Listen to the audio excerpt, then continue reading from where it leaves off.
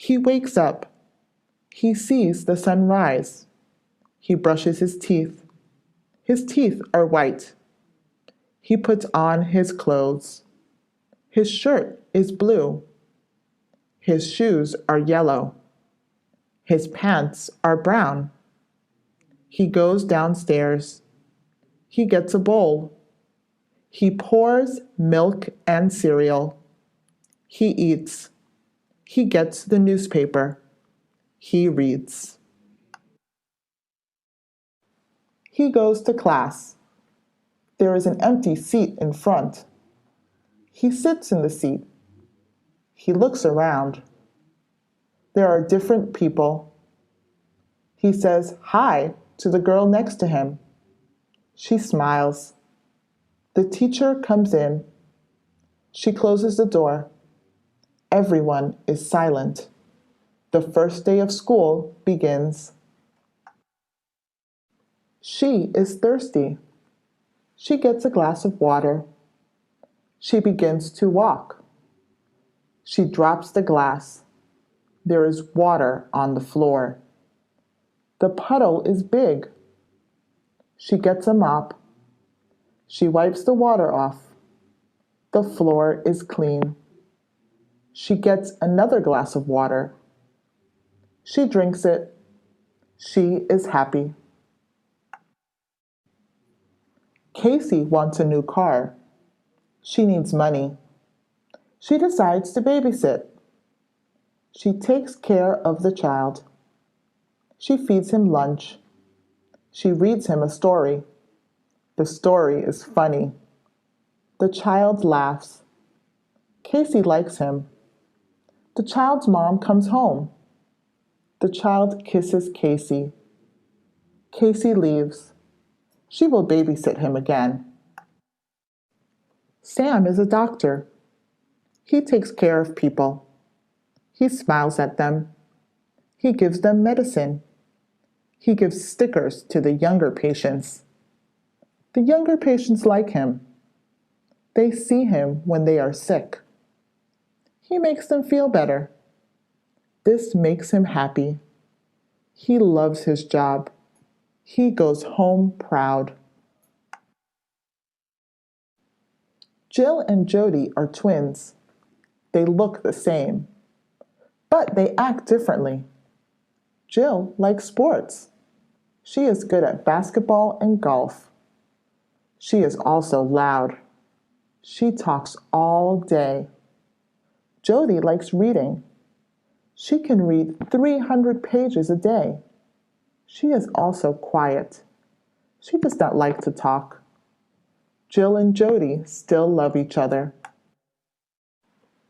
The book is in the library. Jody goes to the library. She wants to borrow it. She uses her card to check it out. She takes the book back home. She sits on the couch. She reads the first page. It is good. She reads 20 more pages. It is not that good anymore. Jody returns the book. Brenda wants to have a picnic. She gets a basket.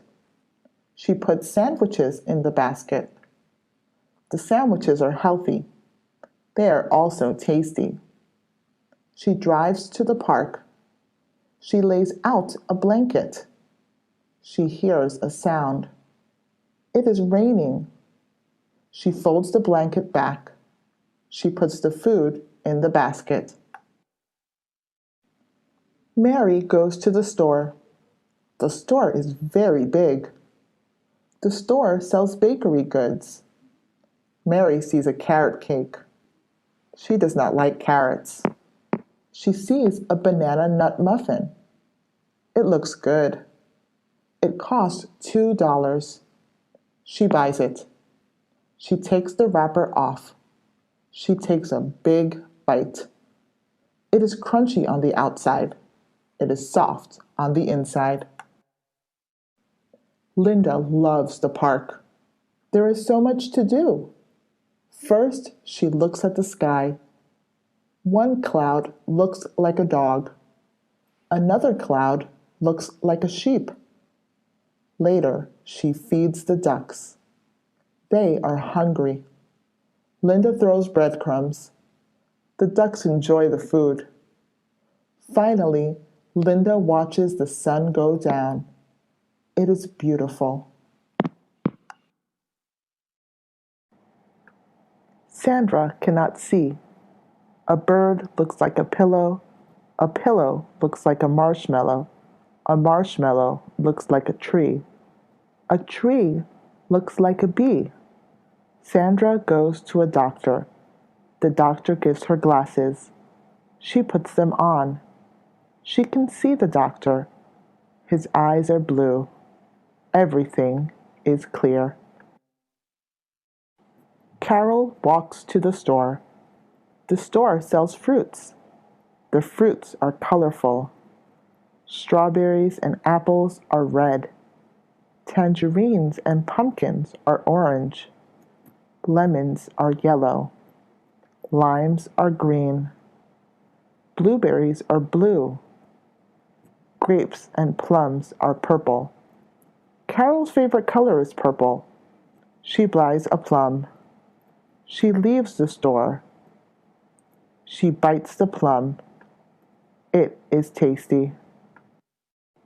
He wakes up early. He is tired. He needs breakfast.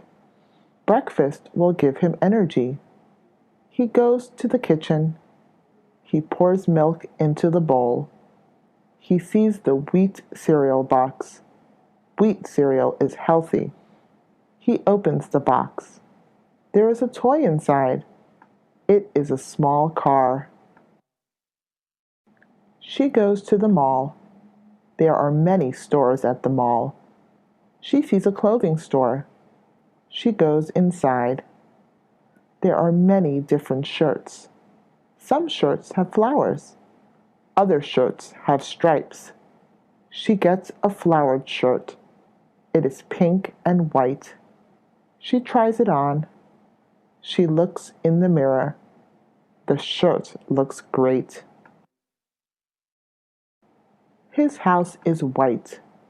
White is too boring. He goes to the paint store.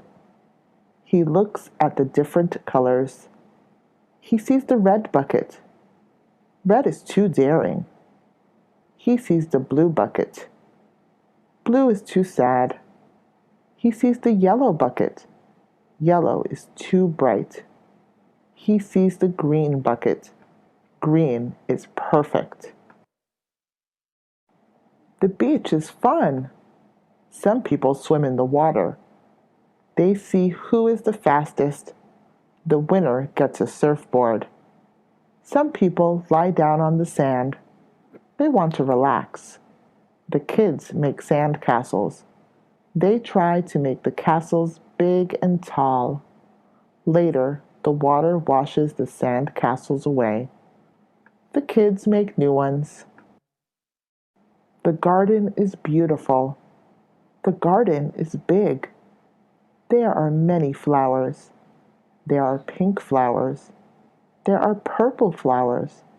There are small flowers. There are big flowers. The gardener plants more flowers. There is also a fountain. Kids sit next to it. Kids throw coins in it. Their parents smile. She plays basketball. The game is intense. She stares at her teammate. Her teammate passes the ball to her. She runs to her team's side of the court. She dunks the ball in the basket.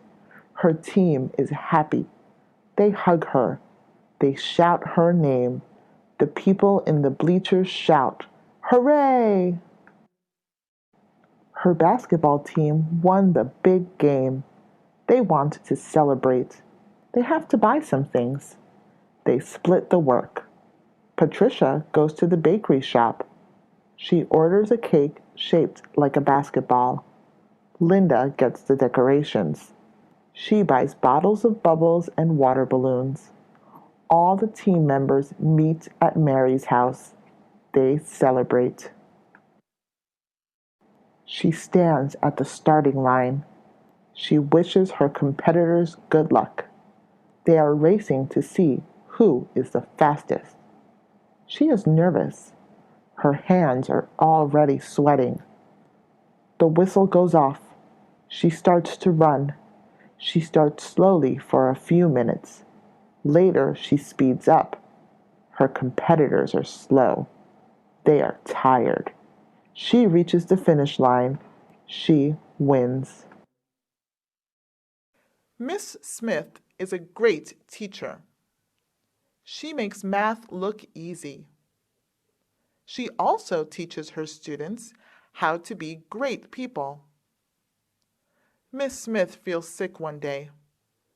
Another teacher substitutes. Mr. Johnson teaches the class instead. Mr. Johnson is a bad teacher. He makes math confusing. He also yells at the students a lot. The students want Miss Smith back. He likes to collect stickers. He likes the way they feel and look. He has over 500. He has animal stickers. They are shiny and big. He has fruit-shaped stickers. They smell good. He even has stickers of bugs. They almost look real. He shows his sticker collection to everyone. Her family is going to another state. It is far away. It will take them 48 hours to get there. They have to prepare. Her mom brings a map so that she knows where to go. Her dad buys sandwiches and bottles of water. She brings a camera. Now they can remember this moment forever. Karen lives in California. Her brother lives in Ohio. They miss each other. They only see each other once a year. Karen calls him every day. She talks about their parents. She also tells him about her day at school. He tells her about his day at college. They never want to say goodbye to each other. Lisa and her grandma go to the beach. They ride their bikes. Grandma still rides like a young girl. She is very fast. Lisa is slow, but she is willing to practice. The two ride their bikes for 4 hours. They decide to relax. Lisa gives her grandma a hug. He hears a sound from outside. He looks out his window. The newspaper has arrived. He loves the newspaper. It's just so interesting. He reads the cover story. It is about a homeless man who won the lottery. Then he looks at the cartoons. They are so funny. He loves the newspaper. The Johnsons realize that they have new neighbors. They visit the Taylors and say hello. The Taylors invite them in. They make spaghetti for the Johnsons to eat. The adults talk about the neighborhood. They also talk about what their jobs are. The kids all play in the Taylors' backyard. They get along well. The Taylors feel at home. She goes to the movie theater. The movie starts to play. A monster appears on the screen. She screams. She is scared. She continues to watch. The screen is completely black. She reaches for some popcorn. The monster screams, "Boo!" She jumps and drops all her popcorn. It is time for the show. He plays a doctor in the play. He is nervous. He goes on the stage. He looks at his audience. There are so many people. They are all staring at him. He is about to speak. He forgets his lines. He goes back. Stephen walks around his town. He trips over something. He looks down. It is a wallet. There are $500 cash, credit cards, and a driver's license in the wallet. Stephen needs to return this to the owner. He takes the wallet to his town's lost and found center. Now the owner can find it. I drive my car. It suddenly stops. I go outside to see what is wrong. It's a flat tire. I need to call a tow truck service, but I do not have my phone with me.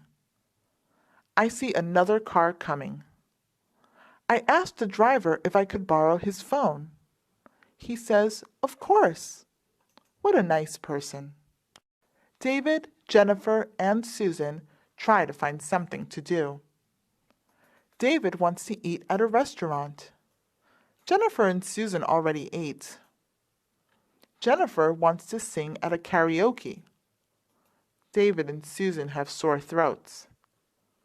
Susan wants to play tennis. David and Jennifer are lazy. What do they do now? She goes to the market. She wants to buy blueberry muffins. She is not sure if it tastes good. She finds an employee and asks for a sample. The employee cuts a small piece and gives it to her. She tries it. It is good. She buys the pack of muffins. She jumps into her bed. She is ready to sleep. She hears a noise. She looks out her window. She sees a dog howling. She goes outside. The dog is sad. His owner does not feed him. She gets the dog some food. She plays catch with him. His tail wags. Edward is a secretary in a doctor's office.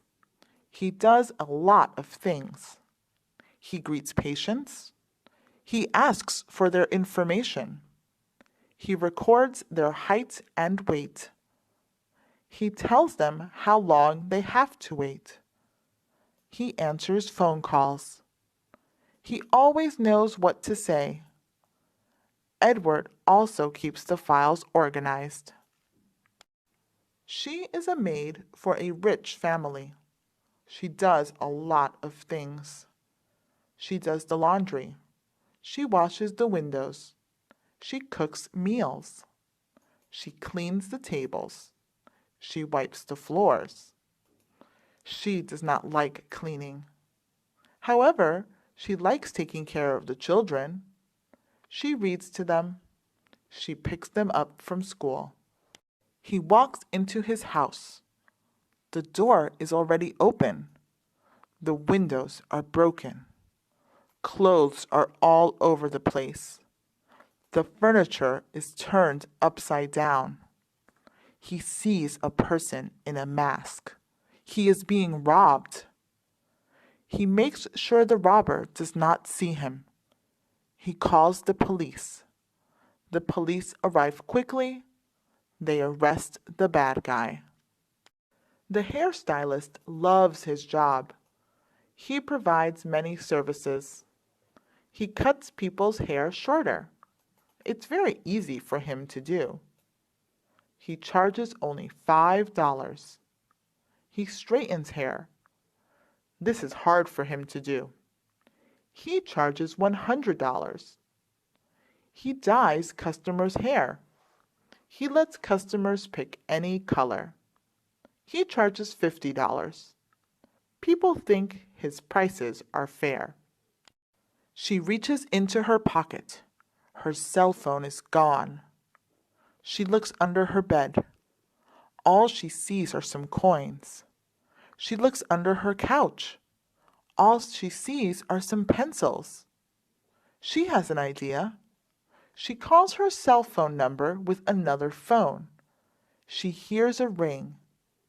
It is coming from the kitchen. She sees her phone above the microwave. She goes to the park. She sees a lot of squirrels. They are small. They are brown.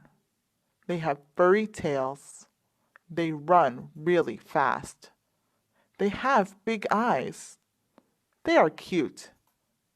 She goes up to a squirrel. She feeds a nut to the squirrel. The squirrel takes it and runs away. She cannot sleep. She tries exercising. She runs 3 miles around her house. She does 100 jumping jacks. She dances. She goes back to bed. She tries to sleep. She still cannot sleep. She asks her older sister what to do. Her older sister sings her a lullaby. She falls asleep. It is Christmas time. Miss Miller goes to a store. She shops for gifts for her students. She buys 20 stockings. She buys candy canes.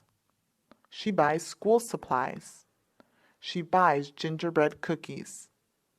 She puts the items in the stockings. She goes to the cashier. The cashier tells Miss Miller what a nice teacher she is. He has a job interview soon. He wants to be the manager. He needs to prepare. He goes to the barber. He gets a haircut. He goes to the mall. He buys a suit. He goes home. He prints out his resume. He goes to the company. He takes a deep breath. He is ready. She gets an allowance from her parents. They give her $10 a week. She wants more. She asks her parents nicely. They say no. She tries to change their minds. She washes their cars. She makes them dinner. She compliments them. Her parents decide to give her a raise. She will get $15 a week. The big bully enters the cafeteria. He goes to the front of the line. The students do not say anything. They are smaller than him. They are scared. The lunch lady sees the bully being mean. She tells him to get out. The students cheer for the lunch lady. He opens his new bakery shop. The shop sells cake, bread, and muffins. He puts a large sign outside. It says 50% off everything. He hopes to get a lot of customers. Many people start coming in. He greets the customers. They buy his bakery goods. He thanks them for coming. She eats a granola bar. She drops a crumb in the kitchen. She does not realize it. She goes to watch a movie. She comes back to the kitchen. She sees many ants. The ants are all near the crumb. She gets a broom. She sweeps the ants and the crumb away. People go to the park to see the fireworks. They lay out their blankets. They sit on them and watch. The fireworks are amazing. Some are big and loud. Others are small and quiet. The fireworks appear in different colors. Some are red. Some are green. Some are gold. She goes to the library. She looks at the mystery section. She takes 2 books from the shelf. She goes to the romance section. She does not take any books from that shelf. The romance books seem boring. She takes some cooking magazines. She goes to the checkout desk. It is raining. She wears a yellow raincoat. Her body is warm. She wears a knitted hat. Her head is warm. She wears a gray scarf. Her neck is warm. She wears rain boots. Her feet are warm. She wears mittens. Her hands are warm. She gets an umbrella. She goes outside. She pours the cereal into a bowl. She needs milk. She goes to the refrigerator. She gets the milk. She pours the milk into the bowl. She tastes it. Yuck! It tastes bad. She checks the milk carton. The expiration date was last week. She throws it away. No one should drink it. Miss White goes to a clothing store. The dresses are on sale. She buys a dress for her daughter. It is blue with yellow flowers. Miss White takes the dress home. Her daughter tries it on. It doesn't fit. It is too tight. Miss White goes back to the store. She wants her money back. The cashier says, "Sorry, all sales are final." Ruth is a lifeguard. She wears a bright red shirt. She has a whistle. She sits on a tall chair. She looks at the swimmers at the beach. She makes sure everything is okay. She looks out for danger. When people are drowning, she saves them. People like her. She makes them feel safe. Ruth loves her job. Mr. Green wants his students to work together on a project. Anthony, Brian, and Carol are all in one group. Anthony is lazy. He does not do anything. Brian and Carol have to do all the work. They cannot finish. Mr. Green is upset. Brian and Carol tell Mr. Green that Anthony didn't do anything. Mr. Green gives them one more day to finish. She knits a lot of things. She knits scarves. She knits hats. She knits sweaters. She knits mittens. She wears what she makes.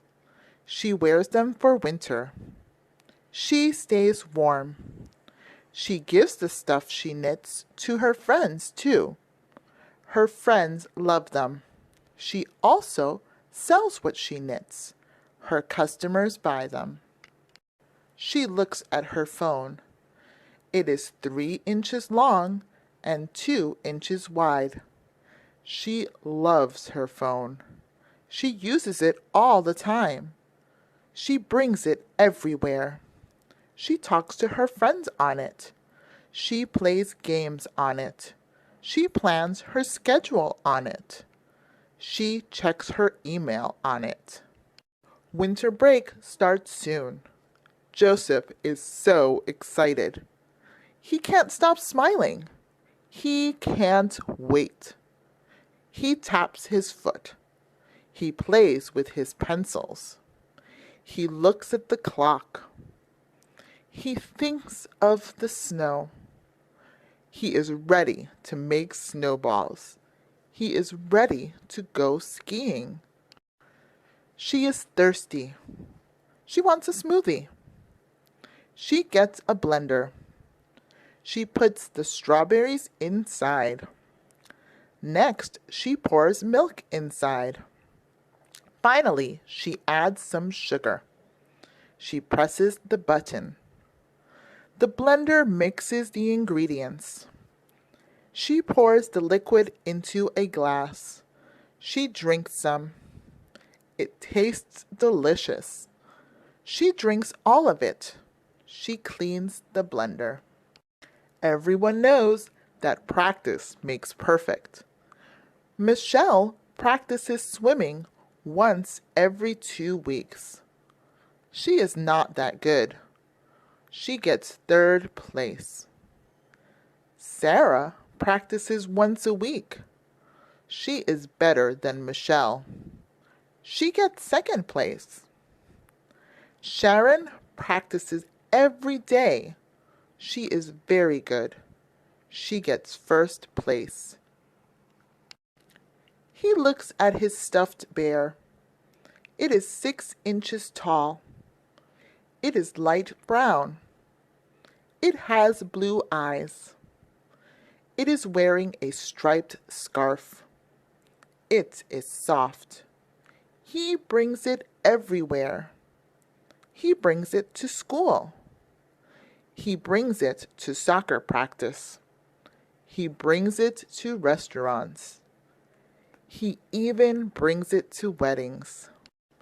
High school students get lockers. Lockers are awesome. You can put books in it. You can put food in it. You can put a first aid kit in it. Thanks to lockers, you don't have to carry so much stuff. You can even decorate your lockers. You can stick posters in it. There are a lot of skunks in the park.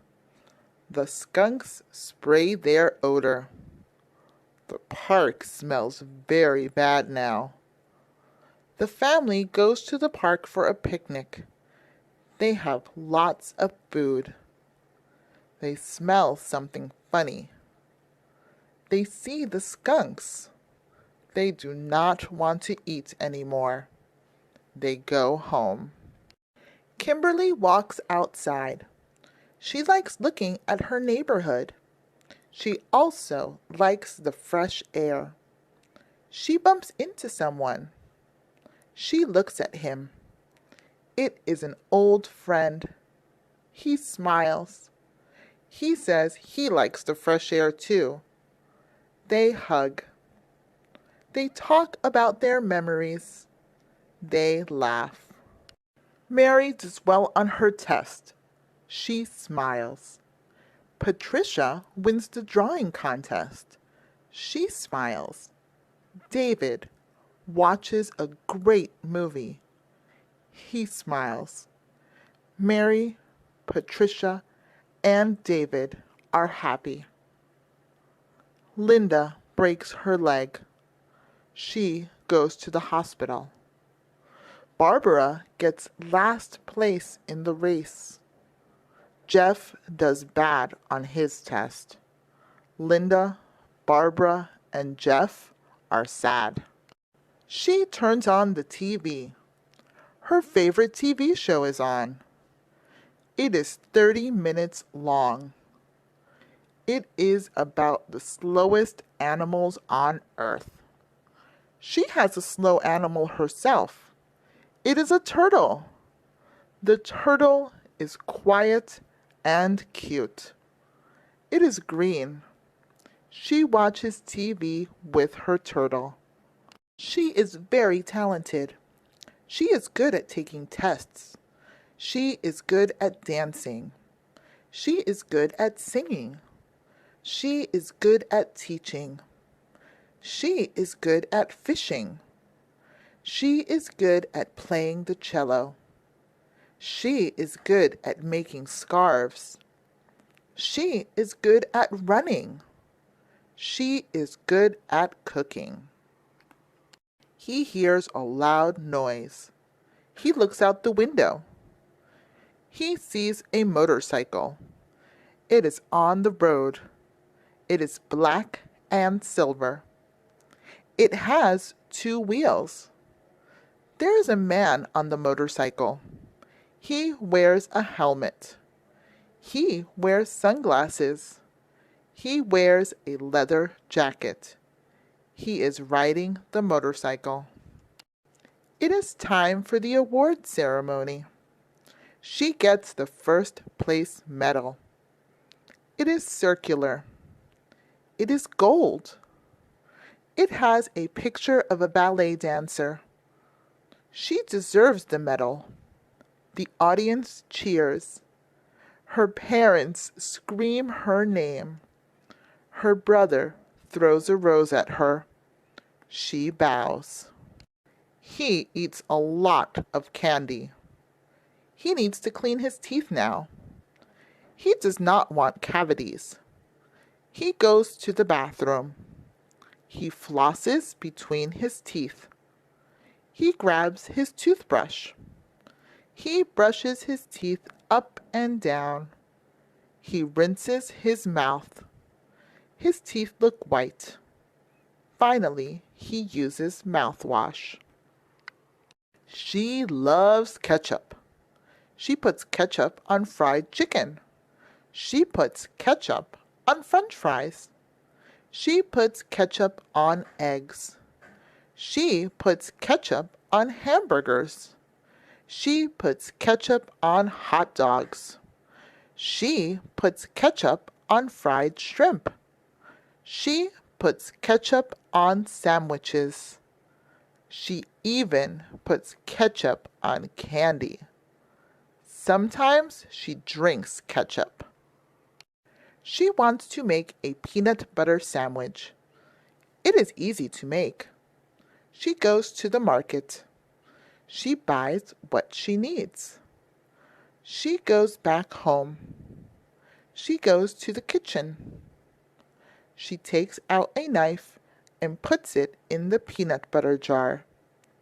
She spreads the peanut butter on 2 slices of bread. She puts the slices together and takes a bite. Magazines are fun to read. There is usually someone famous on the cover. Sometimes it is an actress. Sometimes it is a politician. Sometimes it is a chef. You can flip through the pages of a magazine. There are interesting stories. The stories are usually about important events. Some are sad. Some are happy. It is daytime. The sky is bright blue. The sun is shining. There are many clouds in the sky. She looks at them. The clouds have different shapes. One of them looks like a heart.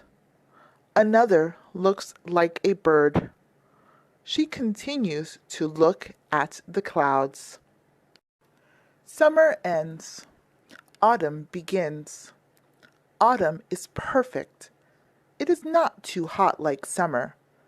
It is not too cold like winter. She wakes up. She looks out her window. The leaves are falling. Some leaves are orange. Some leaves are brown. She sees her dad raking the leaves. She goes outside. She helps her dad. The young girl is hungry. Her parents do not feel like cooking. They go to a restaurant nearby. A waitress takes them to an empty table. The family sits down. The waitress gives them menus. The family looks at them.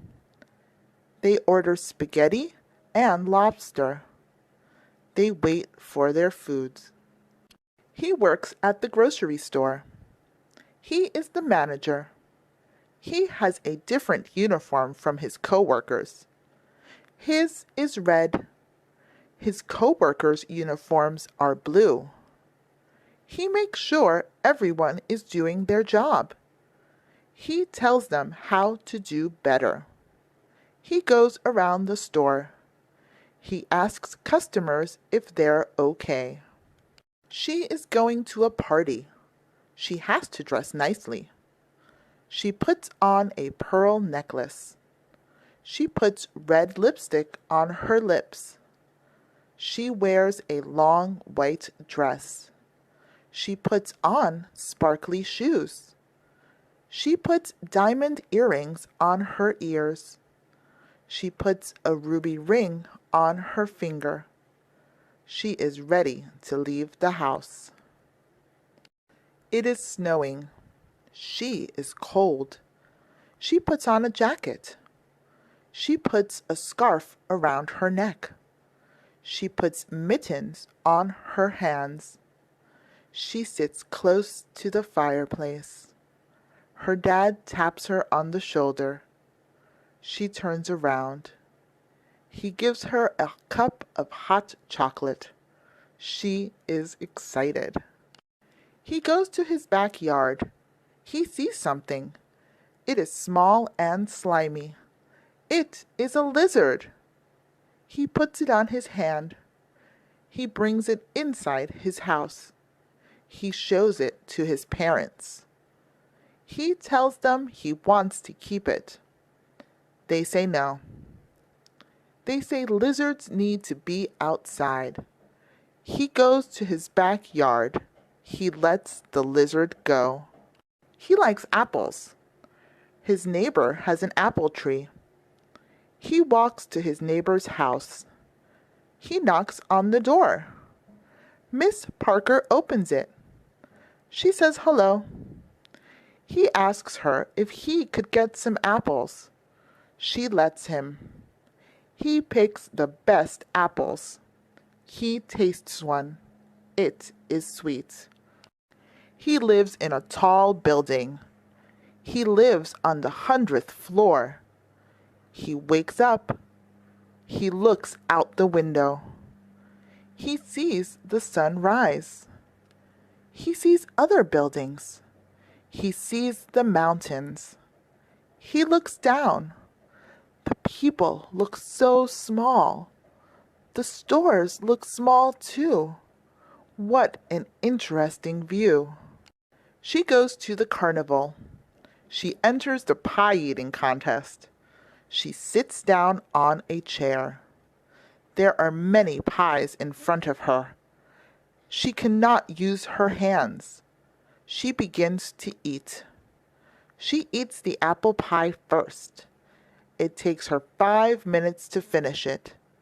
She eats 10 more pies. He has 2 jackets with zippers.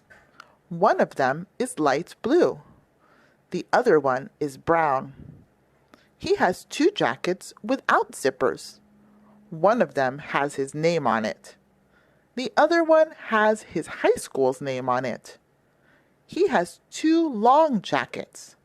One of them has buttons. The other one does not. He likes all his jackets. She has 2 pairs of high heels. One of them has laces. The other one has a zipper. She has 2 pairs of running shoes. One of them is shiny. The other one is bright. She has 2 pairs of ballet flats. One of them is pink. The other one is brown. She wears her shoes to parties. He plays basketball.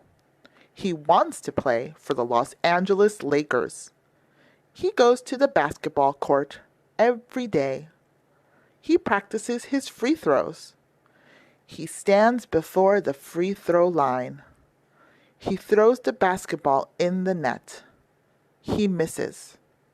He tries again. It goes in the net this time. He practices for 2 more hours.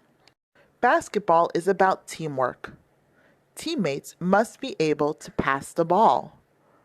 Robert is far from the hoop. He passes the ball to Edward. Edward catches it. He is far from the hoop too. He passes the ball to Mark. Mark catches it. Mark is close to the hoop. He throws the ball in. It goes in the net. Laura and Donald play tennis together. They go to the tennis court. Laura wants to practice her serves. She stands behind the line. She throws the ball up. She hits it with the racket. It goes over the net. Donald sees the ball. He hits it with the racket. It goes to Laura's side. The ball keeps going back and forth. She is a waitress. She works at a restaurant. A customer walks in. She walks him to a table. She gives him a menu. She puts a plate, fork, and spoon in front of him. He orders fried chicken. She smiles. She is very quick. She gives him his meal. He finishes eating. He gives her a big tip. Clowns are cool. They look funny. They wear face paint. They wear big shoes. They wear colorful wigs. They do funny things. They juggle balls. They make balloon animals. They do magic tricks. They tell jokes. Clowns work at many places. Sometimes they perform at parties. Sometimes they perform at circuses. They make people laugh everywhere. She wants to get across the lake. She sees a boat. There is a sailor in it. The sailor stops the boat. She gives him some money. He rows the boat. She sits in the boat. It is brown. It is made of wood. The boat reaches the other side. She thanks the sailor. She gets out. She starts reading a book. It is hard to understand. The words are very advanced. She does not know what they mean. She gets a dictionary. She wants to know what facile means. She finds the word. It means too simple.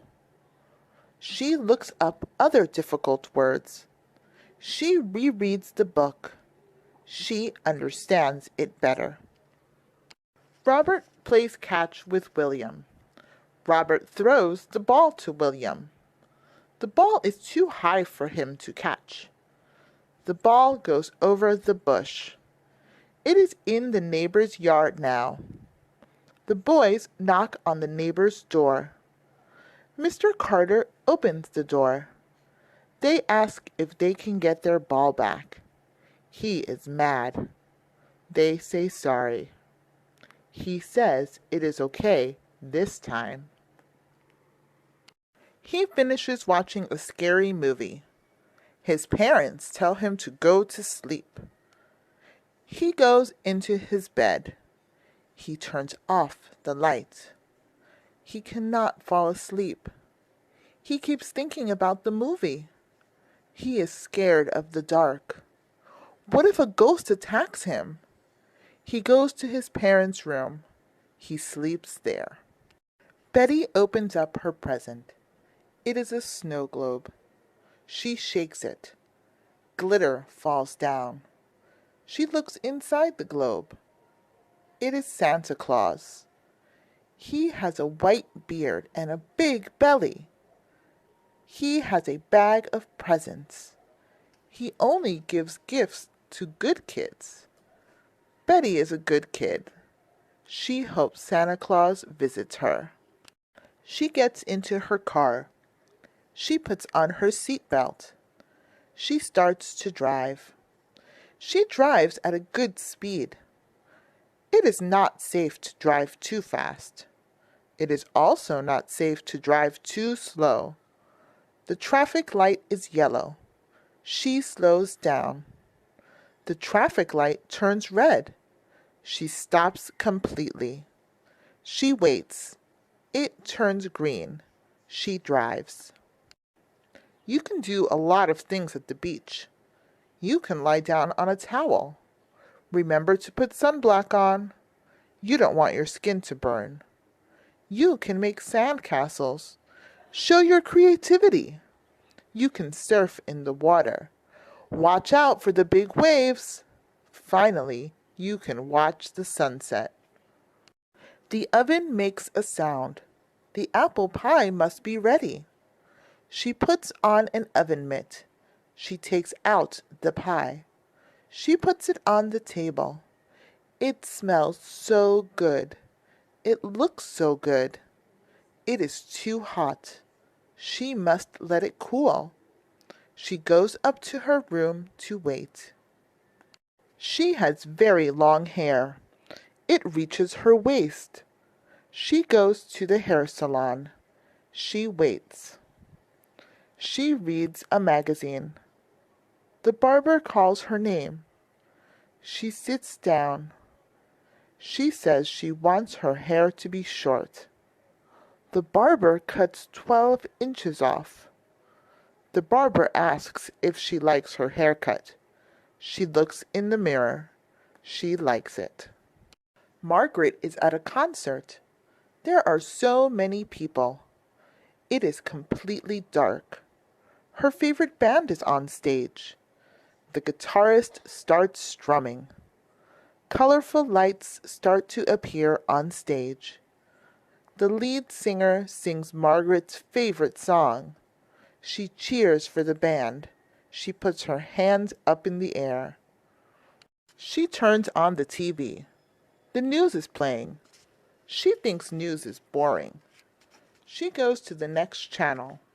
A cooking show is playing. The chef is making a cake. She does not like cake. She goes to the next channel. A cartoon show is playing. It is about an elephant and a mouse. It looks funny. She puts the remote control down. She watches. She wants to buy a new laptop. It costs $1,000. She only has $500. She saves up to buy the laptop. She does not eat at restaurants. She does not buy any more clothes.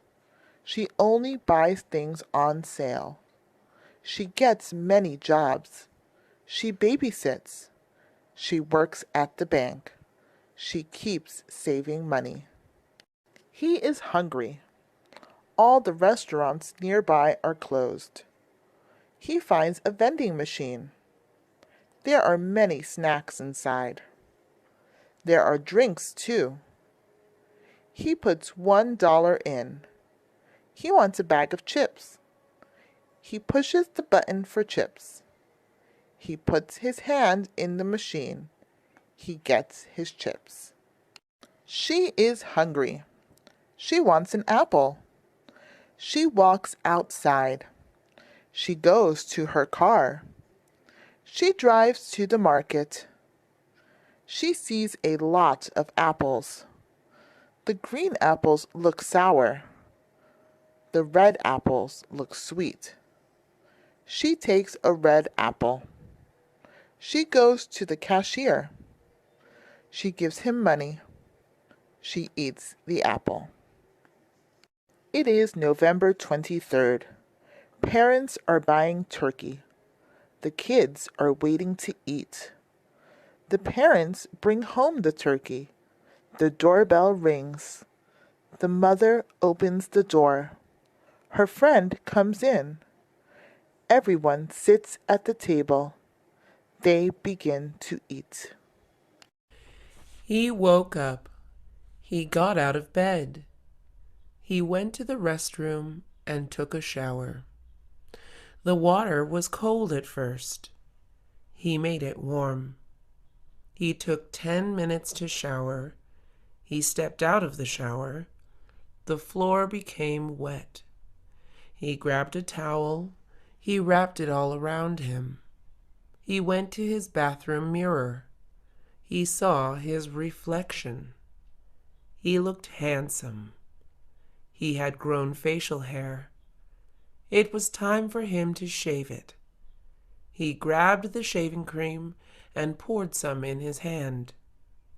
He spread the shaving cream around his face. He grabbed the razor and started shaving. He cut himself by accident. It started bleeding.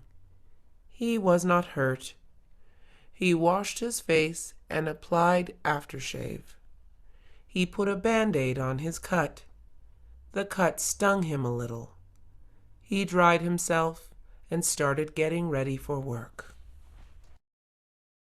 She came back home from work. She looked at the clock and yawned. It was 9 o'clock. She went to her bedroom and put on her pajamas.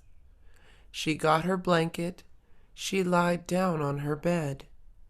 The room was cold. She got up and went to her closet to get extra blankets. She lied down again and covered herself. She fell asleep. She woke up in the middle of the night to get a glass of water. She drank the glass of water. She walked back to her bedroom. She yawned and fell asleep. 2 hours passed. She woke up and went to the restroom. She heard a noise outside her window. She looked out the window to see what it was. It was a black cat climbing a tree. She hushed the cat. The cat ran away. She went back to bed. She closed her eyes and fell asleep. She slept very little. It was night time. He went out to walk his dog. His dog was big. The dog's name was Max. "Let's go, Max," he said to his dog. He walked past his neighbor's house. He saw there were no lights in the house. His neighbor was not home. He walked past the market. There were people shopping for groceries. He remembered he needed milk. He tied Max to a pole. "Wait here, Max," he said. He walked inside the market. It took 15 minutes to buy the milk. He untied Max and continued walking. He walked back to his house. He let Max inside the house. It was time to feed Max. He served Max a bowl of dog food. Max ate it quickly. It was late. He took Max to the backyard. Max slept in a doghouse. He said good night to Max. Max barked. It was a hot day. The sun was shining in the sky. The air was sticky. It was a Sunday afternoon. Jane was thirsty. She went to the kitchen to get a drink. She opened her refrigerator. There was nothing to drink inside. Jane grabbed some lemons and a big pitcher. She cut the lemons in two. She filled the large pitcher with water. She squeezed the lemons into the pitcher of water. She opened her cabinet to get the sugar. She poured some sugar into the pitcher of water and lemon juice. She had made lemonade. She took a sip of the lemonade. It needed more sugar. She grabbed the bag of sugar and poured a little more. She took another sip. The lemonade tasted sweet. All it needed now was ice. She opened the refrigerator to grab some ice. There was no ice. It was a cold night. The moon was bright and round. The wind blew cold through the window. Jim got up from his couch and closed it. Jim was shivering because it was cold. He rubbed his hands together. Jim went to the kitchen. He wanted to make coffee. He opened his cabinet. He grabbed the can of coffee beans. He opened the lid. He held the can up to his nose. He took a deep breath. It smelled like fresh coffee beans. Jim loved the smell of coffee. He loved drinking coffee more. He poured the beans into the coffee maker. He grabbed a pitcher and put it under the machine. He pressed a button and it started brewing. Jim started shivering again. He moved around to warm his body.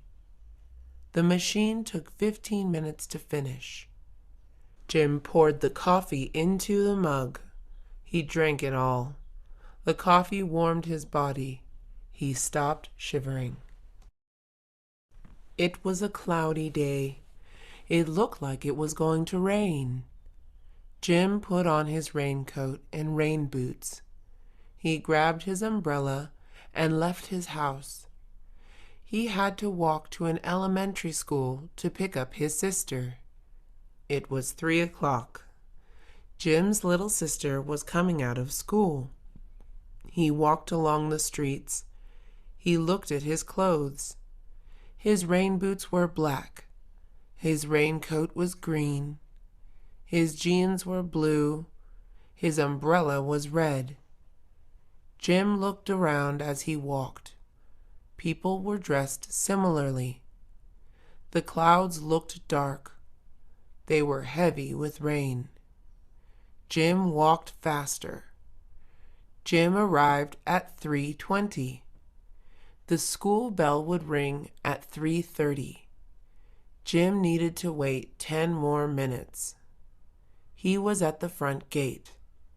There were parents waiting alongside with Jim. The school bell rang. Children were escorted to the front gate.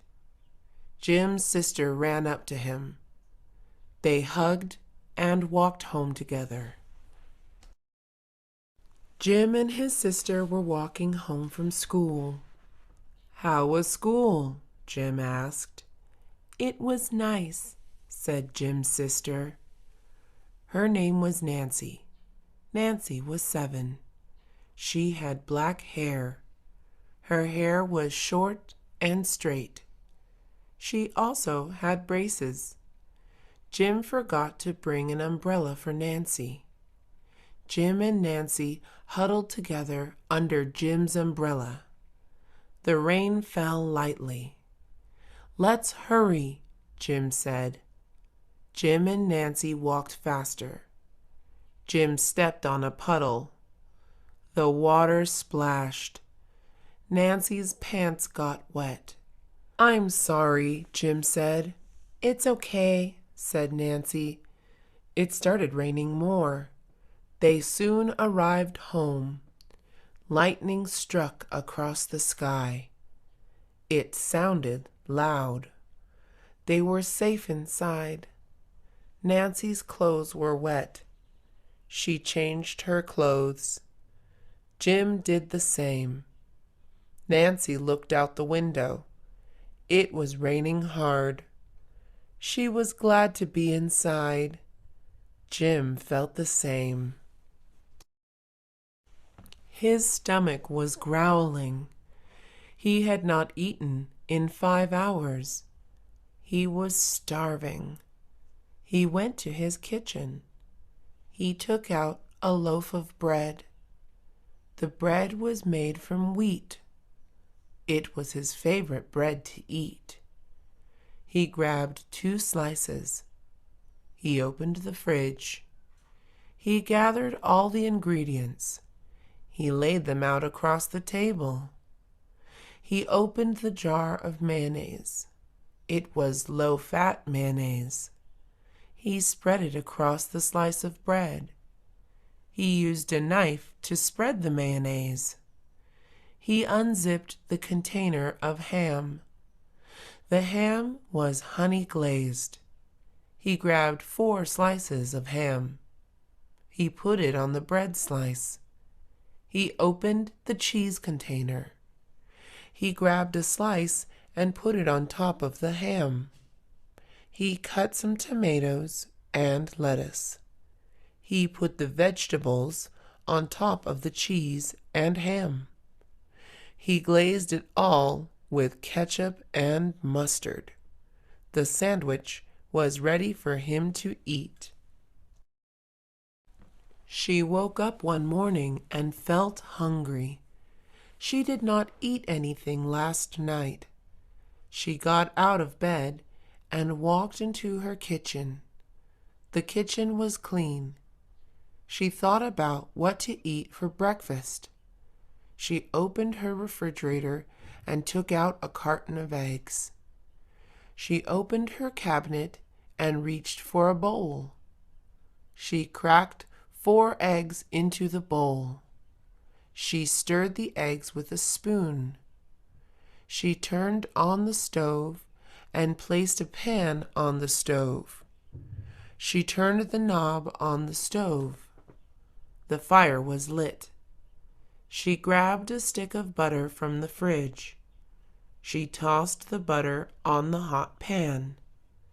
She grabbed the bowl of eggs and threw them on the pan. She scrambled them with a spatula. The eggs cooked in minutes. They smelled delicious. Reading a book is fun. Books make you smarter. They also make you a better reader. John loves to read books. He reads books on sunny days. He reads books on cloudy days and reads books on rainy days. John has read many books. He read his first book in 2nd grade. His teachers were very impressed. John was a good student. He had the highest grades in class. John learned a lot about reading books. He learned new words. He learned new verbs. He learned new adjectives. John reads every day. He has learned about the world. He has learned about history. He has learned about animals.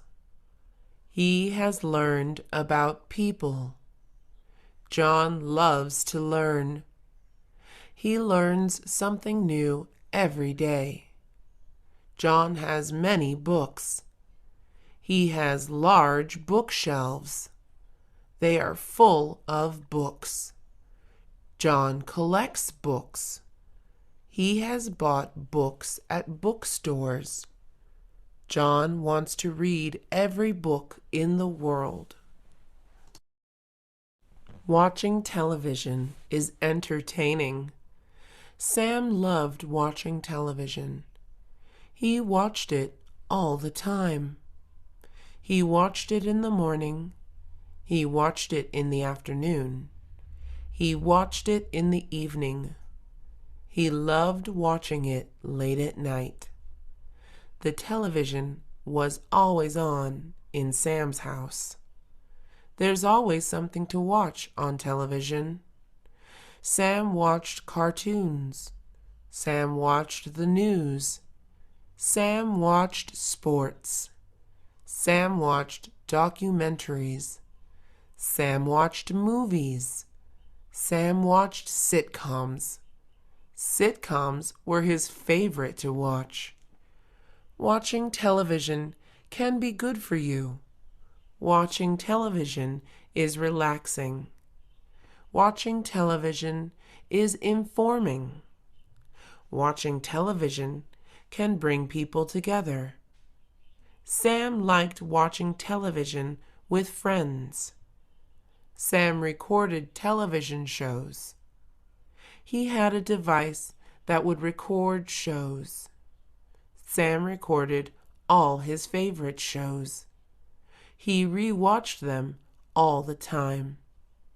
Sam had many recordings. Sam wants to be an actor. He wants to appear on television. It is his dream. He exercised every day. He lifted weights. He ran on the track. He rode his bicycle everywhere. He did pull-ups and push-ups. He did sit-ups and crunches. He loved being in shape. It felt great. He felt powerful. He felt vital. He felt fast. He felt attractive. It made him feel confident. People complimented his appearance. "Look at those muscles," people said to him. "Thank you, I work out," he replied. He wasn't always in shape. He used to be fat. He did not like being fat. He was made fun of. He had a low self-esteem. He felt unattractive. His body felt tired and heavy. He had no energy. He knew he had to change. He looked in the mirror one day. He promised himself to lose weight. He stopped eating unhealthy food. He started moving around more. He went jogging at night. He bought a gym membership. He lost weight. She ate a lot of food. She ate cheeseburgers. She ate chips. She ate sweets.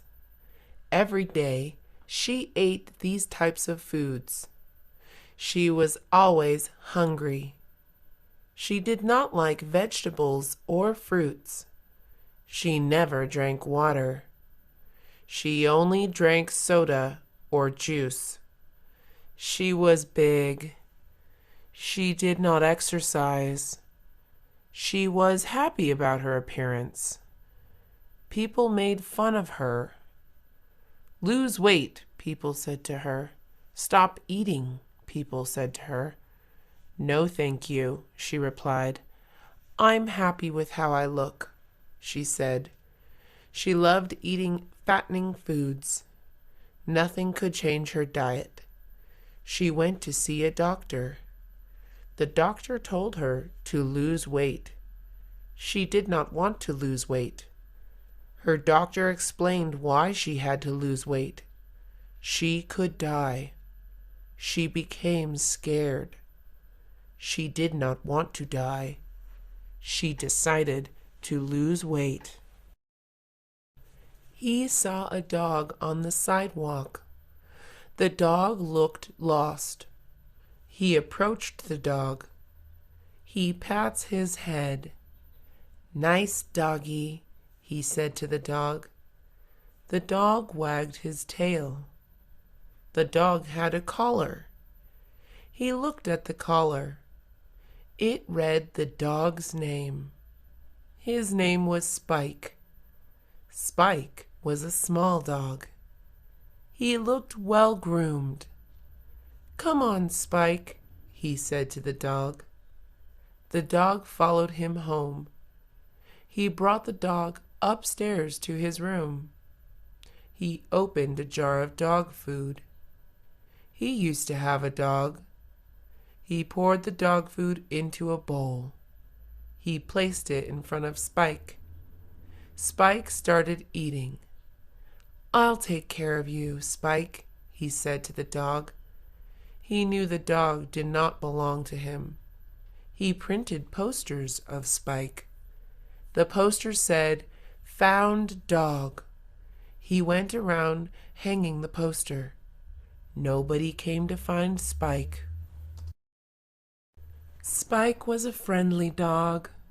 He was obedient. Spike did as he was told. He only barked when threatened. He never bit anybody. Spike liked to play catch. Spike ran after the ball when it was thrown. Spike returned the ball to his owner's hand. Spike had black fur. Spike was abandoned by his previous owner. He was found by a boy. The boy took care of Spike. The boy loved Spike, and Spike loved him back. The boy walked Spike in the afternoons. Strangers loved to pet Spike. Spike liked being pet. He liked to lick people's hands and faces. "Who's a good boy?" strangers said to Spike. Spike would get excited and jump around. Spike was the perfect dog. The boy never thought of abandoning Spike. Spike never ran away. Spike and the boy were friends for the rest of their lives. He was trying to catch a bus. The bus left without him. He was running. He tripped and fell. He was lying on the sidewalk. "Are you all right?" a girl asked. He was holding his arm. His arm hurt. "I think I broke my arm," he said to the girl. The girl dialed 911. "Help is on the way," the girl said. She helped him up. He sat down on a bench. He wondered why he fell. He looked down at his shoes. His laces were untied. He always forgot to tie his shoes. He never imagined breaking his arm. He started to tear. His arm was in terrible pain. "The ambulance is coming soon," the girl said. She felt bad for the boy. She had broken her arm before. She knew how much it hurt. The ambulance arrived. The paramedics took the boy. "Thank you," he said to the girl. "You're welcome," she replied. It was 3 o'clock. She was learning how to roller skate. She had always wanted to learn. She could not afford to buy roller skates before. Now she was older. She had a job. She bought her first pair of roller skates yesterday. It is never too late to learn anything. She was at the park. She put on protective clothing. She wore a helmet and knee pads. "Always safety first," she said to herself. She slipped on her roller skates. She got on her feet and skated away. She held on a railing at first. It was scary wearing roller skates. With practice, she improved. Days later, she was roller skating naturally. It was so much fun. She tripped and fell a few times. She got up every time and tried again. She never got hurt. Her helmet and knee pads protected her from injury. Roller skating was so much fun. She was lying on the beach. It felt really calm. The sun was beaming down. It was not too hot. The weather was perfect. She was lying on her stomach. She was in paradise. Suddenly, something happened. Someone ran by. Sand was kicked on her back. She was startled. She sat up to see who kicked it. There were a lot of people around. She did not see who ran by. She felt angry. Someone had ruined her moment in the sun. She lied back down. Minutes later, someone ran by again. Sand was kicked on her back. She rose instantly. She saw a kid hiding. He was laughing. She stood up and walked towards the kid. "Were you kicking sand on my back?" she asked the kid. The kid was scared. He started crying. She felt guilty for making him cry. "Don't cry," she said. "I'm sorry," the kid said. She never came back to that beach again. Tommy needed to raise money for his football team. The team needed new uniforms. Tommy needed an idea. He asked his mom for help. His mom had a good idea. Tommy's mom loved baking. She decided to have a bake sale. Tommy loved the idea. They would sell cookies and pies. They planned the bake sale. It would be next Saturday. Tommy needed to raise $200. Tommy and his mom got to work. Tommy baked different kinds of cookies. He baked chocolate chip cookies. He baked oatmeal cookies.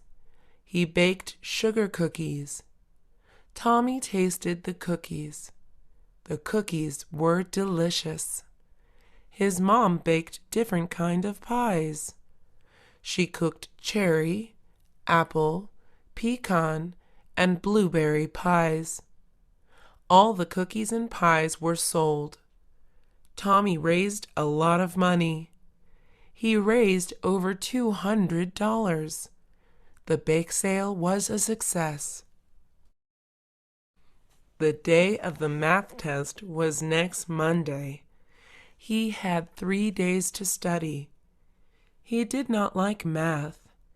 It was the hardest subject. He had to study in order to pass.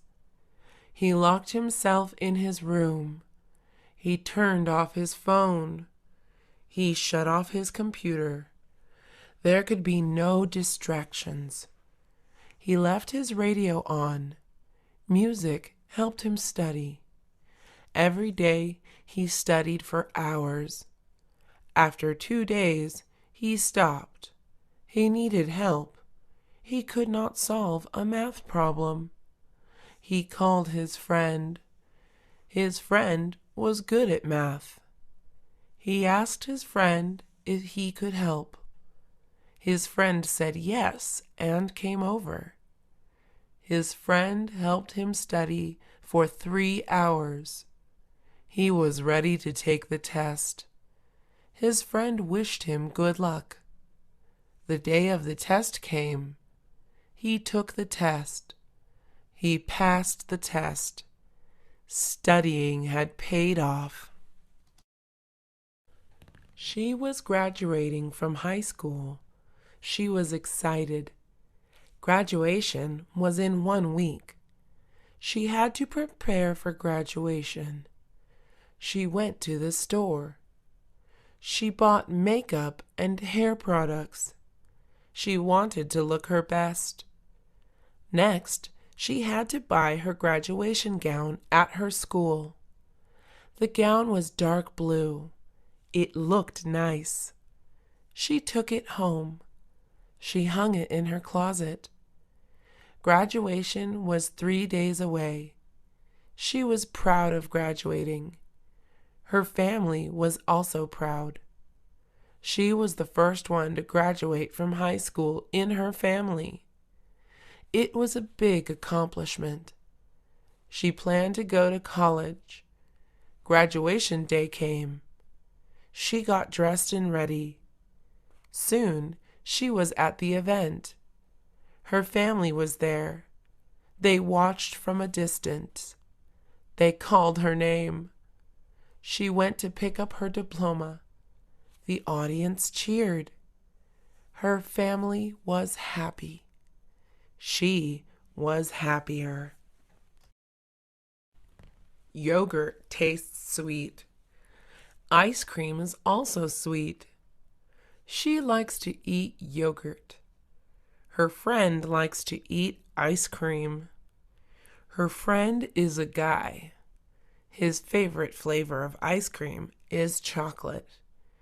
He does not like yogurt. Her favorite flavor of yogurt was strawberry. She did not like ice cream. One day, she asked him a question. "Have you tried chocolate-flavored yogurt?" Her friend decided to try it. They went to a yogurt shop together. He bought a cup of yogurt. It was chocolate-flavored. He sprinkled peanuts on his yogurt. He tasted the yogurt. He liked it. He asked her a question. Have you tried strawberry-flavored ice cream? She said she didn't and wanted to try it. One night, they went to an ice cream shop together. She bought an ice cream cone. It was strawberry flavored. She tasted the ice cream. She liked it. They both now liked ice cream and yogurt. Lisa likes to draw. She also likes to paint. Drawing and painting are similar. She draws with a pencil. She paints with a paintbrush. Lisa draws many things. She draws cats. She draws vases. Lisa also draws people. Drawing is easy for Lisa. Lisa is a good drawer. Lisa is also a good painter. She paints landscapes. She paints sunsets. Lisa also paints people. Painting is more difficult than drawing for Lisa. Painting requires patience. Drawing is fast for Lisa. Lisa wants to be famous one day. Lisa paints every day. She draws every other day. Lisa paints in her room. Her room is full of art supplies. Her clothes also have paint. Lisa does not mind. Her favorite color is green. Green is the color of leaves. Lisa loves nature. She is painting a big tree. He heard his name. He turned around. "Hello, who is there?" he asked. He was working late. It was his turn to close the store. He was alone. He was at the register counting money. It was midnight. He was sleepy. His feet were tired. He had been standing for 8 hours. He was almost finished. He turned around again. He heard footsteps. He was scared. He put the money down. He started walking towards the footsteps.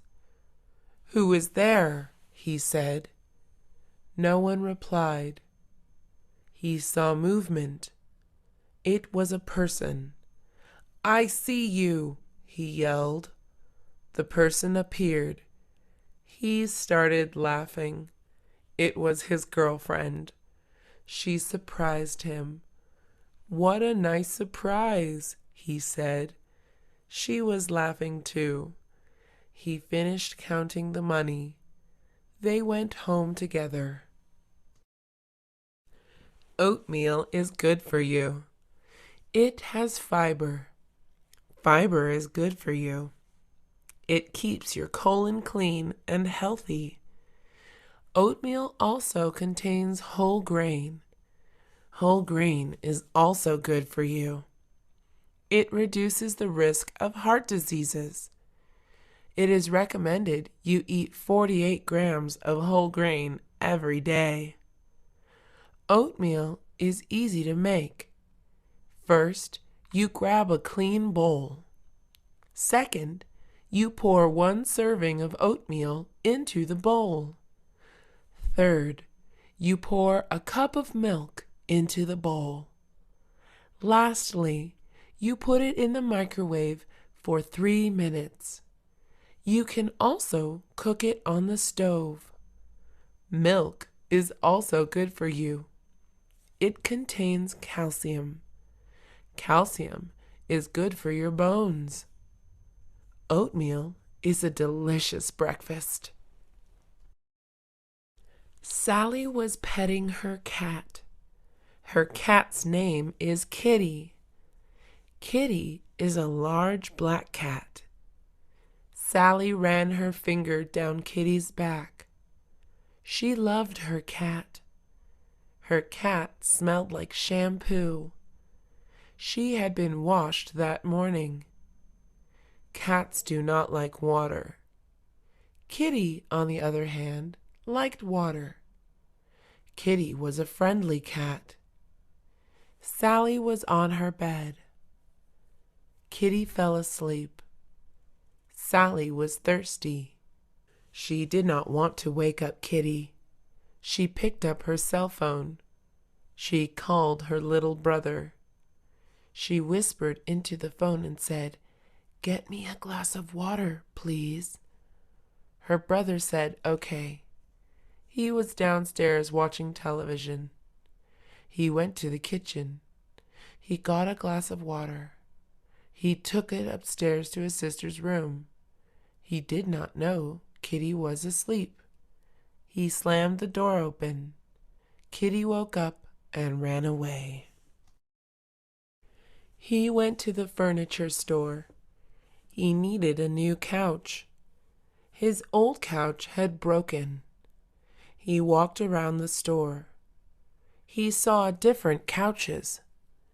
There were a lot of couches. He did not know which to buy. He saw a blue couch. It looked comfortable. He sat down on it. He stood up. He did not like it. He saw another couch. It was red. It looked soft. He sat on it. He rose to his feet. He did not like it. A person walked up to him. The person was a salesman. "Can I help you, sir?" asked the salesman. He told him he needed a couch that was comfortable. The salesman showed him a couch. The man tested it. He liked it. The couch passed the test. He bought it and took it home.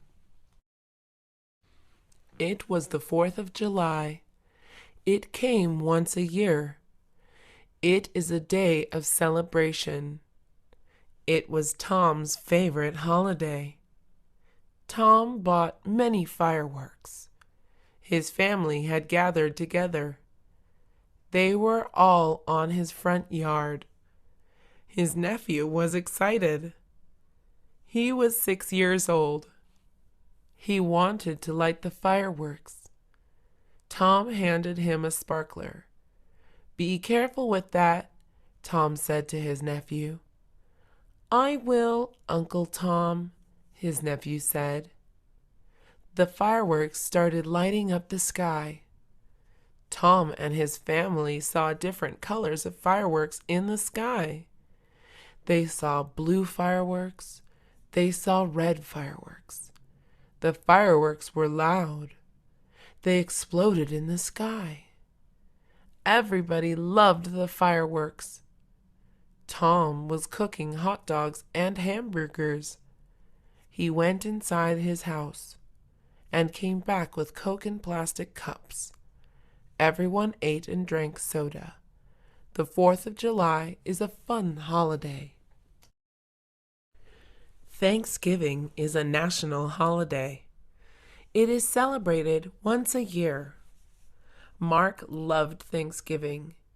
It is his favorite holiday. Every year, he cooks a turkey. Mark's wife helps him.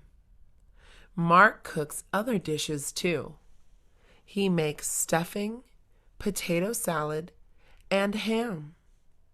Mark invites his family to his Thanksgiving. Mark has a large family. Mark's wife also invites her family. She has a small family. Everybody brings food to the table. There is always leftover food the next day. The doorbell rings. Mark invites his family inside. "Happy Thanksgiving," everybody says to each other. The food is cooked. They wait for Mark's in-laws to arrive. The doorbell rings. Mark's in-laws come inside. Everybody sits at the table. The food is served. Everybody is smiling and talking. Everybody begins to eat. Thanksgiving is a festive holiday. David ran a marathon. He could not believe it. It was a big achievement. Running a marathon is not easy. David had to train all year long. David woke up every morning. He would put on his running shoes, drink a lot of water, and run out the door. David ran for hours. He stopped only when he finished. David ran again at night. He had a lot of energy. He never got tired. Running a marathon took a long time. David ran 26 miles and 385 yards. It took 5 hours and 30 minutes to finish. David was exhausted when he finished. He was really thirsty. He drank a gallon of water. He was still thirsty. David was happy. Running a marathon had been his wish. He could not wait to run it again next year. It was a beautiful day. Joe went to the park. There were people everywhere. Joe saw many things. He saw a boy riding a bike. He saw a girl swinging on a swing. He saw a family having a picnic. He saw a man playing the guitar. It was a happy sight. Joe took a deep breath. The air was fresh.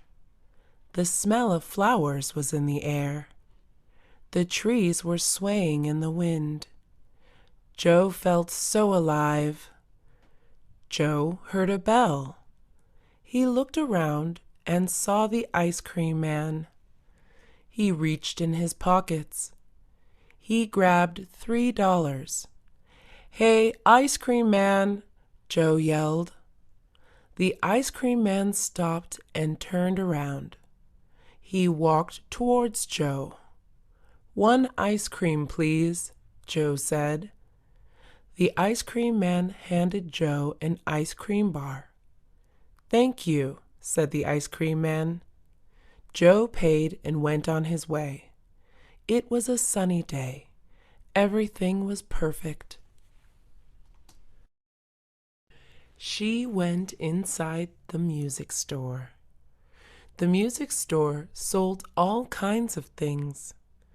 It sold records, compact discs, posters, and clothing. She loved listening to music. Her favorite kind of music was jazz. She collected old jazz records. Her collection had hundreds of records. She started collecting records at a young age. She was 15 when she got her first jazz record. Her dad had given it to her. It was a birthday present. She fell in love with jazz music that day. There was a special guest at the music store. He was a famous jazz artist. She was excited to see him. She owned all his records. His name was Miles Davis. He was a musical genius. She brought one of his records. It was her favorite record. There was a line to see the jazz artist. She waited in line. She met Miles Davis. He smiled and signed her record. She could not believe what had happened. A man was crossing the street. He was an elderly man. He walked like a turtle. It took him a long time to cross every day. He crossed the same street. Every time he took a long time. The cross lights turned green. He was still crossing the street. Cars would honk at him. The man did not care. He could not cross any faster. "Where is that man going?" people would ask. No one knew where he went. The man walked with a cane. He had white hair and glasses. He crossed the street one day. A boy was standing on the corner. "Where are you going?" the boy asked. "I don't know," replied the man. The old man was lost. Somehow he would find his way back home every day. It was a cold day. The wind was blowing. He was in his car. He was waiting for his friend. His whole body was shivering. He turned on the car's heater. It started heating the car. Suddenly, it stopped. He turned it on again, but the heater turned off again. It had stopped working. He was really cold. He had a sweater on, but it was not enough. He forgot to wear his jacket. "How could I warm myself?" he thought to himself. He remembered he had something in his trunk. He opened the car door and stepped out. It was even colder outside the car. There was no one outside. He opened his car trunk. There was a jacket. The jacket was old and smelly. He did not care. It was so cold. He put on the jacket. He went back inside the car. His friend finally arrived. He went to the mall. He needed clothes to wear. Summer was nearing. He brought a list. It was a list of clothes to buy. He looked at the list. He needed t-shirts. He entered a store. The name of the store was Summer Shirts. He bought 10 shirts. They were different colors. 3 of the shirts were blue. Another 3 were red. 2 of the shirts were white. The last 2 were black. He crossed shirts off his list. He needed pants. He walked into a store. The name of the store was Fancy Pants. He purchased 5 pairs of pants. 2 pants were blue jeans. Another 2 were tan slacks. The last ones were brown khakis. He crossed pants off his list. He just needed shoes. He walked into a shoe store. He saw sandals. He bought sandals instead of regular shoes. He was now ready for summer. He bought a computer. It was a laptop. The laptop was expensive. It cost him several $100s. He saved up money. It took him 4 months to save enough. He earned his money. He worked at a restaurant after school. The job was hard. He was determined to buy a computer. He never quit his job. He went to the Best Buy to purchase it. He walked in with the money in his hand. He knew which computer he wanted already. He paid for the computer and took it home right away. He opened the box. He lifted the computer gently from the box. "It's beautiful," he said. The laptop was sleek. It looked nice. It was the happiest day in his life. He turned it on. He logged on the internet. She was popular. Everybody at school knew her name. She liked the attention. She was pretty. She had blonde hair. It was long and straight. She wore expensive clothes. She wore classy perfume. She put on pricey makeup. All the other girls were jealous of her. All the guys liked her. She was not interested in being in a relationship with anybody. One day, her parents told her a surprise. They said they were moving. She was devastated. She moved the next week. They drove to Colorado. She went to a new school. She was not popular anymore. Nobody knew her name. Nobody liked her. No one was jealous of her. She was just an ordinary girl now. She was sad at first. She soon felt happy. It was a nice change. It was nice being a regular person. She did not miss being popular anymore. He was the king. He was a kind ruler. He gave to the poor. He fed the hungry. He healed the sick. The people loved their king. Their king had an army. His army was vast. It protected the kingdom. Invaders would attack. The king's army was strong. They battled with swords and shields. They never lost a battle. The king was proud of his army. He was proud of his kingdom. The king was rich. He had all the gold in the world. Gold made the king greedy. He wanted more. He searched for gold in the world. His army brought him silver. He did not want silver. He wanted gold. The king grew mad. His people revolted. The king was overthrown.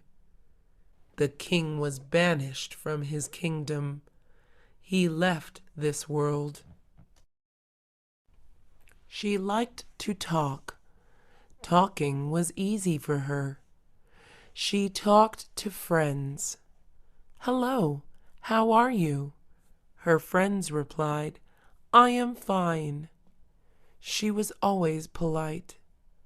"Bless you," she would say when someone sneezed. "Have a nice day," she would say after saying goodbye. She was a good talker. She was skilled at talking. She talked all the time. She talked over the phone. She talked during class.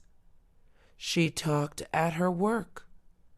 Her job was to talk. She helped customers buy things. "Can I help you, sir?" she would ask. Every day she talked to customers. She was always helpful. "Thank you for taking the time to talk to me," a customer said one day. "You are very welcome," she said and smiled. Talking is a good skill to have. She practiced it every day. The world is a big place. There are hundreds of millions of people in the world. People live all around the world. There are many places in the world. We live in the United States. The United States is famous for democracy. There are many people living in the United States. People from the United States come from different places in the world. Canada is another place in the world. Canada is known for its clean air. England is another place in the world. People speak English in England. People in England have accents. England has a queen. Africa is another place in the world. Africa has wildlife. Africa has more wildlife than other places. Lions and elephants live in Africa. Africa is a beautiful place. There is beauty in every place in the world. She walked into a restaurant. It was lunchtime. She was hungry. She sat down at a table. The waiter handed her a menu. "What would you like to drink?" the waiter asked. She asked for water. She was on a budget. She stopped buying drinks. Water was always free. She liked eating fish. She looked at the menu. There was no fish. She called the waiter. "Do you serve fish?" she asked. "No, I am sorry," the waiter said. She was disappointed. She looked at the menu again. She needed time to think. The waiter left. She did like chicken. She did not like beef. She did not even like pork. She was a picky eater. She made up her mind. The waiter came back. She ordered lamb. The waiter wrote it down. He smiled and left. She ate lamb for lunch. Tom was a black cat. He was a house cat. He never went outside. He was kept well fed. Tom always got attention. He was a spoiled cat. Tom was sleeping. He heard a sound. It came from the window. He stood on his 4 legs. He meowed. He went to the window. He looked outside. There was another cat. The cat was white. Tom jumped out the window. He landed on his feet. Cats always land on their feet. The white cat saw Tom. The white cat was a girl. Tom walked towards the white cat. She ran away. Tom chased her. They ran around the house. Tom was having fun. The white cat ran away. Tom did not catch her. It was getting dark. Tom climbed back inside his window. It was a fun day for Tom. She coughed. She was sick. She had the flu. She did not know how she caught it. She went to see her doctor. She did not like the clinic. The clinic was small and damp. There were always people waiting. She sat in the waiting room. Kids were running around. People were sitting next to her. They were coughing and sneezing. She was coughing and sneezing too. She felt terrible. She waited for hours. They finally called her name. She quickly went to the nurse. "The doctor will see you now," the nurse said. She went into a small room. She sat down on a bed. The doctor walked in. "Hello, Susan," the doctor said. She told him she had the flu.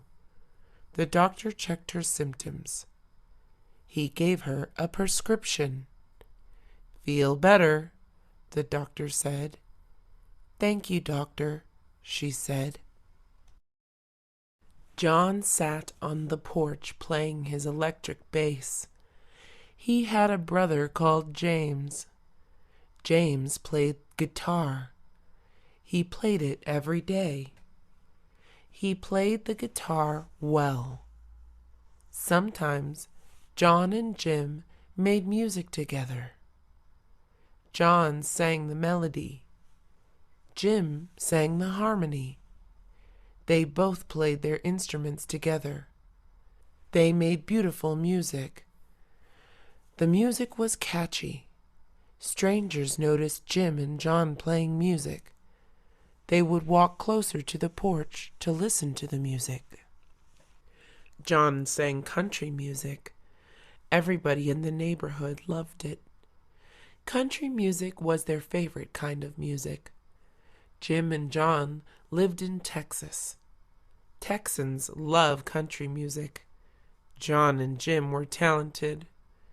When they grew older, they did not stop making music. They recorded their songs. The songs were heard on the radio. Jim and John became country music stars. She turned on the radio. She tuned in her favorite radio station. The station played pop music. She loved pop music. She sang along to the radio. She sang in the shower every morning. She jumped in the shower. She sang her heart out. She stepped out of the shower. She grabbed the radio. She took it to the room. She turned it on again. She put on her clothes while listening to the radio. She did not stop singing. Her brother did not like her singing. "Be quiet," he would yell. She could not hear him because the radio was too loud. She wanted to be a pop singer. It was her dream. She wanted to make her dream come true. She entered singing contests. She won first place. She was a great singer. It was time for the camping trip. He was scared. He was scared of bears. He did not want to be eaten.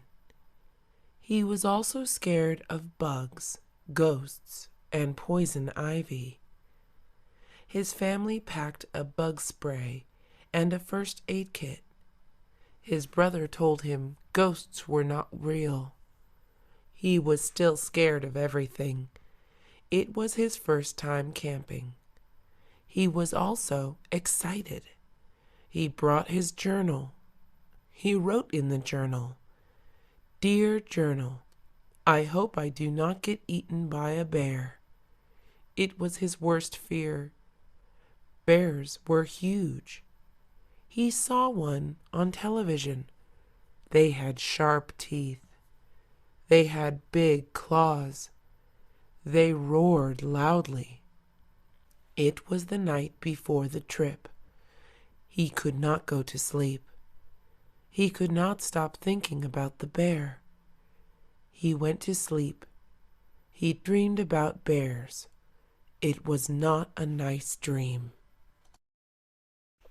He woke up. He was tired. He had a hard time going to sleep. He tossed and turned all night. He was scared. He had bad dreams. He dreamed about bears. It was the first day of the camping trip. It was early morning. He hid in his blankets. His family called his name. "Henry, it's time to get ready," called the family. He ignored his family. He did not want to go. He stayed in bed. He was excited about going camping before, but now he was too scared. "I do not want to go anymore," he said. His dad came in his room. He took off Henry's blankets. He picked him up. He put his clothes on. He put him in the car. "Do not be scared," he said to Henry. Henry was still scared. The camping trip lasted 3 days. Henry was not scared. There was nothing to be scared about. There were no bears. It was a nice camping trip. He liked her. He liked her smile. He liked her voice. He liked her hair. He liked her nature. She did not know that he liked her. She did not know him. He was a stranger to her. It did not matter for him. He wanted to talk to her. He waited for the right time. She was always with her friends. He waited until she was alone.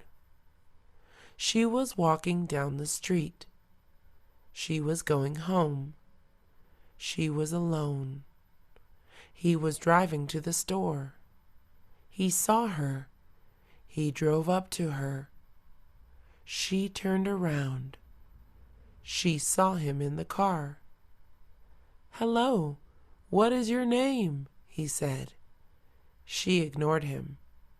She did not want to talk to strangers. "Would you like a ride home?" he asked her. "No, thank you," she replied.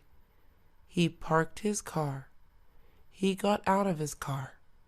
He walked up to her. She was standing on the sidewalk. He stood in front of her. "I have to go home," she said. She walked past him. He followed her. He wanted to talk to her. She did not know him. She did not want to talk to strangers. "I know you," he said to her. She stopped walking. She looked at him. She had a puzzled face. "We went to school together," he said. She tried remembering. She could not remember him. It was such a long time ago. He told her more. He said he always liked her. He liked her during school. He liked her after school. She was struck. She did not know what to say. "Want to go out?" he asked her. She thought about it. She gave him her phone number. She smiled and left. He was happy. He smiled. He woke up late.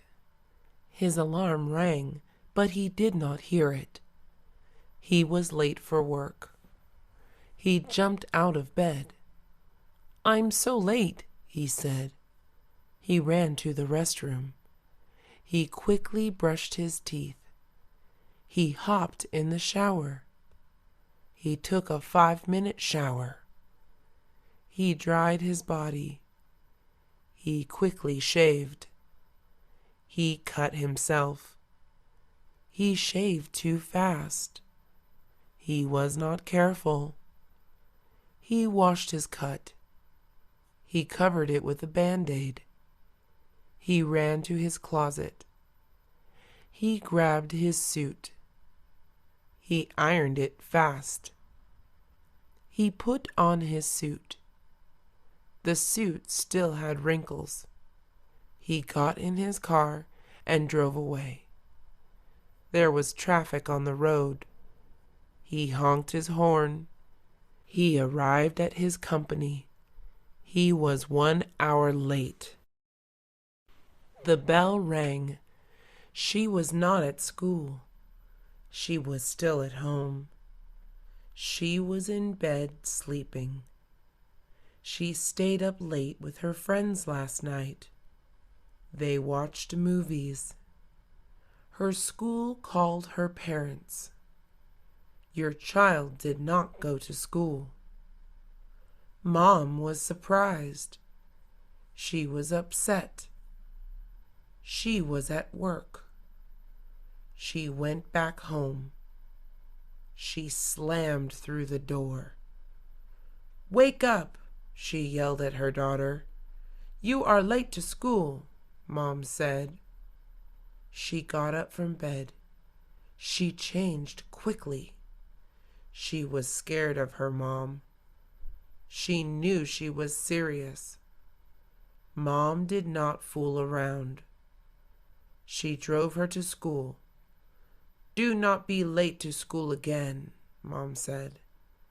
"Okay, Mom," she said. She was still sleepy. Today was a big day. 5 friends had planned to go out. The plan was to go to a restaurant. It was a good restaurant. It served all-you-can-eat food. Everybody was excited. They had gone there before. It was their favorite restaurant. The restaurant was far. It took 1 hour to drive there.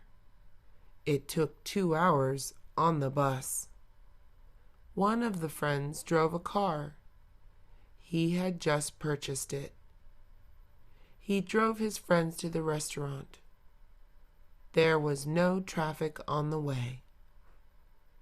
They arrived in 30 minutes. Everybody was starving.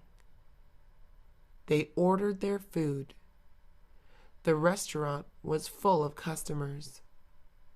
The restaurant was special. It served raw food. You had to cook your own food. There was a grill on the table. It was fun. Everybody ate a lot of food. The bill was expensive. It was their 1-year anniversary. They went to the theater. He met her at the theater. She was with her friends. He was with his friends. They watched the same movie. They met after the movie. He asked her out on a date. They became good friends. The theater was empty today. They walked to the counter. They looked up at the screen. The screen listed the movies playing. He wanted to watch an action movie. She wanted to watch a comedy. The two talked to each other. They were deciding what movie to watch. They chose to watch a comedy. They bought their tickets. They went to their seats. The movie started. They laughed throughout the movie. The movie was very funny. It lasted 1 hour and a half. It ended and the credits started rolling. They got up from their seats. They went home laughing. Monday is the first day of the week. He did not like Mondays. He had to go to work. He worked at the post office. The post office was far away. He drove to work. It was a 30-minute drive. Mondays were the worst. Tuesdays were just as bad. He did not like Tuesdays. He complained at work. "It is barely Tuesday?" he would ask. He could not wait for it to be Friday again. Wednesdays were better than Tuesdays. Wednesdays were far better than Mondays. Wednesday is known as the hump day, which means it is the midpoint of the week. Wednesday is the day after Tuesday. He still did not like Wednesdays. Thursdays were better. He liked Thursdays. Thursday is the unofficial start of the weekend. Thursday is the day after Wednesday. More importantly, it is the day before Friday. Friday is his favorite day of the week. Lisa bought a car. It was her first car. She was happy when she bought it. It was a birthday present.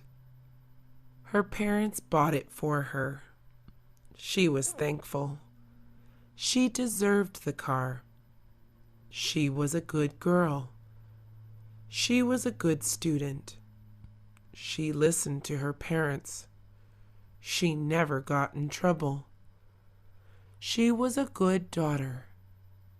The car was pink. Pink is her favorite color. Pink is a girl's color. She was a nice girl. Her car was not cheap. Her parents did not pay for it all. They paid half. She was to pay for the rest. She had to get a job. She learned to drive. She got a job. She drove to work. She was an adult now. Lisa was responsible. Her parents were proud of her. She was not their little girl anymore. He was getting ready for the party.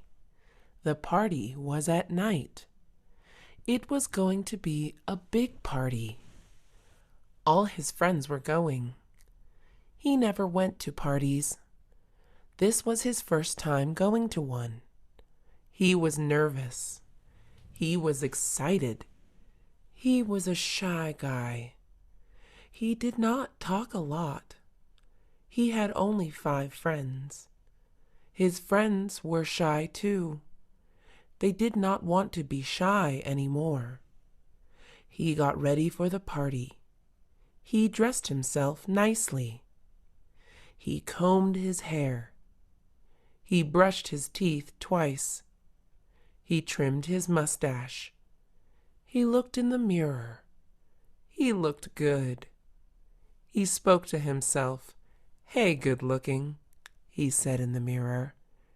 He was ready. The party was in 30 minutes. He left early. He drove to the party. He had a blast. He made new friends. He met a girl. He kissed her.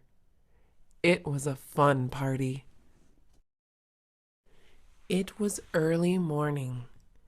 The sun was just over the horizon. She got on the bus.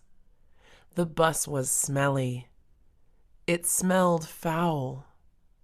Bus fare was $1.50. She paid her fare. "Good morning," said the bus driver. "Good morning," she said back. The bus driver was friendly.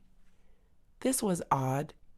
She mostly met mean bus drivers. She wondered why. The bus was full. She looked around for seats. There were no seats in the front. She looked to the back. There was 1 seat available. She made her way to the back. There were a lot of people. "Excuse me," she said. She touched elbows with people. The people let her through. She reached the back of the bus. Her seat had been taken. She held onto the pole and stood. It was a brand new day. She was happy. It was her first day of university.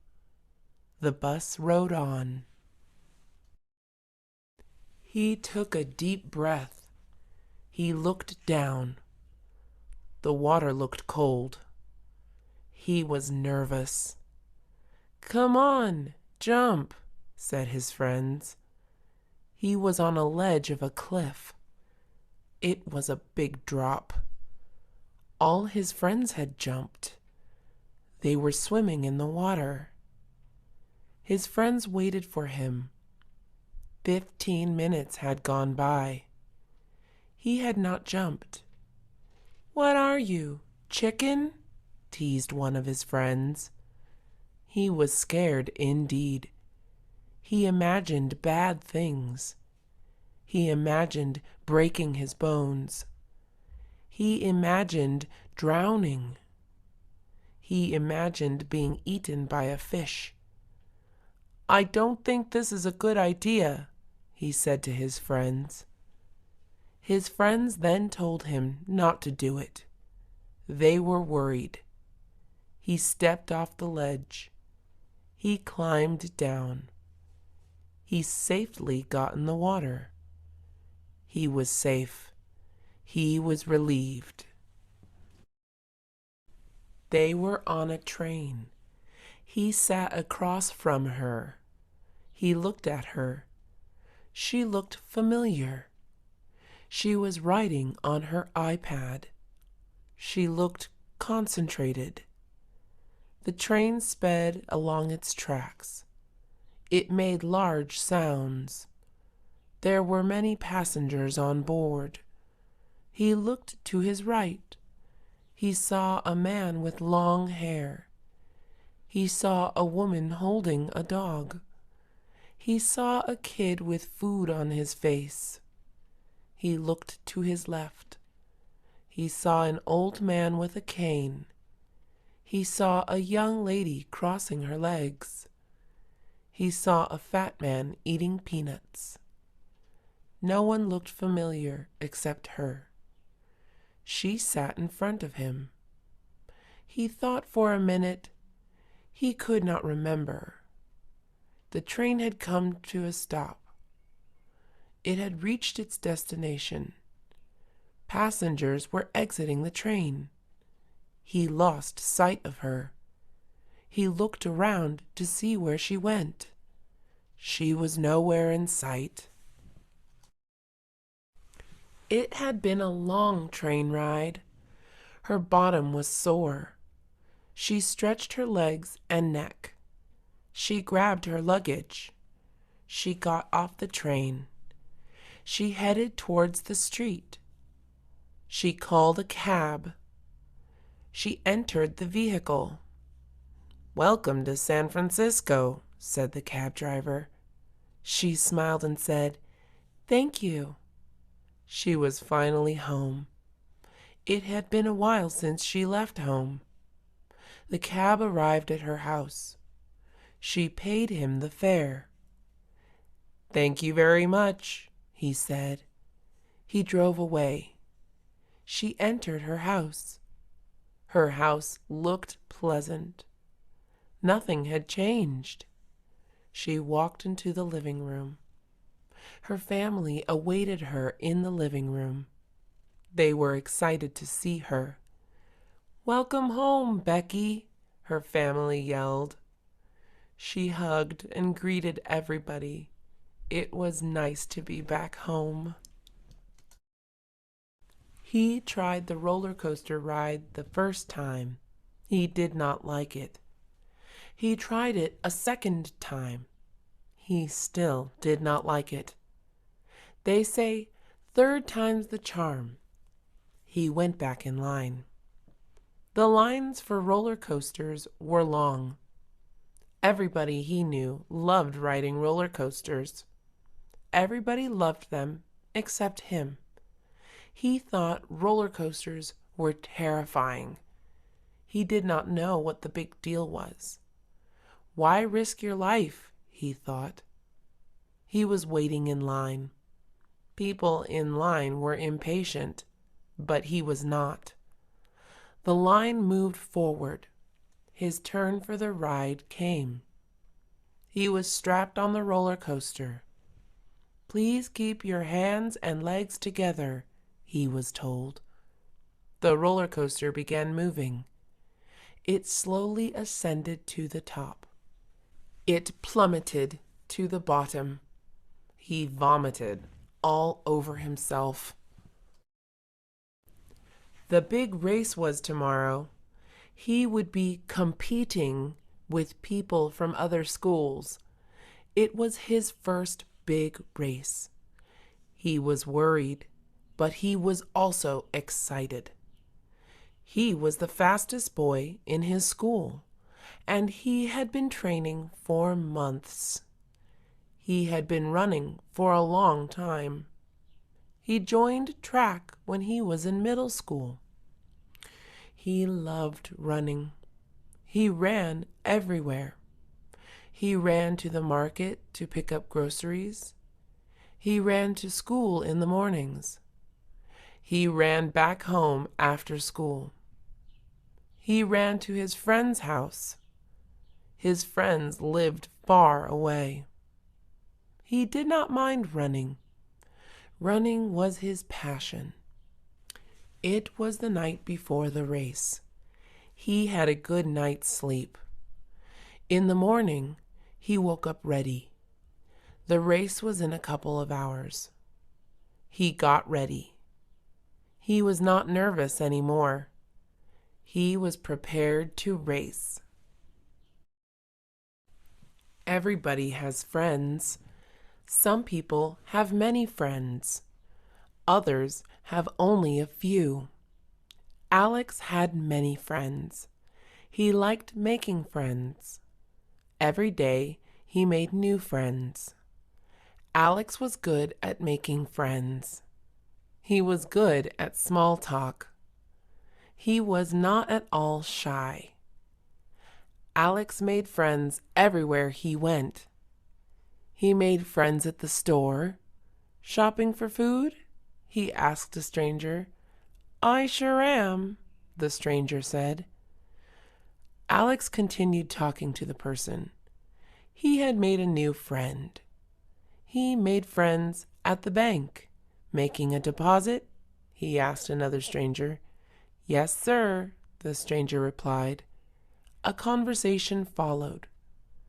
Making friends was easy for Alex. He was a friendly guy. Everybody who knew Alex liked him. Everybody that Alex knew was his friend. Alex did not know any strangers. If he met one, they quickly became friends.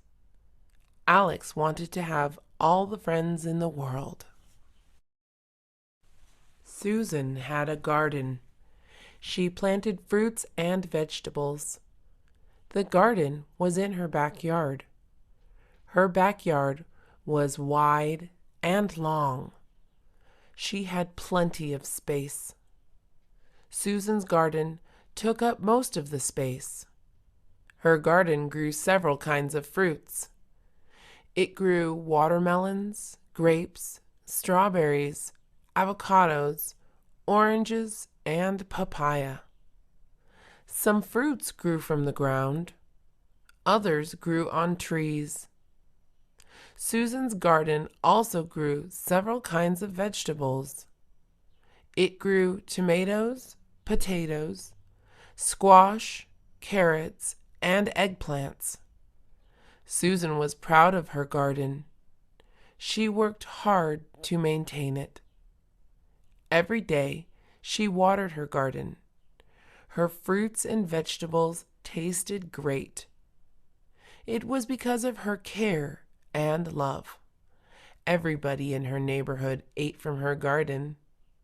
Susan sold the fruits and vegetables at low prices. She made good profit. Susan did not sell it all. She always kept enough for herself. She knew that fruits and vegetables were good for her health. He dreamed a lot. He had good dreams. He had bad dreams. Sometimes he had strange dreams. He dreamed he was a cowboy. He rode a horse and gunned down bandits. He dreamed of being an astronaut. He orbited the Earth in a spaceship with zero gravity. These were good dreams. He dreamed he was in a room full of people. In the dream, he was naked. Everybody in the room laughed at him. He dreamed he was on a boat in the middle of the ocean. He was lost at sea. The boat was sinking. These were bad dreams. He dreamed of unknown places, places that seemed bizarre. He dreamed of worldly creatures that looked like humans. These were weird dreams. His dreams were fascinating. He wondered what they meant. He wrote down his dreams in his journal. He kept it safe in a box. Sweat poured down his face. The sun beat down his back. Every step he took was tiring. He was worn out. He kept moving forward. It was a steep hill. He looked up ahead. There were more hills. He was hiking up a canyon. There were rocks everywhere. He saw a stream below. The plants were all around. He had been hiking for over an hour. He was high up. The view was wonderful. He could see for miles and miles. He saw wildlife in the distance. He had not reached the very top. He needed to hike for 1 more hour. He took a drink from his canteen. He reached into his backpack. He pulled out a banana and ate it.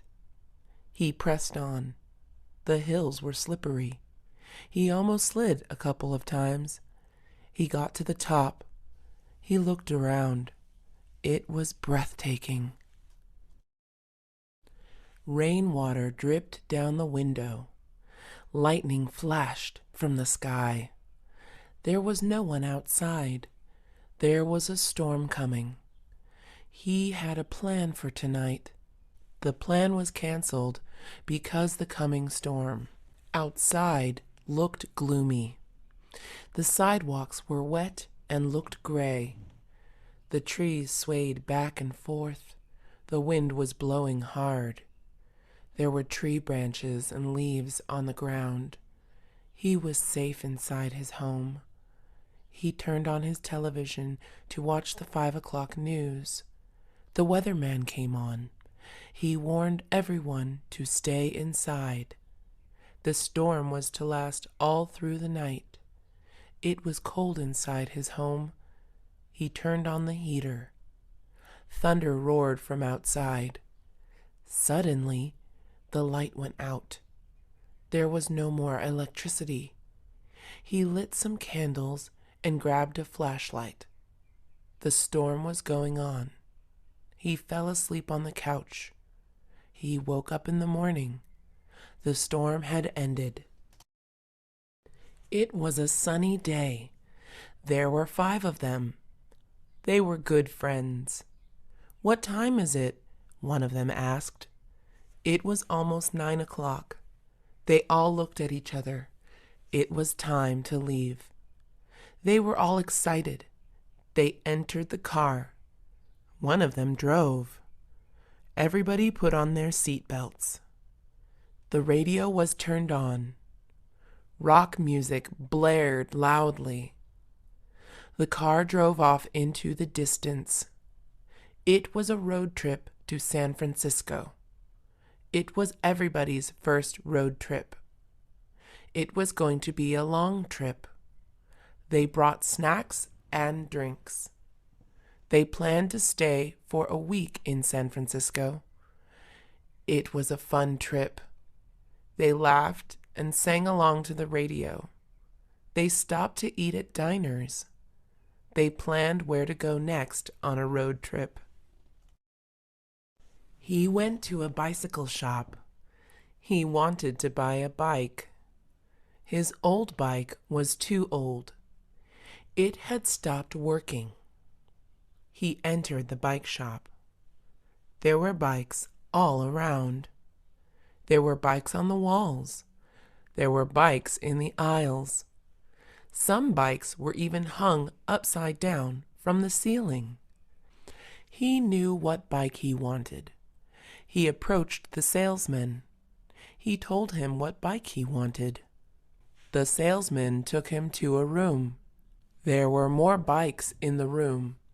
He liked what he saw. He quickly chose a bike to buy. It was a small black bike. He paid for it and rode it home. It cost him $500. It was worth the price. He used the bike for tricks and stunts. He never fell. He was a professional bike rider. She went to the library. It was close to home. The library was quite small, but it was a nice library. She needed to check out a book. It was a book for her school. She did not want to buy it. It is free to check out books at the library. The library is open to the public. Libraries provide access to knowledge. She walked inside the library. It was nice and quiet. The library was also cool. She went to the front desk. She asked for her book. A librarian helped her find it. She was thankful for the help. The librarian was happy to help. She talked to the librarian. They spoke about libraries and librarians. It was an interesting conversation. She learned a lot of things. She left the library and went back home. The librarian had inspired her. She wanted to be a librarian one day. He was from Tennessee, but he did not want to stay there. He traveled all around. He left at the age of 18. He had no money. He had no car. He hitchhiked to California. His family could not stop him because he was an adult. It was his dream to wander. He was a good-looking man. He did many odd jobs. He met many people. California is a big state. There are a lot of people in California. He lived in different places. He never stayed in one place. He kept traveling. He did not think about the future. He lived his life one day at a time. He did not have many belongings. He had a small backpack. It held his clothes. He had a guitar and a picture of his parents. This was all he carried. One day, he would go back home. He drove to the airport. He waited for his flight. He waited for an hour. His flight was ready. He boarded the airplane. The airplane was huge. It was going to Boston. He had family in Boston. He lived in Los Angeles. He was a teacher. He taught at a community college. He loved his job. His family was proud of him. He was going to see them. It was a family reunion. He looked forward to seeing everybody.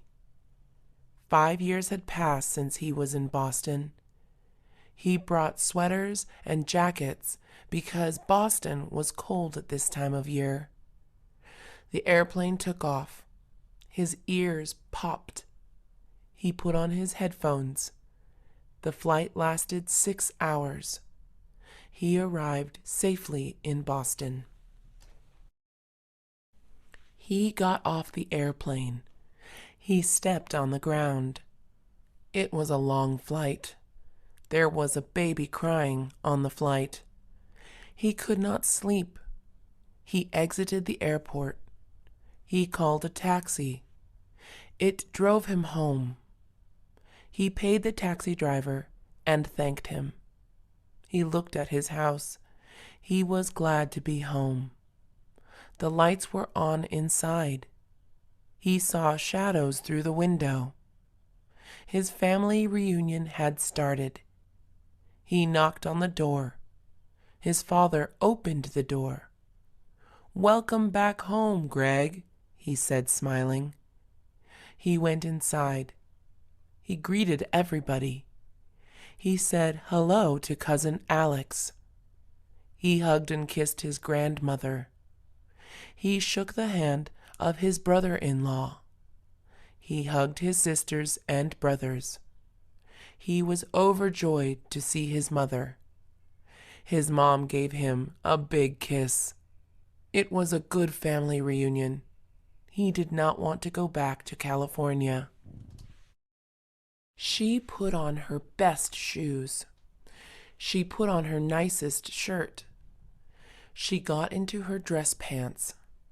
She brushed and straightened her hair. She applied her makeup. She sprayed perfume on herself. She was ready for her job interview. She looked in the mirror one more time. She looked professional. She grabbed her purse and walked out the door. She entered her car and drove away. The interview was on the 6th floor of a building. She took the elevator. She entered the interview room. She was greeted by 4 people. They were all dressed in suits. The interview began. They asked her hard questions. She answered the best she could. She was confident and friendly. They liked her. She got the job. She was overjoyed. The mailman knocked on the door. No one answered the door. He had a package to deliver. He needed the person's signature. It was a heavy package. He rang the doorbell. Still, no one answered. He looked through the window. There was someone inside. A girl was napping on the couch. He knocked on the window. The girl was sound asleep. He used his voice. He called her name. She woke up. She saw the man through the window. She opened the door. She asked who he was and what he wanted. "I'm the mailman, can't you tell?" he said and pointed to his uniform. She was half asleep. "I have a package for you," the mailman said. She asked how he knew her name. He said her name was on the package. She signed for it. She took the package inside. It was heavy. It was a nice sunny day. He was at his aunt's house. His cousins were there too. He saw a frisbee on the floor. He picked it up. He loved playing frisbee. It was a fun and simple game to play. He had played it all the time. He needed someone else to play with. He asked his cousins, "Do you guys want to play frisbee with me?" They said yes right away. They asked their parents for permission. They were given 2 hours to play. They went to the park to play. He told his cousins to spread out. His cousins had never played frisbee before. They were excited to play. He had the frisbee in his hand. "Catch!" he yelled at one of his cousins. He tossed the frisbee at him. The frisbee flew in the air. It looked like a flying saucer. His cousin caught it. He tossed it back. They played frisbee for 2 hours. It was fun. He had a stomach ache. He did not know why. Was it something he ate? He wondered. He remembered what he ate that day. He ate eggs in the morning. He also had toast and milk. Later, he had a snack. The snack was a cookie. It was a chocolate chip cookie. Then he ate lunch. For lunch, he ate a sandwich. It was a turkey sandwich with cheese. He drank soda. Later, he had another snack. The snack was a popsicle. Then he ate dinner. For dinner, he had steak. On the side, he had vegetables and mashed potatoes. He drank soda again. That was all he ate for the day. He wondered what had caused his stomach ache. He did not drink soda often. He blamed soda. The next day came. He did not have a stomachache anymore. He never drank soda again. She crossed the street. The street was empty. There were no people. There were no cars. It was after midnight. She walked down the street. She was not afraid. It was dangerous at night. It was especially dangerous for a girl. She did not care. She was a fighter.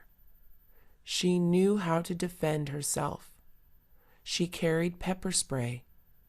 She was ready for anything. The streets were deserted. She walked around for an hour. She took in the night air. She gazed at the stars. She looked at the closed stores. She saw the dirty curbs. She walked back home. She fell on her bed. It had been another night. She went to sleep like a baby. His hair was long. It was getting too long. It bothered him sometimes. The hair would get in his mouth. It would get on his food. It sometimes made him itchy. He thought about cutting it. He asked his friends. His friends told him not to. He asked them why. His friends said he looked fine. He did not care what his friends said. He decided to get a haircut. It was the middle of the day. He was not doing anything. He went to the salon. He walked in and sat down. He waited for the hairstylist. She was with another customer. She finished shortly. She greeted him. She cut his hair. It took 20 minutes. He looked in the mirror. He looked good. He was glad he got a haircut. He paid and thanked the hairstylist. He went on his way. They were the best of friends. People thought they were sisters. They did everything together. They shared everything with each other. They met in middle school. They were in the same college now. Sometimes they argued, but soon they made up. College can be tough. They took classes together. They studied together. They always helped each other. They were good students. They were from Colorado. They went home together. They lived in the same town. They knew the same people. Their family knew each other. They went back to college together. They shared one room. They acted like sisters. It's nice having a best friend. Everybody should have a best friend. It was her birthday. She was turning 16. She was born on the 5th of August. She was having a birthday party. Everybody was coming. She invited her friends. She had a lot of friends. She also had a lot of aunts and uncles. This made her happy because it meant more presents for her. She was getting ready for her party. She dressed up in her best outfit. Her mom prepared the food. Her dad went to pick up the cake. Her brothers set the tables and chairs.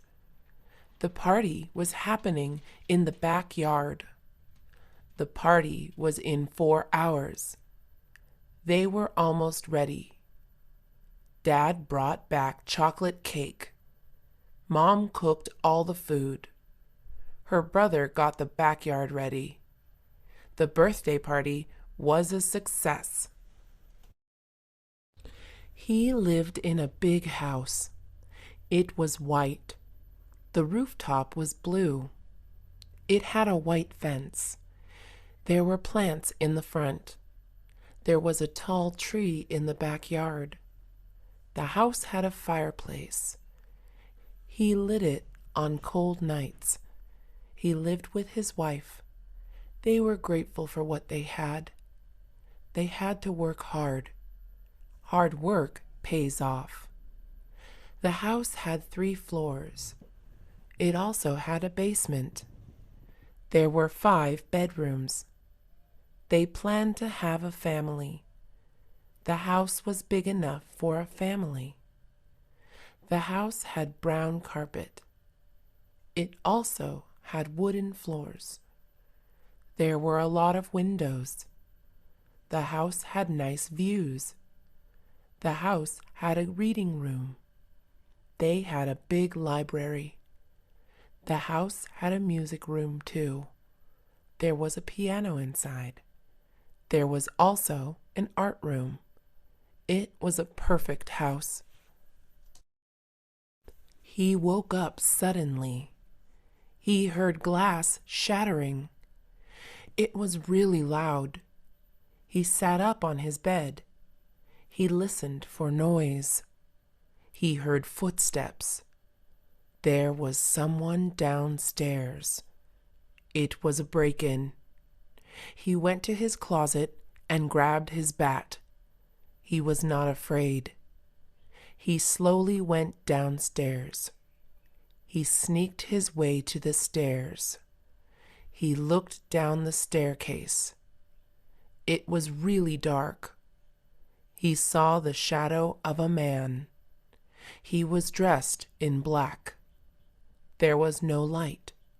He walked down the stairs. He did not make a sound. The shadow was going through drawers. It was a robbery. He got closer to the shadow. His heart was racing. He took a deep breath. He ran at top speed. He hit the shadow over the head. The shadow fell to the ground. He called the police. He was sad. His grandma had died. He loved his grandmother. She raised him. She took care of him. She had seen him grow into a man. She was the sweetest woman. She was kind to all. Everybody loved her. She departed at the age of 76. She had lived a long life. He was happy for her, but he was also sad. His grandma was no longer here. He could not believe it. He remembered the last words he said to her, "I love you, Grandma. I'll come to see you soon." He hugged and kissed her goodbye. She died a few days later. He cried. Her funeral was held shortly. All her family was there. Friends had also gathered. He helped carry the coffin. It was a hard thing to do. He would never forget his grandmother. The circus was in town. It was a big attraction. Everybody in town went. The circus was a lot of fun. They had clowns. The clowns juggled bowling pins and danced around. The kids liked the clowns. The circus also had magicians. The magicians performed magic tricks. The teenagers liked seeing the magician perform. The circus had animals. The animals had handlers. The handlers made the animals do tricks. A tiger went through a hula hoop. A monkey rode a tricycle. An elephant stood on 2 legs. Everybody liked the animal show. There were also rides. The circus stayed in town for 3 days. It went from town to town. It was fun to go to the circus. Henry was a strong man. He could carry heavy things. He had no problem helping you move. Mary asked Henry if he could help her. He said sure. Mary owned a lot of furniture. Henry carried it all. He put it in the moving van. He did not struggle. He was strong and able. "Thank you, Henry," Mary said. "Not a problem," Henry said. He was happy to help. Henry was walking down the street. He saw something as he was walking. There was a man in a car. The car would not start. There were other cars behind him. He was blocking the road. Henry took action. He went behind the car.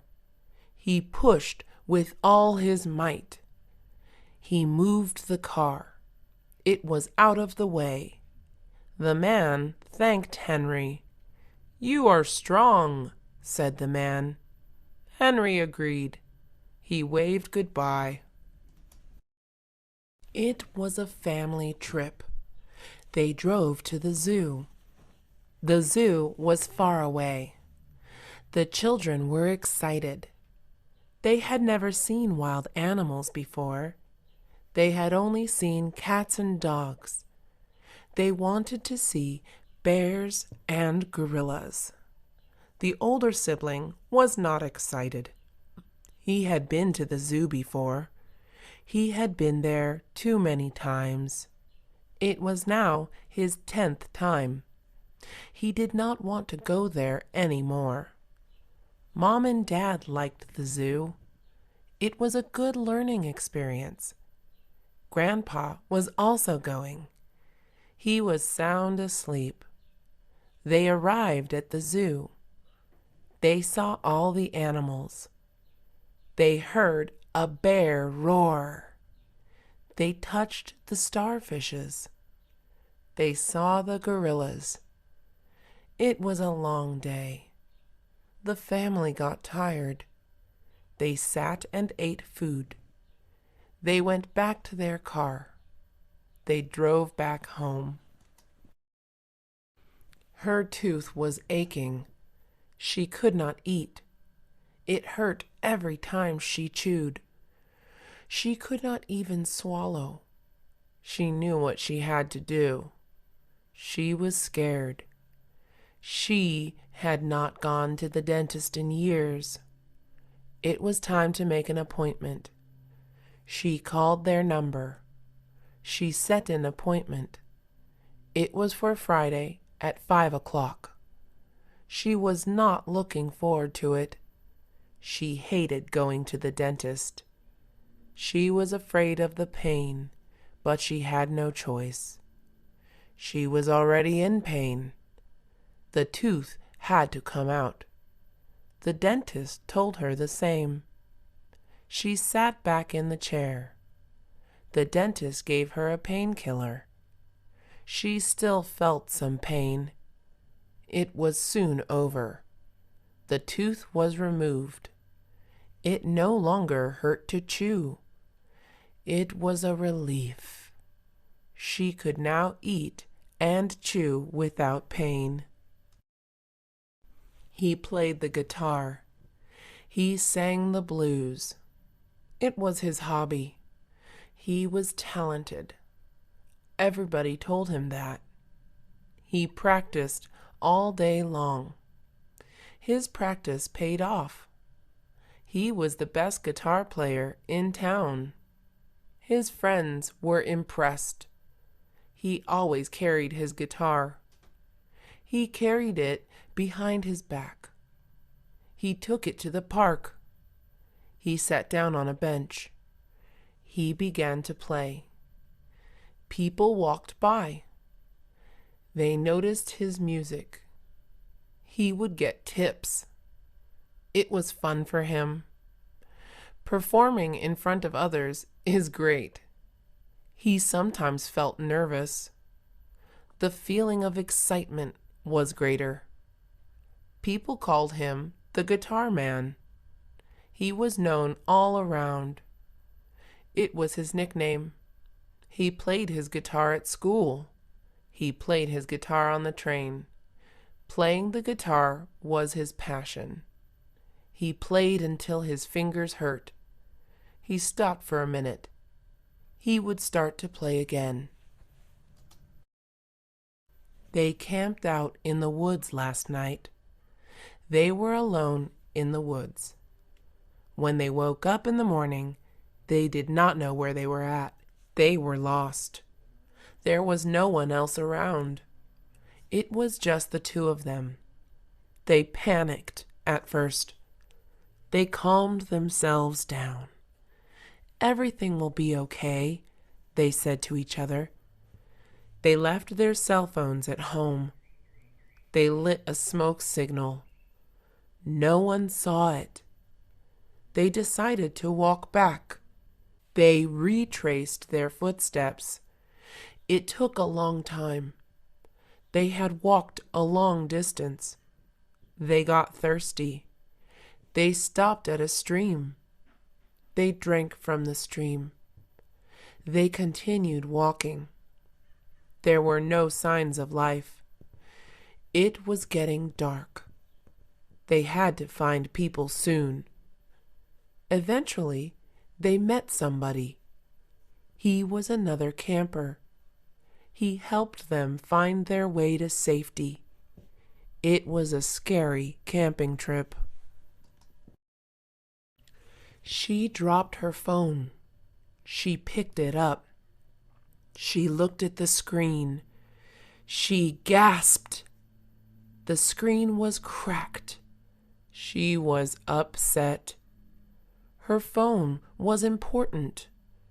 She texted on her phone regularly.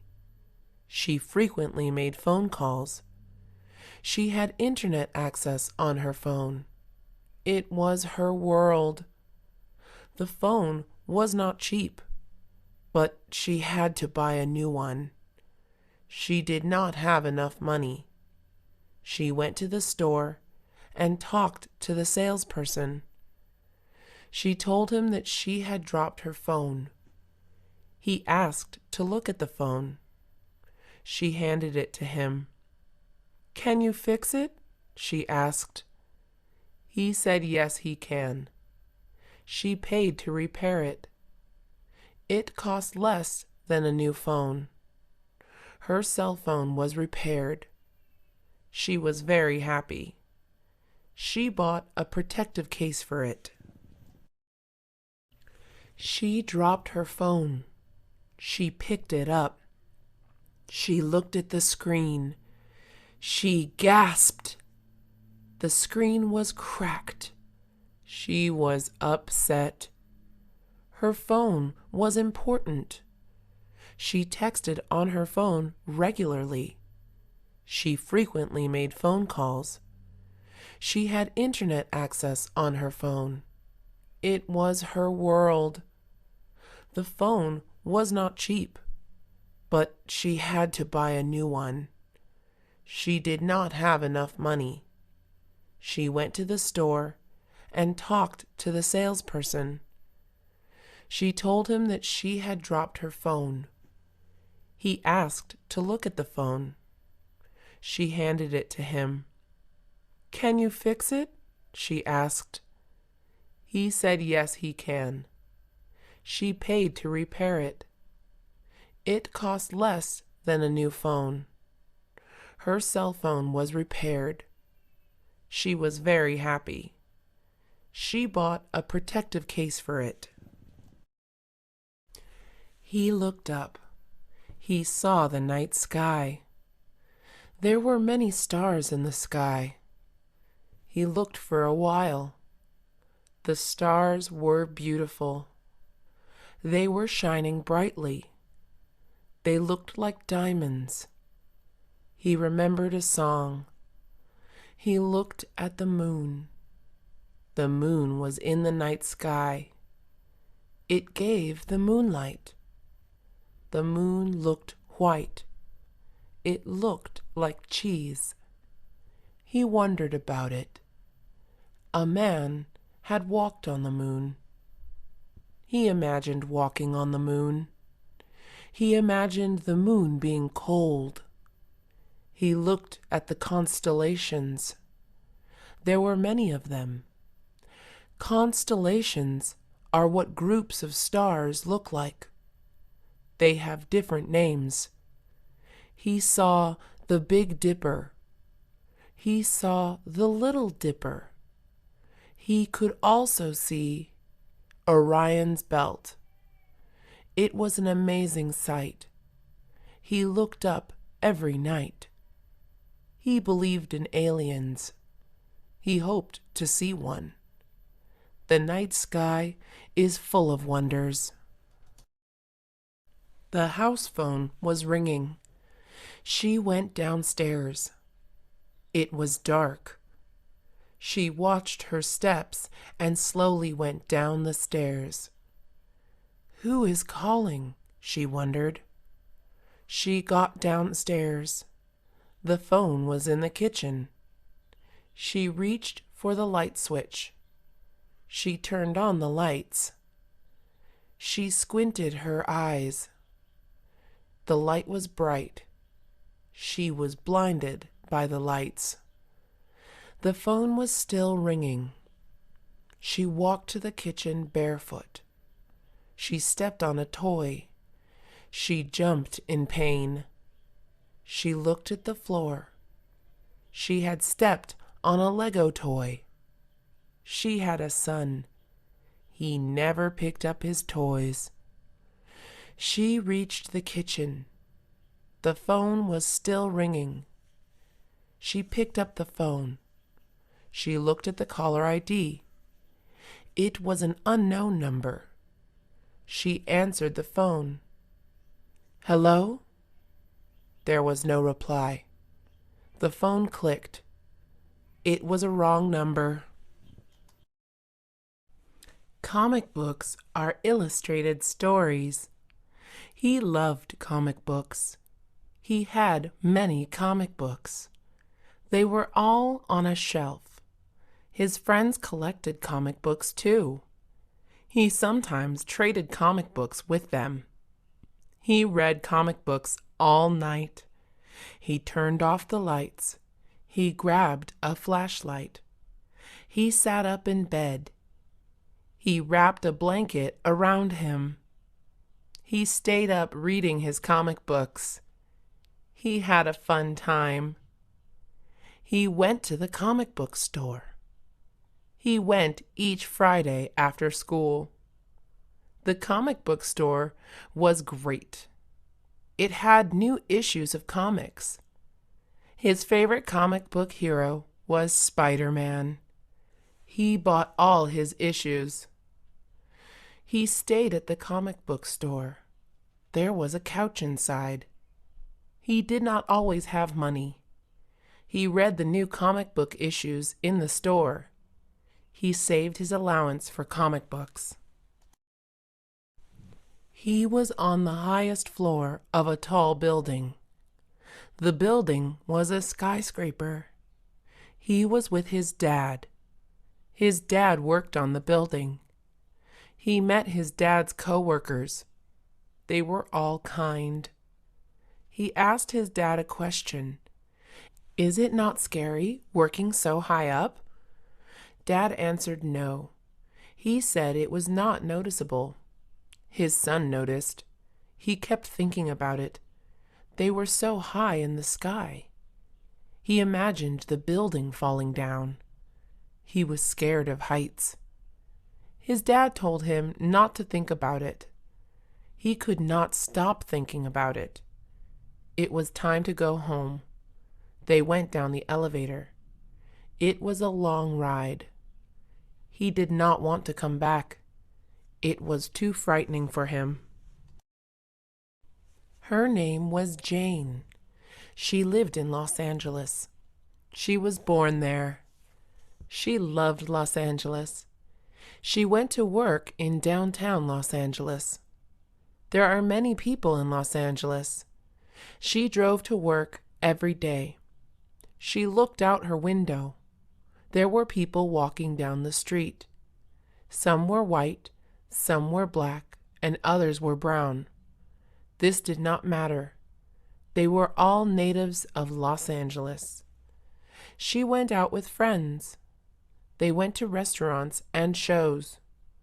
Los Angeles had many restaurants. Her favorite were Indian restaurants. Los Angeles has many performers. She saw famous artists and bands.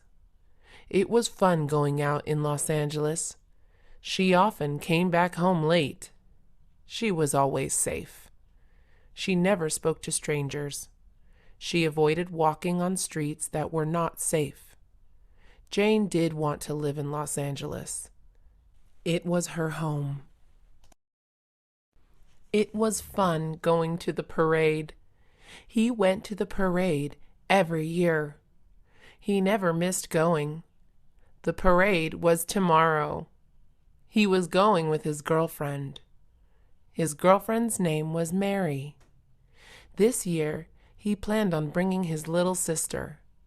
His little sister had not gone to a parade. It was her first time going. She was excited. It was the day before the parade. They made their plan. They had to wake up early. They had to bring snacks and water. They also had to wear comfortable shoes. The parade lasted all day. The day of the parade came. Everything went according to plan. The parade was amazing. They saw marching bands. They saw parade floats. Some of them were big. The parade ended in the afternoon. They were tired, but they were happy. They went back home. "Can we come back again?" his little sister asked. He smiled at her. She knew the answer already. The music festival was today. He was ready to go. His favorite singer was performing. He packed his autograph book. He hoped to get close enough. He wanted his autograph. He was determined to get it. He left early to the music festival. He arrived in 1 hour. He had a hard time finding parking. He parked far from the festival. It was the closest parking he could find. He walked half a mile. He got to the festival. He found a seat near the front of the stage. He waited for the music festival to begin. It was not long before it started. The music festival began. He looked around. There were hundreds of people. Everybody was moving and jumping. The music started playing. His favorite singer went on stage. He wanted his autograph. He got onto the stage. He got his autograph. It was winter time. The snow was coming. She was excited. She waited for the snow to start falling. She looked out her window every day. The snow had not come. She asked her brother why. Her brother said it was coming. She had to wait. She waited for a few weeks. She was giving up hope. One day, she woke up. She went to her window. She did not believe it. It was finally snowing. She jumped for joy. The snow looked beautiful. She ran to her closet. She put on her winter clothes. She ran outside. She played in the snow. It was so much fun.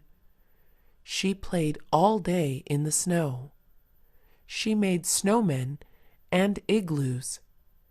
Tomorrow she would play again. She loved the snow.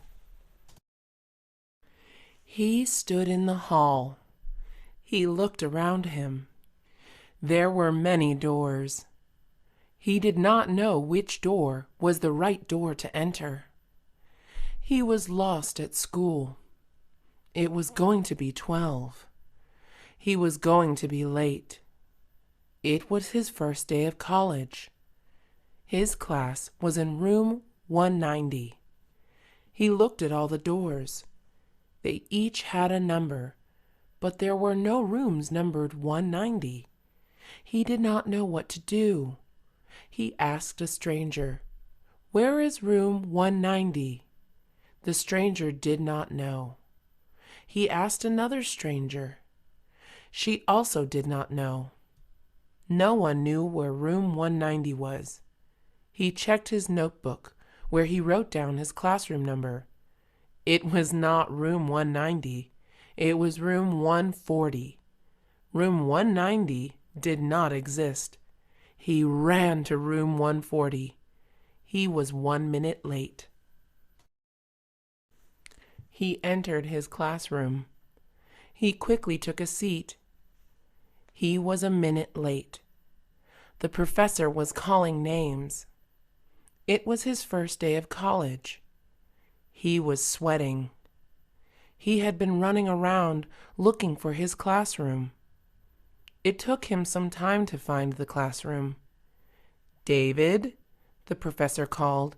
He raised his hand. He was out of breath.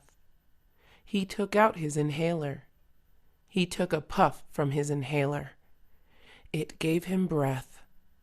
He took out his notebook and a pen. The professor started talking. He took notes. He always took notes in class.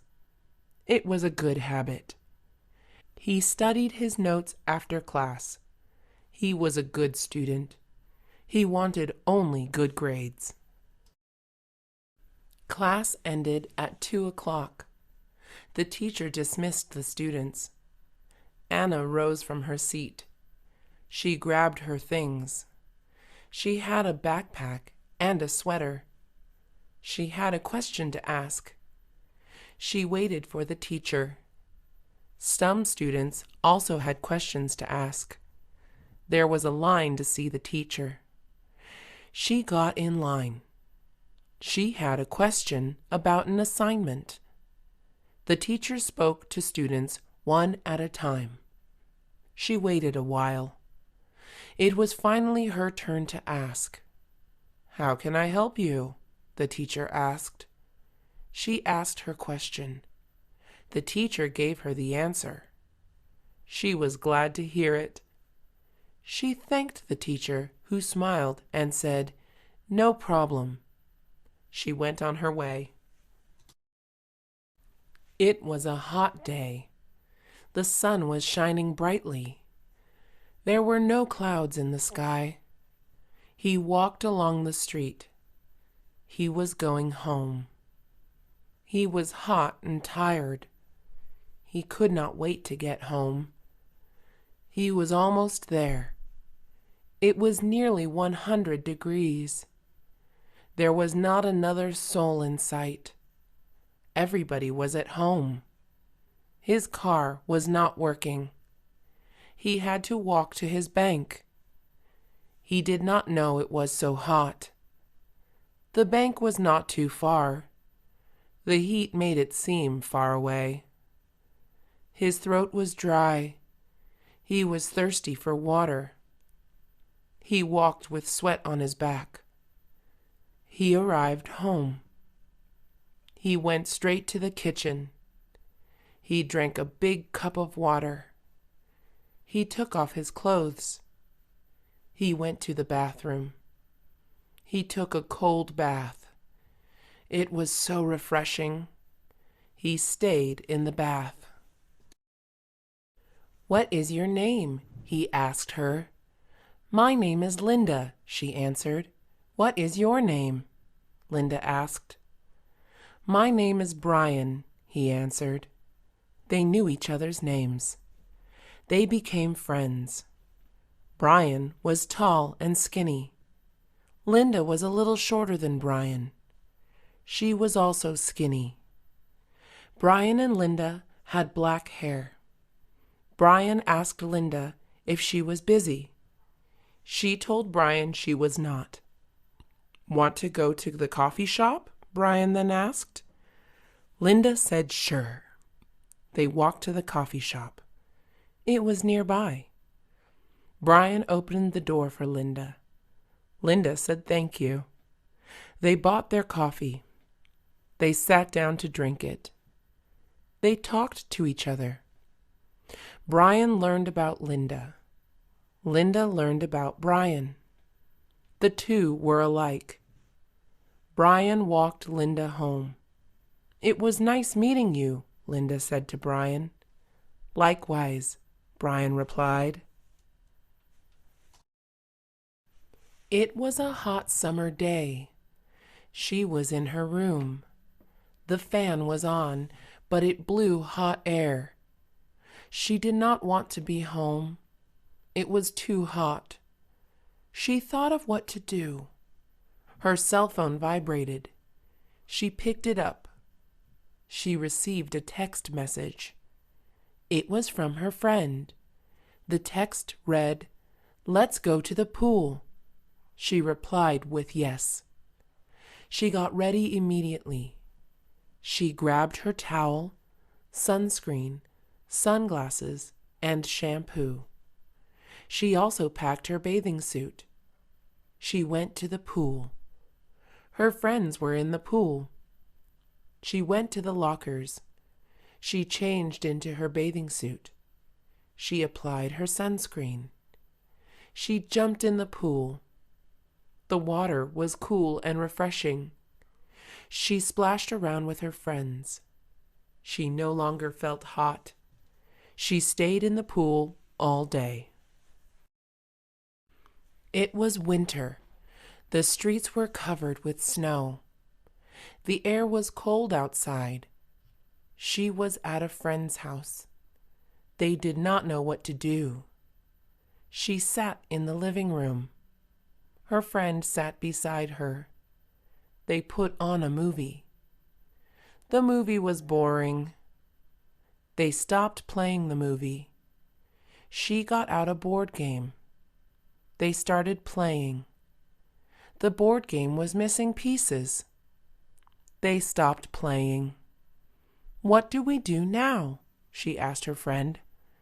"Let's go ice skating," the friend said. They went to an ice skating rink. They left in a car together. They arrived at the place. There were a lot of people skating. They bought their pass. They put on their figure skates. They skated on the ice. She slid a couple of times. They ice skated for hours. It was so much fun. They left around 8 o'clock. They went back the next day. It was nighttime. He was home using his computer. His friend messaged him. The message was an invitation. He was invited to the theaters. He said yes to the invitation. He shut down his computer. He got ready to leave. He grabbed his wallet and drove to the theaters. His friends were waiting for him. "What movie are we watching?" he asked his friends. They were going to watch a scary movie. He did not like scary movies. He was a big chicken when it came to watching scary movies. He watched the movie anyway. They bought their tickets and went inside. They took their seats. The movie started to play. It was the scariest he had ever seen. Everybody went home. After he got home, he was too scared to sleep. He turned on all his lights. He regretted watching that movie. It was the middle of the day. He looked out his window. He saw his lawn. The grass looked long. He decided to mow the lawn. He stepped into his garage. His mower was in there. He got his lawn mower. He turned it on. It started moving. The engine made a loud noise. The engine sputtered and stopped. He got off his lawnmower. He inspected the engine. It had broken. He took it back inside the garage. He opened his toolbox. He repaired his lawnmower. He turned it on again. It was working. He mowed his lawn. It took him half an hour to finish. He took his lawn mower back inside. He went back into the house. He looked out the window. The lawn looked nice. He loved his lawn. Jason made a new friend. His name is Daniel. Daniel only has one arm. He lost it in a car accident as a child. Jason really enjoyed Daniel's company. He invited Daniel out with some other friends. Jason was sure that the other guys would like Daniel too. "Meet us at the restaurant," said Jason. Daniel walked into the restaurant. All the other guys stared at him. Daniel got very nervous. "I hope they don't make fun of my arm," he thought. He really wanted to become friends with Jason's buddies. "Wow," said one of the guys. "That's a really nice shirt." Daniel was relieved. He was invited along every week after that. Stephen loved almost everything about his grandma. There was only one thing he hated. She always knitted sweaters for him. Stephen understood that she did it to be nice. However, all the sweaters were very ugly. Stephen visited her once a week. She had a new sweater for him each time. Stephen lived in a small apartment. There was no room for him to keep all the sweaters. He had to give all of them away. Grandma will never find out, he thought. One day, Stephen's grandma visited him by surprise. She asked to see his sweaters. "Someone stole all of them," he said. "They were too nice." She made him 10 more by the next month. Dorothy had very curly hair. She hated it. "It's too big," she always complained. Dorothy wanted to be an actress. All actresses she knew had straight hair. It always looked perfect and smooth. Every morning, Dorothy was up at 5 a.m. She spent 2 hours straightening her hair. One morning, Dorothy had a big acting audition. She was running very late. There was no time to straighten her hair. "I'm never going to get the job with this hair," she thought. She was wrong. As soon as the director saw Dorothy, she was hired. "Your hair stands out so much," he said. "You must love it." "Of course I do," replied Dorothy. Lisa grew up in a huge family. She had 6 older sisters. All of them were very beautiful. This made Lisa feel very bad. She knew she looked nothing like them. Lisa had even heard people say she was the ugly sister. As teens, the girls spent every weekend out on dates. Lisa always stayed home alone. Her sisters spent their days combing their hair and putting on makeup. Lisa spent her days reading and studying. Her sisters laughed at her a lot. As adults, all her sisters got married young. They all had handsome husbands with no brains or jobs. Lisa went to college. She became a rich scientist and traveled the world. She was the one laughing now. Kevin asked Michelle on a date. He wanted to go snowboarding. "I love snowboarding," said Michelle. This was a lie. She had never been snowboarding. She wanted to impress Kevin. "That's great," said Kevin. "Then we can go to the advanced slope." Michelle was terrified. The top of the advanced slope was extremely high. It was too late to say the truth. "This can't be that hard," she thought. "I just have to keep my balance." Michelle flew off the hill. She stayed standing for less than 2 seconds. She looked like a giant snowball by the time she reached the bottom of the slope. Kevin felt bad for her. He hugged her tight to get her warm. Her plan worked out after all. John and his friends were going on a road trip. They were driving from Los Angeles to Washington. John had everything planned out. He had prepared CDs with their favorite songs. They would sing along to them the whole way. He even packed his trunk full of their favorite snacks. John picked up his friends early in the morning. He showed them a map.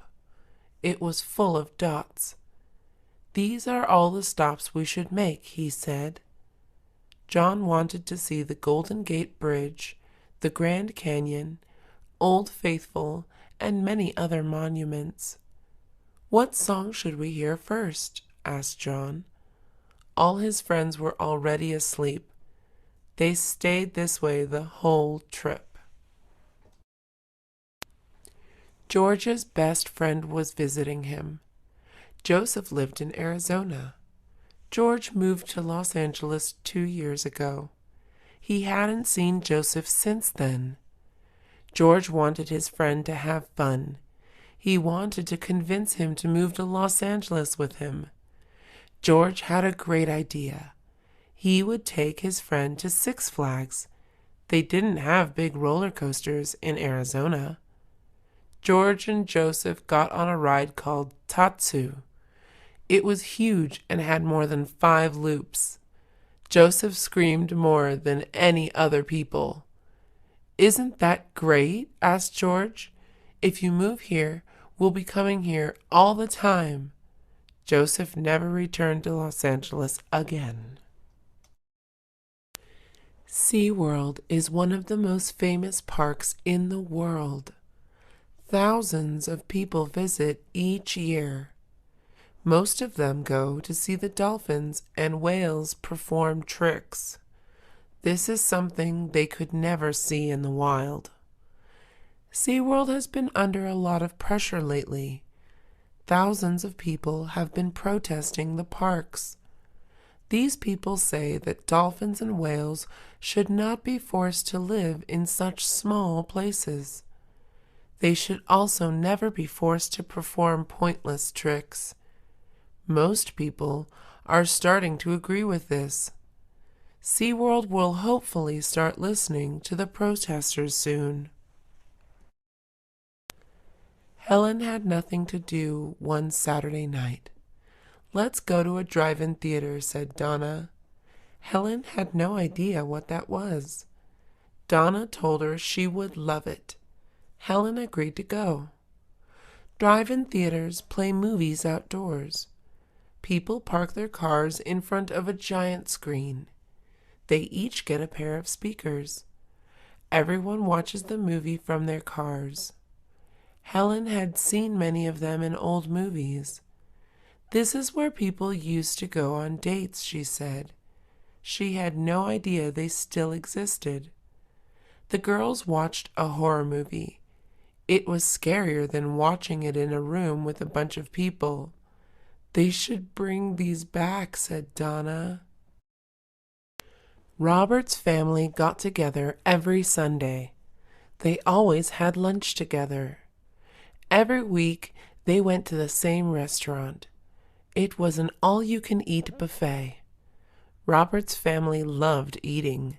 This was the perfect restaurant for them. Robert's mom always ate the most. She would serve herself at least 4 plates for one meal. His dad was a picky eater. The buffet gave him plenty of options. Aunt Nelsie loved the buffet the most. She always brought a bag with her. She would make sure no one was looking at her. Then she would drop food into the bag. Her bag was 3 times bigger than before by the time she left. Andrew Williams got a new pet. It was a baby chick. His parents brought it home one day. At first, Andrew did not like the chick. He wanted a different pet. "All of my friends have dogs or cats," he complained. The chick followed Andrew everywhere. She was very cute. After 2 months, Andrew grew very close to her. He named her Rex. Andrew got home from school one day. He started looking for Rex. He couldn't find her anywhere. "Rex ran away from home," said Andrew's mom. Andrew was confused. Then he looked at the oven. His mom was cooking a chicken for dinner. Andrew cried. Mr. White had a bad habit. He was a chain smoker. Mr. White knew his addiction was unhealthy. He couldn't even take walks anymore. He spent all day coughing. Mr. White spent 1 year trying to quit smoking. He would always buy a pack and promise himself it would be the last cigarette. Mr. White went to his doctor for a checkup. His doctor asked him to take an X-ray. They found a tumor on his left lung. He had cancer from all the smoking. Mr. White went home scared. He threw out his cigarettes, but he kept one. This would finally be his last cigarette. Mr. and Mrs. Smith had a fun night out. They had been dancing all night. They did not get home until 3 a.m. They found their front window broken. They ran inside. Everything was thrown on the floor. Their televisions were missing. Their laptops were gone. Even their fancy plates were taken. Mrs. Smith started crying. "We've been robbed," she screamed. The police were called in. "It will probably be impossible to find the burglars," they said. Mr. Smith started cleaning the mess. He saw something lying by the windowsill. It was a wallet. The burglar had dropped it while jumping through the window. Mr. Gonzalez was a janitor. He was unhappy with his career. He was a smart man. He knew he could do more with his life. Mr. Gonzalez wanted to go back to college. He had always dreamed of becoming a teacher. If he finished college, this could come true. Mr. Gonzalez was 40 years old. His children told him he was too old to go back to college. "You will look like a grandpa," they joked. "That's not true," said Mr. Gonzalez. "I will be the wisest student there." Mr. Gonzalez graduated from college 4 years later. His children were very proud of him. Jenny White loved her cats. She owned 6 of them. Jenny spent all her days with the cats. Her friends worried about her. "You should go out more," they said. "I can't stand leaving my cats alone," replied Jenny. One day, Jenny met a man at work. He was funny and handsome. Jenny started going out with him a lot. She thought he was perfect. Jenny invited him to her house. She was very excited. "He's going to love my cats," she thought. The man walked into her house. He started sneezing. He couldn't breathe. He was allergic to cats. "I hate cats," he screamed. Ms. Jackson's car broke down. She took it to the car shop.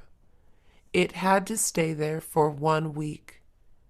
Ms. Jackson needed a car. She had to get to work somehow. "You can take the bus," said her friend. Ms. Jackson had never taken the bus. She was scared of it. She thought she would get lost. "I've even heard of people getting robbed on buses," she said. "You'll be fine," said her friend. Ms. Jackson got on the bus. It was not very scary. She was actually very relaxed. She ended up falling asleep. She missed her stop and was late for work. Daniel caught a cold. He had fever and chills. His nose was running all day. He couldn't even stop sneezing. Daniel visited the doctor. He was told to rest and relax. "Stay in bed for 3 days," said the doctor. Daniel did not listen. His friends wanted to go swimming. "Come with us," they told him. "You'll be fine." Daniel and his friends stayed in the pool until late at night. The next morning, Daniel felt terrible. His voice was completely gone. He was shaking all morning. He stayed this way for 5 days. He called his doctor for help. "You didn't listen to me, did you?" his doctor asked. Mary Green wanted a new pair of shoes. She wanted some blue heels. They cost $150. Mary asked her dad for money.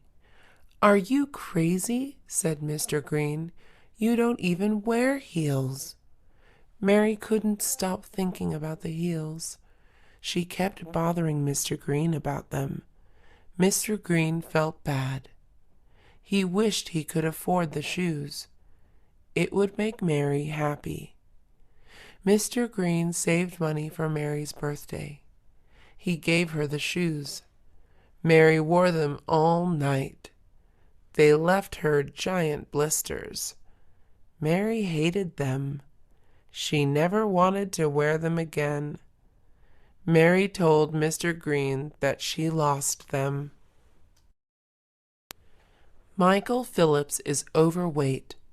He wants to lose a lot of weight because he is not happy with how he looks.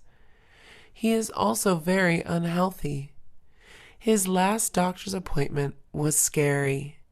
He was told he was at risk of heart disease. Mr. Phillips knows that his diet needs to improve. He eats a lot of burgers and chips. He hardly picks up any fruits or vegetables. "Eating healthy is so boring," complains Mr. Phillips. The doctor gave him more advice. "You need to try exercising more," Mr. Phillips was told. He hardly ever even walks. He bought a treadmill. Mr. Phillips was very determined to succeed. It was a big day for Ms. Wilson. She had just gotten her paycheck. She was on her way to buy her first bicycle. Ms. Wilson grew up in a poor family. They could never afford to buy her a bicycle. Ms. Wilson was now 30 years old. She had a good job and 2 children of her own. She wanted to teach them how to ride a bike, but first she had to learn herself. She chose a big blue bike from the bicycle store. Now it was time to practice. Her first day on the bike was terrible. "This is so much harder than it looks," she yelled. After many, many falls, Ms. Wilson got it down. She felt very proud. "I can't wait to teach my kids now," she said. Mark Smith needed to get a job. There was one problem. Mark was a bit lazy. He wanted to do something easy. "I know," he said. "I can be a waiter." "I don't think that's the best job for you," said his mom. "Why not?" Mark replied.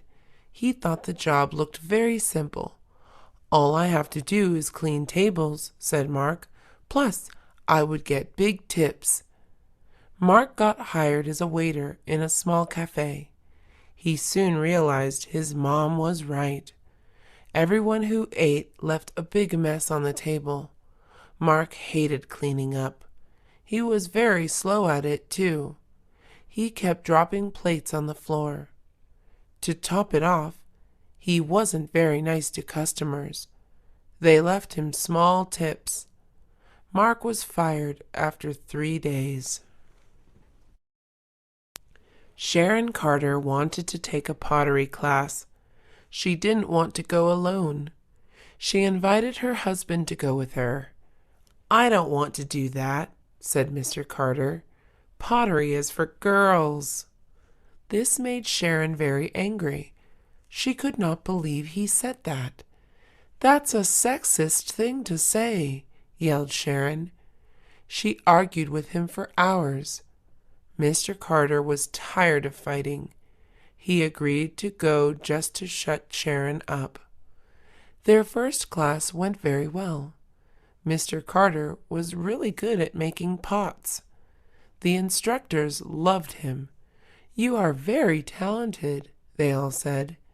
Mr. Carter went to pottery class every week after that. He loved it. Deborah and Paul Evans loved nature. They especially liked hiking. They hiked the mountain almost every evening. They always took their dog, Buddy. Buddy loved his owners. Hiking was one of his favorite things, too. One day, the news reported a cougar sighting. "We advise hikers to beware the mountains tonight," said the reporter. Deborah and Paul thought about staying home that evening. "I'm sure we'll be safe," said Paul. "Cougars usually hide from humans." Deborah, Paul, and Buddy made it to the top of the mountain. Suddenly, they heard a roar. The cougar jumped out. It leapt at Deborah's face. Buddy jumped to save her. He scared the cougar away. Mr. and Mrs. Evans bought him 1,000 treats and toys the next day. Kenneth Baker woke up early Sunday morning. A terrible thing had happened. His cat was missing. "He must have run away again," thought Kenneth. He went around asking neighbors for information. "That's odd," said his neighbor Sandra. "My Chihuahua went missing last night, too."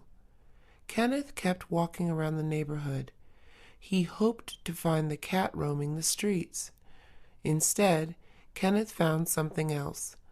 There were signs everywhere. They all said, "Missing cat" or "Missing dog." "I don't think these animals are running away," thought Kenneth. Then Kenneth saw something that broke his heart. There was a trail of blood on the floor. It led to the mountainside. A coyote must be taking all the small pets in the night. Lisa Adams was going out with friends. She was about to walk out of the house. Her mom stopped her. "What are you wearing?" shouted Mrs. Adams. "They're just shorts," replied Lisa. Mrs. Adams thought they looked more like underwear. "You're not going out wearing those," she said. Lisa said that wasn't fair. After half an hour of arguing, Mrs. Adams let Lisa leave. The next day, Mrs. Adams and Lisa went out to lunch. Mrs. Adams wore a tank top and very short shorts. "What are you wearing?" shouted Lisa. She was embarrassed to walk around with her mom showing her butt. "They're just shorts," replied Mrs. Adams. Kevin Turner wanted to get a tattoo. He couldn't wait to get his first one. Tattoos are expensive. Kevin couldn't afford to go to a professional. "Don't worry," said his friend. "I know a guy who will do it for free." Kevin wasn't sure that was safe. He agreed to it anyways. Kevin asked the tattooist to draw a rose on his arm. The tattoo hurt a lot. Kevin couldn't take the pain. He shut his eyes tightly. He did not open them until the tattoo was finished. "What is that?" yelled Kevin. "It's a rose," said the tattooist. It looked more like a rock to Kevin. He never got a free tattoo again. Helen Young was an unlucky woman. So many bad things happened to her. She was always getting into accidents. None of them were her fault. 1 year ago, there was a small earthquake. It caused a telephone pole to crack. The pole landed on top of Helen's car. Another time, there was a small storm. Helen loves the rain. She walked outside to enjoy it. She was struck by lightning within 1 minute. Everyone laughed at Helen's bad luck. One day, that all changed. Helen tripped on the sidewalk. She found a lottery ticket laying on the ground. It had the winning numbers. Helen was now an unlucky millionaire. George Hernandez had two best friends. They had been friends since elementary school. Now they were all grown up. George was moving away to a university. Stephen was starting a family in another city. Charles got a job in another state. They had to say goodbye. George didn't want them to ever forget each other. "Let's make a time capsule," he said. They all went home. They looked for things that held memories of their being together. They found old toys, pictures, and CDs. They put them in a box. Then they buried the box in a park. The boys promised to get together in 10 years. They would dig up the box and feel like children again. Betty Scott got big news. Her only son was going to have a baby. "I'm finally going to be a grandma," she thought. Betty was very excited. She couldn't wait for the baby to arrive. "I need to get the baby something special," Betty said. She decided to make a blanket. She would knit it herself. Betty was an elderly woman. Her hands weren't as strong as they used to be. They shook a lot and hurt often. Knitting was much harder than she remembered it. Still, Betty kept working on the blanket. "Anything for that baby," she thought. Betty struggled with the blanket for many months. She finished it right before the baby was born. It was the best present the baby ever got. Brian Nelson was late for work. He had been stuck in traffic for half an hour. The cars were finally starting to move. Brian had to make it to work in 10 minutes.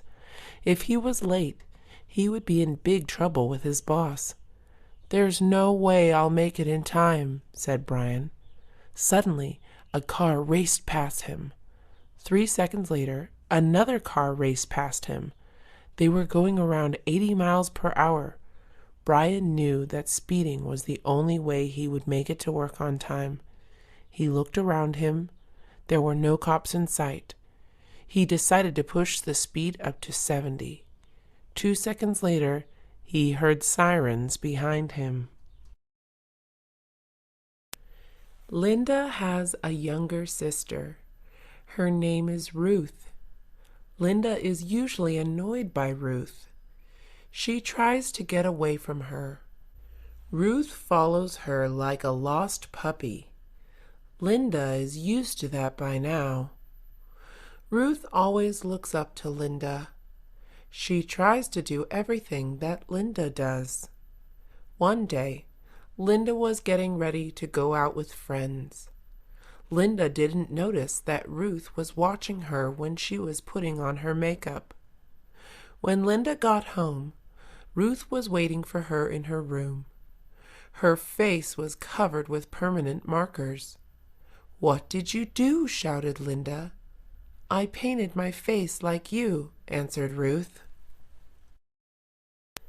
Elizabeth Williams was a beautiful girl. She grew up with her dad. Her dad was overprotective. He knew a lot of guys were interested in Elizabeth. Mr. Williams did his best to scare them all away. Boys would try to get Elizabeth's attention. Some would throw rocks at her window. They thought Mr. Williams wouldn't catch them. Mr. Williams bought 2 guard dogs. He trained them to attack boys who tried this. Some boys would try to walk Elizabeth home. Mr. Williams made sure this didn't happen. He parked right in front of her school every day. He brought his dogs with him each time. Elizabeth was single for a very long time. Donald Campbell needed to go to New York. He lived in Los Angeles. Driving there would take 3 days. His only other option was to take an airplane. That would take around 6 hours. Donald was afraid of airplanes. He had never been on one. "That's a dumb fear," said his friend. "Cars are more dangerous than airplanes." Donald was sure this was a lie. He didn't trust something so big in the air. Donald ignored his friend. He was going to drive for 3 days. Halfway through the trip, Donald got very sleepy. He was on the highway. He crashed into a giant trailer. Kimberly and Jason were surfing. They did this every weekend. They were far into the ocean. Suddenly, something touched Jason's foot. Jason froze. "Is something wrong?" asked Kimberly. "Don't move," Jason replied. "I think there's a shark under us." Kimberly panicked. She put goggles on. Then she looked under the water. When she came back up, she had a big smile on her face. She was laughing very loud. "This isn't funny," said Jason. Suddenly, a baby seal jumped onto Jason's surfboard. Jason screamed and jumped into the water. He hid there for almost a minute. "That's the shark," said Kimberly. Jason was very embarrassed. Mr. and Mrs. King had a teenage daughter named Michelle. They were always arguing with her. Michelle was a good daughter. However, her parents were very strict. One evening, Michelle wanted to go out. Her parents weren't letting her go. "Your room isn't clean enough," shouted Mrs. King. Michelle decided to sneak out. Her parents did not know where she was going. The next morning, Mrs. King went to Michelle's room. She wanted to apologize for being so hard on her. Michelle was nowhere to be found. Since they did not get to ask where she was going, they did not know where to look. They never saw Michelle again. The Wright family loves fishing. They head to a nearby lake every weekend. They used to catch a lot of fish. Now they are lucky to end up with 2 fish altogether. There are differences at the lake. The water used to be crystal blue. Recently, it started looking a lot greener. It even smells a bit nasty. Mr. Wright is getting worried about it. There is a factory about a mile away from the lake. Mrs. Wright suspects that they are responsible for the changes. They're probably dumping their waste in the water, she says. That's probably killing all the fish. They probably won't eat the fish they catch there anymore. Sarah's car wasn't turning on. She checked the engine. She saw the problem. One of her pipes was loose. She would have to buy a new piece to fix it. Sarah headed to the local auto shop. After she bought the pipe, an employee offered to help her put it in her car. "No thanks," said Sarah. "I can do it myself." The employee laughed when she said this. "What's so funny?" asked Sarah. "Girls don't know how to fix cars," said the man employee. Sarah was furious. She almost smacked him with the pipe. Instead, she talked to his manager. Then, on her way out the door, she knocked a shelf over. "I hope men know how to clean," she said. David was a short man. He had always been the smallest boy in class. As an adult, he barely even passed 5 feet. His height made David's self-esteem very low. He wanted to change that. David had always liked sports. Sadly, short people have a hard time fitting in on most sport teams. "Have you thought about becoming a horse jockey?" asked a friend. David decided to give it a try. The next day, David visited the local racetrack. David didn't even get a chance to introduce himself. 3 people came up to ask if he was interested in joining their racing team. His height was finally a huge advantage. David fit right in. Thomas looked like a tough guy. "Nothing can scare me," he always said. "Not even a ghost?" asked his friend. "Of course not," said Thomas. "Ghosts aren't even real." The next day, Thomas and his friends were bored. They went to go explore the neighborhood. They ran into an old abandoned house. They dared Thomas to go inside. He had to stay there for 5 minutes. Thomas was very brave at first. He couldn't see anything in the dark. Suddenly, he started hearing things. It sounded like a woman screaming. Thomas ran out of the house, crying. Michael lived in Minnesota. He was visiting the West Coast. His friends were going to show him around. "I just want to see Las Vegas," said Michael. "Are you sure?" asked his friends. Michael insisted.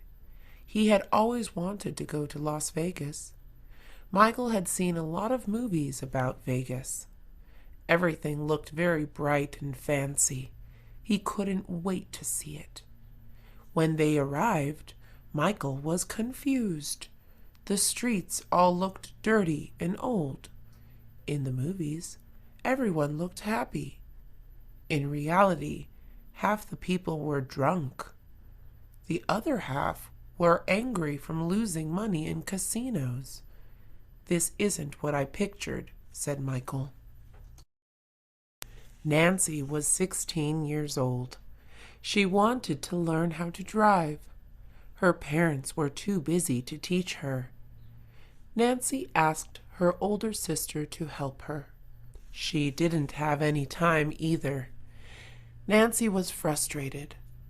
"I'm sure driving isn't even that hard," thought Nancy.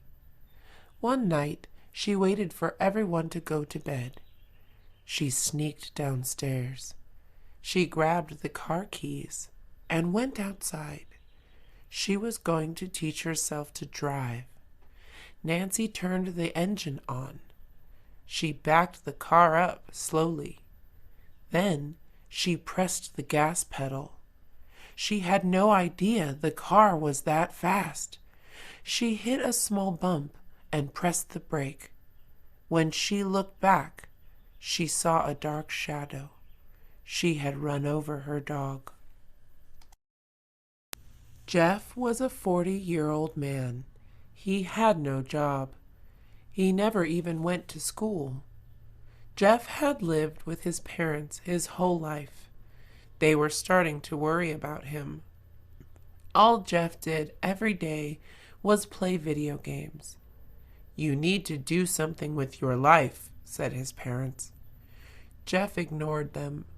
He was happy with his life. Jeff's parents came up with a plan. They started asking him for rent money. "How am I supposed to pay that?" asked Jeff. "With a job," replied his mom. When Jeff didn't give them rent, they took all his video games and sold them. Jeff was furious. He went out to look for a job. He needed to buy the video games back. Christopher bought a new car. He was going to travel the country with it. His friends helped him prepare for the trip. "You should carry a spare tire," said Brian. Christopher didn't see the point in that. "New cars don't need spare tires," he said. 1 week later, Christopher went on his trip. He couldn't wait to explore the country. Suddenly, he heard a loud pop. His car started making a strange noise. Christopher pulled over to the side of the highway. He walked around his car. A back wheel had popped. He had barely driven for 1 hour. Christopher had to call Brian for help. Brian laughed at him for hours. Thanksgiving is one of the biggest holidays in the U.S. It is followed by another major U.S. holiday. This day is known as Black Friday. On this day, stores hold big sales. Then, Americans across the country go crazy. A lot of people get violent on Black Friday. One year, Carol went shopping on the day. She wanted to buy a new coat. "I hope the mall isn't too crowded," she said. She couldn't believe her eyes. Every store was flooded with people. Carol spotted a nice blue coat in one store. It was on sale for $20. Carol was about to try it on. Suddenly, a lady jumped at her and took the coat away. "I'm going home," said Carol.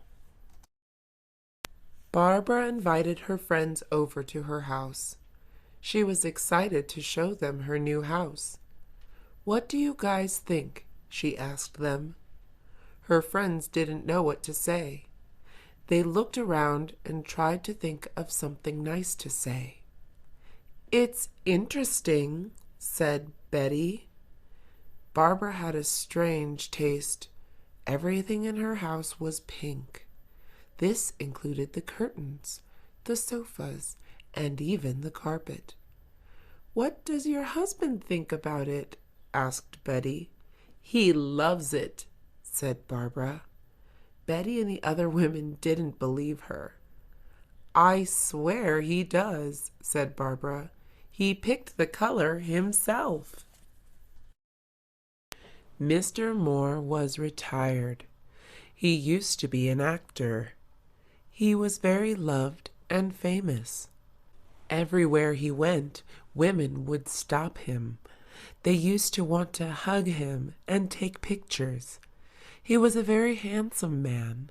It was rare to ever see him by himself. Now, Mr. Moore was almost always alone.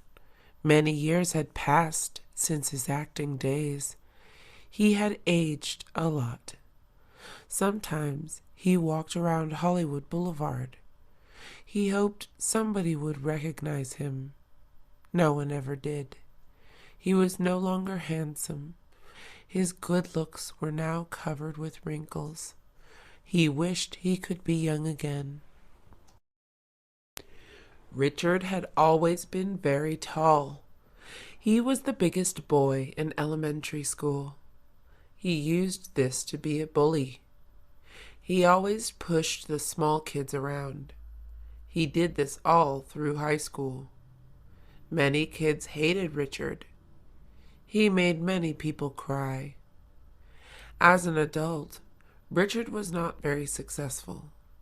He always thought he would be a basketball player. However, he hurt his knee and could not play anymore. Now, Richard needed a job. Richard applied to many places. He knew all the bosses of the companies.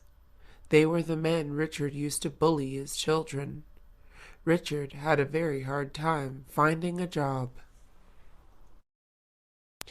It was Mr. and Mrs. Martin's 1-year anniversary. Mr. Martin wanted to surprise his wife. He decided to cook a nice meal for her. He would make her favorite dish. After hours of cooking, Mr. Martin was finished. He set the table before she got home. He wanted to make the evening perfect. He lit a lot of candles around the house and turned off the lights. Soon the doorbell rang. Mr. Martin ran to the door. On his way there, he tripped over a candle. The flame landed on a curtain. The fire grew quickly. Soon it spread to the carpet. Mr. Martin ran out of the house. Mrs. Martin was definitely surprised. Patricia went to a private university. She couldn't afford it herself. She was lucky to receive a scholarship to pay for her. Many other people at the school were very rich. This made Patricia uncomfortable sometimes. All her classmates dressed in expensive clothing. Patricia could barely even pay for her books. The last thing she was going to do was spend money on clothing. Her classmates all drove fancy sports cars. Patricia took the bus to school. She was embarrassed for not having money. "Don't worry," said her mom. "Soon you're going to graduate. You will get a great job with your degree. One day you will be as rich as them. Maybe you will be even richer." James and Susan grew up together. They had always been best friends. Now they were going to turn 30. So much had changed. Susan was about to get married.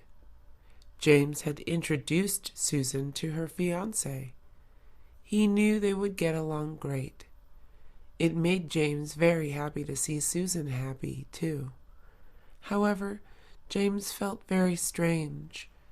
Susan's wedding was near. Suddenly, James started feeling very jealous. "What have I done?" he thought. After 20 years of friendship, James realized something. He was in love with Susan. It was too late to do anything about it now. Margaret was very close to her mom.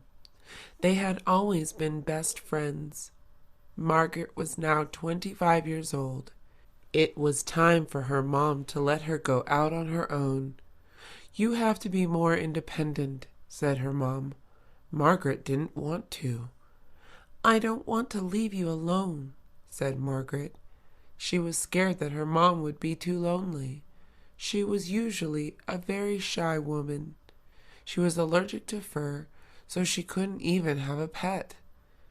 "Don't worry about me," said her mom. "Once you move out, my new boyfriend can move in with me." Joseph had a new job. He was a security guard for his favorite band. He thought it would be the best job ever. He would get to listen to the band play every night. He would even get paid for it. Joseph quit the job after the first night. He was walking the band into their tour bus. Suddenly, a mob of crazy girls started chasing them. He thought he could handle the girls. He was very wrong. They were much stronger than they looked. Joseph ended up with a black eye and a scratched up face. "The pain isn't worth the money," said Joseph. Paul hated sports. He was very bad at them, too. Yet suddenly, he started practicing for football and basketball tryouts. "Why are you doing this?" asked Robert. "I need to be more active," replied Paul. Robert didn't believe Paul. Still, he wanted to support his friend. Robert went with Paul to the tryouts. That was when Robert figured out why Paul suddenly cared about sports. Paul kept looking over to the cheerleaders. His crush, Susan, had just joined the squad. Paul was the worst player at tryouts. He got tackled very hard in football. Then he got hit in the head by a basketball. He had no chance of making the team. Donna got an idea. "I can be a dog walker," she said. One of her friends was a dog walker.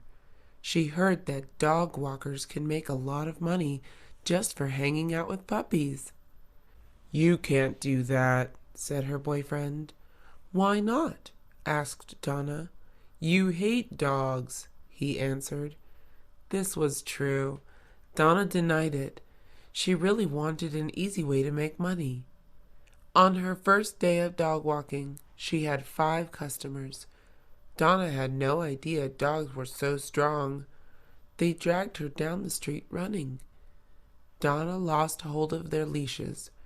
She lost the dogs and all her customers in one day. John was new to Los Angeles. He had never lived in a city before. He used to live on a farm. He had loved the city so far. One evening, John agreed to meet his friends in downtown LA. He was late to their dinner. He couldn't find parking anywhere. A stranger walked up to his window. "I can park your car for you," he said. John thought this man was the valet. John thanked the man and gave him his keys. After dinner, John couldn't even find the valet booth.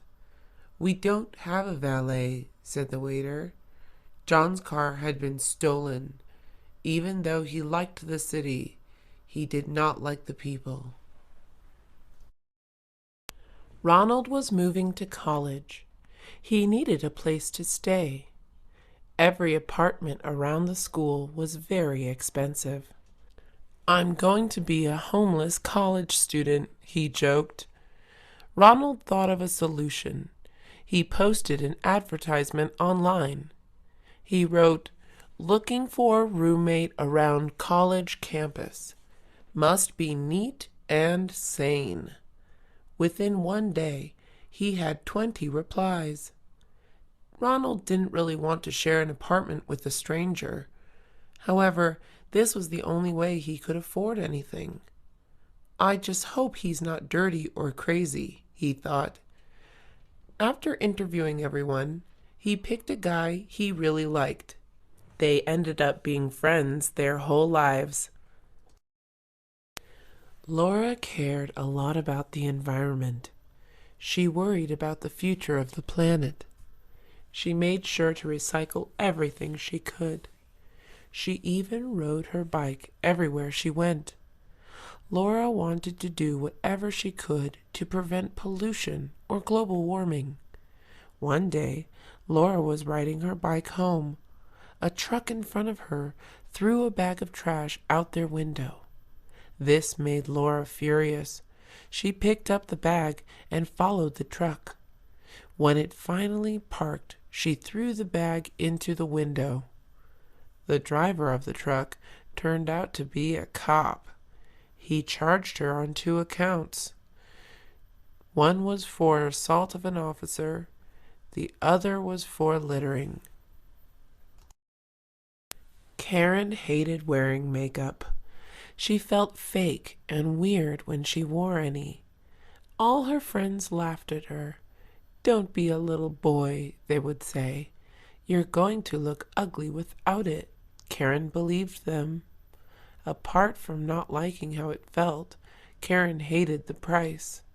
Makeup is very expensive. She did not want to waste money on it, but every girl she knew wore it. "I guess I have to buy it," Karen thought. One day, Karen met a boy she really liked. He thought Karen was nice and funny. Still, he didn't want to ask her out. "Why not?" asked his friends. "She wears too much makeup," he replied. Mr. and Mrs. Green were new parents. Their baby was born 2 months before. For 2 months, they hadn't gotten any sleep. The baby took every minute of their days. They needed a break from parenting. "We're going to go crazy," said Mr. Green. Mr. Green's mom told them to go on a vacation. She would take care of their baby while they were gone. "That sounds like a great plan," said Mrs. Green. The couple packed up their bags and were on their way quickly. The new parents thought they would love their first time away from the baby. They were very wrong. All they could do was worry about whether he was okay. They drove back home after one day. Stephen had just moved to California. He had so many things to see and do. He wanted to go camping by the beach.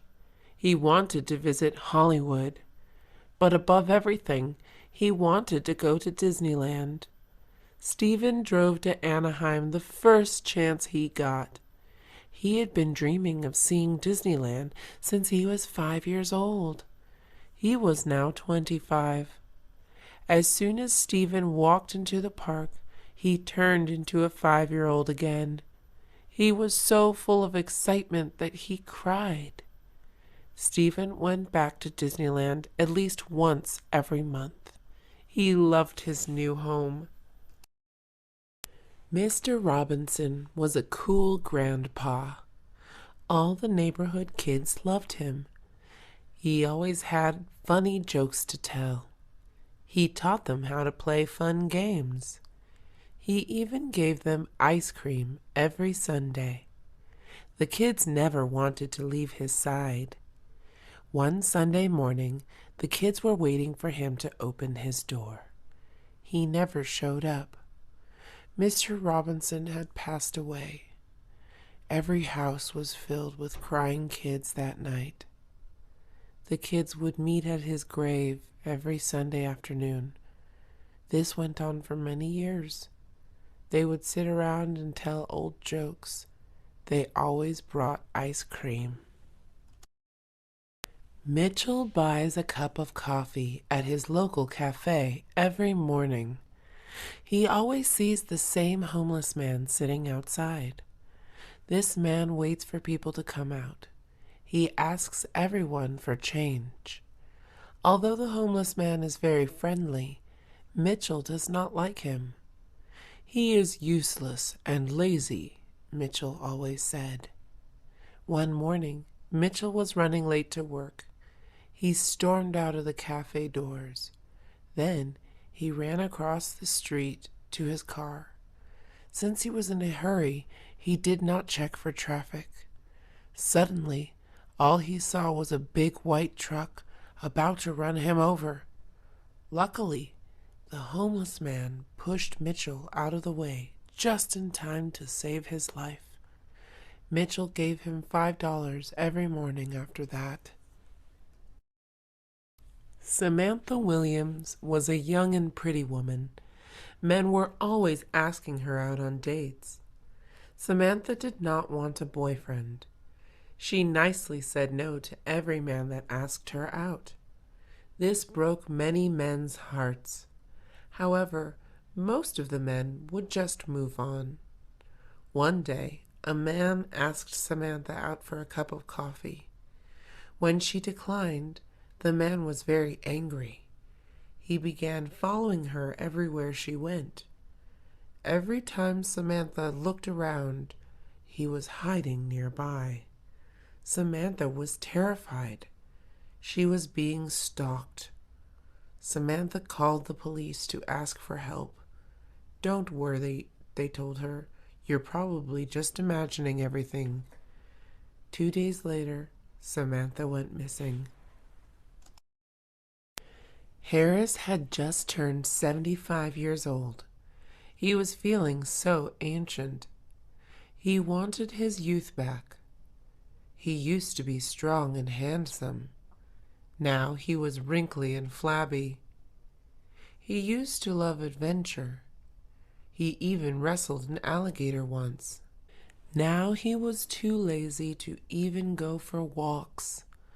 Time passed by too fast, he kept thinking. I need to be more daring. Harris knew what to do. "I'm going to go skydiving," he said. He picked up his grandson. "We're going on an adventure," he told him. By the time they got to the airport, Harris was asleep. "Forget it," said Harris. "It's nap time." Wilson hated his job. His boss was a mean man. He didn't even get paid well. Wilson wanted to just give up and quit. However, he had to take care of his 2 kids. "I want to give them a better life," he always said. Finally, Wilson decided to start changing their lives. He enrolled into college.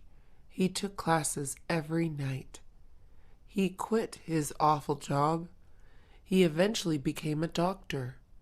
He started getting paid a lot. He was able to buy a nice house for his family. It even had a white picket fence. The American dream was finally his. Clark had a lot of passions.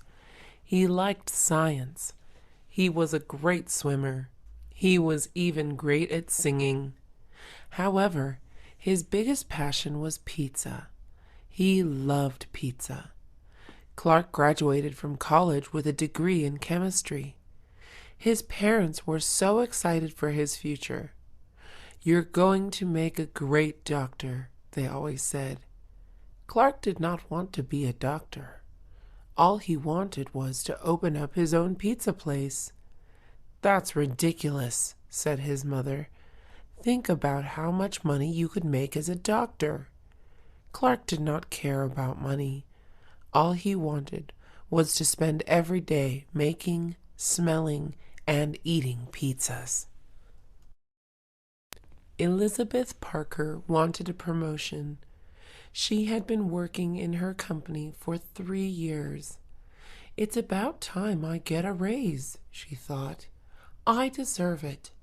She did deserve it. She was the hardest worker in the company. Her manager was now looking for a new assistant manager. Elizabeth was sure she would be picked. A month before this, a new man had been hired.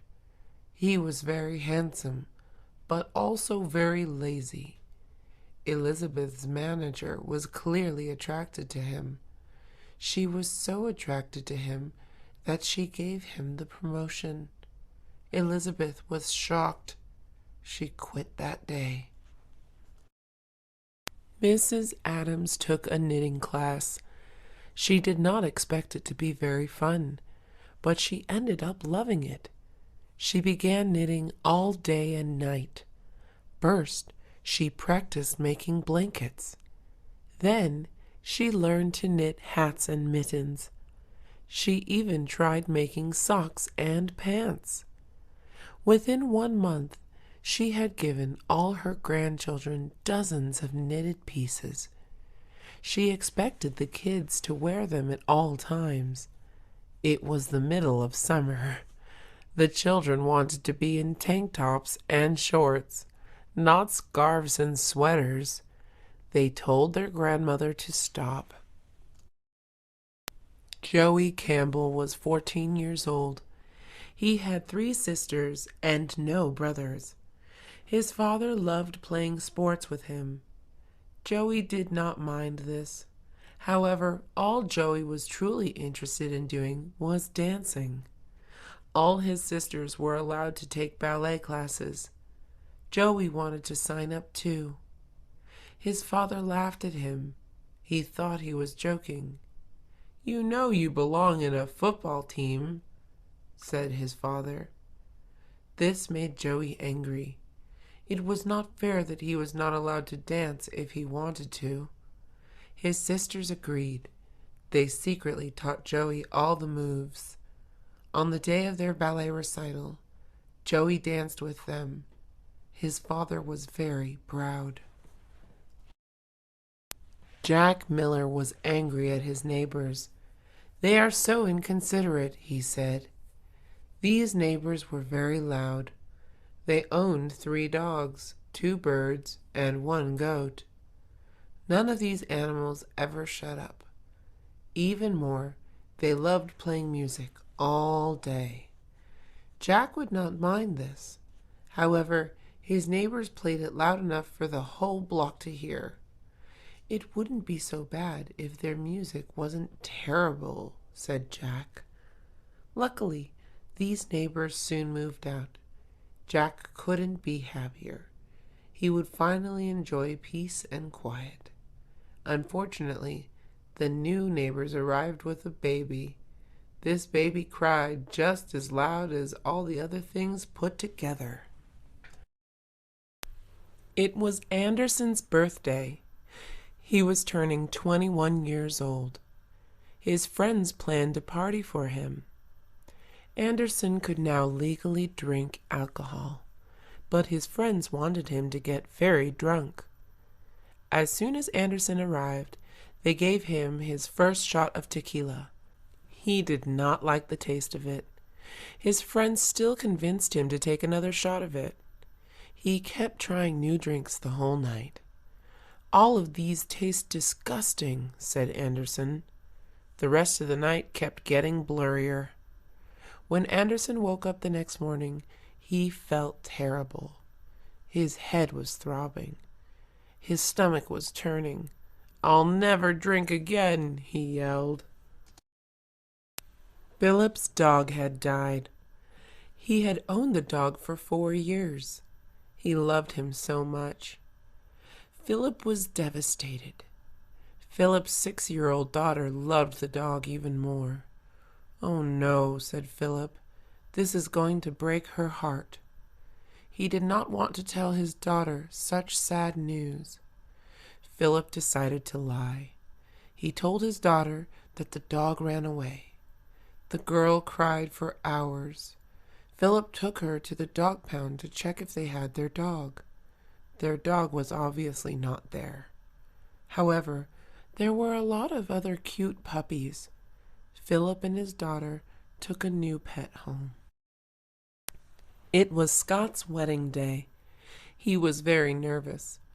"I don't think I'm ready for this," he thought. His forehead and palms were sweaty. His heart was racing. He was having a panic attack. Scott saw the front door of the church was open. Nobody was looking at him. He decided to run away. He stepped out of the church. He thought he was free. When he looked back, he noticed someone running after him. It was the bride's father. The old man was very fast. "Come back here," the father yelled. "I already paid for everything." Nelson got a new skateboard. He had only practiced for 2 days. All his friends already knew how to do tricks. Nelson was very impatient. He wanted to do tricks like everyone else.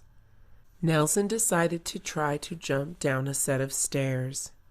"Don't do it," said his best friend. "It can't be that hard," Nelson insisted. "Tony Hawk makes it look easy."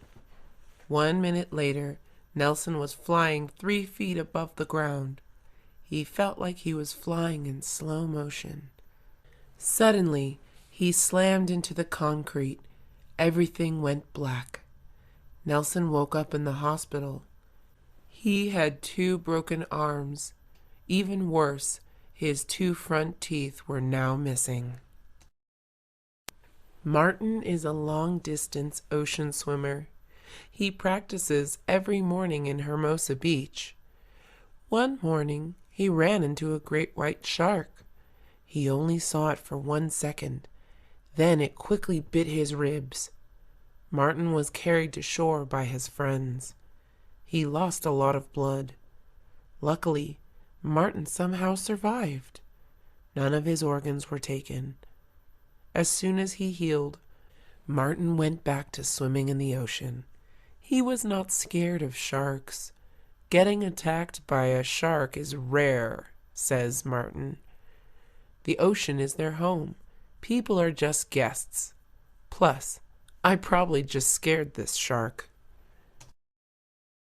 Angie Walker was going on a date. Her makeup was done. Her outfit was perfect. There was still one big problem. Her hair looked terrible. She had already spent 1 hour brushing it. It still wasn't looking any better.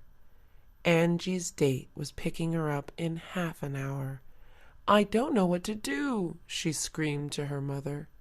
"Try curling it," suggested her mother. Angie turned on the straightener and wrapped her hair around it. Suddenly she smelled something nasty. Her hair was burning.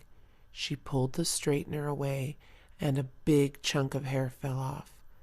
"This is a sign," cried Angie. "I'm canceling my date." John Thompson finally got a girlfriend. She was very pretty. John wanted to do everything he could to keep her. On Monday, his girlfriend wanted to go jogging at 6 a.m.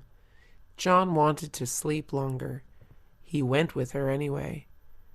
On Tuesday, his girlfriend wanted to go shopping. John hated shopping. However, John still went with his girlfriend. On Wednesday, John's girlfriend wanted to have a picnic. The park gave John allergies. He still went just to keep her happy. By Thursday, John was very tired. He got a call from his girlfriend. John decided not to answer. "I think I like my couch more than my girlfriend," he said. Chris Miller hated his college life. He was very fat. All his classmates made fun of him. It was hard for him to lose weight. People wouldn't stop laughing at him. After he graduated, he finally had time to go to the gym. He worked out every day.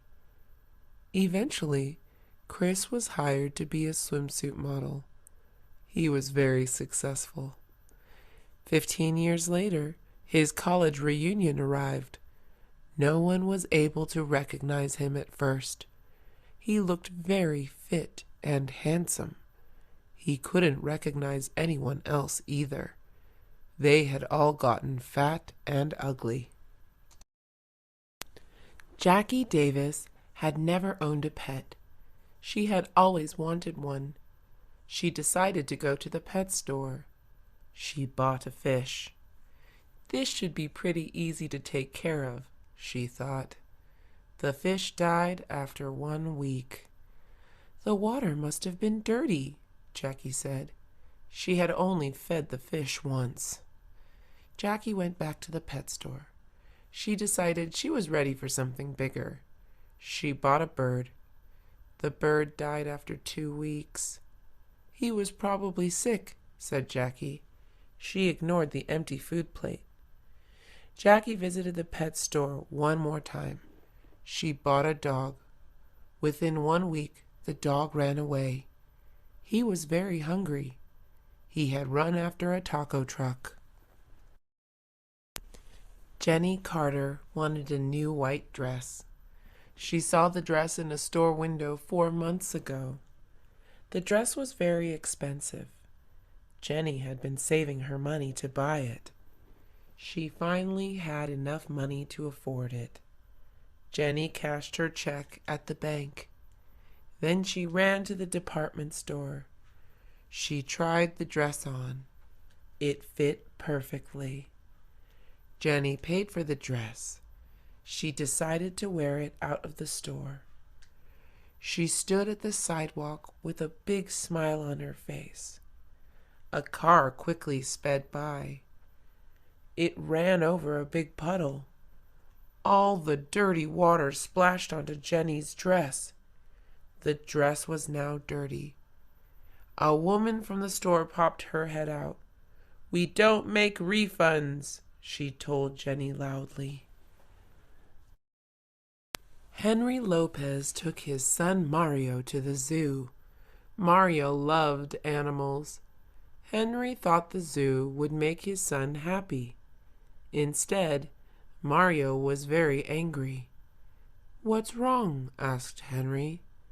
"All the animals look so sad," said Mario. "They want to be free, not stuck in cages." Henry was surprised. He looked at the tiger in the cage. Mario was right. Henry had never noticed how sad all the animals looked.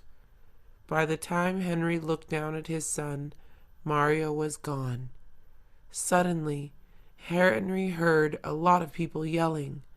Mario then came running proudly. "Don't worry, Dad," he said.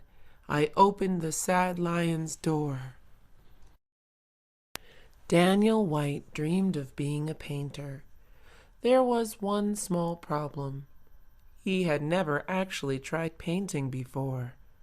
Still, he loved the idea of it. He was sure that he could be great at it. Daniel decided to take his first painting class. Painting turned out to be harder than he thought. All of Daniel's paintings looked terrible. For a whole year, Daniel practiced his painting skills. There was no large improvement. Daniel decided that it was time to give up his dream. "I'll just try something else," Daniel said to himself. "I've always thought I would make a great rock climber." Kelly Moore and her friends went to the beach. Kelly did not know how to swim. All her friends were having fun in the water. "Come in," they kept shouting. "Stop being a chicken," she heard them say. Kelly hated being teased. She finally decided to jump into the water. Right after she went in, a big wave struck them. Kelly panicked. She couldn't find the strong water. When she finally surfaced, she couldn't see any of her friends. The wave had pulled her away. Luckily, a surfer spotted her. He took her back to shore. The only bright side to her day was that the surfer had a great body. Annie Hall is 5'1". She weighs a little less than 110 pounds. Although she is 20, she looks more like a 12-year-old. Annie has an unexpected talent. She is a national champion at hot dog eating competitions. These competitions take place in carnivals around the United States.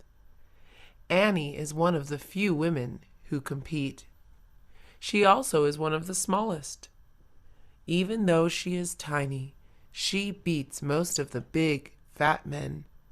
She can eat about 37 hot dogs in 12 minutes. "The men underestimate me," says Annie. "I love surprising everyone each time." Jason Parker was looking for a job. He had applied to 10 positions. Still, no one was hiring him. He didn't understand why no place wanted him. Jason had a positive and confident personality. His references proved he was reliable. He couldn't see anything wrong with himself. He asked his friends what they thought was wrong. "It's your beard," they all said. Jason didn't believe them. He thought his beard was attractive and manly. "It doesn't look good on you," his friend said. "You look homeless and dirty." After that, Jason shaved the beard off. He hated it, but he was hired in his next interview. Jason Hernandez was driving on the freeway. He was in a rush to get home. He needed to watch the baseball final. Suddenly, he saw flashing red lights behind him, and then a siren sounded. A policeman pulled him over to the side. Jason was terrified.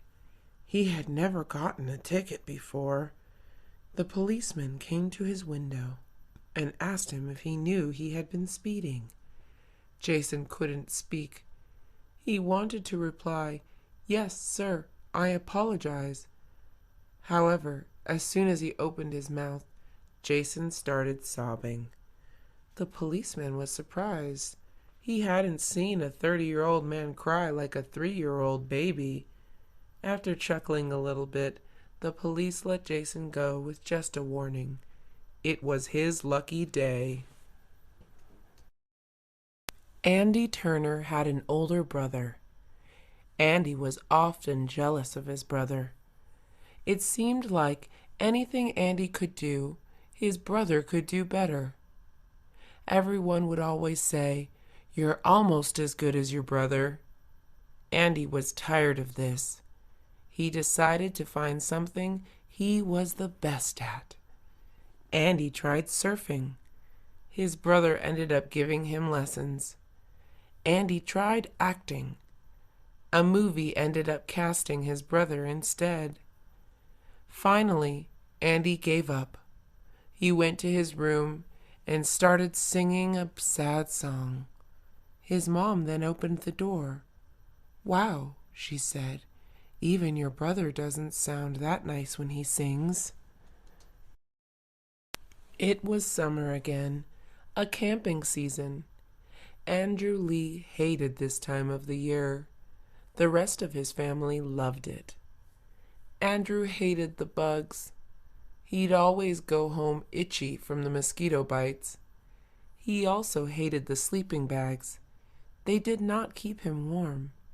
He would stay up all night freezing. Most of all, he hated the bears. He was always afraid of being attacked by bears. His father told Andrew to quit complaining. He gave him bug spray and a blanket. Then he took Andrew out for a walk in the woods. They lied down and spent the night looking up at the sky. The stars were beautiful. Andrew decided that camping wasn't that bad. Adrian Gonzalez was very tall. He also had huge muscles. It was clear he was a big, strong man. However, this big, strong man had a big fear. He was scared of the dentist. He had avoided the dentist for 10 years. Adrian wanted to keep avoiding it for the rest of his life. Unfortunately, his wisdom teeth were killing him. Adrian's wife was tired of hearing him complaining. "That's it," she said. "You're facing your fear tomorrow." It took 20 minutes to get Adrian to sit on the dentist's chair. However, Adrian doesn't remember anything after that. He had slept through his entire appointment. He then pretended not to remember crying the whole way to the clinic. Liz Adams had spent all day glued to her radio. Her favorite band was playing a show soon. A station was giving away free tickets. Liz was determined to win a pair. From 6 in the morning till midnight, Liz listened to the station non-stop. This went on for 4 days. Liz had to be caller 20 to win. On the last day of the contest, she finally got through. "You're the winner," said the radio host. Liz screamed with excitement. She also jumped uncontrollably. Her cell phone slipped from her hand. It landed in a big puddle. Hello? Asked the radio host. Oh, well, he said, I guess she didn't want the tickets. Thomas went camping with his friends. They thought they were prepared. They had packed their tents. They bought bug spray. They also had a lot of food. It wasn't until they were in the woods that Thomas noticed something. He had forgotten to pack a rope. The woods were full of bears. Bears can smell food from very far away. Rope is used to tie the food to a tree. This stops the bears from eating it. Don't worry, said Thomas. There probably aren't any bears here anyways. The boys went to sleep. When they awoke, all their food was gone. There were giant paw prints all around their tents. Mitchell was moving to college. Are you taking Buddy? Asked his mom. Buddy was his teddy bear. Mitchell did not know what to do. He loved Buddy. He had him since he was a baby. Buddy made him feel safe. Mitchell knew that he would be laughed at if he took Buddy with him. College men do not own teddy bears. It was time to say goodbye to Buddy. This broke Mitchell's heart. When the moving day came, he couldn't do it. Mitchell ran to his room and grabbed Buddy. He hid him in his suitcase. Then he hid him under his pillow at college. No one ever found out that Mitchell slept with a teddy bear. Summer was a month away. That meant the local pool was going to open soon. All the kids were excited, but Evan was not. Evan did not know how to swim. He signed up for swim lessons. He was very afraid of the deep water. Evan, said his teacher, you need to relax. Nothing will happen to you. Evan practiced every day. When the pool finally opened, all the kids ran inside.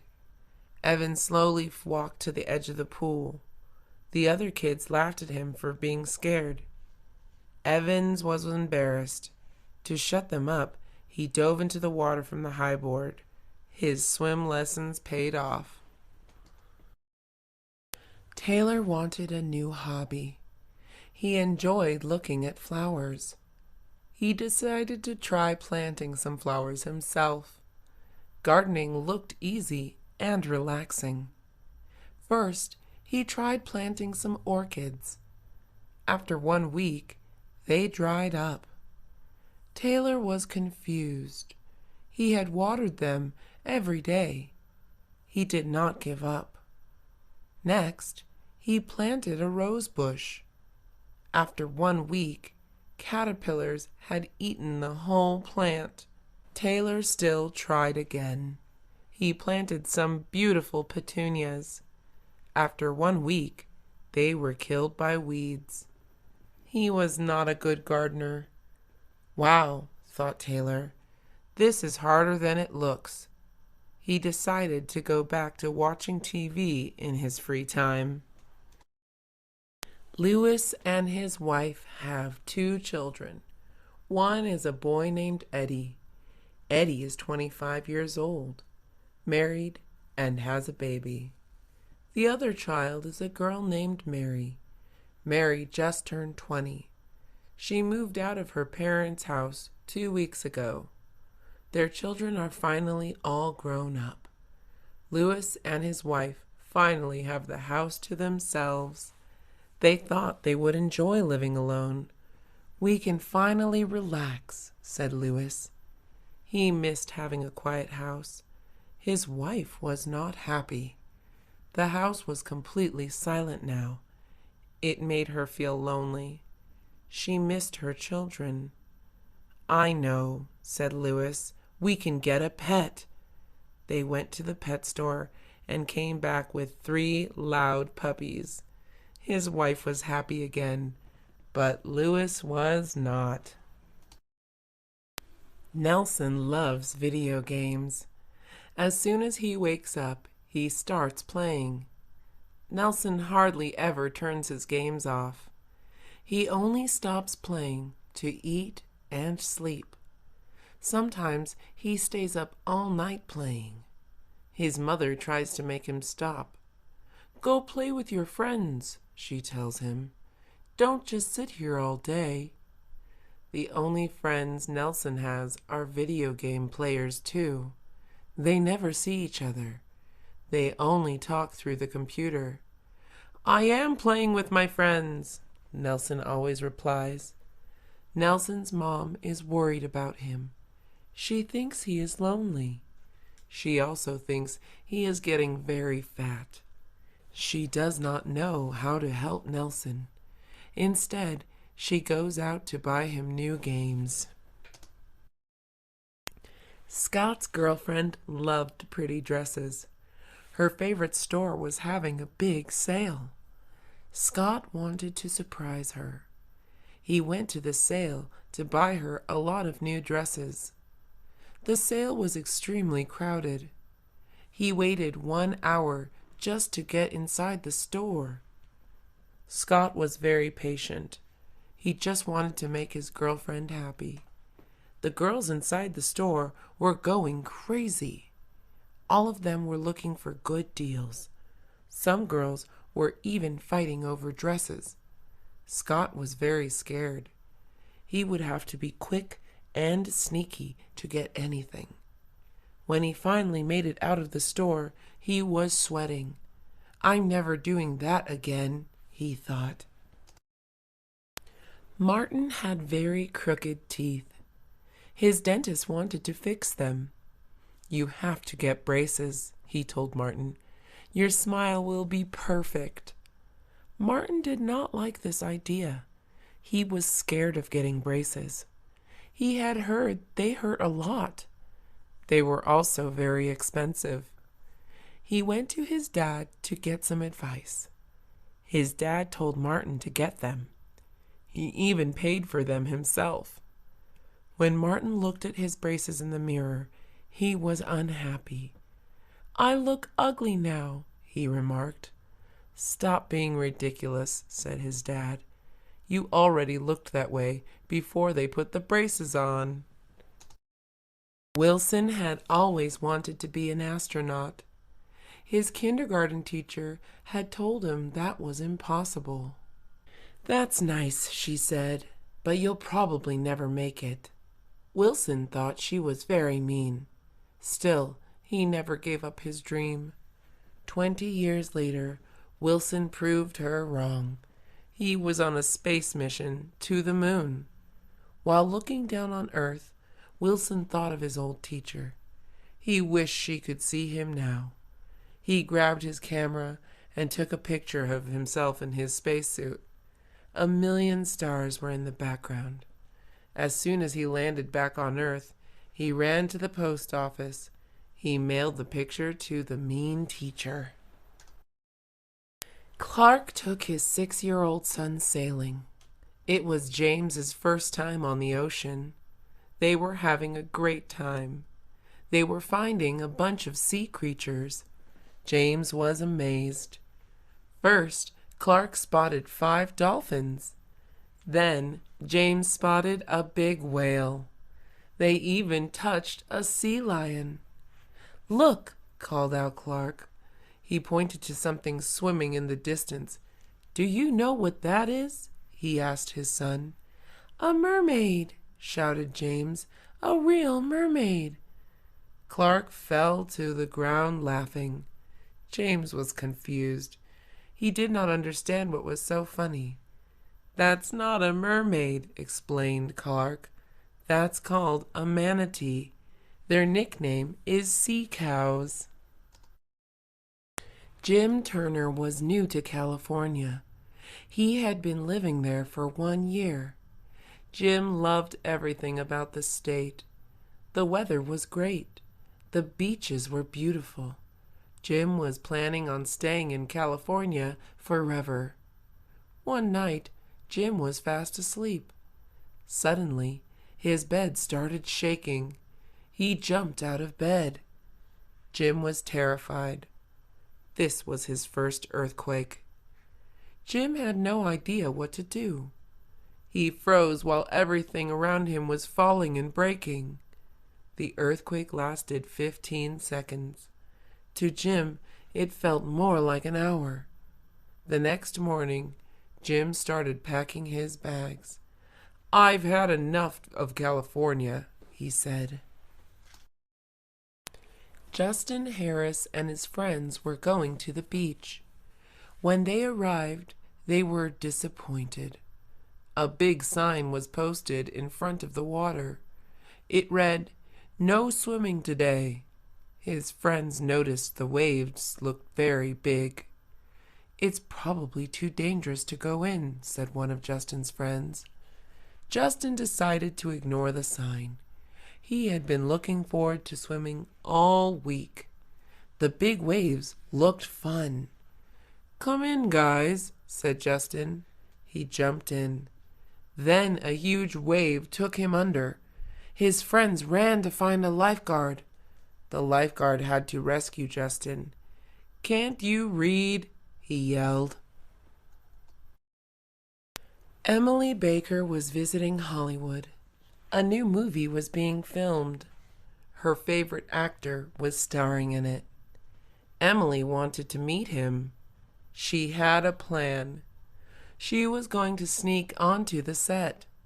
Then she would look for him inside. Emily knew that once they met, she could get him to fall in love with her. Emily arrived at the set. There were hundreds of girls standing around outside. All of them were dressed in black. Apparently, they had all come up with the same plan. It was time for a new plan. They didn't have to sneak in anymore. They could now fight past security together. Inside, they would find the handsome actor.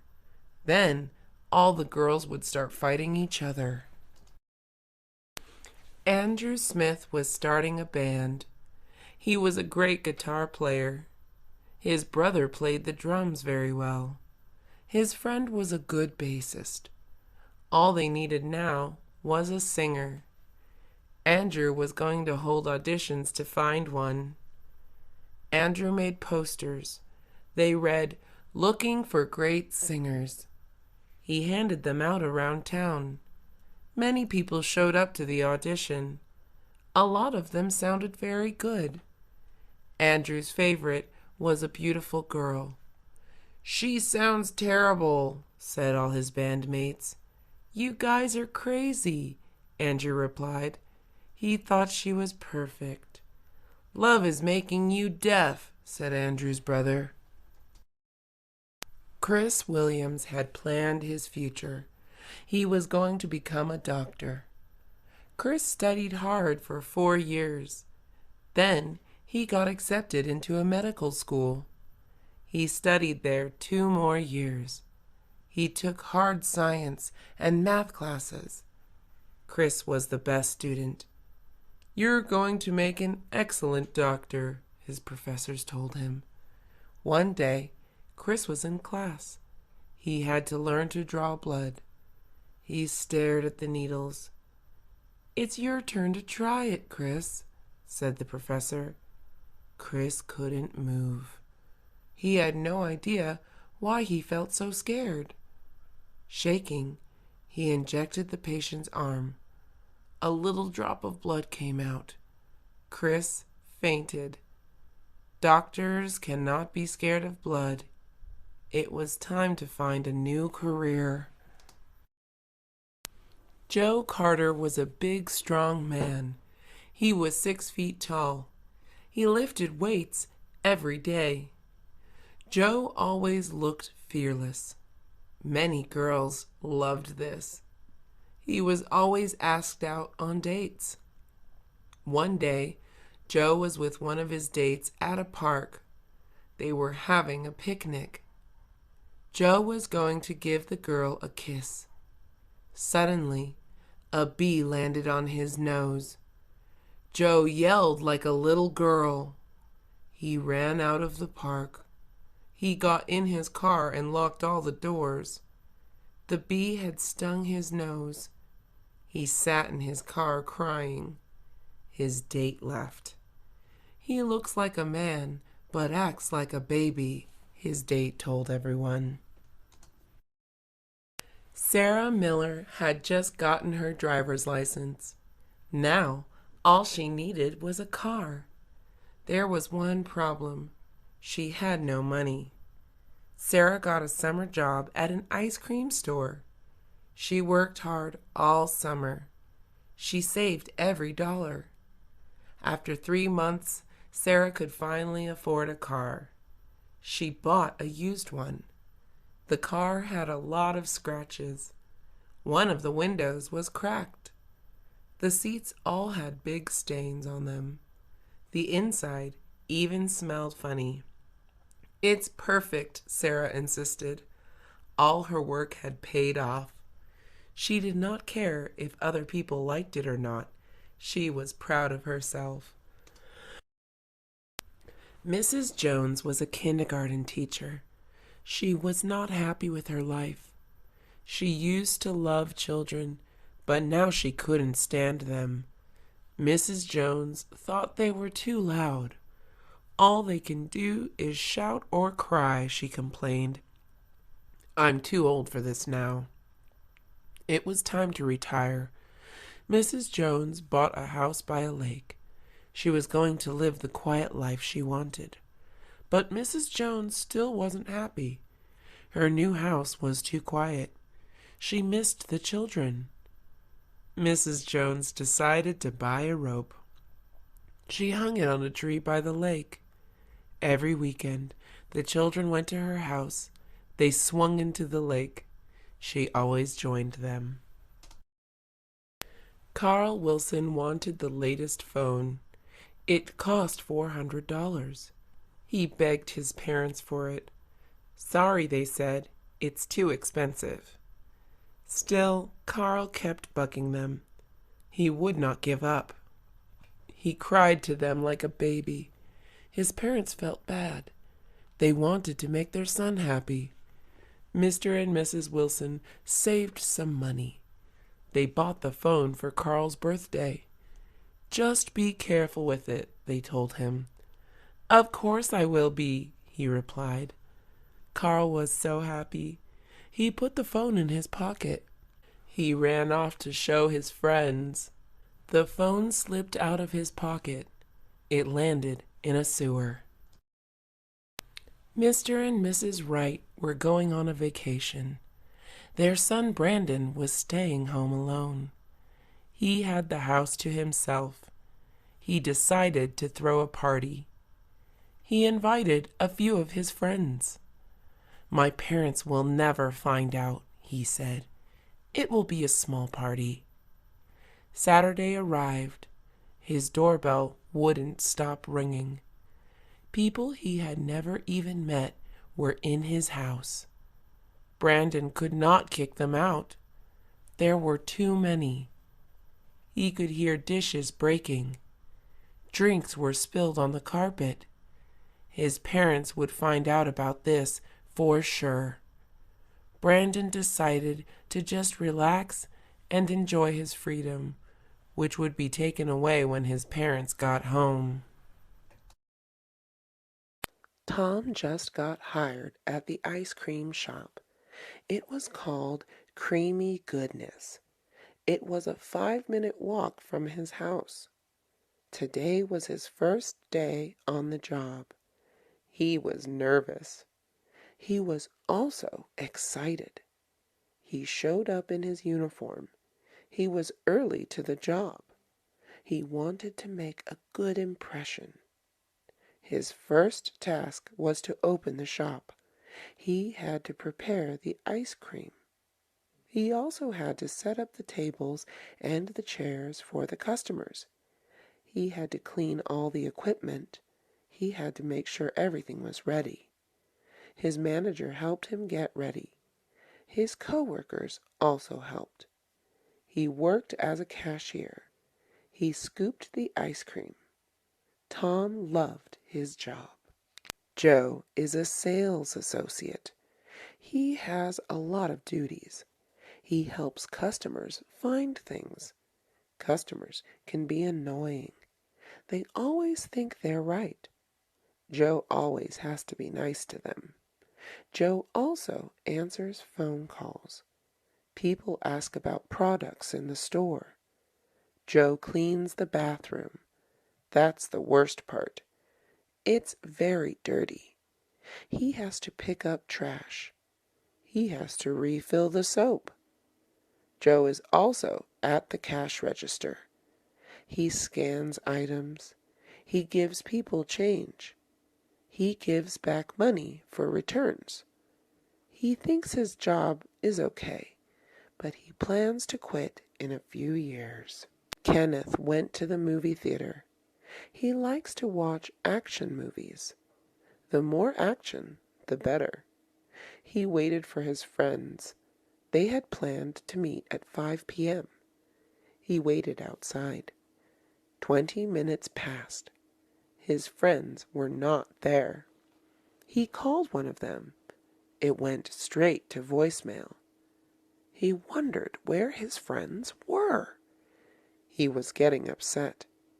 He called his other friends. They did not answer. He went back to the theater. He bought a ticket. He went to the concession stand.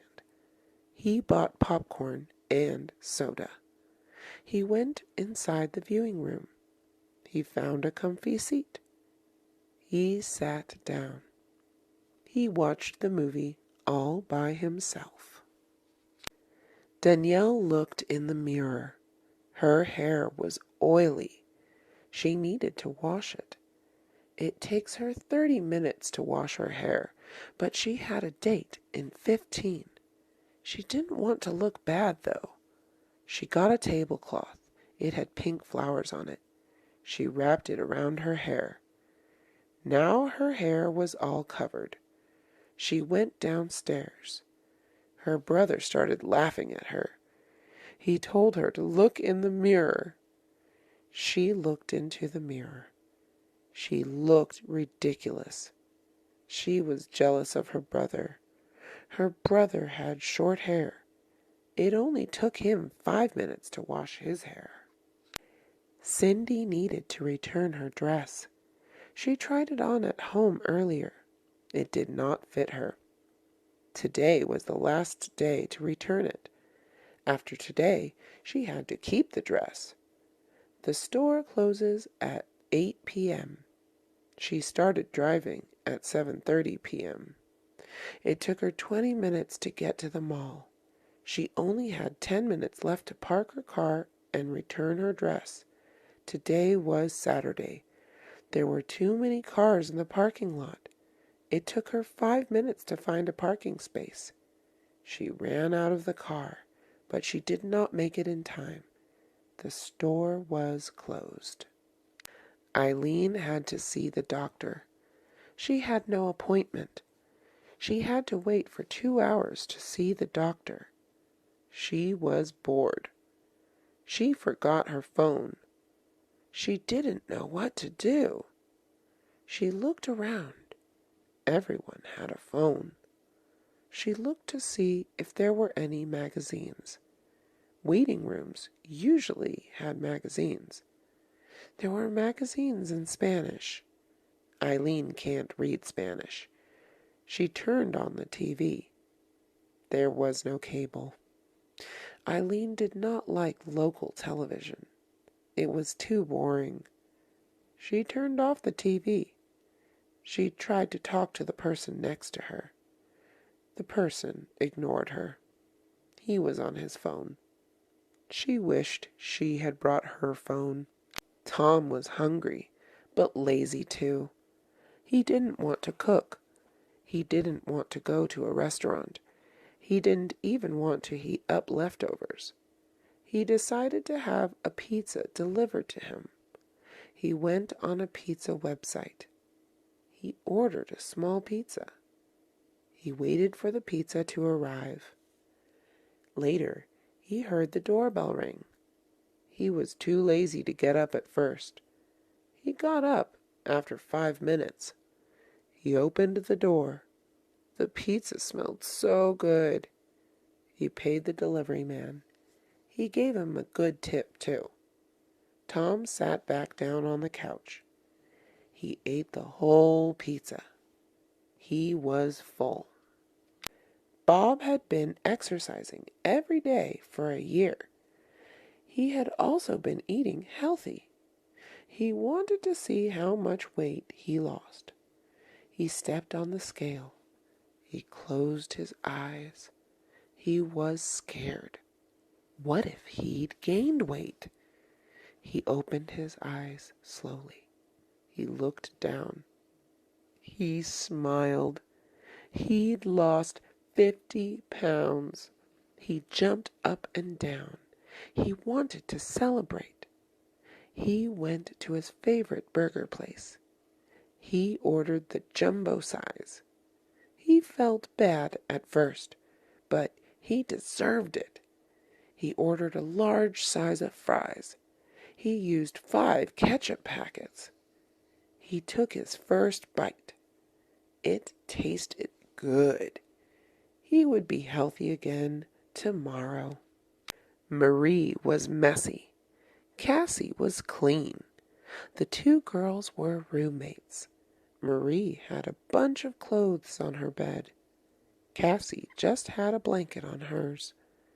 Cassie told Marie to put her clothes somewhere else. Marie ignored her. Marie had food from last week on her desk. It smelled bad. Cassie told her to throw it away. Marie said no. Cassie threw it away herself. Marie yelled at her. She was mad that Cassie touched her things. Cassie yelled at her back. She was mad at Marie for being messy. Marie left and slammed the door. Cassie was all alone. It was a good time to clean. Jessica was a college student. She did not know how to cook well. She does not have much time either. She is always busy. She has an important test coming up. She grabs a bowl of instant noodles. Instant noodles are easy to prepare. She rips off the lid halfway. She rips the seasoning packet. The seasoning is what makes the noodles taste good. She pours the seasoning on the noodles. She fills the bowl with water. She closes the lid. She puts the bowl in the microwave. She heats it up for 3 minutes. She sits down. She studies while she waits. She hears the ding. It's ready. Allison wanted to eat breakfast. She took a bowl from the sink. She opened the cabinet. There were 10 different cereal boxes. She got her favorite cereal box. It was the sugary kind. She poured the cereal into her bowl. She opened the refrigerator. She grabbed the milk carton. She poured the milk into the bowl. There was only a little bit of milk, though. It was not enough for her cereal. She couldn't eat cereal without milk. She groaned. She drove to the market. It was closed. She drove to another market. It was far, but it was open. She bought a gallon of milk. Finally, she could have a good breakfast. George and his friends went to the park. They first went on the swings. Everyone stared at them. They are already in college. They wanted to feel young again. A parent tapped George on the shoulder. It was a mother. She asked George to get off. George asked why. Because my little girl wants to go on, she replied. George turned to the side. There was a young girl. She was about 10 years old. George felt bad. He got off the swing. "Here you go, kid," George said. His friends laughed at him. George went on the slide. He felt young on the slide. Daniel goes to the library.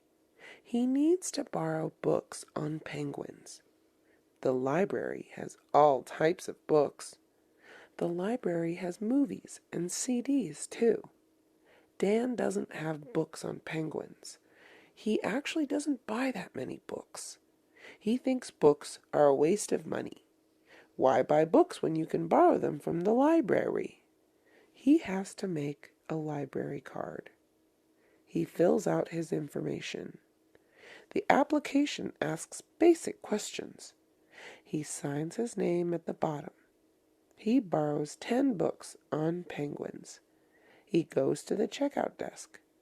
The librarian scans the books. He takes the books home. She had a lot of money. She was a generous woman. She was once poor. She understood what it was like. She wanted to help out. On Christmas Day, she handed out food to the poor. She made the food herself. She put a turkey leg, a scoop of mashed potatoes, and peas on a plate. She gave the plate to each homeless person she saw. The homeless people loved her. One homeless man even gave her a penny. She said to keep it for himself. She decided to do more. She gave $50 to every homeless person she saw. She felt good. He was a mean man.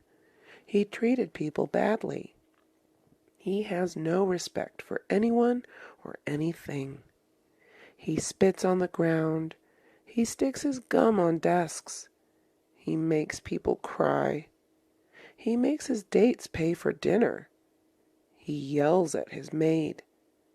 His wife decided to leave him. This changed him. He wanted her back. He became nice. He donated to the poor. He volunteered at the animal shelter. He gave compliments to people. He wrote a letter to his wife. He stuck pictures of himself doing good things on the letter. He sent it.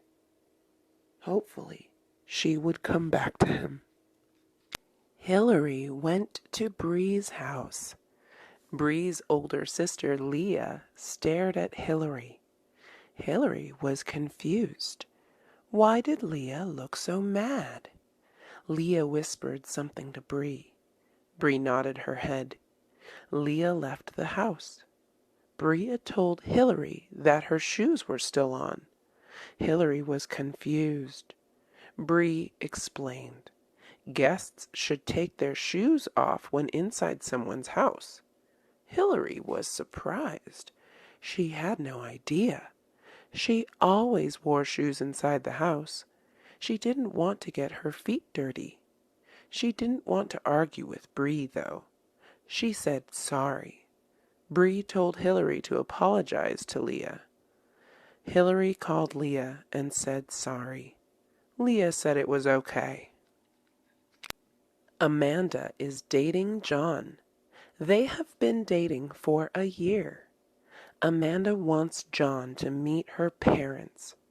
John does not want to. He has heard that they are mean. Amanda yells at him. John finally gives in. They go to Amanda's parents' house. John has presents for them. John gives Amanda's dad chocolates. Then he gives Amanda's mom flowers. They say thank you. They all eat dinner together. Amanda's mom asks John what he does for a living. John says he is an actor. Amanda's mom nods. She does not like that he doesn't have a stable job. She wishes that he was a doctor. She does not approve. Sylvia was reading a magazine. One of the advertisements caught her attention. It was her old friend Tina from high school. She was a model now. She looked amazing. Sylvia wanted to talk to Tina again. She checked her phone book from high school. She called Tina's number. Nobody picked up. She probably changed her number. Sylvia looked Tina up on Facebook. Almost everyone on Earth has a Facebook account. She managed to find her. Technology made everything so easy. Sylvia messaged Tina. Tina replied back. They made plans to meet at a cafe. Stephanie left her keys in the car. She has another set of keys at home. She called her brother.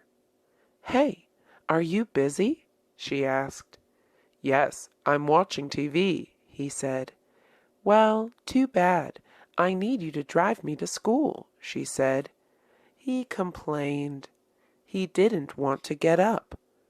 The movie he was watching was good. "Please, I'll clean your room for a week," she offered. "Deal.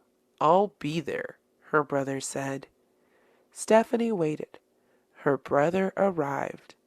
He came in his white truck. He gave her the keys. Stephanie opened the car door. The siblings drove back home. Carrie has too many clothes.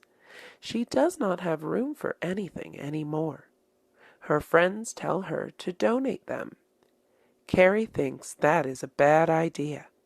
She thinks it is a waste of money. She wants to sell her clothes. Her friends tell her that is a bad idea. They think that no one will want to buy her clothes. They say her clothes are not in style anymore. Carrie ignored them. She took pictures of her clothes. She posted them on a website. 2 weeks passed by. Her friends were right. No one wanted to buy her clothes. Carrie decided to donate them. The soccer team had a potluck dinner. Each team member brought one kind of food or drink. There were 40 members. There were 40 different kinds of food and drinks. There were noodles, chips, soda, and burritos. At the end of the dinner, there were a lot of leftovers. "Anyone want to take food home?" the soccer coach asked. The players shook their head. They didn't like leftovers. "I'm just going to throw everything away then," the coach said. "No, that is such a waste. This could feed a family," said one of the players. The other members agreed. The coach had an idea. He drove to the homeless shelter. "Hi, I would like to donate all this food." Virginia wanted to hang out with Claudia. They had not seen each other in 4 years. Virginia called Claudia. "Hey, it's me, Ginny," she said. "Wow, I have not seen you for a long time," Claudia said. "Want to get lunch at IHOP?" Virginia asked. "I'm sorry, I have class," Claudia said. Virginia was sad. They said goodbye. Virginia went to IHOP with another friend. Before she went inside, she saw Claudia walk by. She was surprised. Claudia had lied to her. "I thought you had class," Virginia said. Did I say that?" she said. "Forget it. I would never want to hang out with a liar," Virginia said. Brandy was shopping. She saw a sign that said BOGO. She asked a worker what that meant. "It means buy one, get one free," she said. She thought that was awesome. What a good deal. She looked through the clothing racks. She found a shirt for $30. She had to find something else now. She saw a skirt she liked. It was only $5. That meant it wasn't worth it. She wanted to get 2 items that were similar in price, but she couldn't find anything. She looked for an hour. She found a pretty dress. She checked the price tag. It was $80. She was annoyed. She ended up buying the shirt and the $5 skirt. Susan and Felicity are going to play tennis at the park. They have been playing this month. They go to different schools. Susan goes to school in Canada. Felicity goes to school in the United States. They used to go to the same high school. They were on the tennis team. Now they only see each other in the summer. Susan visits the United States every summer. It usually does not rain in the summer, but it rained on the day they planned to play tennis. They were upset. They still met each other. They stayed in and talked. April is from Colorado, where there's a lot of snow. April does not like the snow, so she lives in sunny California with her mom. April's grandmother is 100 years old. She lives in Colorado. She is very sick. April's mom wants to see her. She wants April to go to Colorado with her. April really does not want to go. April gets a letter from her grandmother. Her grandmother says her last dying wish is to see April and her mother. April feels bad. She decides to go because she loves her grandmother. Zach won a ticket to an amusement park. He won it from a dance contest. He had years of experience, so it was easy for him to win. He packed up all his belongings to go to the amusement park. He was planning to meet his friends there. He got in his sports car. He drove to the amusement park. He went up to the ticket counter. "Welcome. May I see your ticket?" asked the employee. He reached into his pocket. Nothing was there. He started sweating. He emptied out his backpack. It was not there. He must have left it at home. Cynthia decided to make eggs for her daughter's birthday because it is her favorite food. She woke up her daughter. Her daughter rubbed her eyes and yawned. Cynthia hugged her and said, "Happy birthday." She gave her a food tray. There were bacon, pancakes, and eggs, of course. Cynthia's daughter looked at the eggs and said, "What is this?" "It's eggs, silly, your favorite," Cynthia said. "It doesn't look the same," her daughter said. Cynthia explained that you could make eggs in many different ways. Her daughter had only ever eaten them scrambled. Cynthia fried the eggs this time. Her daughter took a small bite. "Delicious," she said. Corey was poor. His parents had recently divorced. He lived with his dad. His dad only makes $9 an hour. Corey had 4 other siblings. Rent was expensive. Electricity was expensive. Water was expensive. Everything was expensive. Corey was so hungry, he decided to steal. He knew it was bad, but he was poor. He saw a delicious-looking apple. He looked around him. No one was looking at him. It was safe to steal. He put the apple in his pocket. He walked towards the store's exit. A moment later, he walked back to the apple section. He put the apple back. He did not want to be a bad person. Stealing is wrong. Veronica is 21 years old. She has not had a driver's license yet. Her friends make fun of her. She does not care. She loves walking. She can walk fast. She can walk for hours. She walks to school every day. She walks to work every day. She walks to the market when she needs to. She does not get tired easily. She thinks walking is very relaxing. Running is a different story. She does not like to run. Running is tiring. Her stomach hurts when she runs. Veronica's new job is far away. She still won't get a car. She plans to take the bus. Gina recently moved out of her parents' place. She was excited and scared. She lived with her parents for over 18 years. Her parents used to cook for her. Now she must cook for herself.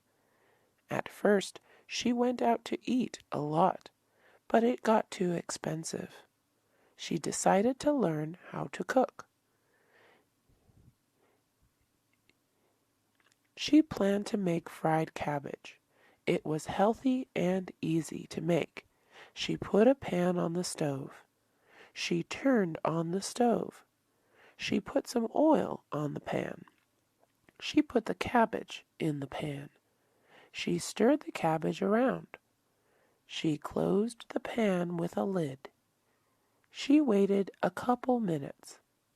It was ready. America is so big. It has 50 states. Some states are bigger than other countries. Texas is the biggest state in America. Texas itself is bigger than France. People sometimes consider states as countries because they are so different. Even cities can be very different from each other. Los Angeles and Bakersfield are both in California.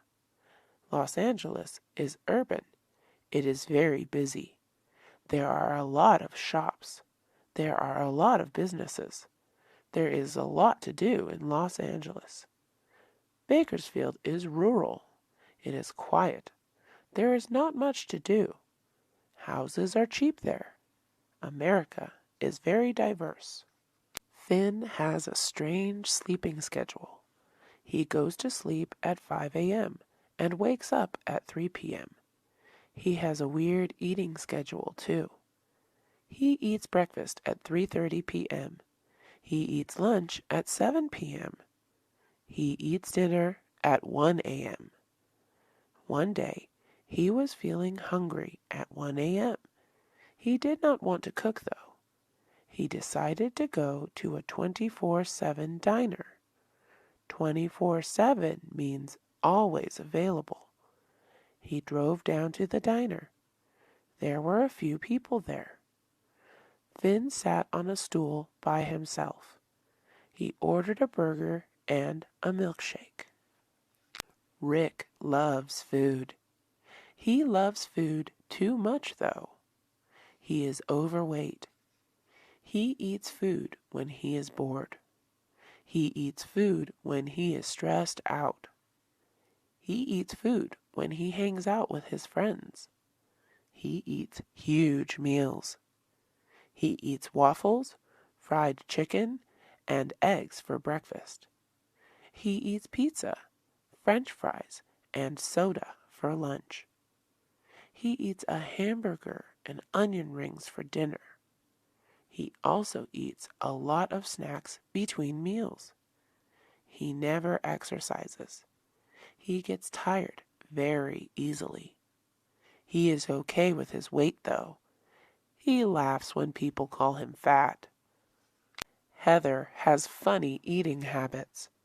She likes soggy cereal, so she waits 10 minutes after she pours the milk. She eats pizza with a fork and knife. She eats French fries with chopsticks. She drinks ketchup from the packet. She puts ketchup on her chips. She likes to eat mustard with dumplings. She likes to eat pizza cold. She likes to eat melted ice cream. She likes eating seeds. She likes eating bananas with pretzels. She is not shy to eat weirdly around her friends. People usually stare at her, but Heather does not care. Rosie went to the supermarket. She wanted to buy milk, cereal, and chicken. She took a shopping cart. She went to the meat aisle. She grabbed a pack of chicken and put it inside the shopping cart. She went to the dairy aisle. She grabbed a gallon of milk and put it inside the shopping cart. She went to the cereal aisle. She grabbed a box of sweet cereal and put it inside the shopping cart. She saw a long line of people. She was curious what they were lining up for. She looked at the front of the line. They were giving out samples of pizza. Samples are free. There is always a line for samples. Rosie decided to stand in line too. Diane wanted to get Tina a gift. She wanted to get Tina something meaningful. At first, she wanted to buy her something. She knew Tina wanted a designer bag for a long time. Diane did not think it was meaningful enough. She wanted to give something that came from the heart. She decided to make a photo collage. She got old photos of them over 10 years. She cut them out and glued them on a cardboard piece. It was not expensive to make. Diane wrapped the gift up. She gave it to Tina. "I hope you like it," Diane said. Tina opened it. She stared at the collage. Diane could tell she did not like it. Tina smiled. "Love it," she said. "I can tell you're lying," Diane said. "Fine, I just thought you would give me something better," Tina said. Jacqueline had an event to go to. It was a reunion with her high school classmates. Everyone would be there. She wanted to look great and impress them. She bought an expensive dress. It was red and sparkly. It cost $500. She was planning to keep the tag on because she wanted to return it after the reunion. She went to the reunion. Everyone looked at her. She stood out. Everyone was dressed in pants and shirts. Someone was even wearing pajamas. Jacqueline felt embarrassed. People complimented her, though. She tried to forget about it. She started talking to her old classmates. Then she felt a cold splash on her. Someone had accidentally spilled cranberry juice on her. She could not return the dress any more. Karen looked out the window. There were drops of water on the window. It was starting to rain. Dogs began barking. The clouds started getting dark. Karen had planned to play soccer with her friends. She had to cancel the plan. She was sad at first. She then started to read her book. Rainy weather was the perfect time to read. She made herself a cup of hot chocolate. She sat on her couch. She put a blanket over herself. She opened her book. It was interesting. She read 100 pages in an hour. She heard her phone ring. "Karen, let's go play soccer. It stopped raining," her friend said. Karen did not want to go anymore. She wanted to read her book. "I'm going to stay in," Karen said. She continued reading. Maya likes to save money. She likes wholesale stores better than markets. Wholesale stores sell things in large quantities for a lower price. They have things like a gallon of mustard. A regular market only sells a bottle of mustard. Maya wants to buy apples, ketchup, and chips. The apples come in a pack which has 20 apples. The pack costs $6. That means each apple is only 30 cents. At the market, each apple costs 40 cents. Maya's husband does not like wholesale stores. He gets tired of things easily. He would rather buy fewer apples for a higher price. Maya, we can't finish 20 apples before they go bad, her husband said. Of course we can, Maya said. Marina likes clothes. She likes being unique. A lot of girls in her school shop at the same stores. Marina hates to have the same outfit as another girl's. That is why she shops at thrift shops. A thrift shop sells things that people donate. They are usually clothes that have been worn before. Sometimes there are stains and holes in the clothes. They are very cheap. Marina enjoys looking through clothing racks. She usually finds at least one thing she likes. Last weekend, she found a dress. It was black and long. She thought it would be good to wear to a fancy dinner. Kaylin went to the library. She needed to get books for her project on Barack Obama. She found his biography. It was a heavy book with a lot of information. She flipped through the pages. There were some nice pictures of Obama. The book seemed helpful. She put it in her basket. She found the movie section. She decided to check it out. She could borrow a movie for 3 days for free. It would cost $3 to borrow a movie for 7 days. She picked a movie about a girl with diabetes. She put it in her basket. She checked out the book and the movie. Kenneth is a good tennis player. He has been playing since he was 7 years old. He is now 16 years old. He competes against other players all around the country. They are also very good. He is competing against the best teen tennis player tomorrow. He is nervous. He has heard rumors about him. The other player is named Antonio. Antonio is mean. He is very competitive. He is not afraid to hurt people. He has punched someone before. Kenneth told his dad he wanted to quit. Why? You have been doing so well, Kenneth's dad said. I'm scared of Antonio, he said. Never give up, Kenneth's dad said. Shirley is a very picky eater. She does not eat anything with cheese. She does not like chicken or pork. She does not like trying new things. One day, Shirley went to her friend's house. Her friend's dad made them a Cambodian dish. Shirley was used to eating American food. I can't eat this, Shirley said to her friend. You have to. My dad made it for you, she said. Shirley felt bad. She grabbed her fork. She slowly stuck it into the food. She ate slowly. It was surprisingly good. She finished her food in 5 minutes. Wow, I will get you another plate, her friend's dad said. Charlie was camera shy. He did not like having his photo taken. He often ran away from a camera. Charlie and his friends were in Hawaii.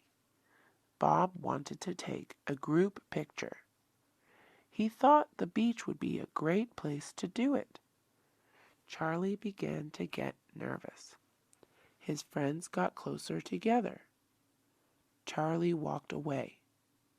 Charlie, come on, they said. Charlie ignored them. Bob put his camera down. He ran after him. Charlie, you know why pictures are important? He asked. Charlie shook his head. When you're old, you and your kids will want to see how you looked like when you were young, Bob said. Jane and Tara went to the beach. It was hot. The sun was out. The sky was clear. Jane put on some sunscreen. She put it on her arms, legs, and face. She did not want her skin to burn. Her sunscreen was SPF 50. That means Jane can stay in the sun 50 times longer than she could without it. With SPF 50, Jane probably will not get sunburned. She asked Tara if she needed any. No, I'm okay, Tara replied. Jane warned her that she would get burned. Tara ignored her. When they went back home, Tara just got tanner. She didn't get burned. Some people don't burn. Tyler has had a red Honda for 20 years. A lot of bad things have happened to his car. There are a lot of scratches. Most of them are from hitting the curb. Someone also keyed his car. The red color has faded. The heating and cooling systems are funny. When it is hot outside, only the heater works. When it is cold outside, only the air conditioner works. The windows only open halfway. Only the country music station works. The windshield wipers scratch the windows. The car has to be manually locked.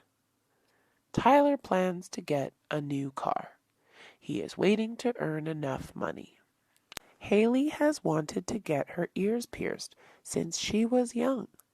Her parents have never let her. They don't like how it looks. They tell her she can pierce her ears when she doesn't live with them anymore.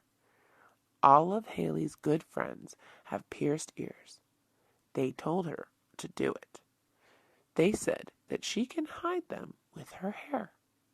Haley didn't want to be anxious all the time, though. If she pierced her ears, her parents would get mad. That was it. They could not be mad forever. Haley took a deep breath. She pierced her ears. Hannah, Stephanie, and Erica went to the zoo. They saw a lot of cute animals. There were giraffes, which have long necks. There were monkeys, whose faces look like human faces. They eat a lot of bananas, though. There were horses, which have nice hair. There were koalas. They were sleeping. There were pandas. They were big. There were iguanas. They look funny. There were bears. They look soft. Hannah, Stephanie, and Erica wanted to touch the animals. They could not. They could only take pictures. Susie likes to eat chocolate. She really likes chocolate with caramel. Her mom gives her a chocolate bar. Susie is happy. She bites the bar. It is tasty. She starts to get thirsty. The chocolate is too sweet. Mom, can you get me a drink? She asks. Her mom gives her a drink. Susie drinks it. It is chocolate milk. Too sweet, Susie yells. You never said what kind of drink you wanted, her mom says. Susie gets up from her seat. She grabs a water bottle. She drinks a lot of water. Much better, she says. She continues eating the chocolate. Chuck has really white teeth. He has never had a cavity before. He takes good care of his teeth. He brushes his teeth with whitening toothpaste for 5 minutes. He brushes in a circular motion. He does not forget his tongue. Afterwards, he uses minty mouthwash. He rinses his mouth with it for a minute. It burns a little bit. Finally, he flosses between every tooth. He does this process after he eats. He even does this after eating a snack. He brings his teeth cleaning supplies everywhere. He even brings them to school. Katie wants a lot of things that are hard to get. She wants to be President of the United States when she is 35. She wants to go to Harvard. She wants to get 1 million friends. She wants to have 10 more siblings. She wants to be a belly dancer. She wants to travel all over the world. She told her mom about all her dreams. You should be more realistic, her mom said. But I want to be amazing, Katie said. Start small, her mom said. Katie ignored her mom. Nothing was impossible. The word impossible even says, I'm possible. Donna's birthday was coming up. Her friends asked her what she wanted. Donna said to get her nothing. She did not want to owe them anything. Her parents asked her what she wanted. Donna told them not to get her anything. Are you sure? Her mom asked. Donna said yes. Donna's parents and friends did not believe her. They thought she was just being modest. They got her presents, anyways. Donna's mom gave her a diamond bracelet. Her dad gave her flowers. Her friends threw her a surprise party. Donna said thank you. Donna was a little disappointed, though. She did not have much fun at her surprise party. Arthur and Betty used to go to the same high school. After high school, they went to different colleges. They still wanted to date, though. Arthur lives in California. Betty lives in Massachusetts. They talked to each other a lot. They talked on the phone. They sent letters. They sent photos of what they were doing to each other. They talked to each other on FaceTime, too. It was hard, though. Arthur and Betty had to deal with the time difference. Massachusetts was 3 hours ahead of California. Sometimes Arthur forgets to call. He tried to talk to her at 11 p.m. California time. It was 2 a.m. in Massachusetts, though. They miss each other a lot. Sarah was very excited today. It was the first time she was going to ride a horse. Her uncle took her to the stables where the horses were. Horses have always been her favorite animal. When she saw the horses, her heart was filled with excitement. She picked one of the horses to ride. She got her equipment. All laced up and ready to go, she got on the horse. At first, the ride was bumpy. Soon enough, she got the hang of it. She felt like she was flying. When it was time to leave, all she could think was when the next time was going to be. John was playing a new game on his computer. The game was intense. He was on the final level. A monster came out of nowhere and attacked his character. He lost. John got very angry. He slammed his fist into the computer. The computer went black. "Oh no!" John screamed. The computer was now broken. John had to tell his parents. They were very upset with him. They took the computer to the shop the next day to get it fixed. John felt very bad. He learned not to take his anger out violently. He stopped playing the game.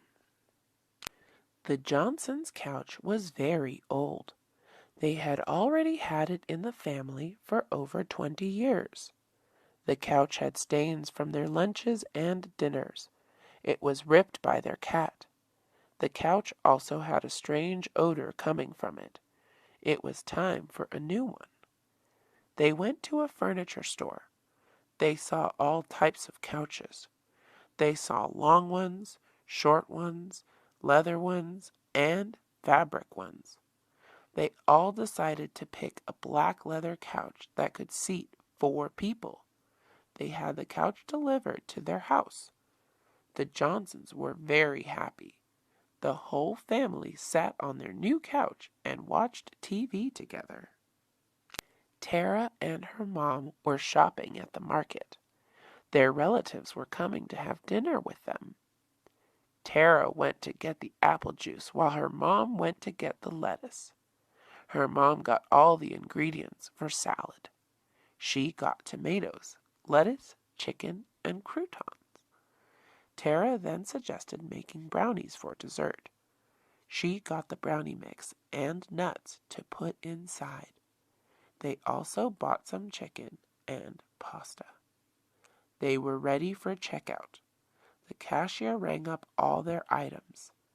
They paid for their food. After putting all their food in bags, they left the grocery store. They were ready to begin preparing their dinner. Samantha could not see clearly what the teacher wrote on the board. She told her mom about it. Her mom told her it was time to get her eyes examined and get new glasses. She went to her eye doctor. After waiting for her name to be called, she saw the doctor. The eye doctor tested her eyes out. Samantha picked out a frame. She tried the new glasses and saw perfectly. The new glasses were ready for her to pick up. She was excited. The next day in class, she was able to see everything clearly. Samantha now remembers to check her eyes every year. Kathleen wanted to see her favorite band. They were performing in her city. The concert was in a couple of months. The tickets went on sale online an hour ago. She was asleep when the tickets were on sale. When she woke up, the tickets were all sold out. Kathleen was sad that she could not see her favorite band. She sat in her bed, listening to their latest album. She was mad at herself for falling asleep. Later on, her friend came over. Her friend told her she bought tickets for her. Kathleen was super happy and hugged her friend. She was excited to go to the concert with her friend. It was the last day of the summer day camp. It was hot, almost 100 degrees. The counselors needed a way to cool off the kids. After talking, the counselors decided to give out snow cones. The snow cones would be made out of ice and syrup. There were different flavors: strawberry, blueberry, and raspberry. Some kids got one flavor. Some kids mixed them together. All the kids loved the snow cones. It was a fun day. Everyone enjoyed their treat. Snow cones were a success. After the kids had their snow cones, they went to the playground. The snow cones helped cool them off. Brad and his friends needed something to do. They had no idea what to do. It was a Saturday morning. Brad's friend Jeremy suggested they go rock climbing. None of them had ever been. Brad agreed and said it would be a good idea. They drove to the rock climbing place. They paid $10 to go inside. They saw all the walls and harnesses. Brad and his friends got excited. They started to get all their equipment. They raced. Jeremy was the first one to climb the whole wall. All of them had tons of fun. They did not want to go home. Sol and Victor decided to go hiking. Today was a perfect day for hiking.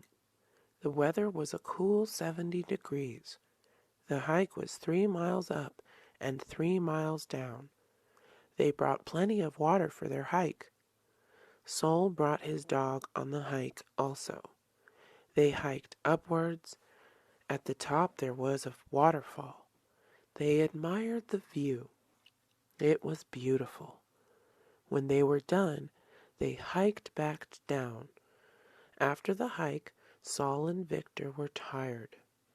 They decided to get a healthy fruit smoothie. They went back to Victor's house and made smoothies. Today was a nice day. The weather was great. It was a good time to go to the beach. Andrea decided to go surfing. She went with her family. Andrea and her family drove down to the beach. When she got out of the car, she headed straight for the water. The water was cold at first. The waves were great as the wind was perfect. After surfing, she ate lunch with her family. They grilled hot dogs. Andrea loved surfing. Today was a fun day for her. Her whole family had a great time surfing. She felt good spending time with her family. It was a hot summer day. The sun was burning. It was over 100 degrees. The kids did not want to go outside. Everyone stayed inside. Everyone turned on their air conditioner. Some people turned on their fan. Everyone drank a lot of water. This was the hottest day of the year. All the kids were sweating. The parents were exhausted from the heat. Lots of people decided to go to the beach swimming. The water helped cool them off. There were a lot of kids who went swimming. They had fun. The hot sun was not so bad. They wore sunscreen. The sunscreen helped protect them. They did not want to damage their skin. Emily was a lifeguard at the local pool. Her job was to make sure the kids were safe. She had to watch the pool. She had to save kids if they were to drown. Emily had to know how to swim well. She also had to know CPR. She had to make sure she was always watching. She had to be aware of everything.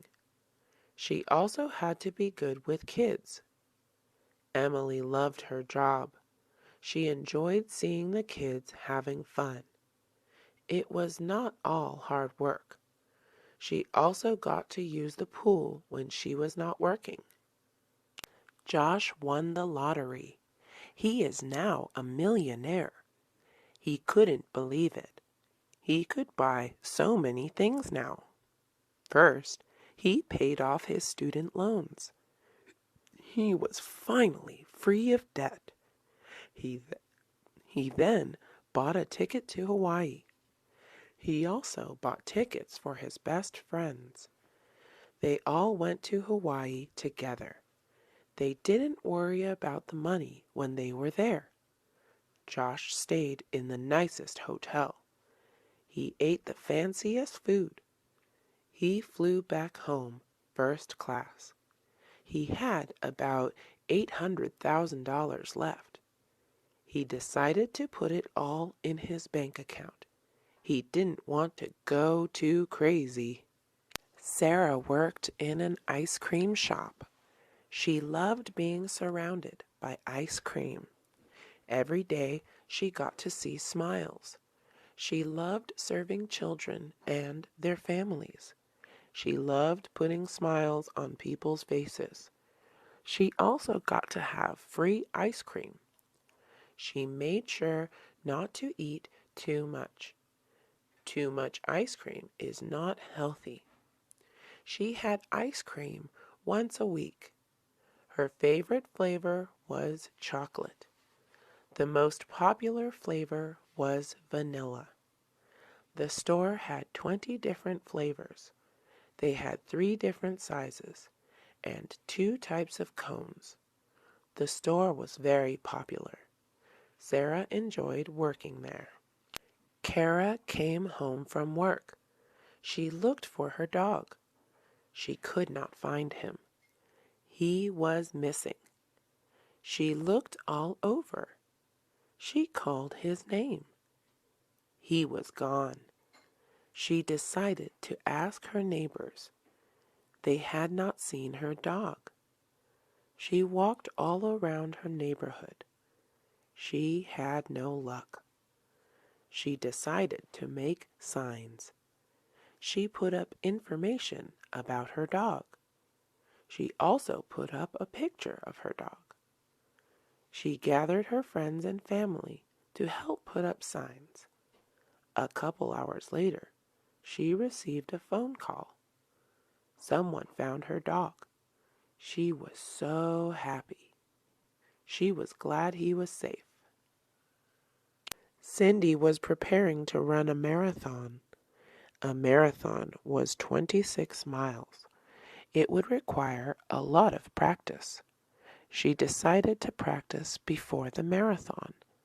She started out with running 5 miles a day. Each day she added 1 mile. Soon she was running 26 miles. She was ready now. She prepared for the day. She ate healthily. She had cereal in the morning. She had a salad for lunch. She had chicken and rice for dinner. She also ate protein bars. The 26 miles would take a lot of energy. On the day of the marathon, she wore comfortable running shoes. She made sure to wear athletic clothes. It was a normal day. Suddenly, all the lights went out. It was a blackout. Sam looked out his window. The lights were out on the whole street. He went to get candles. He lit up the candles. The blackout lasted for several hours. He had a paper due tomorrow. He had to write it out tonight. He used the candle. His parents found some flashlights to help. The blackout was not so bad. Sam got to see how life was without electricity. He finished his paper much faster than he would have with the distractions of technology. Everyone had to perform a dance. It was for the performance next Friday. The performance was called Dance for Arthritis. It was to raise money. Each ticket was $5. The money would be donated to help treat arthritis. Joey wanted to help. He did not know how to dance, though. He was afraid of embarrassing himself. He decided to watch videos. He tried to teach himself. He could not do it. He finally decided to ask his friend. His friend was an expert on dancing. He taught him different dance moves. After they practiced, Joey was ready. He was excited to help the cause. Jim worked at a clothing store. He had been working there for 2 years. He saw a flyer in the break room. It was an announcement that they were looking for a new supervisor. Jim wanted to move up. He decided to apply for the position. He filled out the application. 1 week later, he had an interview. Jim was confident and did well in the interview. After a week, he heard back. He had gotten the position. Jim loved his new job very much. He was happy about his promotion. He began to think of ways to help the store. Tom had an old car. He had the same car for 20 years. One day, his car broke down. He could no longer drive it. He decided it was time for a new car. He went car shopping. He brought his brother along. He asked the dealer to show him around. Tom was looking for something affordable and dependable. He wanted a medium-sized car. He wanted a car with 4 doors and 5 seats. He spent hours looking at cars. He finally decided on one. Now he had to figure out the price. The dealer gave him a good price.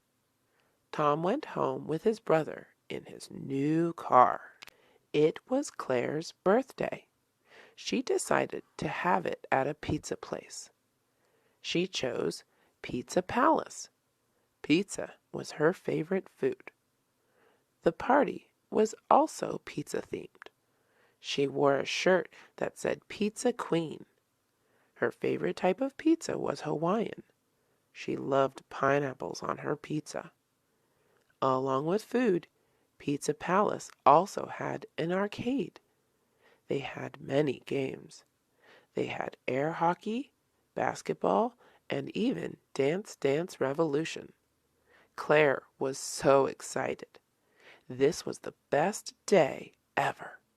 She loved spending time with her friends. Claire had a fun time. She could not wait for her next birthday. Sam never knew how to cook. She was going to be living by herself. She decided it was time to learn. She bought books on how to cook. She also watched videos online. She decided to start simple. The first thing she decided to learn was pasta. The first thing she did was to boil hot water to cook the pasta. She then made the sauce for fresh tomatoes. She added pepper and chilies to add more flavor. She also added cheese. After it was done, she ate it. She was excited to eat what she made. It did not taste that good. It was not horrible, though. She decided that she needed more practice. Alan works at the library. He is a librarian. His job is to help people check out books. He also helps them find books. He loves working with people. His favorite job is talking to people about books. Every week, he holds a book club. He also helps shelve and organize the books. Alan's favorite type of books are fantasy books. He loves sharing his views on books with others. The library is like his second home. He hopes that people enjoy their time as much as he does. Books are his escape from his problems. The library is open to everyone. He likes working with all types of people. Lillian had a twin. Her twin's name was Yvonne. Although they looked alike, they were nothing alike. They had complete opposite personalities. Lillian loved art. She loved painting and drawing. She spent most of her days listening to music and drawing. She was also messy. Everything in her room was disorganized. Yvonne loved reading. She loved writing stories and figuring out problems. She spent most of her time reading. She was also very organized. Lillian was more creative. Yvonne was smarter. Both of them were similar, too. They both loved playing sports. They both were on the tennis team. Hugo was visiting America. His brother lived in America. He came to see his brother. Hugo knew a little English, but he did not speak English very well. His brother's name was Pablo. Pablo was showing him around America. He took him to the best places to eat. He took him to all the famous sites. They went to New York, California, Washington, and Pennsylvania. Pablo took him to a lot of museums and gardens. He also showed him stores and libraries. Hugo had a great time. He did get a little homesick. Today at work, they were giving away free pretzels. They had a free pretzel day to reward all the workers. They were all excited. Everyone loved the free pretzels. They had different types of pretzels. They had cinnamon pretzels. They had salt pretzels. They had plain pretzels. The most popular were the salt pretzels. They also had toppings. You could add chocolate. You could also add almonds and icing. The pretzels made everyone motivated to work. After the pretzel, everyone was energized. The pretzel day was a big success. Paul was getting braces. He was turning 13. His parents decided it was now a good time to get braces. Paul had an overbite.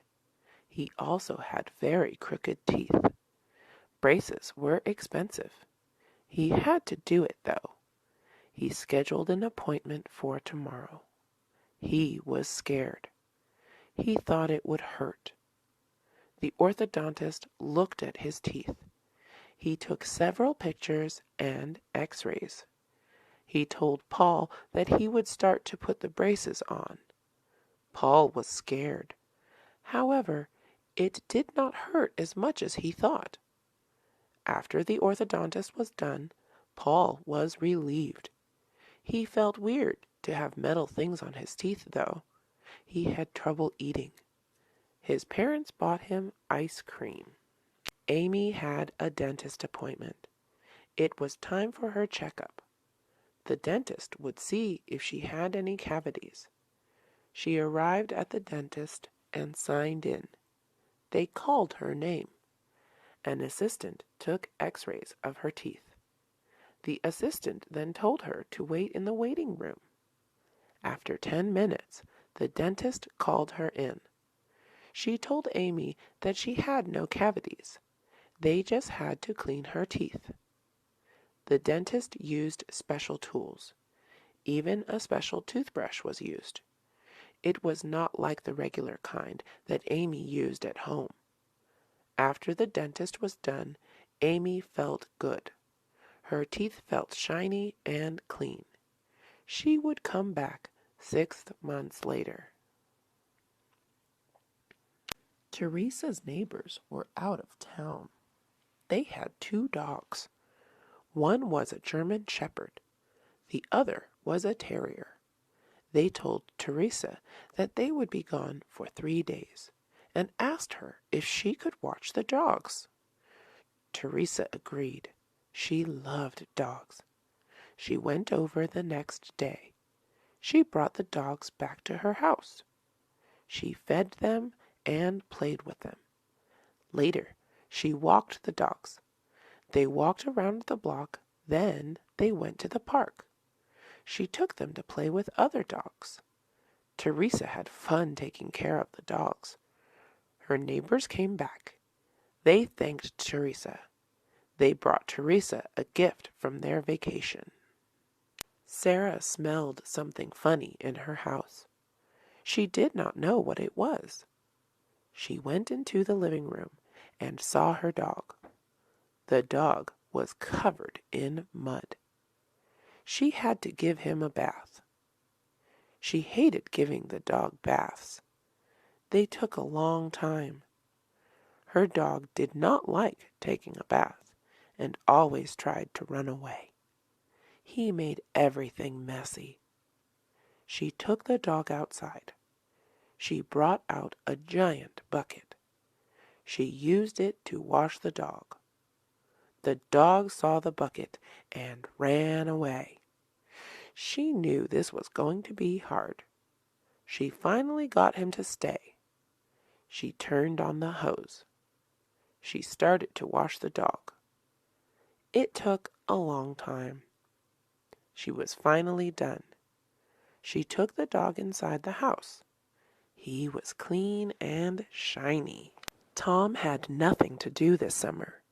His mom told him that he could not just stay at home. He was also tired of staying at home, so he decided to volunteer.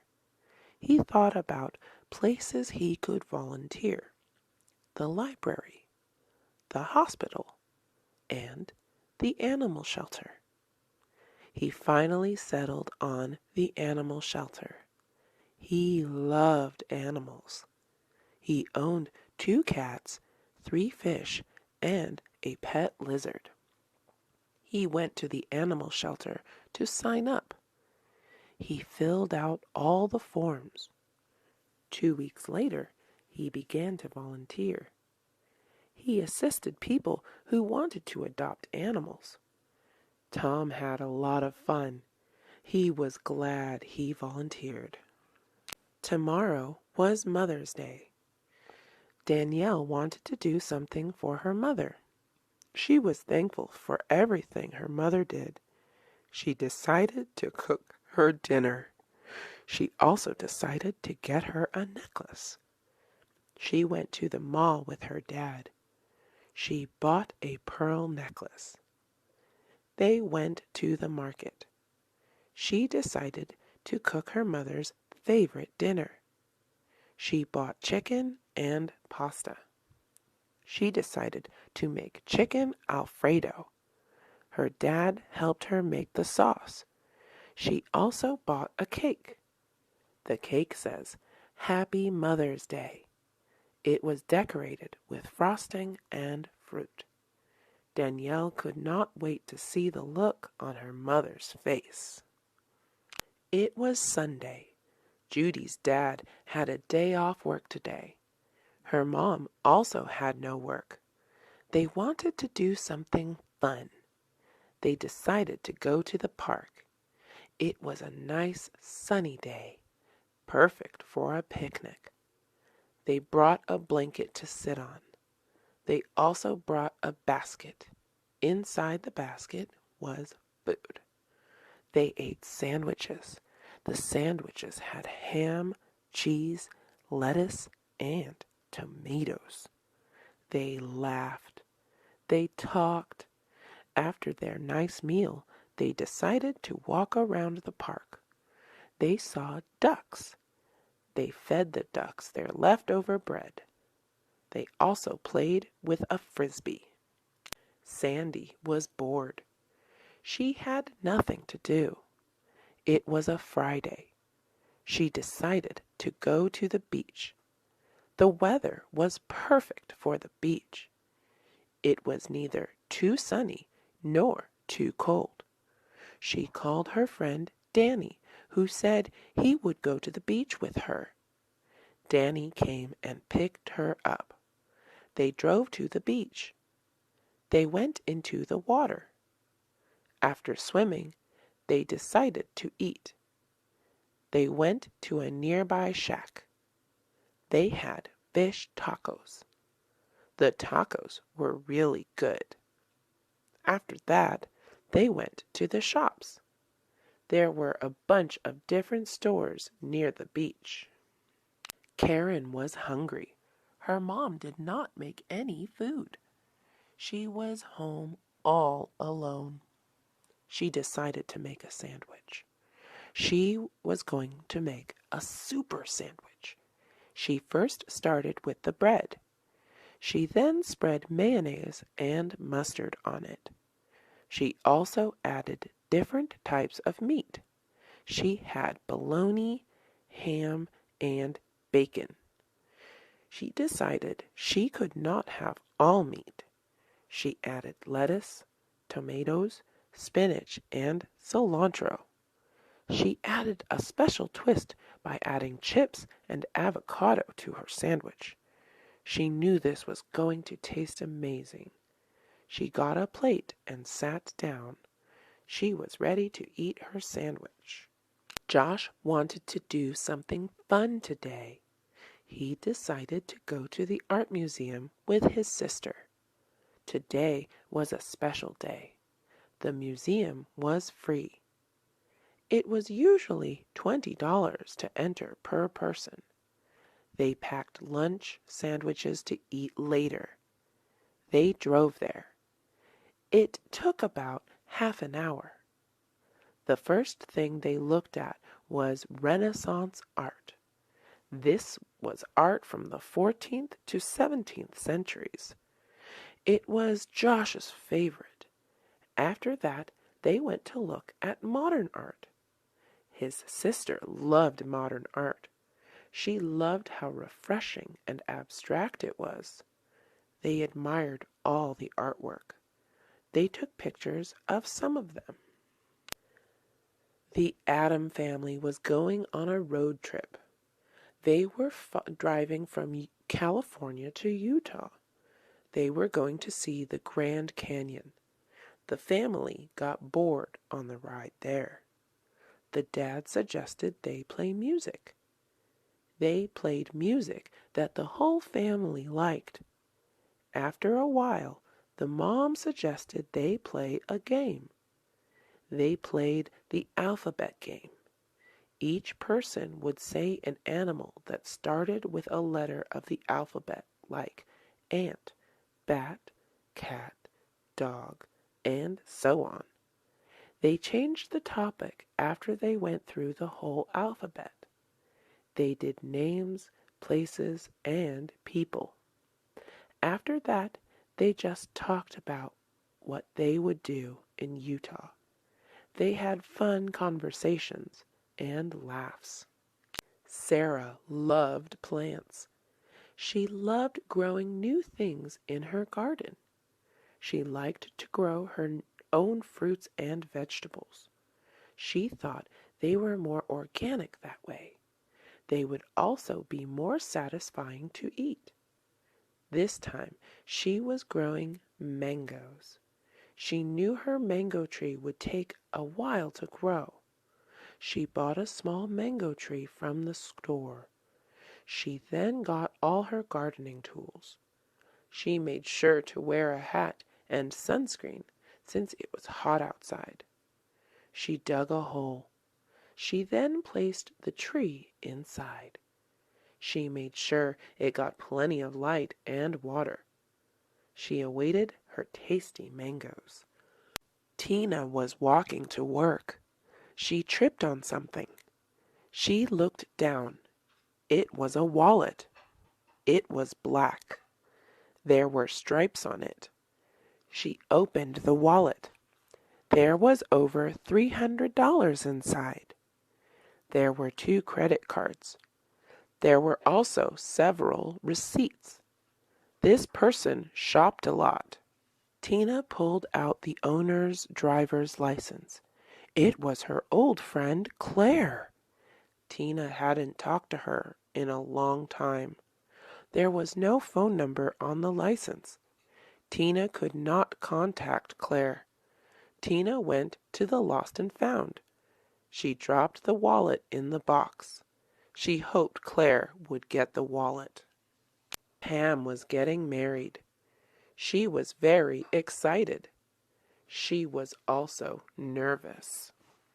Everything had to be perfect. She was scared that things would go wrong at the last minute. Her maid of honor was her sister, who made sure everything was ready. She checked all the guests. She made sure the cake and food were ready. She prepared the flower girl and the ring bearer. Everything was perfect. The wedding colors were purple and silver.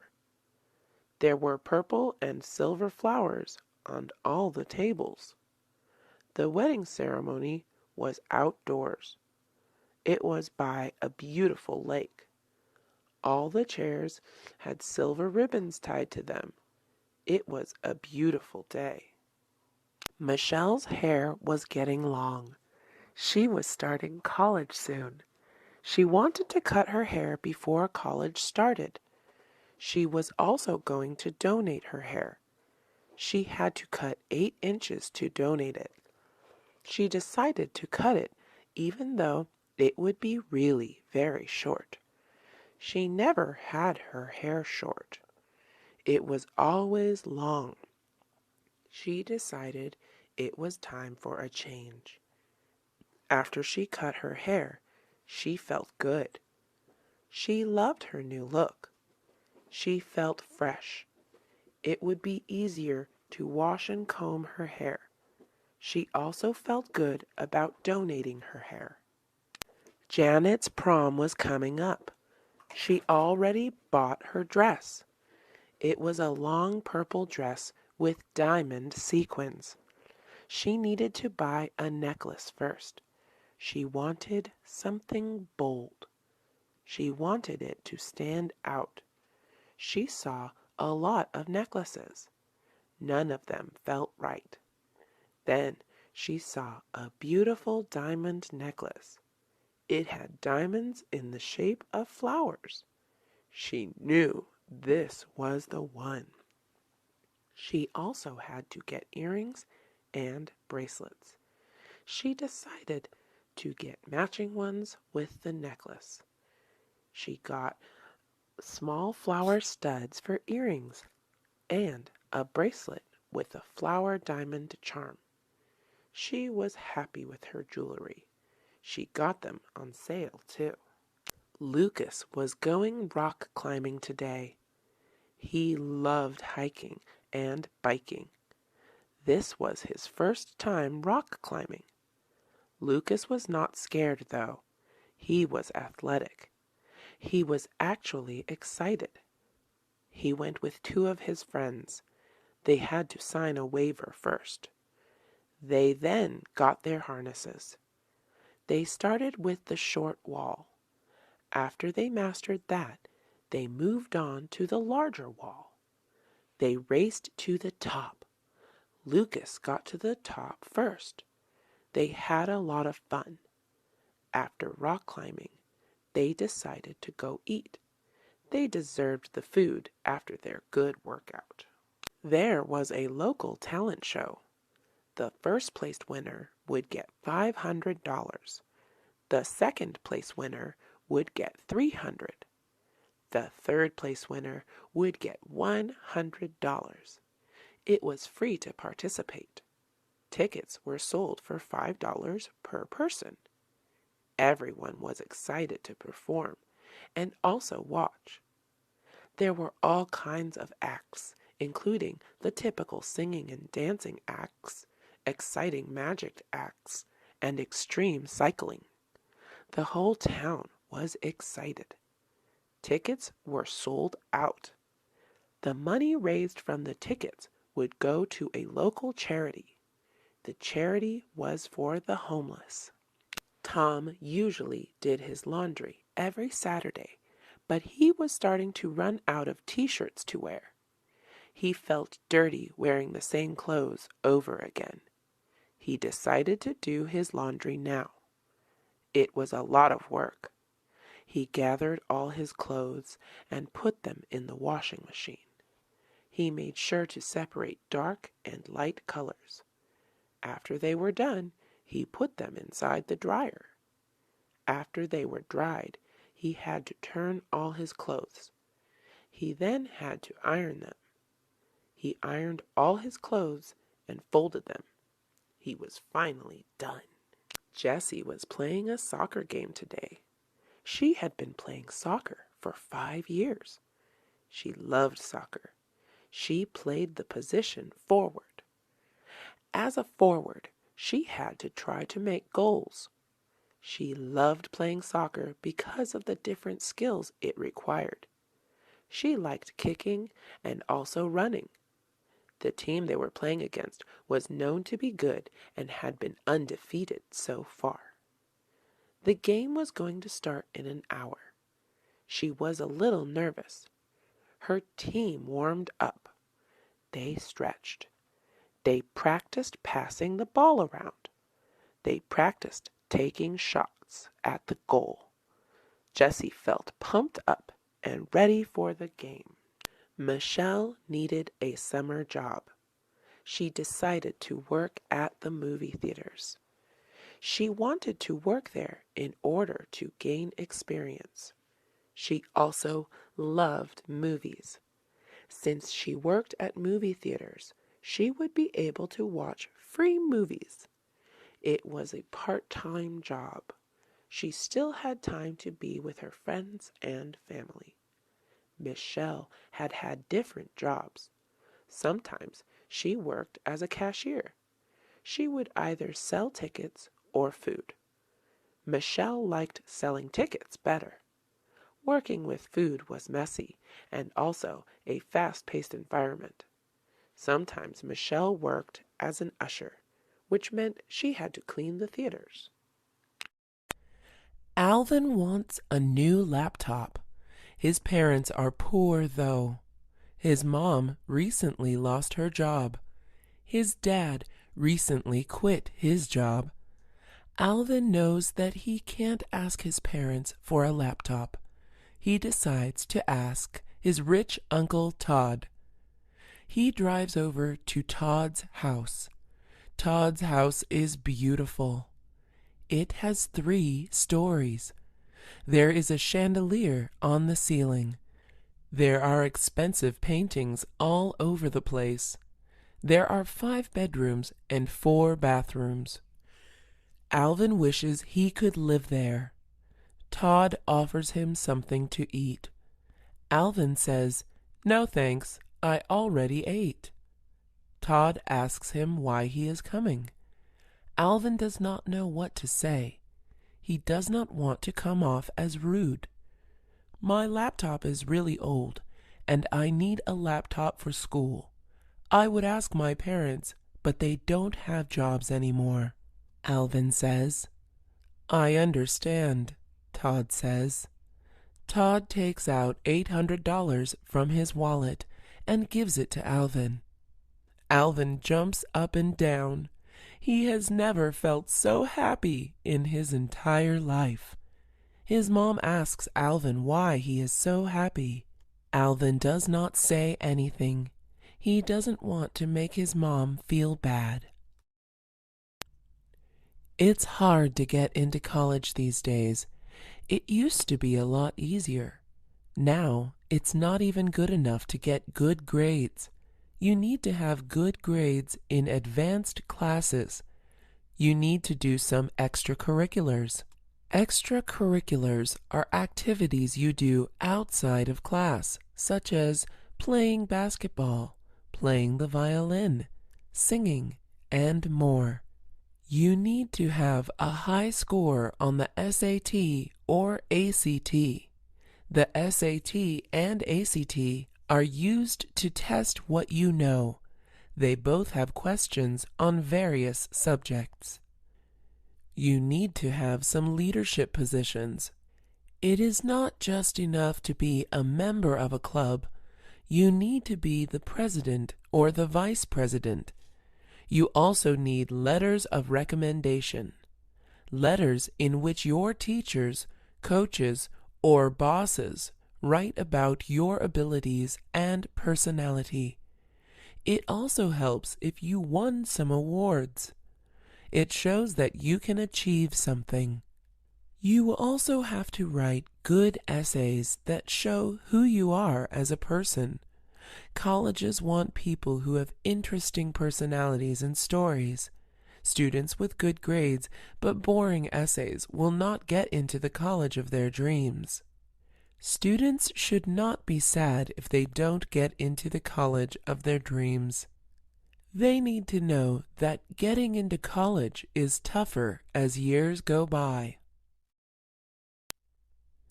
Marissa was born with a physical imperfection. She has a unibrow. A unibrow is one long brow. Most people have 2 eyebrows. People make fun of her for having a unibrow. A lot of people don't want to be friends with her. She does have 2 good friends, though. Heather and Joe are Marissa's best friends. They accept Marissa for who she is. Heather was approached by the popular kids. The leader of the popular kids was Amy. Amy offered Heather a spot in her group if she left Marissa. Heather thought about it. Although she loved Marissa, she always dreamed of being popular.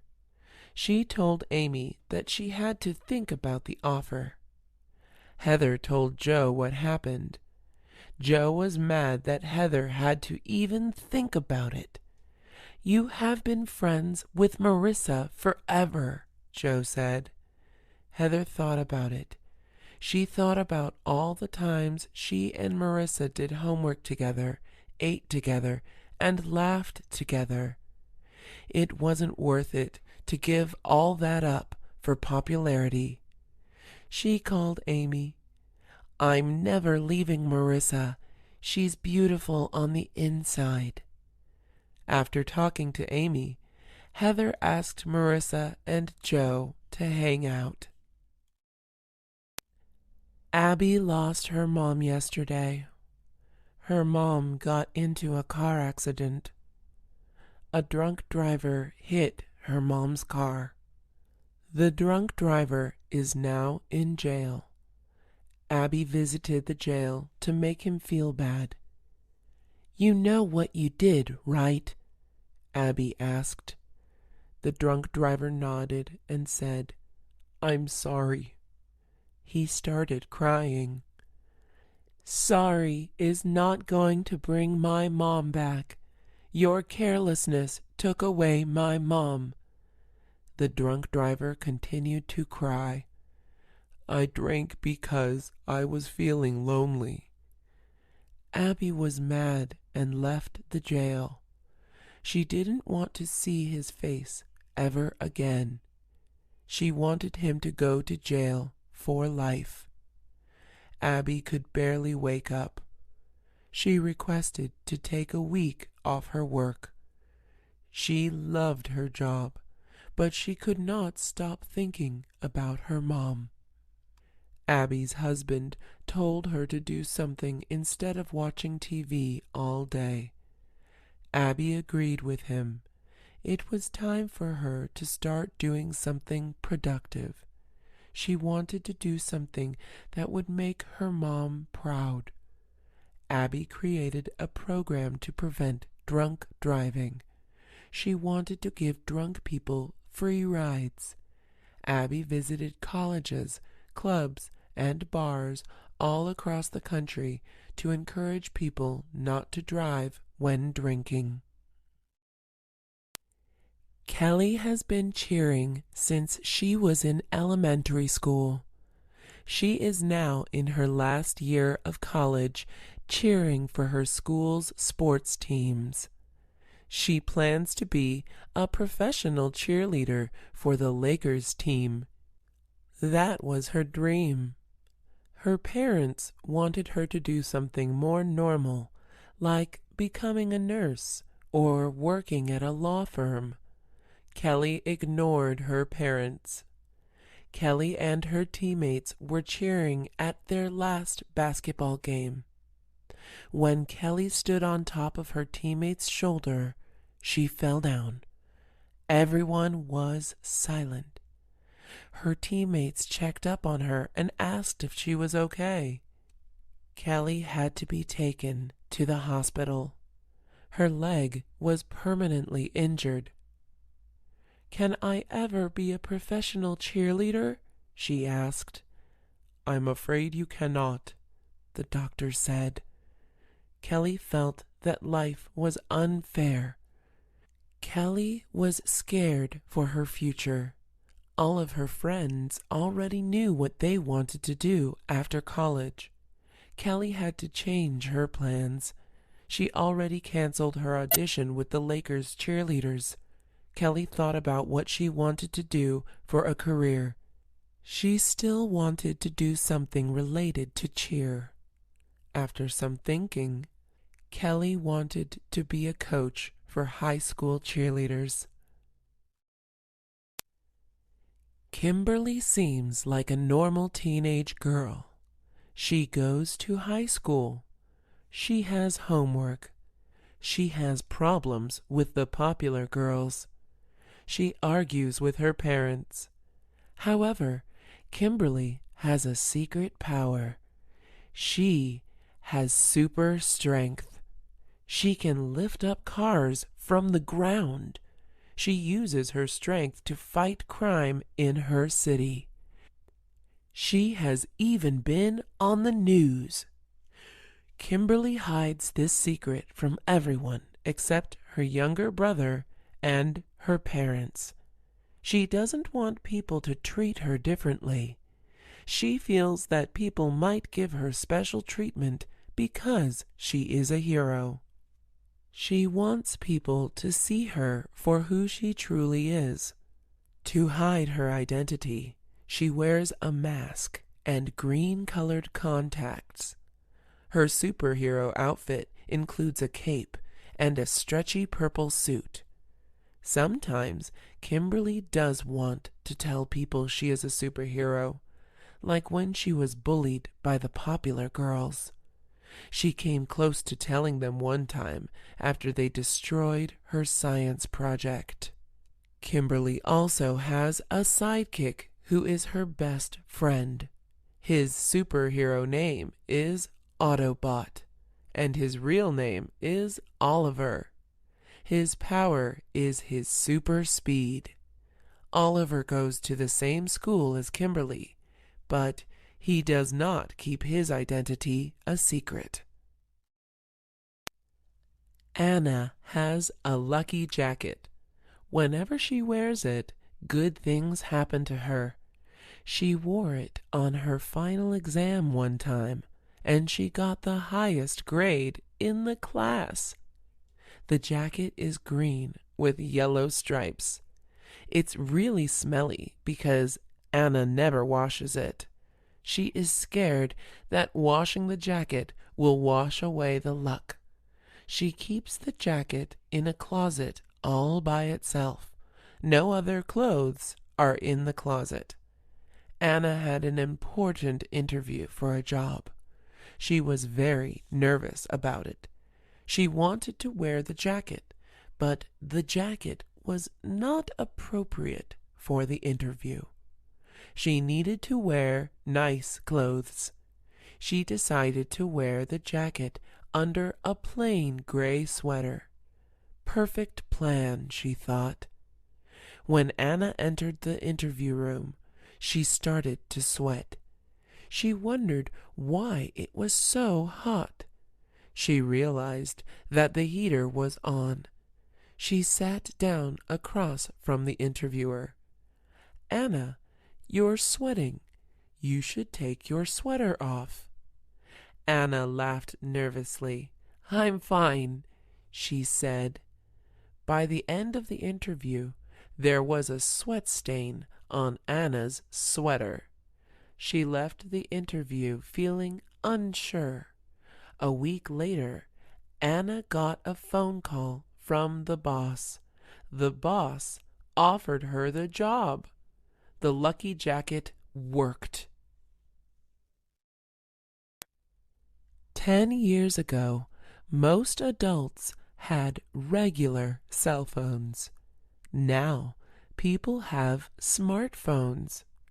With smartphones, you can not only call people, but you can also go online, download new games, calculate a math problem, organize your schedule, and more.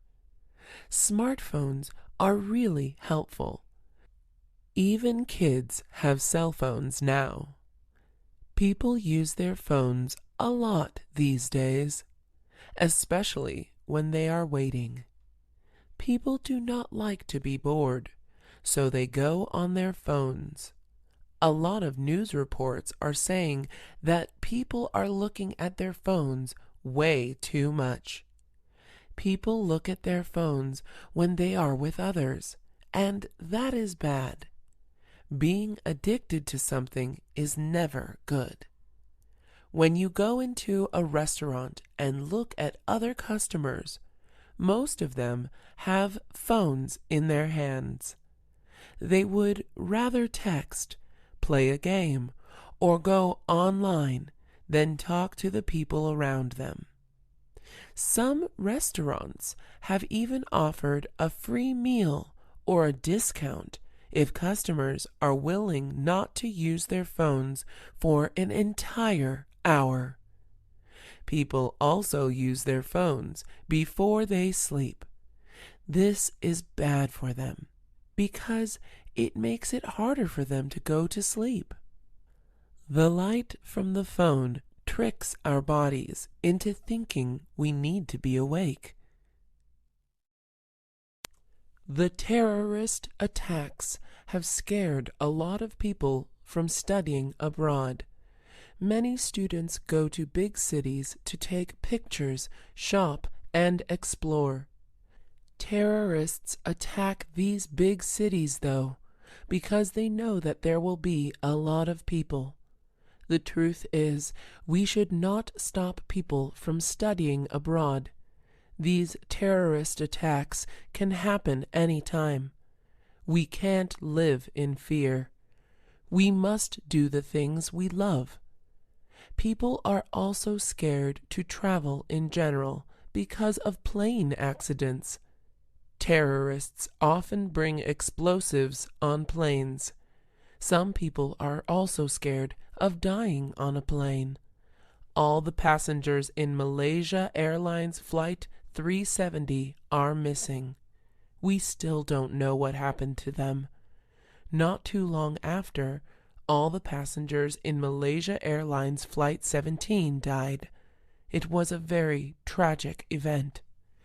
It is scary that our lives can end so quickly and suddenly. We need to live life to the fullest. We need to love the people around us and be thankful for every day that we live. There are always news stories about people dying before they should. It's not the best thing to hear about, but it makes us more aware of our own lives. Brenda has to make an important decision. She got accepted to an internship in France. She also got a job offer at a hospital. She can only do one, though. She made a list of pros and cons. Pros are the good things, while cons are the bad things. The internship in France was good because Brenda always wanted to go to France. Her plane tickets and living accommodation would be paid for. The bad thing about the internship was that it had nothing to do with her life goals. The internship required her to teach French children English. Brenda was okay with children, but she didn't love them. One pro of the job offer at the hospital was that it was good for her end goal. Brenda's end goal was to be a doctor, and the job will teach her a lot about medical school. One con of the job offer was the location. The hospital is in a dangerous place where people have to be careful of being robbed and getting hurt. After a lot of thinking and looking at her list, Brenda decided to work in the hospital. She knew that working there would be good for her future. A lot of kids are smart. The thing that stops them from getting an A is procrastination. Procrastination is putting things off to a later time. An example of procrastination would be starting a project one day before it is due. Procrastinating is bad because it makes a person stressed out. It is also bad because the end product is usually not very good. Since studying is not very fun, students put video games, hanging out with friends, and eating out before studying. They end up studying the night before the test and do not get much sleep. This is bad because 8 hours of sleep or more is needed to do well. Students who procrastinate end up doing badly on tests. Teachers always encourage students to start early and do a little bit of studying every day. Procrastination does not just happen in school. It happens everywhere. People put off going to the doctor, applying for jobs, and more. Some people say that procrastination is just human nature. However, some people say that they do well when they procrastinate. They say that stress makes them work faster. Chris has been going to church every Sunday since he was 4 years old. His parents were very religious and wanted Chris to follow in their footsteps. His dad was a pastor, and his mom was a choir leader. Chris always felt like he was in the middle. He didn't particularly love or hate Christianity. Chris learned about other religions in his history class. He learned about Buddhism, Islam, Hinduism, and more. After learning about other religions, Chris wanted to convert to Buddhism. He felt like he could relate to it better. One Sunday, he told his parents he was not going to church. They were shocked and angry. They told him that if he did not go to church, they would take away all electronics from him. Chris was okay with that. He gave his parents his cell phone, video game console, and laptop. When his parents came back from church, they wanted to have a long conversation with Chris. Chris told them why he didn't want to go to church anymore. He explained what Buddhism was and why he wanted to convert. His parents tried to convince him that Christianity was better. It was useless. Chris made his decision. Dean was known as the tough guy at school. He always wore tight shirts that showed off his muscles. He always pushed the skinny kids at school. He always treated the teachers like they didn't matter. He never did his homework. He got in a lot of fights. People were afraid of him, and Dean loved it. Dean's world turned upside down when his brother passed away. He still went to class. His teacher was talking about Shakespeare, whom Dean's brother admired. Hearing about Shakespeare reminded Dean of his own brother. His eyes started to water. He didn't want anyone to see him cry. He got up from his desk. "Dean, you can't get up while I am teaching," Mr. Chen said. Everyone stared at Dean. Everyone could see the tears in his eyes. They laughed at him. Dean ran out of the classroom. Mr. Chen followed him and sat down with him. "Dean, it's okay to cry. Something tragic happened. Go ahead and cry."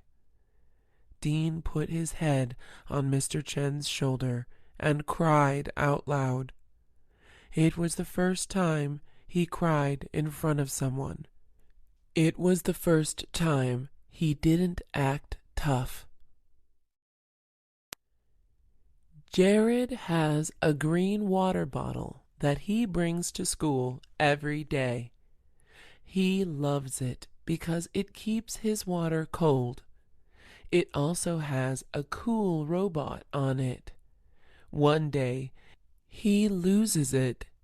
Jared asks his friend Richard if he has seen it.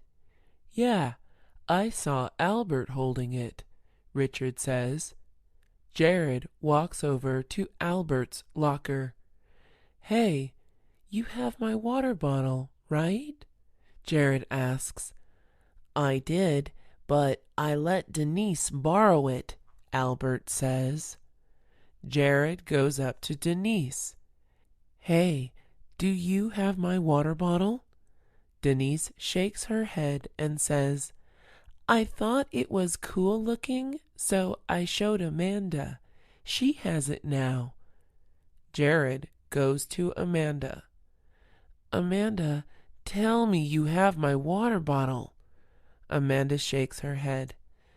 I thought it was Lucas's, so I gave it to him. Jared screams in frustration. Jared goes to Lucas. Do you have my water bottle? Jared asks. I gave it to Richard to give to you, Lucas says. That was weird, since Richard was the first person he asked about the water bottle. Jared went back to Richard. Lucas said you had my water bottle, Jared said. I told you, I saw Albert hold it. Lucas probably meant Richard Lopez, not me, Richard said. I'm just going to buy a new water bottle, Jared said. He bought a blue one this time. Daniel was addicted to coffee.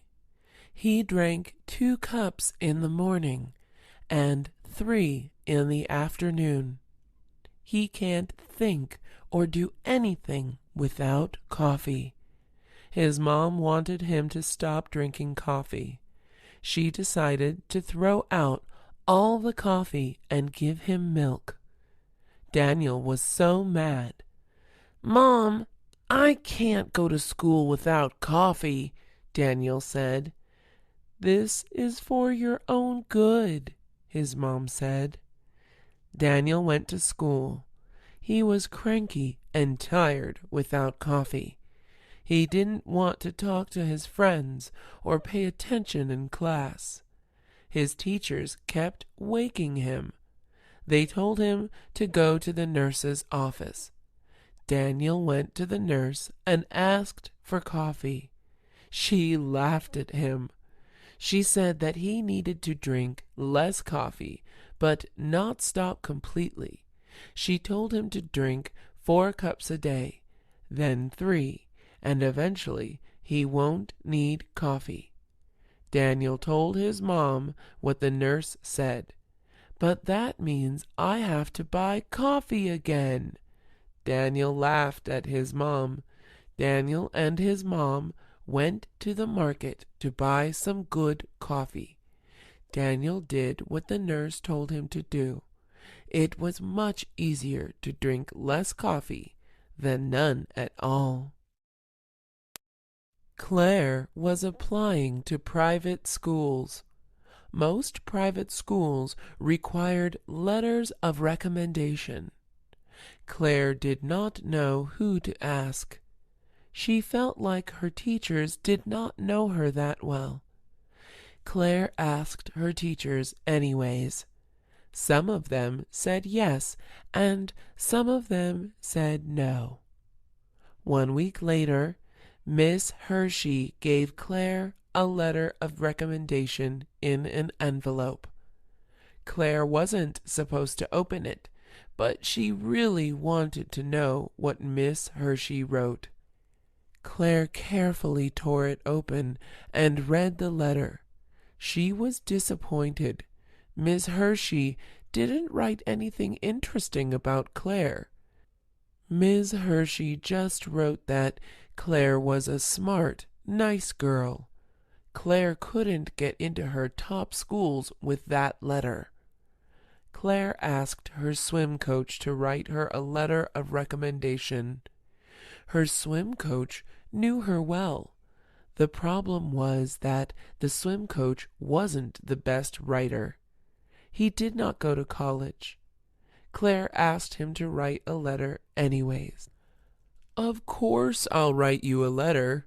I'll even send it to you, he said.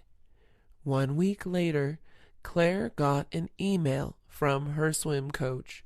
She was nervous to read what he wrote. Claire was impressed with the letter. Her swim coach was really funny, yet intelligent in the letter. Elliot was a huge fan of The Cooker. The Cooker was a rapper who was known for his deep voice and super fast rapping. The Cooker's real name was Theodore Cook. Elliot had tickets to his sold-out concert in San Francisco. It was the first time he would see him in person. He also had backstage tickets so he could talk to him. Elliot drove to San Francisco with some friends to see the Cooker. They had pretty good seats. They could see his sweat. The Cooker was great live. His voice sounded the same as it did on the radio. Some singers can't sing live. The Cooker wasn't one of them. Elliot waved his hands up in the air. He closed his eyes and listened to the music. After the concert, Elliot and his friends went backstage. Elliot was so excited that he screamed when he saw the Cooker. The Cooker closed his ears. Elliot ran up to him. "I am your biggest fan. Can I have an autograph and a picture?" Elliot asked. The Cooker rolled his eyes. "Sure, I guess." Elliot noticed that the Cooker was annoyed. "You know what? Forget it. I don't want a jerk's autograph," Elliot said. He realized that some celebrities were just mean. Jen is poor. Her dad left when she was 7 years old. Her mom didn't go to college, so she can't get any good jobs. Jen wishes she could get a job, but she is only 13 years old. Jen also wants to be part of the cool group. The cool group buys expensive clothes, shoes, makeup, and jewelry. Jen always wears really simple things like a t-shirt. One of the girls in the cool group is Jen's cousin. Her name is Dana. Dana convinced the cool group to invite Jen on a shopping trip. Jen is excited. She wants to convince them that she is cool enough to be part of the group. When Jen sees them, she feels bad about herself. They are all dressing so much nicer than her. Jen tries to ignore this. She and the cool group go inside Rural Insiders, the most popular store for teenagers. Everything is so expensive, though. All of the girls in the group except Jen stand in line to buy something. "Are you going to buy anything, Jen?" asks one of the girls. "Yeah," Jen says. She grabs a dress. It is $80. She buys the dress, but she plans to return it. Diane and Bobby are dating. Diane's dad does not know that they are dating. He doesn't want Diane to date until she is in college. It's hard for Diane to hide her relationship. Every time she wants to go out with him, she has to tell her dad she is going out with friends. Every time Bobby gives her presents, Diane has to hide them. Her dad is getting suspicious. Bobby is upset that Diane is hiding their relationship from her dad. Bobby feels like Diane is embarrassed to be with him. Bobby wants to meet Diane's dad. He decides to take matters into his own hands. After school, he goes to Diane's house. Diane is still at school because she has violin practice. Bobby knocks on the door slowly.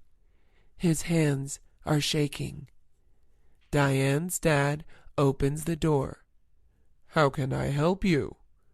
Bobby doesn't say anything for a minute. "Are you going to talk or what?" Diane's dad angrily asks. "Sir, I am dating your daughter, Bobby says. Diane's dad frowns. Break up with her immediately. She's too young to be dating. Bobby is sad. He tells Diane that they have to keep lying about their relationship to her dad. I know, Diane says. Annie and Diana are identical twins.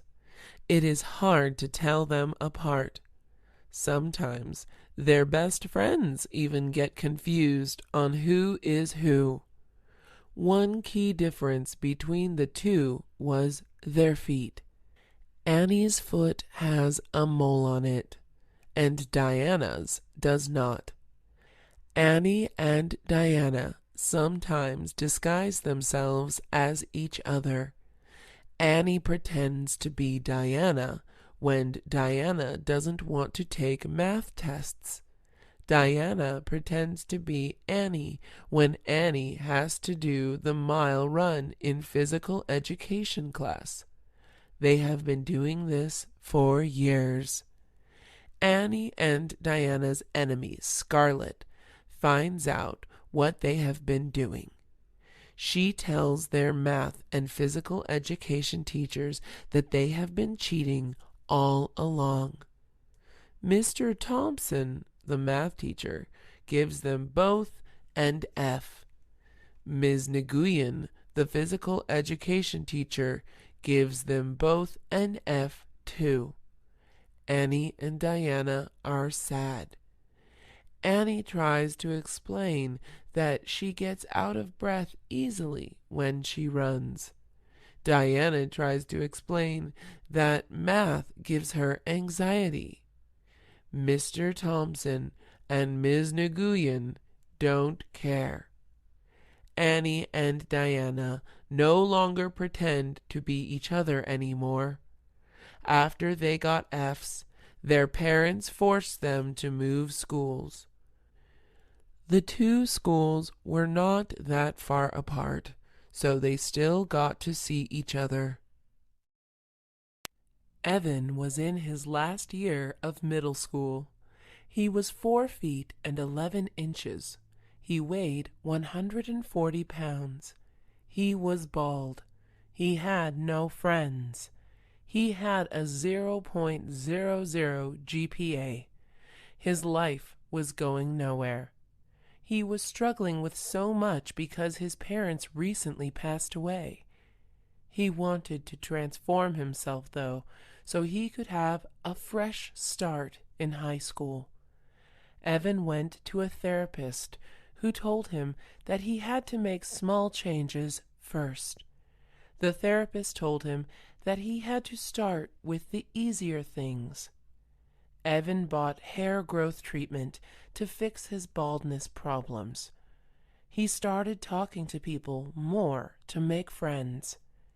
He realized that he just had to express himself. He started to study more instead of crying about his parents. He started to eat healthier to lose weight.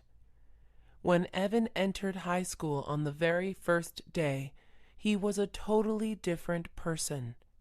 His classmates could not recognize him. Evan was now 5'9", muscular, smart, and popular. He also had a head full of hair.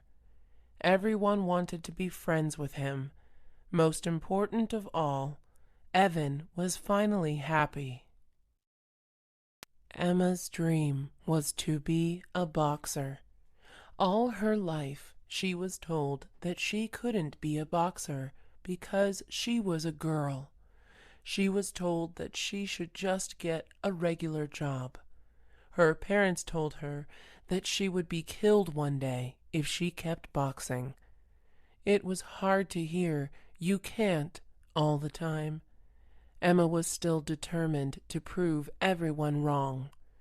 Emma's life was hard. Girls didn't like her because they thought she was too manly. Guys didn't like her because they thought she wasn't as good at boxing as they were.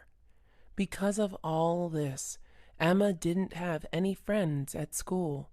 She always sat alone in the cafeteria, and it was hard for her to find partners for group projects. However, Emma did have friends from her boxing class. They were all female boxers. They understood what Emma was going through because they were in the same position. All they had was each other. They were a family. Because of this, Emma was always excited for boxing class. One day, she was going to be a famous boxer. Only then would everyone regret how they treated her. Frances did not get along with her mom because they had different personalities and goals. Frances's mom was a CEO of a cell phone company. She was incredibly smart, having gone to Harvard University. Her mom cared a lot about money, success, and appearances. Frances was the opposite. Frances didn't go to college. She started an art business, selling her original art pieces. As long as she could feed herself and live somewhere, it was okay. She also did not mind not being famous. Frances didn't care about her appearance either. Unlike most girls, she has her hair up to her ears. She never shaved and only owned 10 pieces of clothing. Frances's mom was upset that her daughter chose this lifestyle. Whenever Frances's mom visited her daughter, they would have a fight. Frances's mom would say some rude comments about Frances's lifestyle, and Frances would tell her mom that she was greedy and shallow. Frances wanted her mom to support what she was doing. Frances was going to get married. She wanted to invite her mom to her wedding, but she knew that she wouldn't approve of her fiancé because he was exactly like Frances. However, at the end of the day, Frances loved her mom, so she gave her the wedding invitation. Frances and Ryan were getting married. They dated for 5 years before Ryan proposed. They were both artists who enjoyed peace and quiet. They wanted a simple wedding with their closest friends and family. They decided to have their wedding in the backyard of Ryan's house. Frances did not want to spend too much money on a dress, so she made her own. Ryan felt the same way and borrowed his dad's suit. Although their wedding wasn't perfect, Frances and Ryan loved each other. The minister asked Frances if she would take Ryan as her husband. Frances said, "I do." The minister then asked Ryan if he would take Frances as his wife. Before he could say yes, someone screamed no. Ryan and Frances looked to the audience. It was Ryan's ex-girlfriend, Karen. Ryan demanded her to be taken out. Ryan's brothers carried Karen out, but Karen bit their arms. She ran up to Frances and ripped her dress. Frances pushed Karen. Ryan told Karen that she needed to leave. Karen wouldn't leave until Ryan called the police. Other than Karen interrupting, the wedding was perfect. Ryan and Frances knew they were going to be together forever. Jill and Dan have been married for 10 years. Jill loves Dan, but she hates his snoring. It is so loud and disgusting. Oftentimes, his snoring wakes her up, and she can't go back to sleep. One night, Dan's snoring was so loud, Jill decided to sleep on the couch. She slept well on the couch. The next morning, Jill's son Timmy saw her sleeping on the couch. He thought that she had a fight with his dad.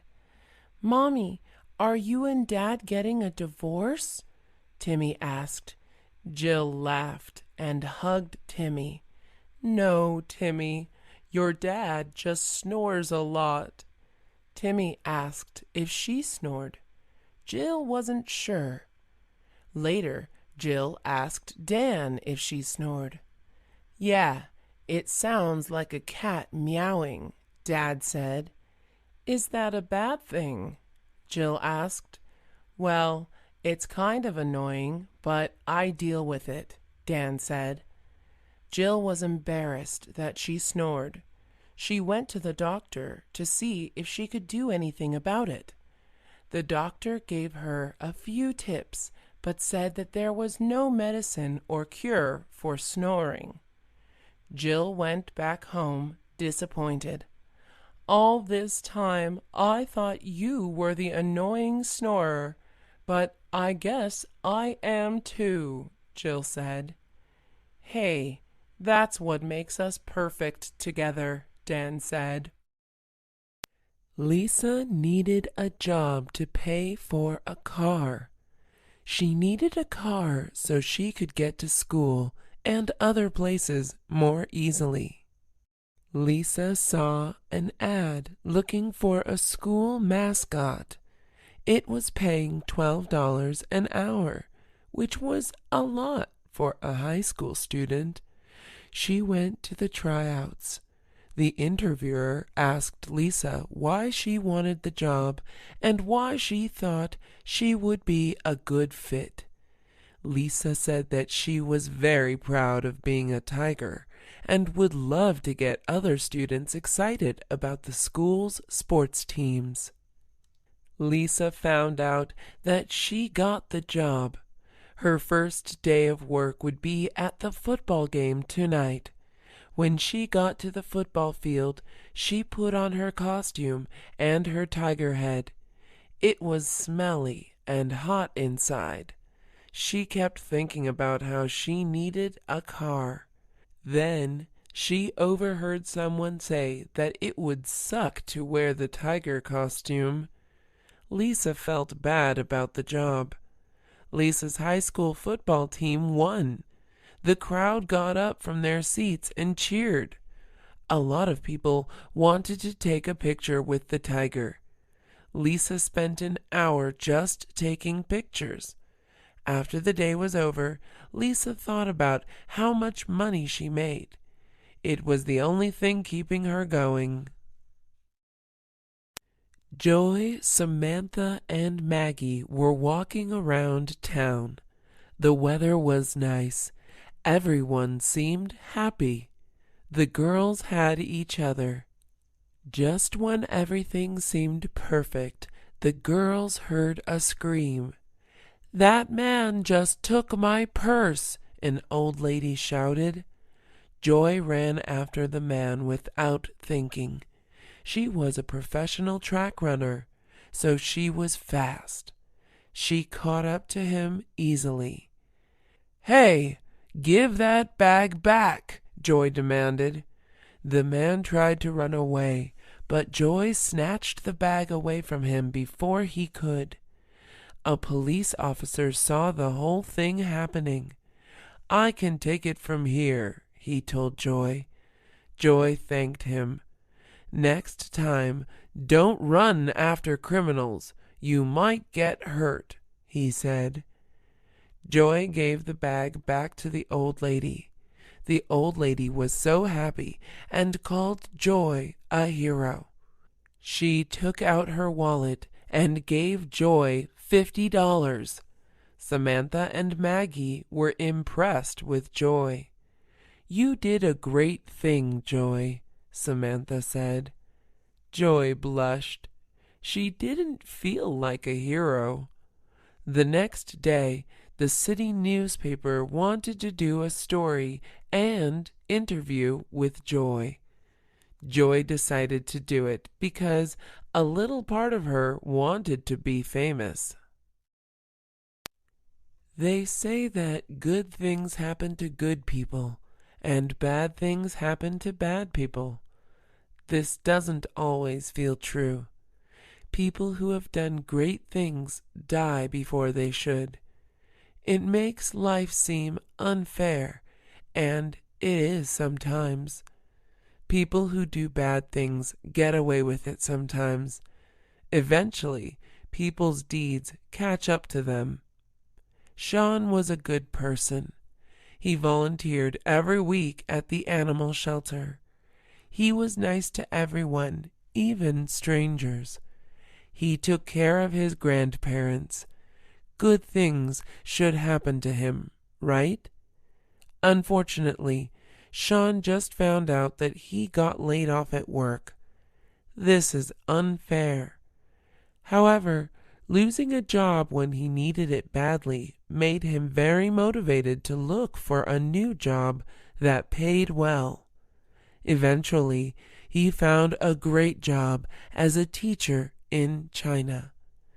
Lizzie was a bad person. She stole people's credit card information, yelled at waiters, and used all her friends. Bad things should happen to her, right? Well, Lizzie happened to win $200,000 from a lottery. This is unfair.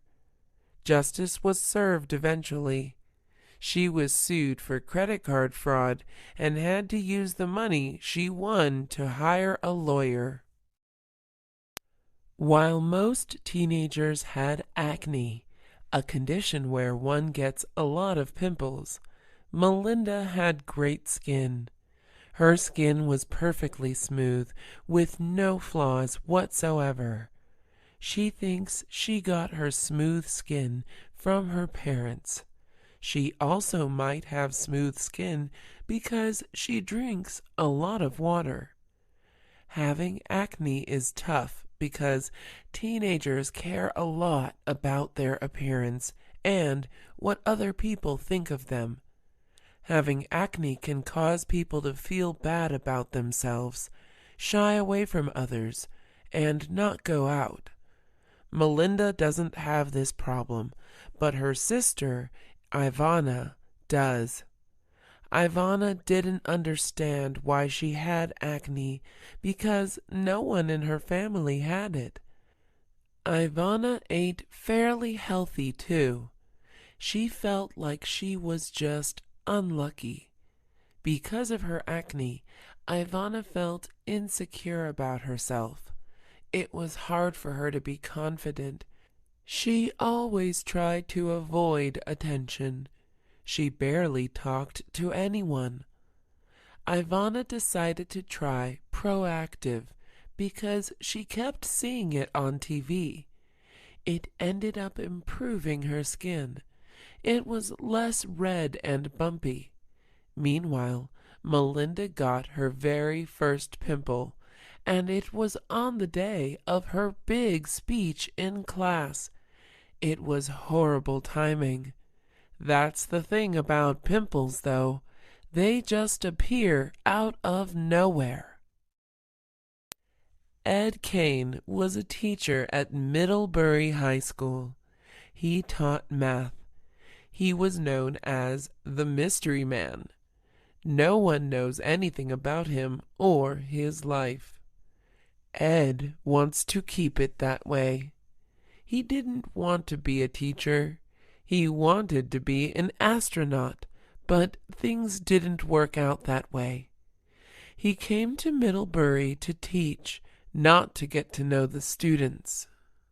Even though he wasn't the happiest or friendliest teacher, Ed was always willing to help out his students if they needed help. But if they asked about his personal life, he would turn them away.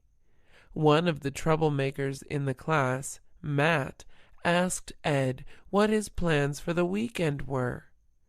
"I don't know," Ed said. "Mr. Kane, tell us something about yourself," Matt asked. "That's enough, Matt," Ed said. It wasn't that Ed was embarrassed by his lifestyle, but rather, Ed just thought that students should focus on math. If he got too friendly with them, they might think of him as an easy teacher. Ed was married with 2 kids and 1 guinea pig. Ed's hobbies included golfing and swimming. Ed was a very intelligent man and only had 2 close friends.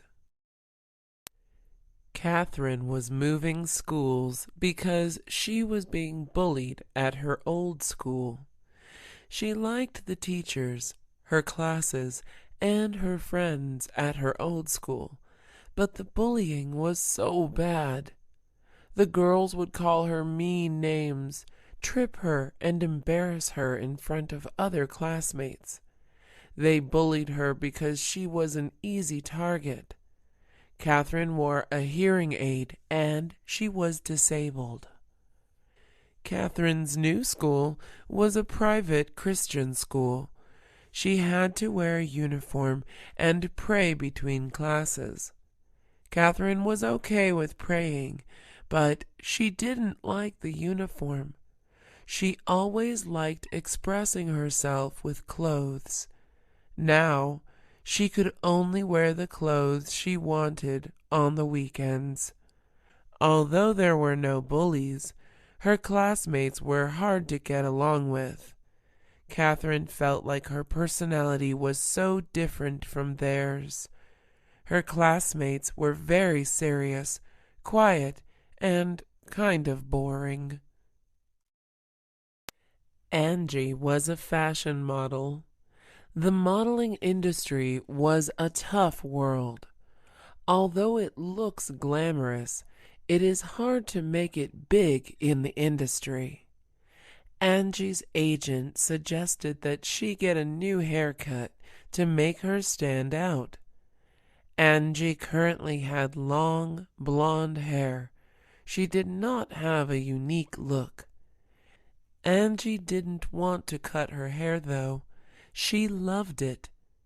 Angie and her agent went to a fancy hair salon called Cute Cuts. The hairstylist was world-renowned. Cut 9 inches off and spike up her hair like a boy's hair, the agent said. Angie was nervous. The hairstylist stroked her long hair. "Are you ready to be a star?" the hairstylist asked. Angie slowly nodded her head. She wasn't ready, but it didn't matter. Angie listened to the classical music while her hairstylist cut her hair. She tried to fall asleep so she wouldn't have to think about her hair. After 45 minutes, the hairstylist removed her hair towel. "Ta-da!" she said. Angie started crying. She thought she looked awful.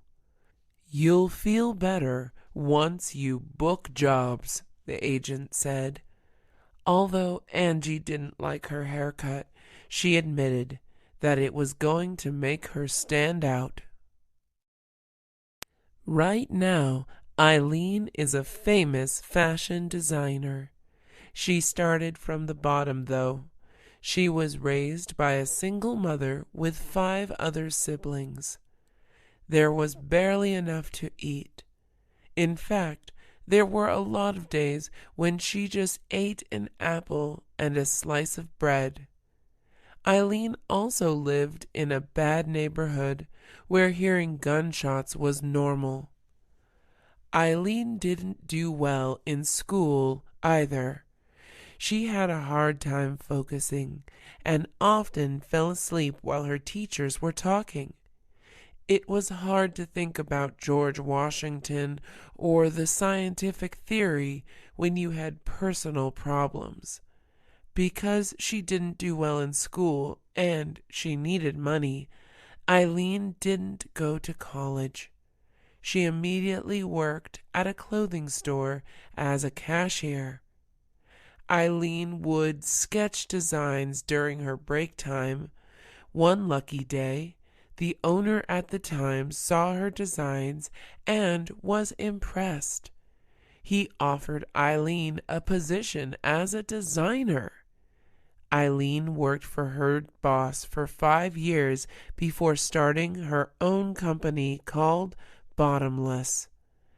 There are now bottomless stores in over 100 countries. Eileen has been on many talk shows speaking about her rise to success. In the United States, you can pretty much vote for who you want to be president if you are 18 years or older and a U.S. citizen. People don't realize how great this is. In some countries, power is passed on to relatives, and the people don't get any say in who the leader of the country should be. However, a lot of people in the United States, especially young people, do not vote. There are many reasons why people don't vote. Firstly, they don't believe their vote matters. The truth is, everyone's vote matters. Secondly, they don't think that anything will change if they vote. Although it's hard to see big changes right away. The presidential candidate you vote for affects many policies. Thirdly, people are lazy to go out of their houses to vote. This is the worst excuse. People need to realize that voting is a privilege. Imagine if we couldn't vote. We would feel out of the loop. We would feel that our opinion doesn't matter. If you don't vote for a candidate, then you have no right to complain about the president who will be elected. Yvonne is addicted to biting her nails. She doesn't know how it started. She has been biting her nails since she was 4 years old. She bites her nails when she is not doing anything with her hands. She bites her nails when listening to her professor or waiting in line. People around her are grossed out by her habit, but Yvonne can't help it. Her addiction is getting worse. Yvonne now has an infection on the tips of her fingers. Her fingernails are also yellow.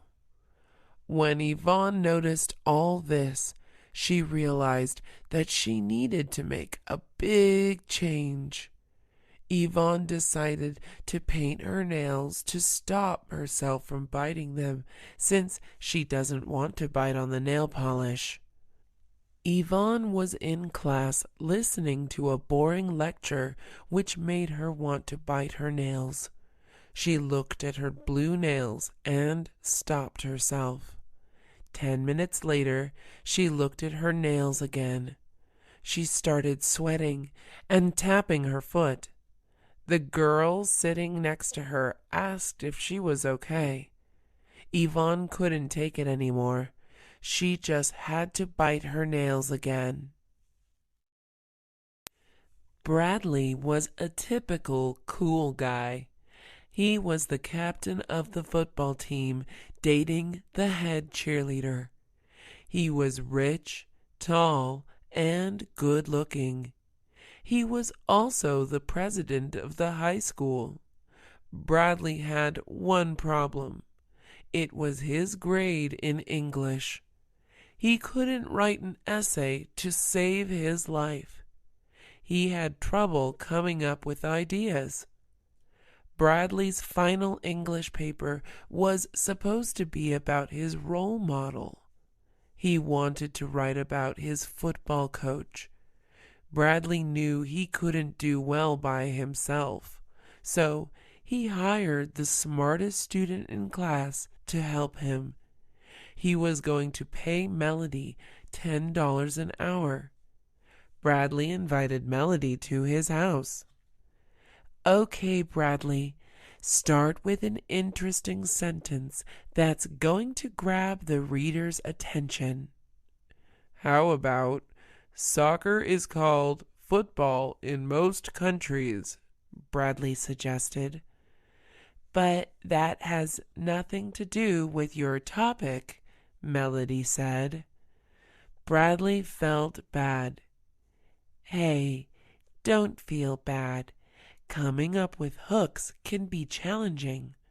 Why don't you use a quote that your coach said? Melody suggested. Bradley thought that was a good idea. His hook was, football is an art, not a game. Clara always thought her eyebrows were too bushy. Having good eyebrows was becoming a very popular trend among girls. Clara's friend Rachel offered to take her to a salon to wax her eyebrows. Clara didn't like that idea. She didn't want a stranger to be so close to her face. Rachel offered to give Clara waxing products so she can fix her eyebrows herself. Clara said okay. Clara went over to Rachel's house to get the eyebrow waxing material. She then went to Rachel's bathroom. Clara was nervous. What if she did it wrong? She slowly spread the wax on her eyebrows. A couple minutes later, she pulled the wax off. Ouch! Clara yelled. Clara looked in the mirror. Her eyebrows were gone. She had accidentally pulled off too much of it. She screamed. Rachel went in the bathroom to check on her. I heard screaming. What's wrong? Rachel asked. Clara turned around and pointed at her face. Rachel tried to hide her laugh. It's not funny, Clara said. Well, it kinda is because you were worried that you had too much hair before, and now you have none, Rachel said. Paul tried hard to please everyone and had a hard time saying no to anything. When people asked him to do exciting things, Paul said yes, so people would think he's a fun guy. He also said yes to exciting things because he thought life was too short not to try new things. When people asked him to do favors for them, Paul said yes because he wanted people to like him. His agreement to everything was a big problem when he was busy with homework, chores, or any other personal commitments. One time, he had a test that was worth 50% of his final grade, and the day before it, he decided to go skydiving with his neighbor. Skydiving took about 5 hours, and Paul couldn't get home until 11 p.m. By then, he was tired and found it hard to focus on studying. Another time, Paul's friend asked if he could turn in her paper for her at 3 p.m. Paul had to be at his soccer game at 3:10 p.m. Any other person would have said no, but not Paul. Paul turned in the paper for his friend, ran to the gym to change, and then arrived at the soccer game 10 minutes late. Kenneth and Leslie raised their kids to have Christmas spirit. They do all the Christmas traditions, everything from decorating the house with lights to putting a star on top of the Christmas tree. The kids even think that Santa Claus is real. This all changed when Kenneth and Leslie's son Thomas saw Kenneth putting a bunch of Christmas presents under the Christmas tree late at night. Thomas gasped. He was upset that his parents lied to him. Mom, Dad, why didn't Santa come this year? I saw you two putting gifts under the tree, he said. Kenneth and Leslie looked at each other with worries. Well, son, the truth is, Santa didn't have time to put them under the tree, so he gave them to me and your mom, Kenneth said. Leslie was impressed with her husband's ability to come up with a lie so quickly. You know, a lot of kids at school say that Santa isn't real, Thomas said. Well, they're lying, honey. They just want to make you feel bad, Leslie said. Really? Well, can you prove it by bringing me to Santa Claus? Thomas asked. Well, we can bring him to you, Kenneth said. An hour later, Kenneth entered the house in a Santa Claus costume. Linda loved her husband, Tom, but she hated Valentine's Day. She thought it was lame and pointless. She thought it was dumb that couples acted especially nice to each other on Valentine's. She believed that lovers should treat every day like Valentine's Day. Tom had flowers delivered to Linda's workplace on Valentine's Day. When she saw them on her desk, she rolled her eyes. Tom knew she hated Valentine's Day. She also thought that flowers were a waste of money. They died so quickly. She could never understand why anyone would pay over $30 for a bouquet of flowers. When Linda got home after work, she asked Tom why he sent her flowers. I know you hate Valentine's, but I saw my friend play the piano in front of his wife for Valentine's, so I wanted to do something special, Tom said. Linda smiled. Even though she hated Valentine's, she felt loved by her husband. Ying moved to the U.S. when she was 15 years old. She was born in China and had a Chinese accent when she spoke. She didn't like her accent because it made her sound funny, and people sometimes couldn't understand what she said. Ying also knew that people made fun of her accent. Ying's history teacher made everyone go up in front of the class and recite a part of the Constitution of the United States. Ying didn't want to do it. She asked her teacher if she could record herself and send it to him. The teacher said no, because that would be unfair to everyone else. Ying then said that it was unfair that everyone had an American accent. The teacher told her to take classes to get rid of her Chinese accent. Ying took her history teacher's advice and took a class on getting rid of the foreign accent. The class was filled with people like Ying. The teacher had Ying and other students pronounce things. After a week, Ying didn't see an improvement. She decided to stop going to class and start loving her accent. She shouldn't have to change herself. People should like her the way she is. The career day was the time when parents of students came into the classroom to talk about their jobs. Jane brought her dad, who was a bus driver. Jane's dad did not like his job when he was first starting out. After 5 years, he liked it. He liked it because he got to talk to people. Sometimes, though, no one wanted to talk to him.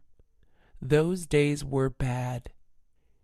Jane's dad talked about what he had to do as a bus driver in front of Jane's classmates. "Anyone interested in becoming a bus driver?" Jane's dad asked. No one raised their hand. The next parent going up was Julia's dad. Julia's dad was a firefighter. He dressed up in his firefighter uniform. He talked about his experiences and the crazy fires he had to put out in the past. The students loved Julia's dad. They asked him a ton of questions, and someone even hugged him. Jane's dad felt bad. He left the classroom before the day ended. Jane's teacher ran out of the room to talk to him. "Mr. Lowell, I just wanted to tell you that I have so much respect for what you do." Jane's dad smiled. Donald is getting out of jail today after 5 years. He was in jail for hurting a convenience store manager. Donald had stolen food from the convenience store, and the manager ran after him. Donald punched the manager and ran away with the food. Shortly after, the police got him. While Donald was in jail, he promised that he would change his life around if he got out of jail. He saw some scary stuff while he was in jail. Jail was a whole other world. It was almost like high school, but worse. There were cliques where the tough guys tried to scare everyone. Donald tried to stay away from trouble. When Donald got out of jail, he smelled the fresh air. It felt great being out. He went to the convenience store he stole from. The manager saw him and grabbed the phone immediately. Donald assured him that he didn't want to hurt him. "I want to apologize for what I did. I stole food because I was homeless. I'm not trying to make excuses for how I hurt you, though." Donald gave the manager an envelope with $1,000 inside. "I know it doesn't make up for everything, but I was saving up this money for 5 years in jail," Donald said. The manager gave him a hug. Hannah was a good girl. She went to school on time. She did well in class. She was nice to everyone. She played soccer. She volunteered at the homeless shelter once a week. Hannah was about to go bad, though. Yesterday, someone robbed her house. She felt sad that bad things could happen to her, even though she never did anything wrong. Hannah decided to take revenge. Through her neighbor, she found out who robbed her. It was someone who lived just 3 streets down. At night, Hannah dressed in black and wore a mask. She was going to take back what the robber took and more. She wanted him to feel what she and her family felt.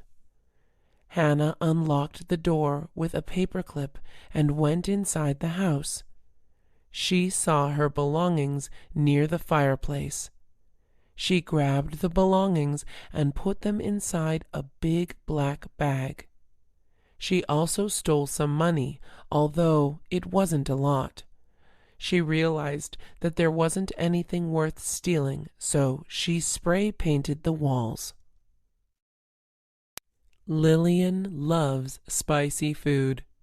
She has a high tolerance for it, which means that she can eat a lot of it without suffering.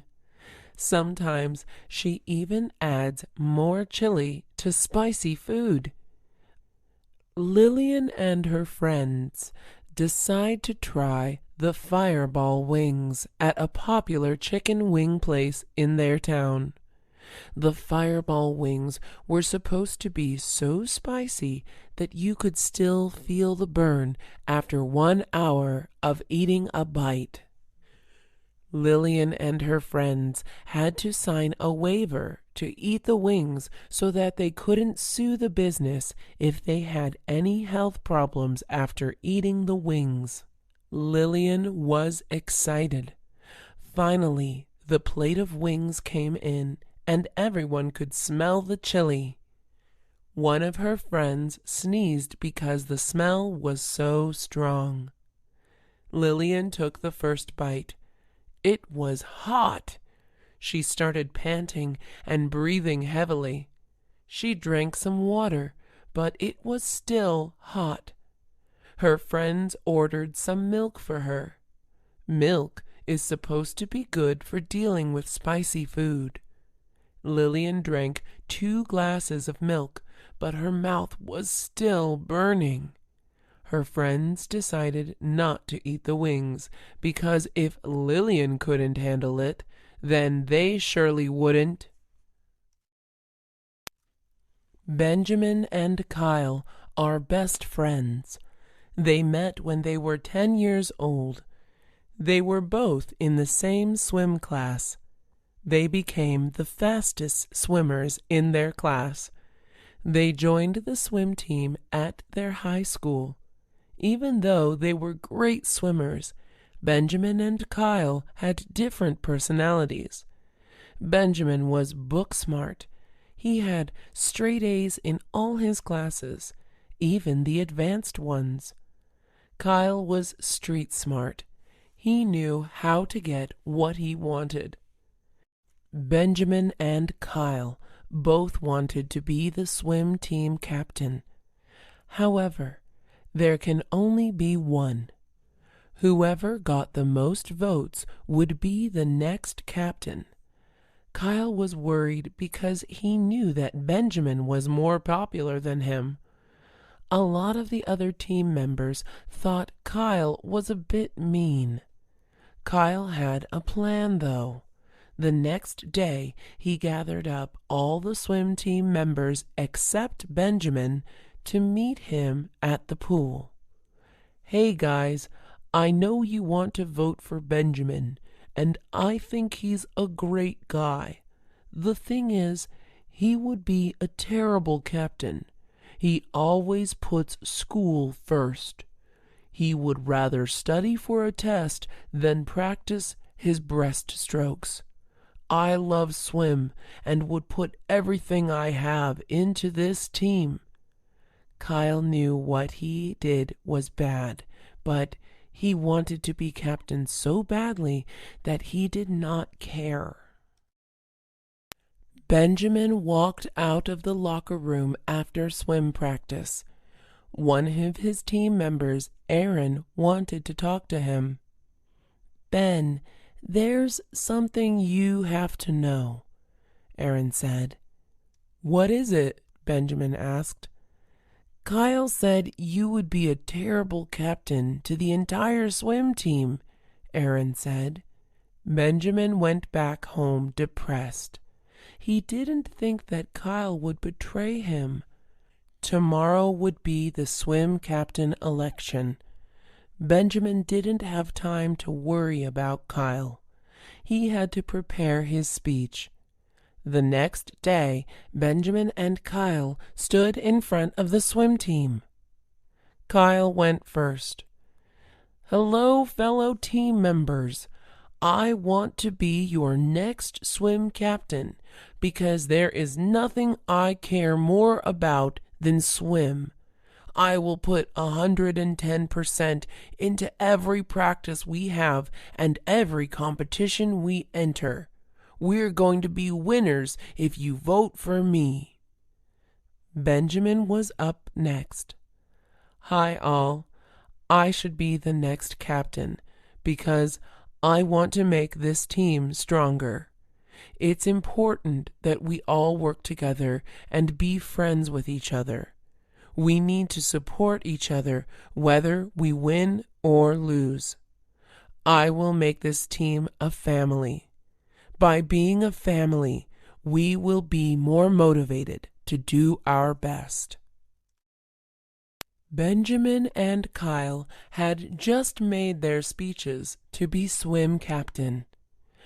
All right, all those who want Kyle as your captain, raise your hand, the swim coach said. 5 people raised their hands. All those for Benjamin, raise your hand, the swim coach said. 30 people raised their hands. Everyone congratulated Benjamin and chanted his name. Kyle was upset and left school early. Benjamin went to Kyle's house after school. He knocked on Kyle's door. Kyle opened it. "Hey, man, what's up?" Kyle said. "Were you ever going to tell me that you said I'd be a terrible captain to the whole swim team?" Benjamin angrily asked. Kyle did not know that Benjamin found out about the betrayal. "I'm sorry, man. I wanted to be the captain so badly." "I thought we were best friends. How could you do that?" Benjamin asked.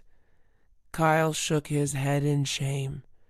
"The truth is, I was jealous of you.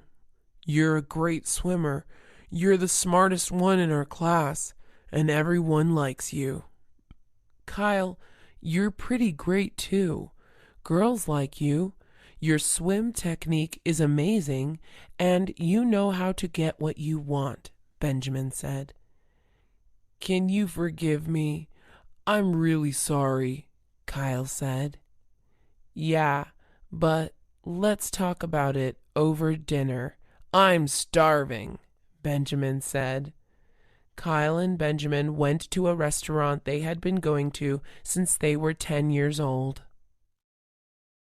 Mary and Natasha both like Kyle.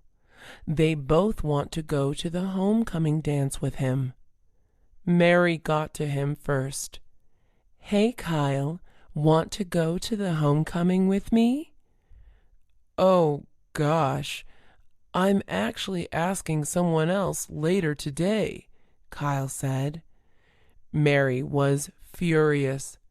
How could he say no to her? "Who are you asking?" Mary asked. "Natasha," he said. Mary had to do something. She couldn't let Natasha take Kyle away from her. Mary walked over to Benjamin, Kyle's best friend. "Hey, Benjamin, you should ask Natasha to the homecoming dance." "Really? I don't think she likes me," he said. "She told me she likes you," Mary said. "Okay, I will ask her out. Thanks for telling me," Benjamin said. Benjamin went up to Natasha during lunch with roses. "Natasha, will you go to the homecoming dance with me?" Benjamin asked. Natasha didn't want to go with Benjamin, but everyone was staring at them. She didn't want to embarrass him by saying no. "Yes, I'll go with you," she said. Kyle and Benjamin were hanging out after school. "So I'm going to the dance with Natasha," Benjamin excitedly said. "What? I was going to ask her out later today," Kyle said. "What? Well, it's too late. She already said yes to me," Benjamin said. Kyle was sad. He decided to ask Mary to the dance instead. It was better for him to ask someone than no one at all. At the dance, there was a DJ, a disco ball, food, the school mascot, and pretty decorations. Everyone was having a good time, except Benjamin, Kyle, Mary, and Natasha. Benjamin and Natasha barely spoke to each other. Natasha kept thinking about Kyle, and Benjamin thought Natasha was way too quiet. Kyle kept thinking about Natasha, and Mary was mad that Kyle wasn't paying attention to her. "Give me a second. I'm gonna see how Ben is doing," Kyle said to Mary. Kyle walked over to Benjamin. "Hey, where's Natasha?" Kyle asked. "She's in the bathroom," Benjamin said. "None of us are happy right now. Why don't we switch dates?" Kyle suggested. "That would leave me and Mary unhappy," Ben said. Kyle sighed. He knew Ben was right. The homecoming dance was just going to be a bad night. Textbooks are really expensive. It is funny because nobody wants them. Students just have to buy them because teachers want them to. Mr. Tan teaches an economics class, and he usually makes them buy a $200 textbook. Last year, though, one of his students tried to steal a textbook. That student got suspended. The sad thing is, the student stole the textbook because he could not afford it. Mr. Tan decided to change some things around. Instead of making his students buy the textbook, Mr. Tan made copies of the textbook and gave them to the students. This is technically illegal. Another teacher found out about what Mr. Tan was doing and told the principal. The principal gave Mr. Tan a warning. Mr. Tan had to come up with another idea that was legal. Mr. Tan decided to use online articles that were available for everyone to access. The students liked this idea because they did not have to buy a textbook. The principal liked this idea because it was legal. Mr. Tan liked the idea because he felt that the articles taught a lot of interesting information. Mr. Tan won Teacher of the Year award. He was respected for caring about his students' financial situation. In college, everyone has different class enrollment times. Some people have early times, and some people have late times. The more classes you have taken, the earlier your registration time is. That is why seniors have early registration times. All student athletes, students on scholarships, and low-income students have early registration times. A lot of students complain about their registration times. Having a late registration time means not getting the classes you want. Not getting the classes you want means not being able to graduate on time. This is a big problem in public schools. Every semester, there are a ton of students who line up to complain about their registration times. Academic counselors tell the students the same thing every time. We can't do anything about it. Parents complain about it too. The academic counselors tell them the same thing. One of the parents who complained was a lawyer. She tried to sue the school. It did not work. Students also protested that athletes should not have earlier registration times. The academic counselors say, "We don't make up the rules." Stage fright is the nervousness one feels when speaking in front of an audience. It is extremely common.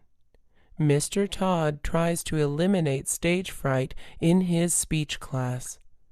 In the class, everyone is required to do 5 speeches in front of the class. The first speech is about the student. The students typically talk about their likes, dislikes, family, friends, hobbies, and future goals. Since it is the first speech, a lot of students are nervous. They want to make a good first impression on everyone. Mr. Todd told them to think of the audience as their friends. The second speech is supposed to persuade the audience to support a particular cause. One student talked about abortion. Another student talked about Donald Trump. For this speech, Mr. Todd advised them to make connections with the audience. People are more likely to support your cause if you make it relatable to them. For the third speech, the student is supposed to try to convince the audience to visit a particular country. By the third speech, the students were more confident. It was easier for them to talk in front of their classmates. The students felt like they were all friends with each other. Even if they made a mistake, it was okay. Darcy was in her 6th year of college. Most people go to college for 4 years and then graduate. Darcy was different. She did not plan well. In her first year, she was so excited to be away from her parents. She went out late every night. She drank too much alcohol. She made friends with the bad crowd. She skipped her classes. She had to retake a lot of classes. In her second year, Darcy started to get her act together. She stopped going out so late. She became friends with people who studied. She went to class and studied. However, Darcy wanted to change her major from chemistry to political science. The chemistry classes she took were useless now.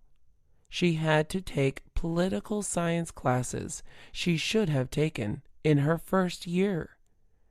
In her third year, Darcy took more classes than the average student. It was very stressful. She was in class from 7 a.m. to 6 p.m. She felt like she could not think in any of her classes. She was not getting much sleep. She talked to a guidance counselor who told her that she should drop 2 classes. The counselor also said that it was better to get good grades and stay longer in college than to get bad grades and graduate on time. Darcy dropped 2 classes and had to stay in college for 2 extra years. There are a lot of rules on what students can and cannot wear. Girls can't show bra straps, wear shorts that are too short, wear tank tops, nor can they wear body jewelry. Guys can't show their boxers or wear pants that are too baggy. Both girls and guys cannot wear open-toed shoes, including flip-flops. The students are sad because flip-flops are comfortable and easy to wear.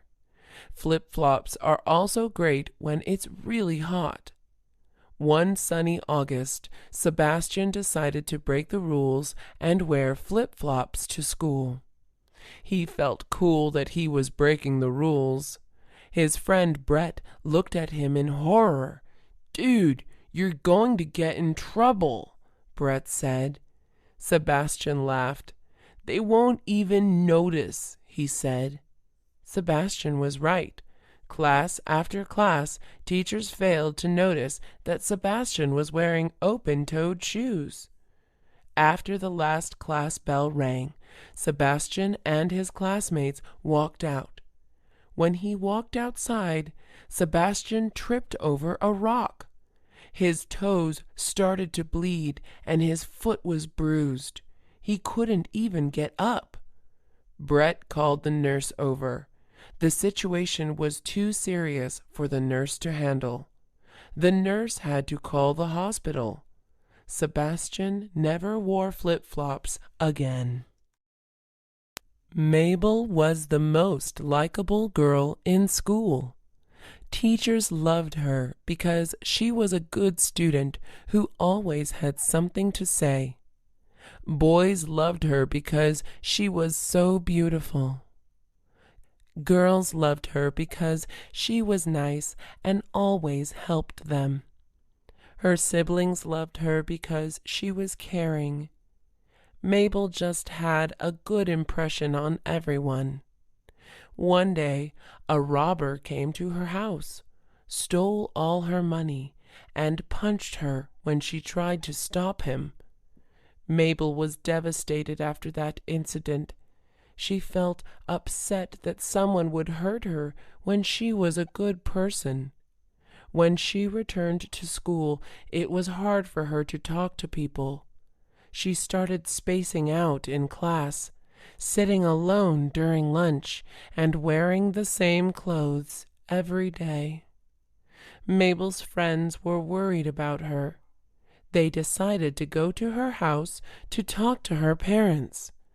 Her friends explained how Mabel was acting differently in school. Mabel's parents had no idea. They talked to Mabel and told her that the robbery had nothing to do with her.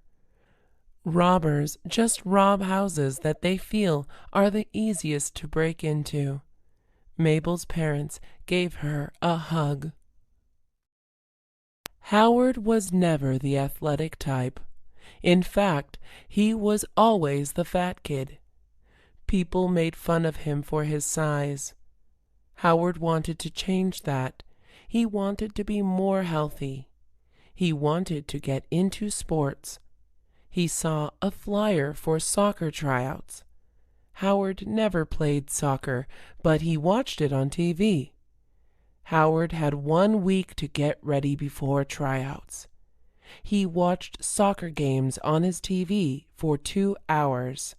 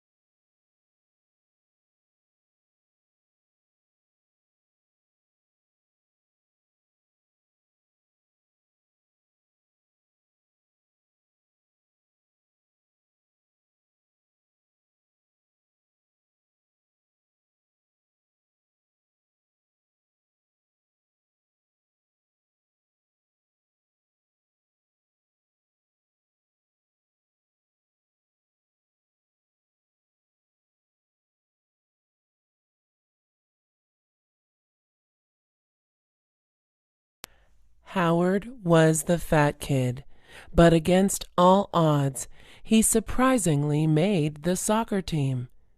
His family celebrated. They were happy that he was being active, and they wanted him to make new friends. Howard was happy too. On his first day of practice, the coach made a short speech. Congratulations on making it to the team. You have a tradition to keep. Our team is the best high school soccer team in northern Mississippi. Practice is going to be rough, but it's going to be worth it. Practice is 2 hours a day, every day, including Saturday and Sunday. Howard started to sweat. Was he ready for intense exercise every day? The team captain was the next to make a speech. Coach is right. You guys all have to keep up. Keep up or go home. First, the team did warm-ups, which included stretching, running, bouncing the ball with their knees, and more. Howard was having trouble, especially with running. After the warm-ups, the boys played a game. Howard was already very tired. The captain pulled him aside and said, "I don't know how you made the team. You got lucky." Howard ignored what he said and continued to do the best he could. Howard had recently made the soccer team. However, he has been having trouble with the captain and keeping up with his teammates. Howard wasn't in shape like the rest of the guys. He also couldn't do a lot of the things that the guys did. Howard knew that the only reason he made the team was because he made a goal during tryouts. The goal he made was lucky, though. The coach quickly realized this after the first week of practice. The coach set up a meeting to talk to Howard. "Do you know what this is about?" the coach asked. Howard nodded. "Your performance has not been so good compared to the others. It also seems like you're having a lot of trouble," the coach said. "Yeah, I didn't grow up playing soccer," Howard said. "You're going to have a lot of trouble if you stay on the team. If you still want to play, I think you should take classes and try out again next year." Howard sighed. He knew the coach was right, but he was still sad. Howard cried. The coach put his arm around him. "Everyone has strengths and weaknesses. Soccer is not your strength, but you are probably good at something else. My strength is playing soccer, but my weakness is playing instruments," the coach said. Howard felt a lot better after hearing him say that. Howard knew that he had strengths. He just had to find out what they were. Ricky is homeless. He sleeps under a shady big tree at the park every night. In the morning, he walks around the park and sometimes goes on the playground. He likes going on the swings, closing his eyes and thinking about the past. His past was great. He grew up in a wealthy family. Both of his parents were doctors. Ricky went to a good school, had lots of friends, and was on his way to being a doctor. Everything was perfect. Then his parents got sued by a patient. His parents lost the case and owed the patient millions of dollars. Ricky and his family had to sell their house and move to a much smaller house. Ricky also had to move schools. Ricky's parents had a very hard time adjusting. His dad had a heart attack after 1 year of living in the small house. His mom had a hard time without his dad and died from stress. Ricky had to support himself. He quit school and worked at a grocery store. He eventually quit because he thought he was too good for his job. Ricky decided he would rather be homeless than work at a job he hated. Ricky had gotten used to being homeless. He had been homeless for 5 years, and he is now 23 years old. He talks to people at the park and has good conversations. He gets food from the trash can. He doesn't mind. Ricky is homeless but happy. Margaret was going to meet her boyfriend's parents for the first time. She was worried that they wouldn't like her because she was poor. They probably thought she was with him for his money. She wasn't. She was with him because he was kind and funny. Margaret had to look her best. She put on her nicest dress, heels, and diamond earrings. Margaret's boyfriend, Jimmy, picked her up. "You'll be fine," he said. When she saw Jimmy's parents' house, she gasped. It was huge. There were 2 security guards at the 2 ends of the gate. They typed in the code and the gate opened. When they got to the front door, the servant opened the door for them.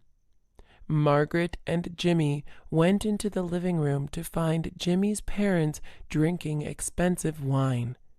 It was the kind of wine that was $100 a bottle.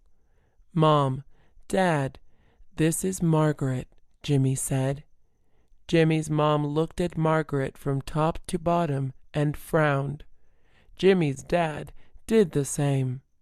Margaret was not off to a good start. The four of them sat at a dining table. Nobody said anything for 10 minutes. Margaret broke the silence and said, "This is delicious." "Of course it is. It's probably the most expensive thing you ever ate," Jimmy's mom said. "Mom, that was really mean," Jimmy said. "I'm just saying the truth, son." Margaret and Jimmy left after dinner. Margaret swore she would never see his parents again. For the first time ever, Gabby was going to be home alone. Her parents and little brother were going on a 1-week trip to Hawaii. Gabby didn't want to miss out on school, so she had said she would stay at home. It was going to be great. She could stay up late as she wanted, invite people over, and sing as loud as she wanted to. She invited her friends, William and Agatha, to her house after school. "Wow, it is so cool to have the whole house to yourself. Your parents must really trust you," Angela said. Gabby's parents trusted Gabby because she always told the truth and did the right thing. "You should throw a party," William suggested. Gabby and Agatha gasped. "Did you hear what I just said?" Agatha said. "I heard you. I just think Gabby should do the wrong thing for once and not be boring," William said. Gabby did think about it. People at school did think she was a goody two-shoes, and her parents probably wouldn't find out. "Okay, I'll do it," Gabby exclaimed. Gabby invited the whole 11th grade class to her house on Friday. A lot of people came and the house was packed. It seemed like everyone was having a good time. People really liked the food and the music at the party. Eventually, however, the party got too crazy. People started yelling at each other. Things broke, and neighbors complained. All of a sudden, the door opened. It was Gabby's parents. "Mom, Dad, aren't you supposed to be here tomorrow?" Gabby asked. "We were, but we came here to surprise you with a gift," her dad said. Gabby felt guilty. Ginny was obsessed with donuts. She had her first donut when she was 5 years old. It was from a gas station. Ginny was crying, and her dad was trying to get her to be quiet. He gave her a donut, and Ginny immediately stopped crying. Ginny has tried 20 different donut shops and hundreds of different flavors. Some of her favorite donut flavors included chocolate, banana, and regular glazed. Her friend Rebecca knows how much she likes donuts, so she recommended her a place. "It's called Doughnutty. It's known to be the best donut on earth," Rebecca said. "What's so good about it?" Ginny asked. "They're really fresh, and they use a type of sugar that is good for you," Rebecca said. Ginny was going to check the shop out. Doughnutty was an hour away from Ginny's house. Her brother made fun of her for driving so far just to eat donuts. When Ginny and Rebecca got there, the store was closed. The girls felt so frustrated. They decided to get donuts at the gas station nearby. It was not the best, but it was still pretty good. Ms. Robbins was known around the school as the meanest teacher ever. She gave hard tests, made fun of students, and wouldn't let the students have any fun whatsoever. Why was Ms. Robbins so terrible? Well, she never wanted to be a teacher. She grew up wanting to be an actress. She was pretty good at it. She even had her own TV show once. The TV show did not do so well, and it ended after a year. Ms. Robbins struggled to find a job after that. Ms. Robbins only got her job as a teacher because she knew the principal of the school. They were best friends from high school. Miss Robbins taught history. Her students were all afraid of her. One of her students, Cassidy, raised her hand to ask a question. Ms. Robbins, how long should our essay be? Ms. Robbins stared at her coldly and said, I hate repeating myself. Ask your classmate. Ms. Robbins was called into the principal's office. What's up? She asked. There have been some concerns over your behavior, the principal said. I know where this is going, Ms. Robbins said. Do you? Well, it has to change. I know you don't want to be here, but you can't get paid if all your students want you gone, the principal said. Ms. Robbins was more careful since her meeting with the principal. Martin and Kylie have been in a relationship for 4 years. They have already said, I love you, met each other's parents, and talked about marriage. Their friends and family are just waiting for Martin to propose to Kylie. However, they don't know that Martin has been having second thoughts about his relationship with Kylie. Martin asked Kylie to go out to dinner with him. So, this is going to be hard to hear, Martin said. What happened? Did someone die? Kylie asked. Kylie had no idea what was coming next. I want to take a break from us, Martin said. What do you mean? Kylie asked. I still love you. I just need some time to myself. I want to travel by myself, Martin said. For how long? Kylie asked. Maybe a year, Martin said. I'm not going to wait around, so we're over, Kylie said. Martin was sad at first, but as he was traveling across the world, he didn't feel too sad anymore. He first went up to Canada. He really liked the donuts there. He then went to Ireland. He really liked how green it was. He then went to Italy. He really liked the buildings and houses there. Next, he went to Vietnam. He really liked the people there. After 1 year, he came back to the United States. He asked how Kylie was doing. They went out again to catch up. They got back together. It was clear that they still loved each other. Myron was a meat lover, and Nick was a veggie lover. Not only is Nick a veggie lover, but he is a vegetarian. It makes things hard for Myron and Nick's parents to prepare meals for them. The parents liked meat, but when they make something like chicken, they have to prepare something different for Nick. It was extra work. The family was recently invited to a friend's barbecue party. Nick didn't want to go because he knew that everyone would ask why he wasn't eating meat. Honey, just come. There will be mashed potatoes and corn, his mom said. I know, Mom, but I just don't want to explain to everyone why I'm a vegetarian, Nick said. Everyone there wants to see how you're doing, his mom said. You know what, Nick? Why don't we all become vegetarians for this whole month? We can all explain together why we're vegetarians. It will be healthier for us too, his dad said. Nick appreciated his dad's suggestion. That's too hard for me, Myron said.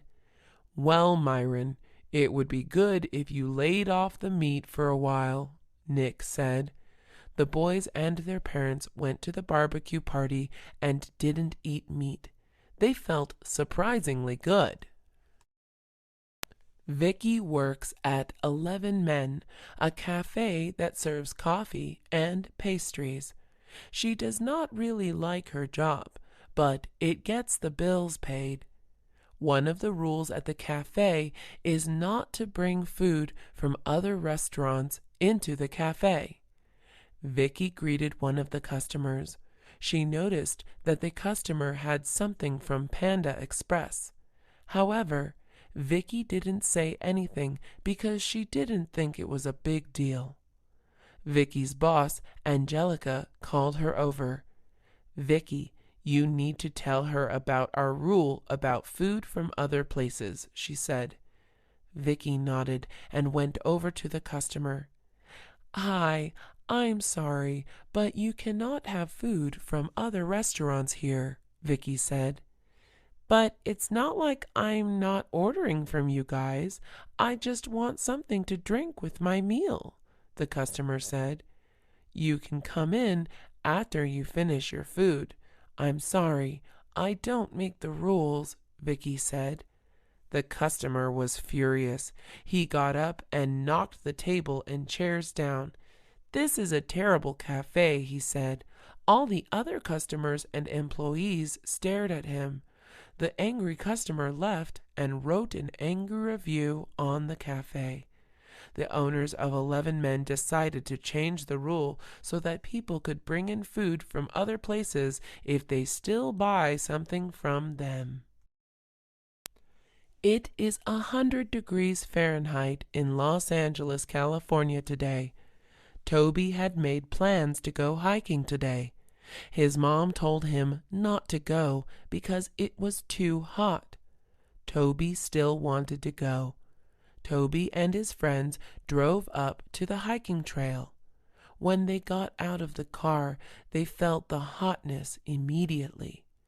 Toby, I'm starting to sweat already, his friend said. You'll be fine. Just drink water, Toby said. As they started walking, they noticed that the plants were all brown. They all died. There were not a lot of people hiking either. Toby's friends started to put sunscreen on. Want some? He asked. Toby said, I don't get burned. Well, suit yourself, his friend said. As they continued walking, the trail was getting steeper and steeper. Hey, Brian, remember that one time your mom hiked with us? Toby asked. It was completely silent. Toby turned around. Brian was on the ground. He had fainted. Toby called 911. When they came, they told Toby that Brian fainted from the heat. You shouldn't be out on a day like this, the emergency response team said. Toby rode with Brian to the hospital.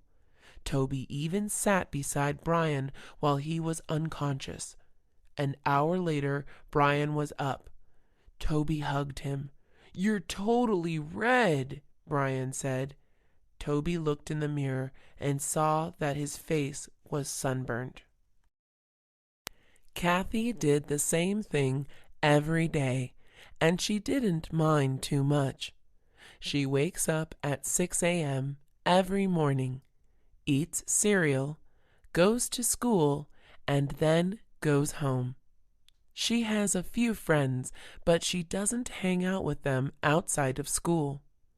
Kathy usually just reads books and watches TV shows when she has free time. Kathy was walking to school as she usually does. All of a sudden, a car hit her. Kathy was knocked out with blood everywhere. She went to the hospital, and her family and friends visited her. The doctor told them that Kathy was miraculously alive, even though she was hurt pretty badly.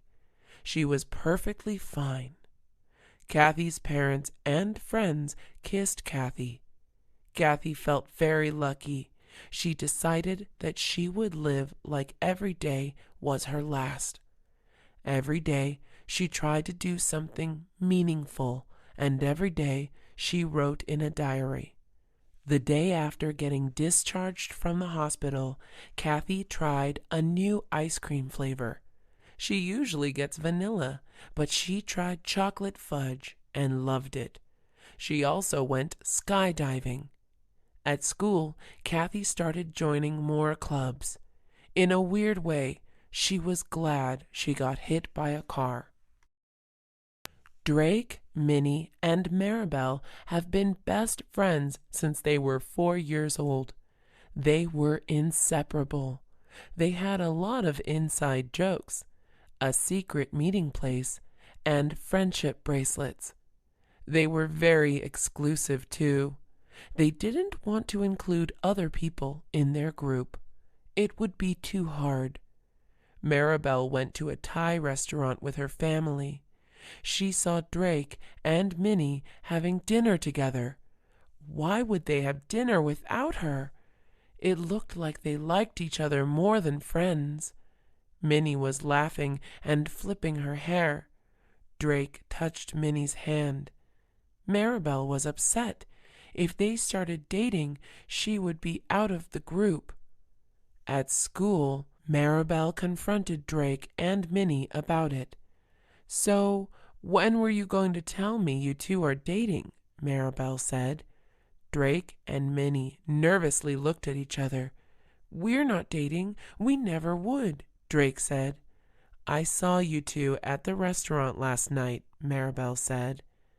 "Well, we didn't want to tell you, but we were planning a surprise party for you. That's why we didn't invite you to eat with us," Minnie said. Maribel felt bad that she ruined the surprise. Laura always had really long hair. It went all the way down her back. It was difficult to maintain. It took her 20 minutes to wash her hair. It was also hard for her to exercise since her hair was always flying around everywhere. Laura decided to cut her hair all the way to her ears. She wanted very short hair. She also wanted to donate her hair to cancer patients. Laura always felt strongly about cancer. Her mom died from breast cancer. The hairstylist asked Laura if she was sure that she wanted to cut her hair. Laura nodded. When the hairstylist was finished, Laura looked down to the floor. There was so much hair. Laura couldn't wait to go to school and show off her new look. When Laura met up with her friends, they looked shocked. "What do you think?" she asked. Her friends were silent. "It looks good," one of them said. He was lying. During lunchtime, Laura overheard one of the mean girls say that no guy would ever want to date her because of her manly haircut. Laura was hurt, but she didn't care because she knew that she cut her hair for a good cause. Zoe hated her boss, Justin, who thought he was better than everyone just because he went to Harvard. He proudly hung up his diploma in his office. Zoe knew that she was smart and capable, but she could never rise up with Justin as her boss. She knew she had to work somewhere else. Zoe submitted her letter of resignation. She went into Justin's office to talk. There were pictures of himself all over the walls. There was a picture of him modeling a suit, a picture of him meeting the mayor, and more. Zoe laughed. "Something funny?" Justin asked. Zoe shook her head. Anyways, I was wondering why you decided to quit. You have worked here for 6 years and have been doing well, Justin said. I just feel that it's time to move on to bigger things, Zoe said. Oh, so this company is not good enough for you? Justin asked. To be honest, I just don't like the way you run this company, Zoe said. Justin turned red with anger. He hit his desk and started tearing down all the pictures on the walls. He left Zoe in his office and slammed the door on his way out. Zoe just laughed. Eduardo went to a restaurant. It was a hole in the wall, meaning it wasn't a nice place. The restaurant was known for having delicious, authentic Japanese food. All the employees there were related to each other. Sometimes the service was slow, but that's because all the food is made fresh. The cooks make the food only when the customer orders it. Eduardo sat down. The table was dirty, but Eduardo didn't mind. The server asked him what he wanted to order. Eduardo ordered a salmon roll. It came out in 15 minutes. Eduardo took his first bite. It was delicious. When the check came out, Eduardo put his credit card down. The server told him the place was cash only. Eduardo asked if he could go to the nearest bank. The server said that he couldn't trust him. Eduardo swore he would come back. The server still didn't let him leave. Eduardo first called his sister to help him. His sister was at work, so she couldn't come until nighttime. Eduardo called his best friend Mason. Mason was in the area, so he said okay. Mason came down and paid for Eduardo's meal. Bethany decided that she would spend all the summer earning money as a tutor.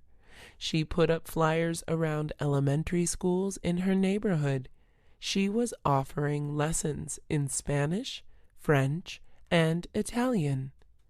Bethany grew up traveling the world, so she knew how to speak a lot of languages. She would charge her customers $25 per hour. Someone called Bethany. It was a girl asking for lessons in Italian. Bethany drove down to the girl's house on Saturday. The student lived in a huge mansion.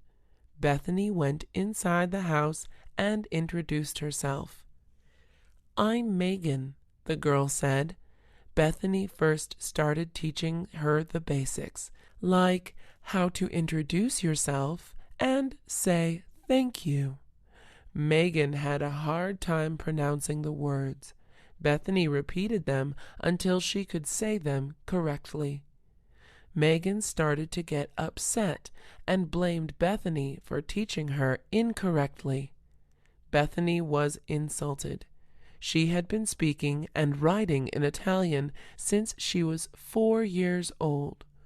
Megan, why don't you take a short break and come back to this? Bethany suggested. Hopefully that would calm her down. Why don't you take a long break and get out of here? Megan said. Bethany left her house. She didn't need to take insults from a teenager. Kimberly was very selfish. She only cared about herself and never did any favors for anyone. A classmate of hers asked for her chemistry notes and she said no.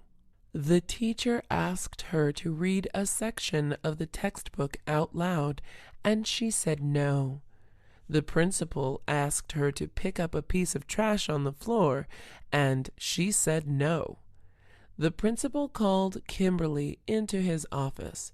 He asked why she was so disobedient. Kimberly said that she didn't feel the need to help others when no one has ever helped her. "What do you mean no one helped you?" the principal asked. Kimberly explained how she never met her mom and dad. Her dad passed away before she was born, and her mom died while giving birth.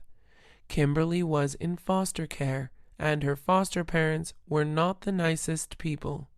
They provided food and a home for her, but that was it. The principal felt sorry for her. Kimberly asked him not to feel sorry for her because she liked that she was independent. Chris owed Penny $100 since last year. Chris used the $100 to buy printer ink. He was in a tough financial situation, but really needed printer ink to write his 20-page paper. Penny wanted him to pay her back immediately, but it never happened. He always had some excuses. He would say that he had the money, but he forgot it. He would say that his boss hadn't given him his paycheck yet for a long time. Penny forgot about the money Chris owed her. Penny remembered when she and Chris went to a restaurant together. Seeing him take out his wallet made her remember. "Hey, do you have $100? You still owe me," Penny said.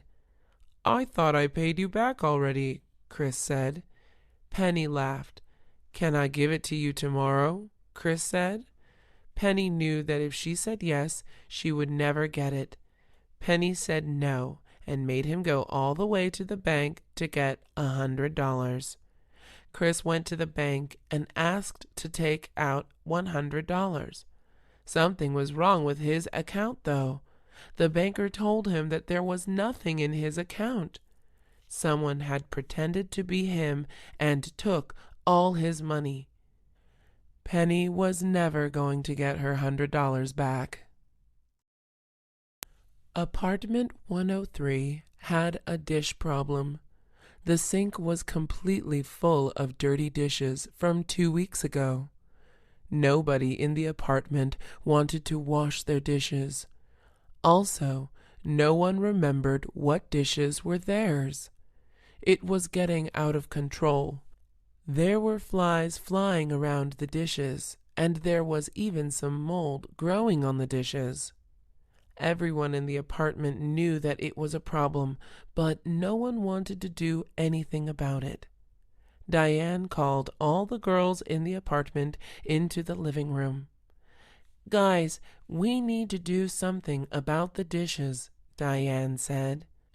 "I don't have time to do any of the dishes," Clary said. "We all don't have time," Diane angrily said. "Why don't we just split up the dishes in 4? That way it's all fair," Ella suggested. "But that's not fair because some of us don't use as many dishes as others," Katie said. There was a knock on the apartment door. Clary opened it. It was their neighbor, Eli. "I couldn't help but overhear your argument. I was thinking maybe I could wash all your dishes for $40, he said. The girls would have to pay $10 each. They decided it was worth it. If Eli washed them, then none of them would have to deal with it. Greg always felt strongly about the homeless population. He believed that even if a person was homeless, he or she deserved to be treated fairly. There must have been something tragic in their lives that led them to that path. He tried to help them in any way he could.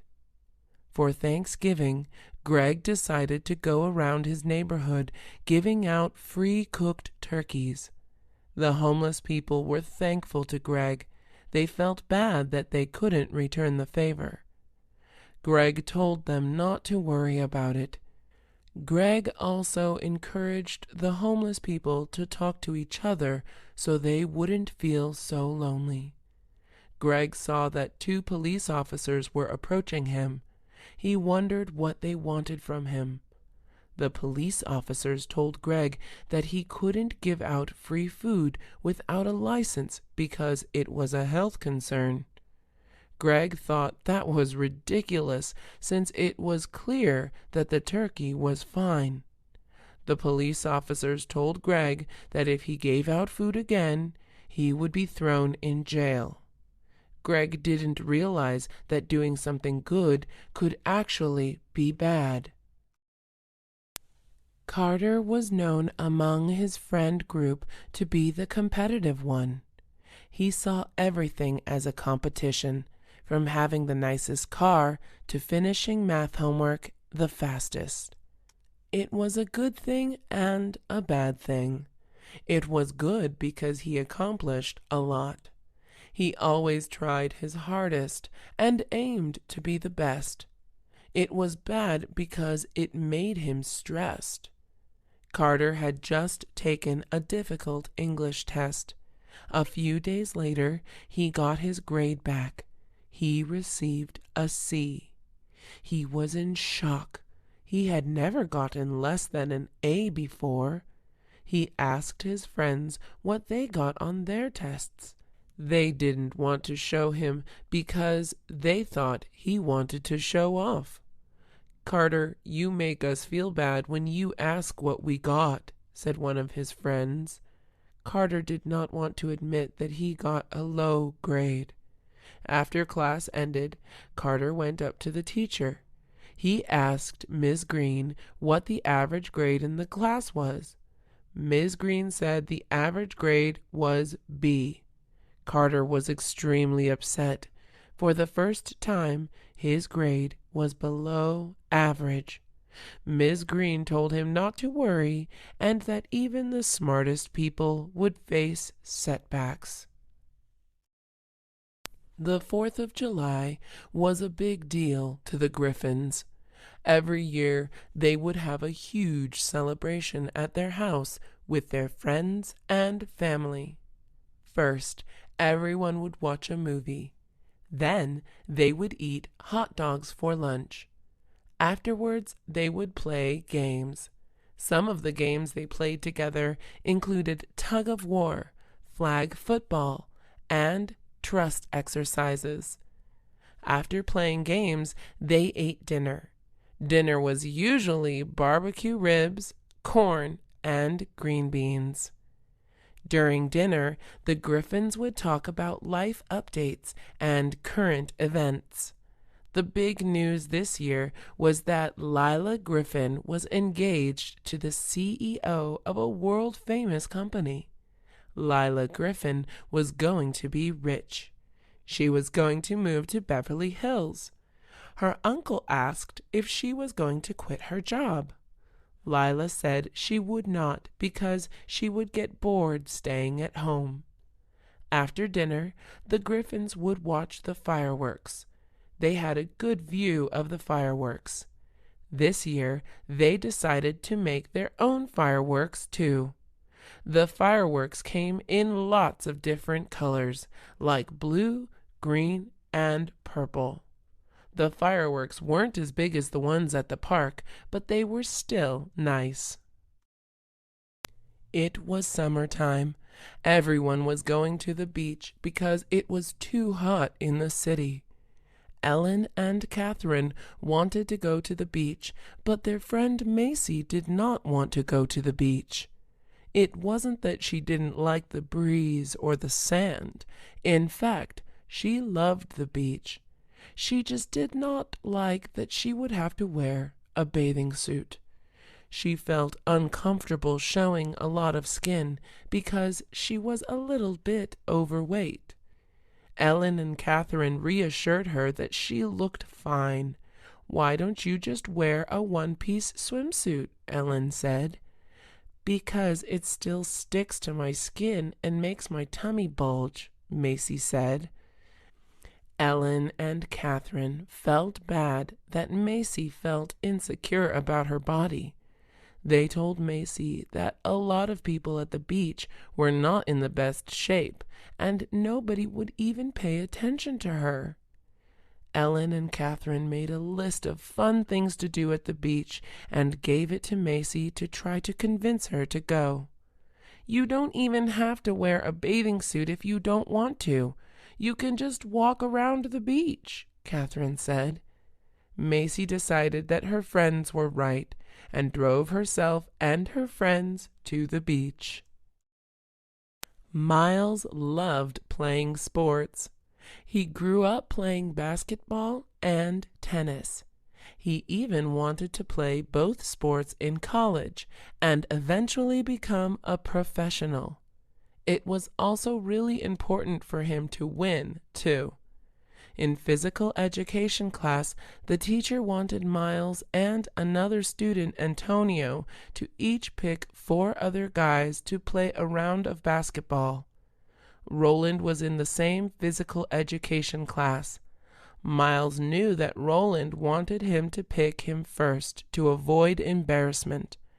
Every time students picked teams, Roland was the last.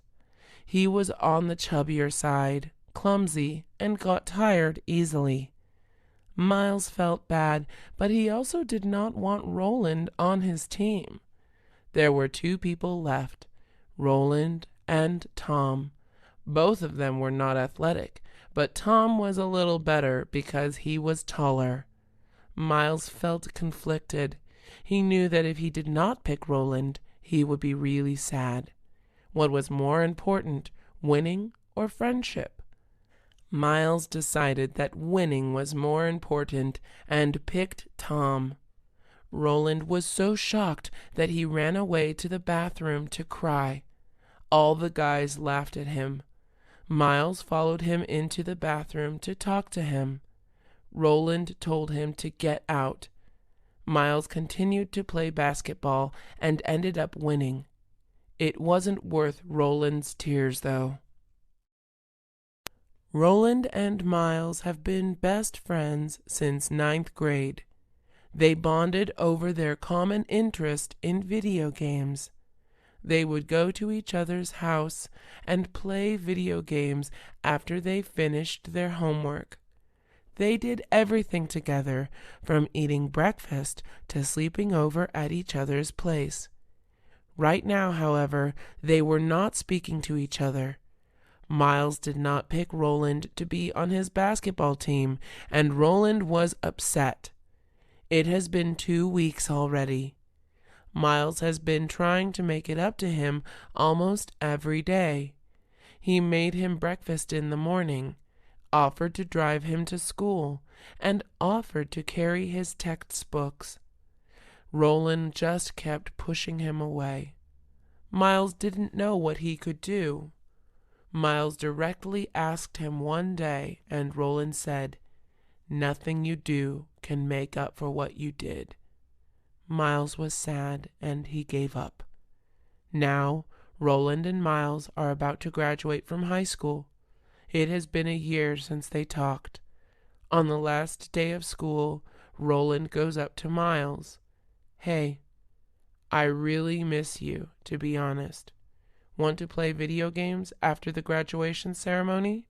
Roland asks. Miles smiles and says yes. Sometimes you can't fix your mistakes right away. Friendship takes time to fix. Janet has a shopping addiction. She loves buying clothes, school supplies, and electronics. If she is not shopping in stores, she is shopping online. She considers shopping as her hobby. Janet often shops when she is sad because she feels like shopping gives her power. Because she shops so much, her house was getting cluttered. Her mom and dad restricted her access to money by closing her debit and credit card accounts. They also stopped giving her an allowance. This did not stop Janet from shopping. In fact, things got even worse. Janet started shoplifting. She was really good at it too. For clothes, she would just go into the fitting room and put them in her bag. Fitting rooms did not have surveillance cameras, so that was why she could do that. School supplies were even easier to steal. Janet just looked around her and put the pens in her pocket. Electronics were difficult to steal, so she never tried. Janet saw a necklace she liked. As usual, she went to the fitting room and placed it in her bag. When she exited the store, the alarm went off. Janet was shocked, as that had never happened to her. An employee checked her bag and pulled out the necklace from her bag. It turned out that there was a security tag. Harold loved to draw. His love for drawing started when he was 5 years old. He went to a museum when he was 5 years old and was fascinated by all the drawings. His mom told him that maybe someday his art would be up on the walls. Since then, he had drawn something every day. However, there was one big problem. Harold was not good at drawing. He wasn't terrible, but he was definitely average. Harold is now 10 years old, and for 5 years his parents and friends have been telling him how great he is. Harold believed them. At school, he saw a flyer for a drawing competition among 5th graders. The theme was environmental awareness. The first place winner would get $100. Harold was super excited when he saw the flyer. It was a chance for him to show off his skills. Harold told his parents about the competition. His mom and dad nervously looked at each other. They didn't want him to find out that he was actually not a good artist. They told Harold what they really thought of his artwork. "So, you don't think I'm good?" he asked. They shook their heads. Harold was so upset that he tore up his art. He locked himself in his room. At night, his parents went to his room to give him his dinner. "Son, we really feel bad. We think it's great that you want to keep drawing. So your mother and I decided to sign you up for art lessons," Harold's dad said. Harold ran up to his parents and gave them a hug. Jacob had to write a 10-page paper on Abraham Lincoln by tomorrow. He hadn't even started yet. He always procrastinated, but he always got good grades too. Jacob poured himself a cup of coffee and drank the whole thing. He opened up his laptop. Then he opened up a blank document. Next, he opened up the internet browser. He had to look up information on Abraham Lincoln. When he clicked the enter button to look up information, it said that there was an internet connection problem. He checked his router. It looked fine. He double-checked if he typed Abraham Lincoln incorrectly. He tried turning his Wi-Fi on and off. It still didn't work. Jacob started to sweat. He knew his teacher wouldn't give him a deadline extension. Jacob called customer service and explained his problem. The person on the other line gave him suggestions, but nothing worked. Jacob talked to the person for about an hour and then gave up. He was upset that he wasted an hour. It was already 9 p.m., and he had to turn in his paper at 8 a.m. Jacob had to turn this around. He went to the library, picked out 10 books on Lincoln, and used the library computer. He finished writing at 2 a.m. He ended up getting an A on the paper. Beatrice rode her bike everywhere. Most of her classmates drove around the neighborhood. Beatrice's family couldn't afford to get her a car, so she decided to take her driving test later. She doesn't mind too much. Biking was fun, and it was good exercise. On her way home from school, Beatrice stopped by the supermarket. She forgot her bike lock. She thought about what to do and decided to just leave the bike outside. No one was going to steal her bike, she thought. She went inside to buy milk. When she exited the store, her bike was gone. She was going crazy. She looked all around the market just to see if the thief was still nearby.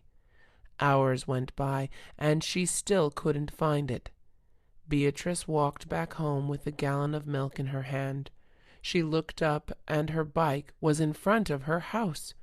She was surprised. How did it end up at home? She asked her family how it got there. It turned out that her brother took it as a prank. Arya was always the pretty girl at school. She had voluminous blonde hair and curly hair. She was tall and thin. Because she was pretty, her classmates assumed she was dumb.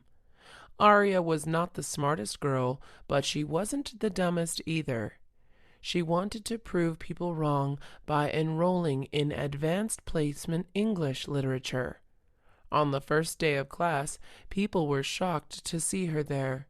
The teacher even said that she was in the wrong class. Arya had to show the teacher her class schedule. The teacher assigned the students a passage to read and analyze. The teacher put them in groups of 4. Arya's group just ignored Arya and analyzed the passage. Arya tried to talk, but they kept ignoring her and cutting her off. Being sick of the poor treatment, Arya finally yelled, "I'm trying to talk here." "Nobody wants to listen to you. What you have to say is probably dumb anyways," one of her group members said. At the end of the class, Arya told the teacher she was dropping. Ms. Sanchez said, "Don't drop, because then you're proving them right. Show them you're capable of using your brain. Share your thoughts out loud in class, and work on getting A's on your essays." Ms. Sanchez was right. She would never get rid of her dumb reputation if she dropped the class. Steve was a counselor at Camp Lafton. His job was to take care of kids at night, teach them how to swim, and make sure they weren't getting into trouble. At night, the kids kept talking. They were supposed to be quiet an hour ago. Steve had a hard time stopping them from talking. He was getting tired of telling them to be quiet. Steve had an idea. "Hey, do you guys want to hear a scary story about this cabin?" he asked. They got excited and started jumping up and down. "Okay, I will tell it. You have to be quiet so you can hear me, though," Steve said. The kids nodded. The story was an old camp legend. It was about the twins who lived in the same cabin as they did. One of the twins mysteriously fainted, while the other one fell through the hole of the floor and was never to be seen again. The twin who fainted was in a coma. When Steve finished the story, the kids were scared. They couldn't sleep, and some of the kids even cried. The kids were definitely quiet, though. He didn't think they would get that scared. Teresa was 25 years old and trying to get a record deal. She wanted to sing pop songs and have her name known all over the world. She had a great vocal range. In fact, she can even sing opera. Making it in the music industry was tough. It took a lot of good luck and connections to get a record deal. One time, Teresa came close to signing a deal, but it fell through when her manager passed away. Teresa saw an advertisement for a singing competition on TV. It was called The Next Superstar. The show was going to be on a major network, so millions would be watching. Teresa first had to sing in front of the 3 judges in Los Angeles. She bought a plane ticket immediately. She always wanted to go to Los Angeles since there wasn't really anything to do in Maine. Teresa arrived in Los Angeles and met the 3 judges. They sat at a long rectangular table. The judge on the left end of the table was a famous rock singer of a band. The judge in the middle was the CEO of Harness Music Group. The judge on the right end of the table was a vocal coach to many famous singers. Teresa was a little nervous.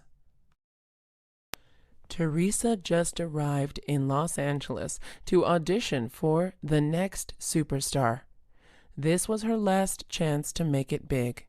One of the judges asked where she was from and what her life had been like. Teresa said she was from Maine. She then said that she had been singing since she was 5 years old and had been struggling to pay the bills. Teresa then sang an original song. The judges were impressed that she wrote a song. They liked how high her voice could go, and they allowed her into the next round.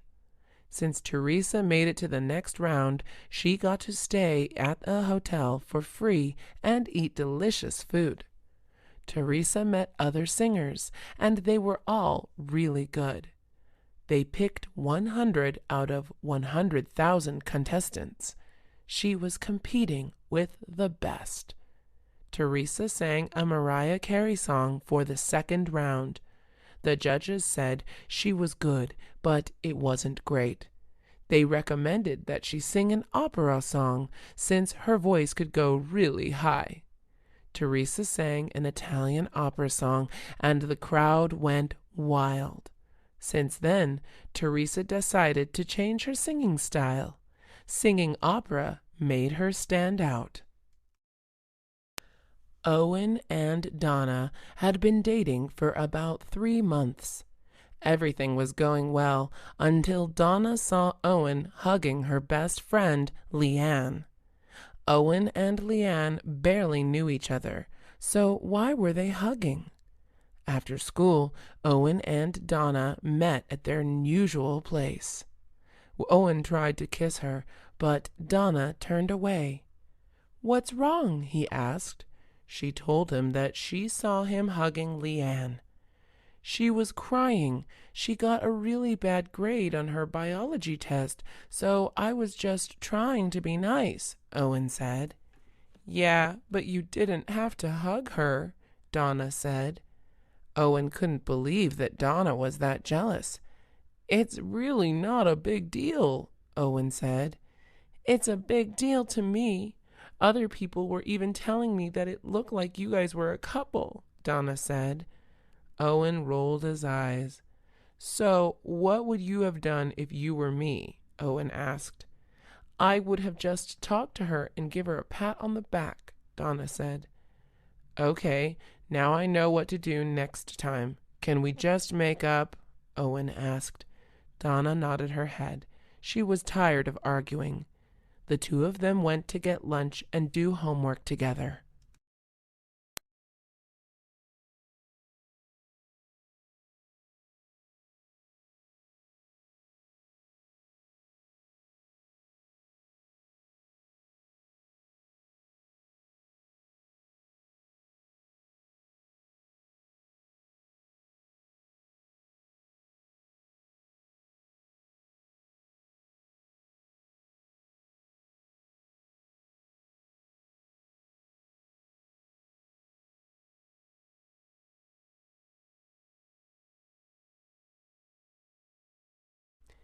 They were talking about the rides, fireworks, and scenery there.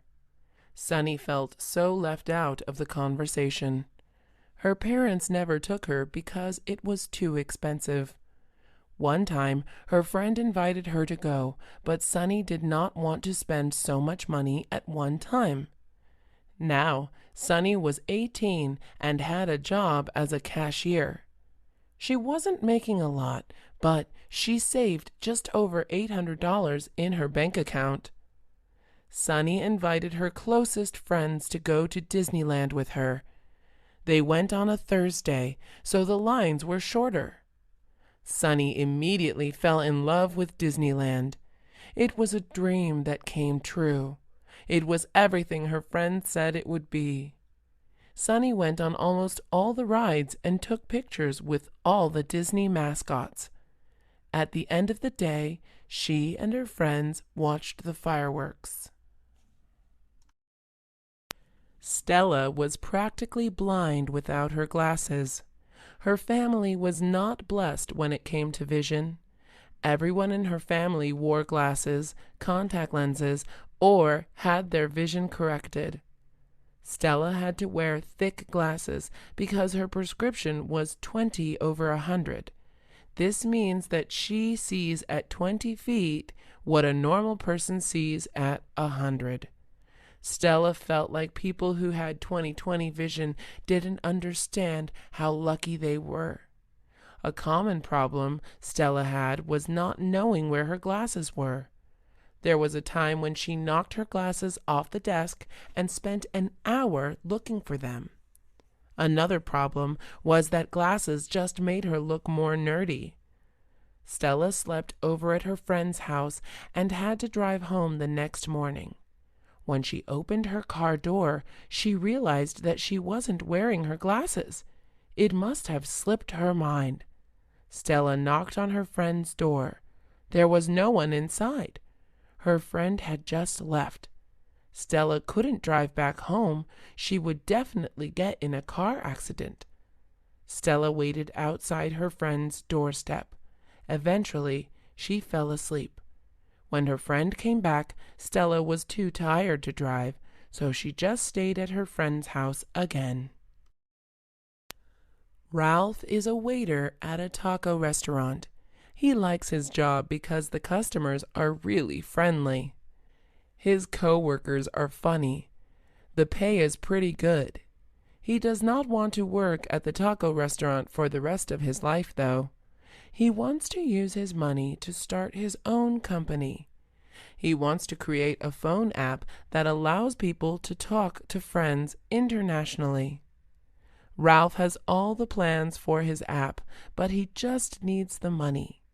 If the app goes big, he could make millions. The people who came up with apps like Snapchat and GroupMe are extremely successful. Apps are a modern invention. It's pretty amazing what one good idea can do. Ralph noticed a customer come in and serves him. Ralph compliments the man's watch. "Thank you. The truth is, I hate wearing it, but I need it because I have such a hectic schedule," he says. Ralph asks what he does for a living. The man explains that he buys apps from young entrepreneurs. Ralph jumps up and down with excitement. He tells the man about his app. He likes Ralph's idea and sets up a business conference meeting with him. Justin was a stay-at-home dad. That means he takes care of the kids and deals with housework. His wife is the one who goes out and works. A couple years ago, Justin worked as a teacher. He loved his job. Then, his wife Terry got pregnant. At first, the couple both wanted to work and get a babysitter. Eventually, Justin thought it would be best if he stayed at home and took care of their kid. He wasn't getting that much money as a teacher. Also, he wanted to have control over how his kid was going to be raised. Justin liked being a stay-at-home dad. He loved seeing his kid learn things from him. He wanted to make sure his kid grew up right. Justin made sure to read to his son, take him to open areas, and give him healthy food. The biggest problem with being a stay-at-home dad was the comments he got from his guy friends. They made fun of him for doing housework. At first, the comments bothered him, but they're not a big deal anymore. Justin does miss teaching, though. He is waiting for the day he can teach at school again. He is planning to go back to the job after his kid turns 13 or so. He thinks that is a good time for his son to do his own thing. Janet entered a sweepstakes where she could win a free trip to Hawaii. She read about it from the back of a cereal box. She always wanted to go to Hawaii, so she was excited when she saw the ad. She realized that a lot of people were going to enter the sweepstakes, but something in her felt confident she would win. She was so confident that she started looking up places to go in Hawaii. The winner of the sweepstakes was going to be announced on the Hario cereal website. Janet went on the website and saw her name on the home page. She won! Janet was so excited that she played a Hawaiian song and danced to it. She read the details on the website and found out that she could invite one person to the trip. Janet didn't know who to invite. She wanted to invite someone she could spend hours with. She wanted to invite someone who would be willing to do adventurous activities. She wanted to invite someone who would appreciate Hawaii. Janet thought about it and decided to take her mom. Diego did not like his name. It was a Spanish name, but Diego didn't even speak Spanish. People always assumed he did, though. In fact, Diego wasn't even Hispanic. Diego also didn't like it because it didn't sound cool. Diego wanted to change his name to something like Brandon or Brock. Diego told his parents that he wanted to change his name. His parents were furious. "This is the name we gave you. By changing it, you're going against our wishes," his mom said. His dad said, "Why don't you just tell people to call you something else? Don't legally change it, though." Diego felt that if he did that, people would just ignore him and continue calling him Diego. Diego tried what his parents suggested. At school, he told his friends and teachers to call him Brock. His friends laughed at him and asked him why. His teachers were okay with it, but they kept calling him Diego accidentally. Since Diego was already 13, it was hard for people who had known him for a long time to call him by any other name.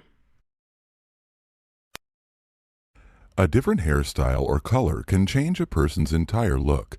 It can make a person look better or worse. Jean was about to enter her first day of college. She wanted a new look. Her current hairstyle was nice, but it was boring. She had it since she was a 9th grader. Her hair right now was straight, long, and blonde.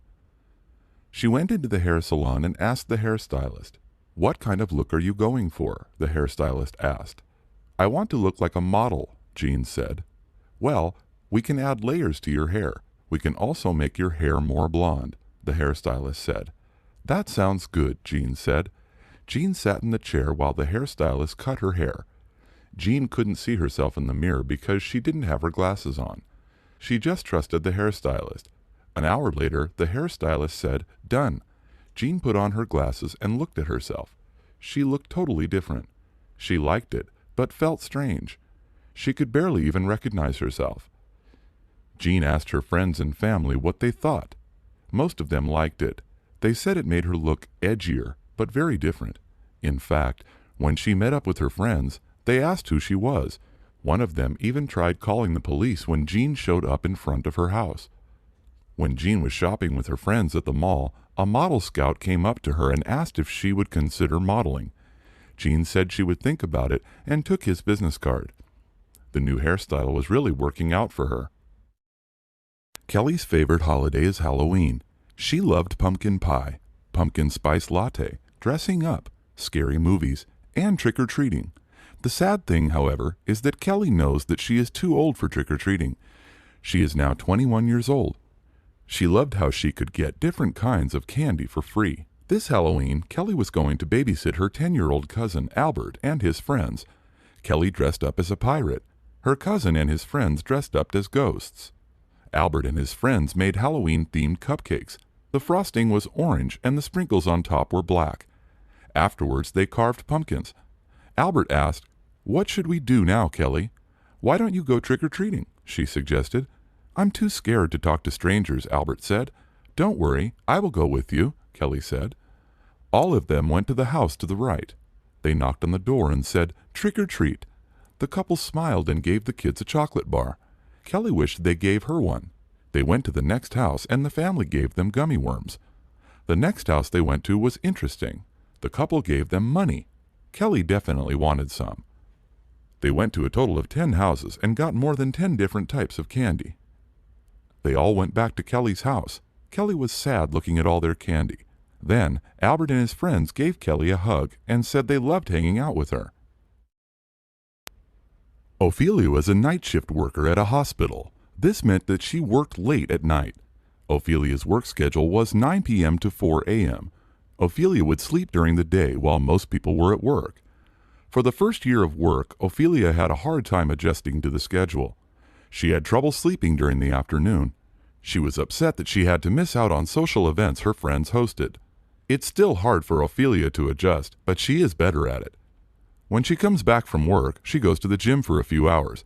Then she practices her knitting skills. Afterwards, she would make herself a healthy meal. Night shift workers often eat unhealthier than day shift workers. After lunch, she would watch her favorite TV show. After that, she would sleep. The hospital informed the employees that they could send requests to change the time of their shift. Ophelia was excited about this and immediately sent in a request to change her shift. A couple weeks later, the manager gave Ophelia a letter. The letter stated that her request was rejected. Ophelia was shocked. She went to her manager and asked him why. She said that many night shift workers who requested an earlier shift were elderly. Ophelia was only 25. The manager thought that the older employees needed an earlier shift more than Ophelia did. Ophelia was mad at first, but she thought about the older employees. Their bones were aching and they're tired. They do need it more than her. Janice is turning 21 today. Originally, she wanted to go to Las Vegas to celebrate. A lot of people go to Las Vegas for their 21st birthday because in the United States, you can legally drink at 21. However, Janice decided not to go because she wanted to save money to buy a new car. Janice decided that she just wanted to go to a nice restaurant with her friends. Janice's birthday was on a Tuesday, and she had class and work on Tuesdays. She always walked to class with her friend Austin. When she and Austin met up, she thought he would wish her a happy birthday, but he didn't. Austin has known her for years, and he would always remember her birthday. Janice tried to drop hints. "I wonder what today is," she said. "Just a Tuesday, nothing special." Janice was upset. She ignored him during class. After class, Janice went to work. She expected a few birthday cards or a cake, but nothing. She was surprised because employees would always get something for their birthdays. This made Janice upset. She didn't even want to go out to eat for her birthday anymore. When Janice got home, she questioned if anyone even cared about her. Her friend Lisa called her. "Hey, can you open the door? We're here," Lisa said. "I don't want to go out anymore," Janice said. "Why not? Can you just open the door? We're already here," Lisa said. Janice opened the door. "Surprise!" her friends yelled. They had a puppy in their hands. Kathy, Denise, Lauren, Andre, Harrison, and David are best friends. They all live in San Francisco. They live in different places and have different jobs, but at the end of their workday, they would meet up in the same cafe. They also had different personalities, but somehow they would make it work. Kathy is a struggling writer.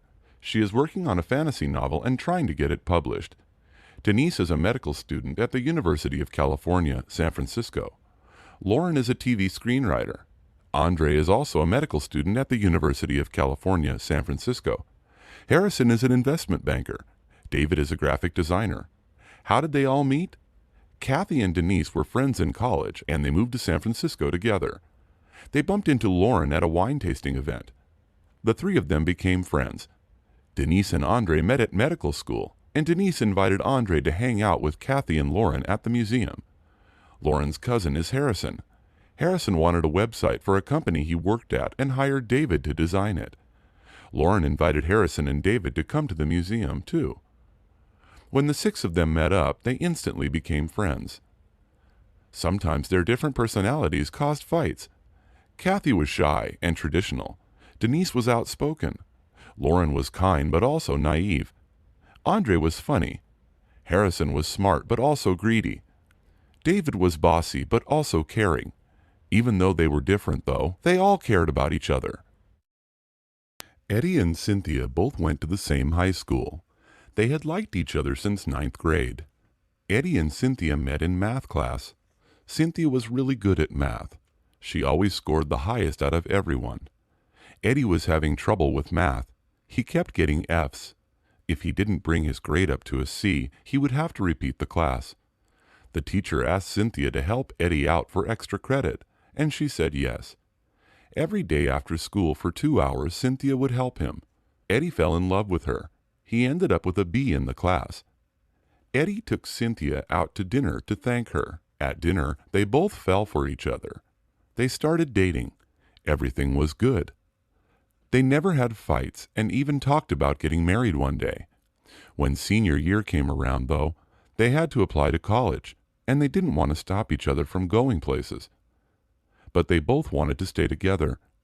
Cynthia got into Harvard and wanted to major in math. Eddie did not get into Harvard. He got accepted to a school near Harvard, but thought it would be better for him to stay closer to home. Cynthia ended up going to Harvard, and Eddie ended up going to Florida State University. They tried to have a long-distance relationship, but it was hard.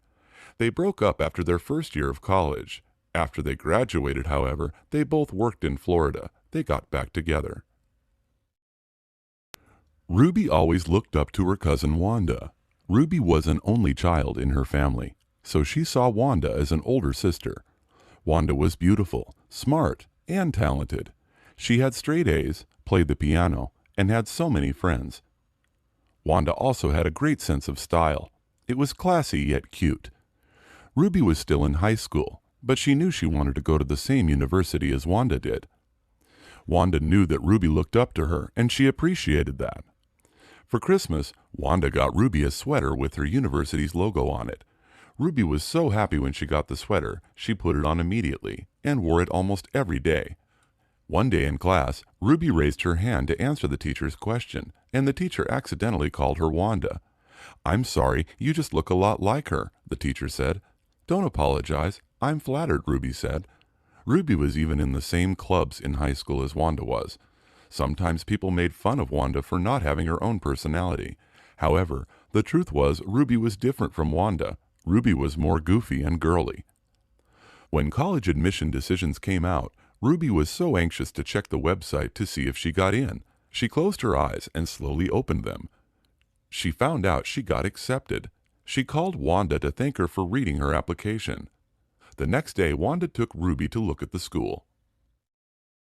Nicole was always insecure about herself. She didn't like how she looked. She thought she was too tall and skinny. People would always ask her how tall she is. She tried to gain weight, but she never could. Most people would love to be in Nicole's situation, though. Nicole didn't like how she was so shy. She wished she could easily talk to people and make new friends. Nicole didn't like her voice. She thought it was too low.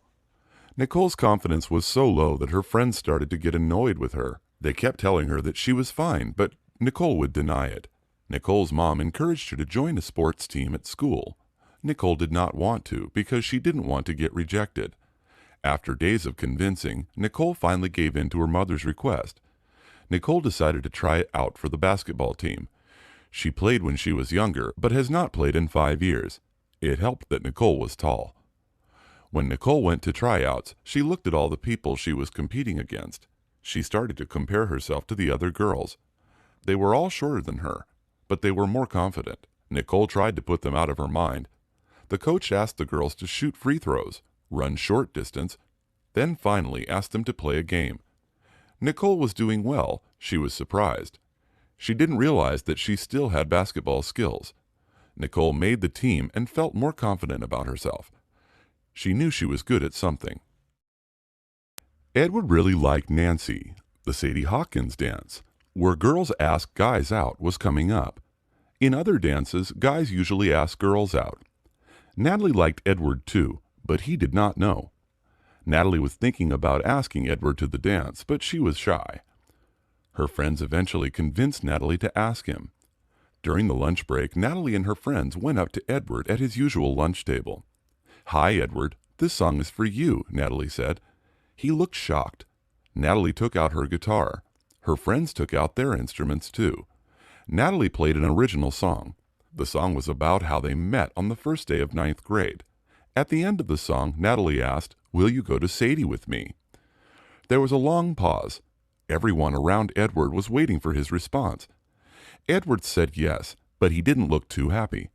After school, Natalie asked Edward why he looked so upset when she asked him out. "I really like you, but I'm not a dancer," Edward said. Natalie laughed. "Who cares? No one is really good at dancing. The important thing is that you have fun," Natalie said. Edward nodded and decided to go out with her. At the dance, Edward felt awkward at first. Then Natalie started dancing, and it was bad. Edward laughed and started dancing too. Even though they were both awkward, they had fun. Mildred was very superstitious.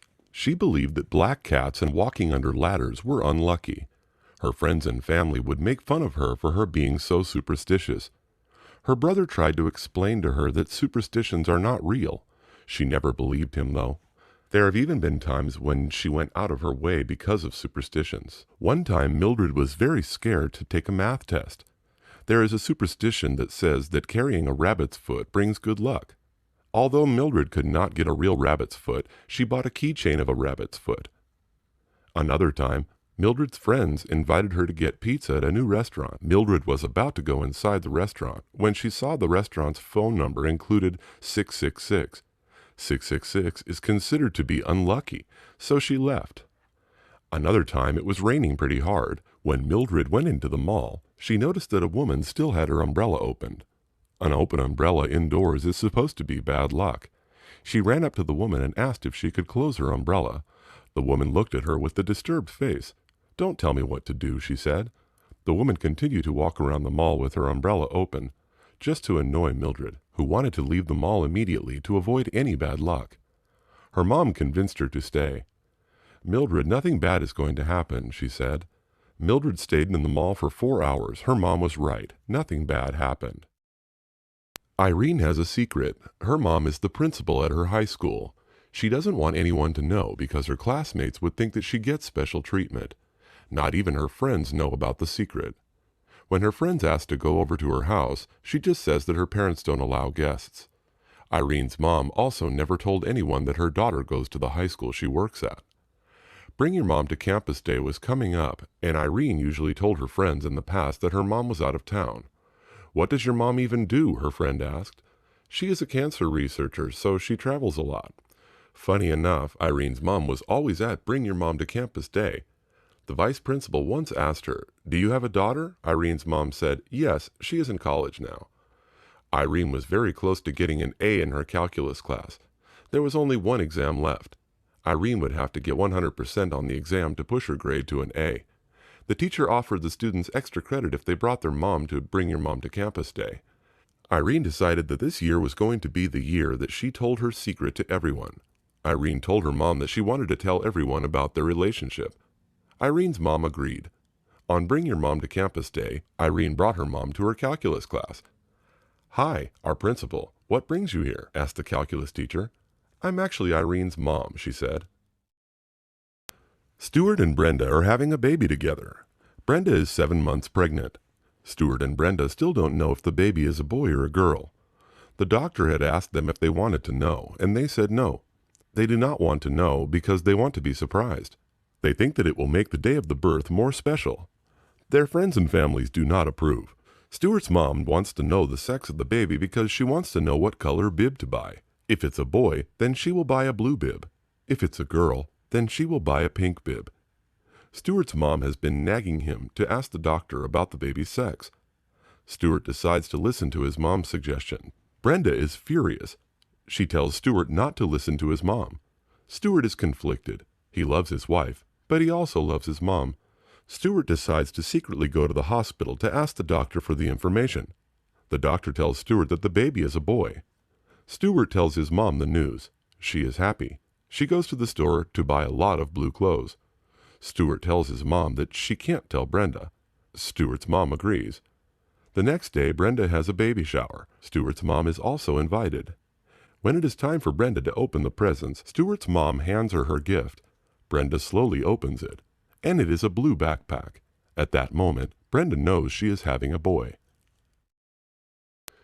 Joseph and his wife Christina currently live in San Francisco. Christina is pregnant.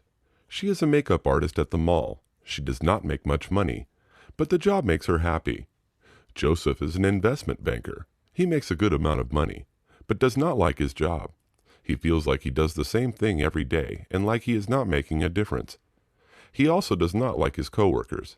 He feels like his coworkers only care about money. Back when Joseph was in school, he dreamed of being a college professor. He liked teaching because he loved the feeling when his students understood something. He also wanted to be around people who loved to learn. He believed that knowledge is power. Joseph wanted to quit his job at the bank. Christina did not want him to, though. "How are we going to afford to take care of the baby?" she asked. "Maybe we can give the baby to my brother and his wife for a couple of years," Joseph suggested.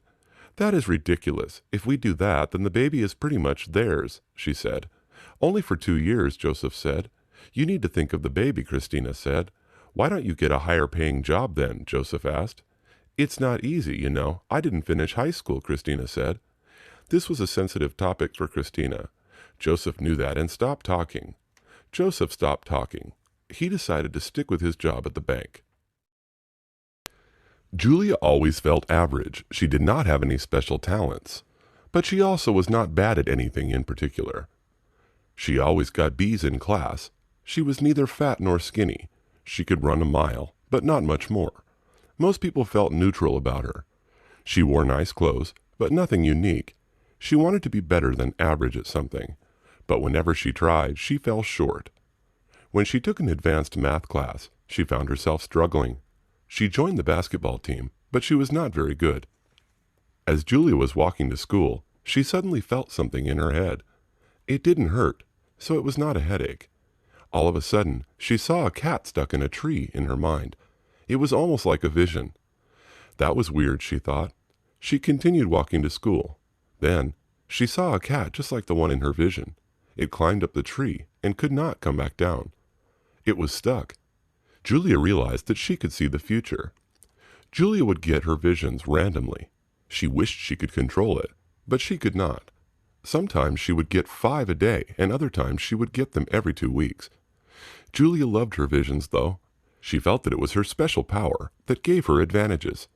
One time she had a vision that her friend was going to die in a car accident, so Julia made her friend not drive that day.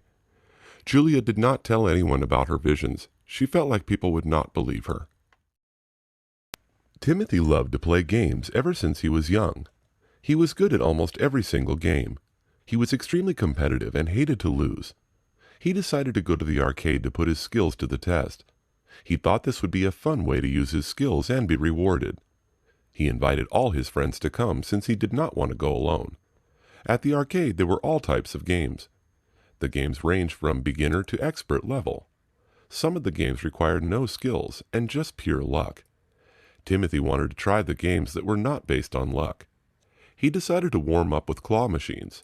He thought these required coordination and precision. However, he soon realized these machines relied a little bit on luck to pick up the prize. He quickly moved on to shooting target games. He also played basketball games.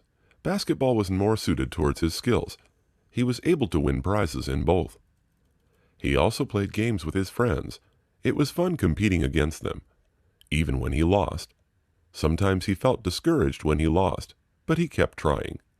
At the end of the day, he had many prizes to take home. He realized that he had spent a lot of money playing these games. Timothy told his friends that he had a fun time and hopes to come again, but not too often. He traded prizes with his friends, and they all took a photo to remember this day. It was hard to eat healthy at school. It was even harder when Jessica entered college. Everywhere she went, it seems as if she was surrounded by unhealthy food. From the dining hall pizza to the coffee shops at every corner, it was hard for her to eat healthy every day. She also had to balance many activities and classes. She felt she had no time to cook or find healthy food. She often stopped at fast food places and got quick snacks. The unhealthy food often left her feeling tired. She did not have the energy at the end of the day and often felt sleepy. She decided she needed to alter her eating habits. She wanted to stop eating so unhealthily, but she did not know how. She decided to start by cutting out coffee. At first it was hard since she drank coffee almost every day. By the end of the week, she felt better. She was also saving a lot of money by not having to buy a drink every day, which quickly added up. The next step she took was to incorporate more healthy food into her diet. Instead of eating burgers and sandwiches so often, she decided to eat salads every other day. She found that salads were just as quick and cheap as burgers. This made her feel more refreshed and energized. She found herself less sleepy and more focused in class. The salad even tasted better than the burger. Jessica felt so good with her diet change, she planned on cooking once a week every week. She felt ambitious and loved the change she was making. Sarah found herself alone at home most of the time. Her parents were always at work and she had no siblings. Although Sarah had many friends, she wanted to get a pet. She was tired of being bored at home. However, Sarah did not know what pet she wanted. She kept changing her mind and fell in love with all types of animals. She decided to go to the pet store and let her heart decide when she got there. She went to her local pet store. It was only a 5-minute walk from her house. She walked with her parents, who agreed to let her pick out a pet. Sarah vowed to take responsibility and be super careful with her new pet. The pet store worker greeted them and showed them around. There were all types of pets, including reptiles and furry mammals. Sarah loved the dogs and cats. She thought they were cute and playful. She decided to also look at some fish. She enjoyed the colors and their beautiful nature, but she wanted something more interactive. When she came across the bunnies, she knew that they were the pet for her. She knew a bunny was easier to take care of than a dog, but still playful. She picked up a bunny and fell in love with him. He was brown and white. She decided to name him Chester. Her new furry friend also liked her. Her parents approved and were also fond of her new pet. Brenda was moving into her apartment today. She needed to bring in a lot of things since the apartment was empty. There was no way she could fly with such large items. She needed to go shopping for a couch and a desk. Brenda decided this would be a perfect opportunity to road trip with her family. They could help her move into her new apartment. Her new apartment was located 3 hours from her current house. Brenda was excited about moving and starting her new year. She was moving to an apartment near her school. She would be living there with 3 new people she had never met. She was a little nervous to meet them. She was scared that she might not like them or they might not like her. She was excited also. She was excited for what the new year would bring. The new year could be filled with a lot of new memories and exciting events. Brenda made a list of things she needed to buy just in case she forgot anything. She separated her list by categories. She had a lot of stuff from home that she could bring to save money. She took her chair and her laptop from home. She also brought a lot of clothes and cooking supplies. Her parents agreed to help her shop for furniture once they got there. They were going to help her pick her bed frame and her mattress. She also needed to get a new couch for the living room. Although stressful, Brenda was ready to tackle it all. Ricky was good at everything. He had always gotten A's in all his classes. He excelled in all subjects and never had any trouble with the material. This year, he was taking calculus. This was a subject he had never taken before. He was struggling a lot and did not understand the material. His teacher handed his first test back. Ricky was shocked at his score. He had failed the test. It was his first time to fail anything. Ricky did not know what to do. He did not want to ask for help because he did not know how. This was his first time struggling and he had no idea how to approach his problem. He started talking to the teacher. He asked the teacher if there was a mistake or if there was any way he could retake the test. The teacher explained to him that it was reasonable that he did not do well on the first test. She gave a list of books and websites that may help him and also referred him to some tutors. Another suggestion she made was to reach out to friends and form a study group. He liked the idea of a study group because he felt more comfortable asking his friends for help. He asked his friends if they would like to form a study group. They loved the idea. They also were relieved since they were also struggling with calculus. They decided to meet twice a week at their school's library. They did homework together and went through each problem step by step. Before the next test, they studied extra long. They did several practice problems and helped each other along the process. Perhaps Ricky would not get everything correct on the next test, but he felt more confident. Catherine did not know what to do this summer. All her friends either had a job or were going traveling. Catherine was nervous because she did not hear back from any of the organizations she applied for. She applied to a lot of different internships and jobs. The wait was long and agonizing for her. Finally, she received an email. The email congratulated her on getting the internship, which was a teaching position in Japan.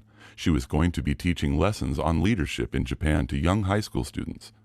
Catherine was so excited to receive this internship. This was her top choice. She was nervous she would not get it because there were many applicants. It was extremely competitive. She was excited to travel and also meet many high school students. Catherine was passionate about education and leadership. This internship was perfect for her. She was nervous to travel abroad since this was her first time. She did not know what to expect in a foreign country. She also did not speak Japanese, which may be challenging for her. The challenges did not scare her. She was ready for the internship. She planned her trip early and began to make lists of things she needed to bring and what she needed to do. She also met with past interns and asked them about their experiences. She wanted to be as prepared for the trip as possible. Catherine wanted to do the best job she could and make a big impact on the students.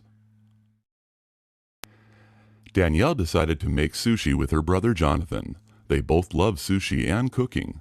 They thought this would be the perfect way to bond with each other and have fun. Sushi was something they never made. They needed to buy all the supplies to make the perfect sushi. They read recipes and watched videos on how to make sushi. Even if it was not perfect, Danielle was sure it would taste good. Jonathan was in charge of buying the supplies. He stopped by his local Japanese supermarket. This was one of his favorite markets because of its cheap prices and quality products. He started by looking for the seaweed and rice. He quickly found those in the same aisle. He then began to pick the seafood they would use. He decided on salmon, tuna, and eel. Danielle's favorite was salmon. He also got some cucumbers, carrots, and avocados to add extra flavor. Jonathan brought back his supplies home. They were ready to make the sushi. They set everything up in the kitchen. They were ready to roll. They divided the tasks. One person was in charge of preparing the sushi. The other person was in charge of rolling the sushi and cutting nicely into pieces. They needed to make enough for themselves and their parents. They even made extras. After all their hard work, they ate their delicious sushi and watched a movie together. The sushi was delicious and tasted really fresh. Their parents approved of their homemade sushi. Every day, Tiffany jogged 5 miles around her house. She loved running around her neighborhood. It made her feel refreshed for the rest of the day. She felt more healthy and productive after her runs. She did not always run the same route. She liked to change her route to make running more fun. Sometimes she ran to grocery stores, and sometimes she ran to her friend's house. It was a new journey each time. In order to run, she had to have the right gear. She always wore quality athletic clothes. She had to wear good running shoes that were durable. She kept her hair in a high ponytail so her hair would not interfere with her face. She kept a water bottle with her at all times to continue to stay hydrated. Sometimes she ran at the gym, but she preferred the fresh air. There was something about seeing the trees and cars passing by that made her happy. She always listened to music when she ran. The music kept her motivated and distracted her from the feeling of being tired. Today she decided to run to a movie theater. She was meeting a friend there later. She had her water, music, and a smile ready. She started running early so that she would be there on time. Rebecca was going on her daily jog when she saw a lonely puppy on the sidewalk. The puppy was alone. She did not see its owner anywhere in sight. The puppy had a collar. She checked the collar for an address or identification, but there was none. The puppy followed her and began to play with her. The puppy seemed to really like Rebecca. Rebecca loved dogs and did not mind at all. She wanted to help this puppy find its owner. She did not want to just abandon him. She decided to take a picture of the dog and post flyers around her town. She hoped that the puppy was local to the area. For the time being, she took the puppy home. She bought dog food and prepared a nice area for the puppy to sleep. The puppy seemed confused in its new environment. It was a little shy, but it showed a liking to Rebecca. The next day, Rebecca posted flyers all over town. She added her phone number in case anyone wanted to contact her about the dog. She hoped that she could find its owner. She decided to take the dog for a walk. She started to form a connection with the dog, but she knew she could not keep him. A few hours later, a woman contacted her about the dog. She was so relieved Rebecca had found him.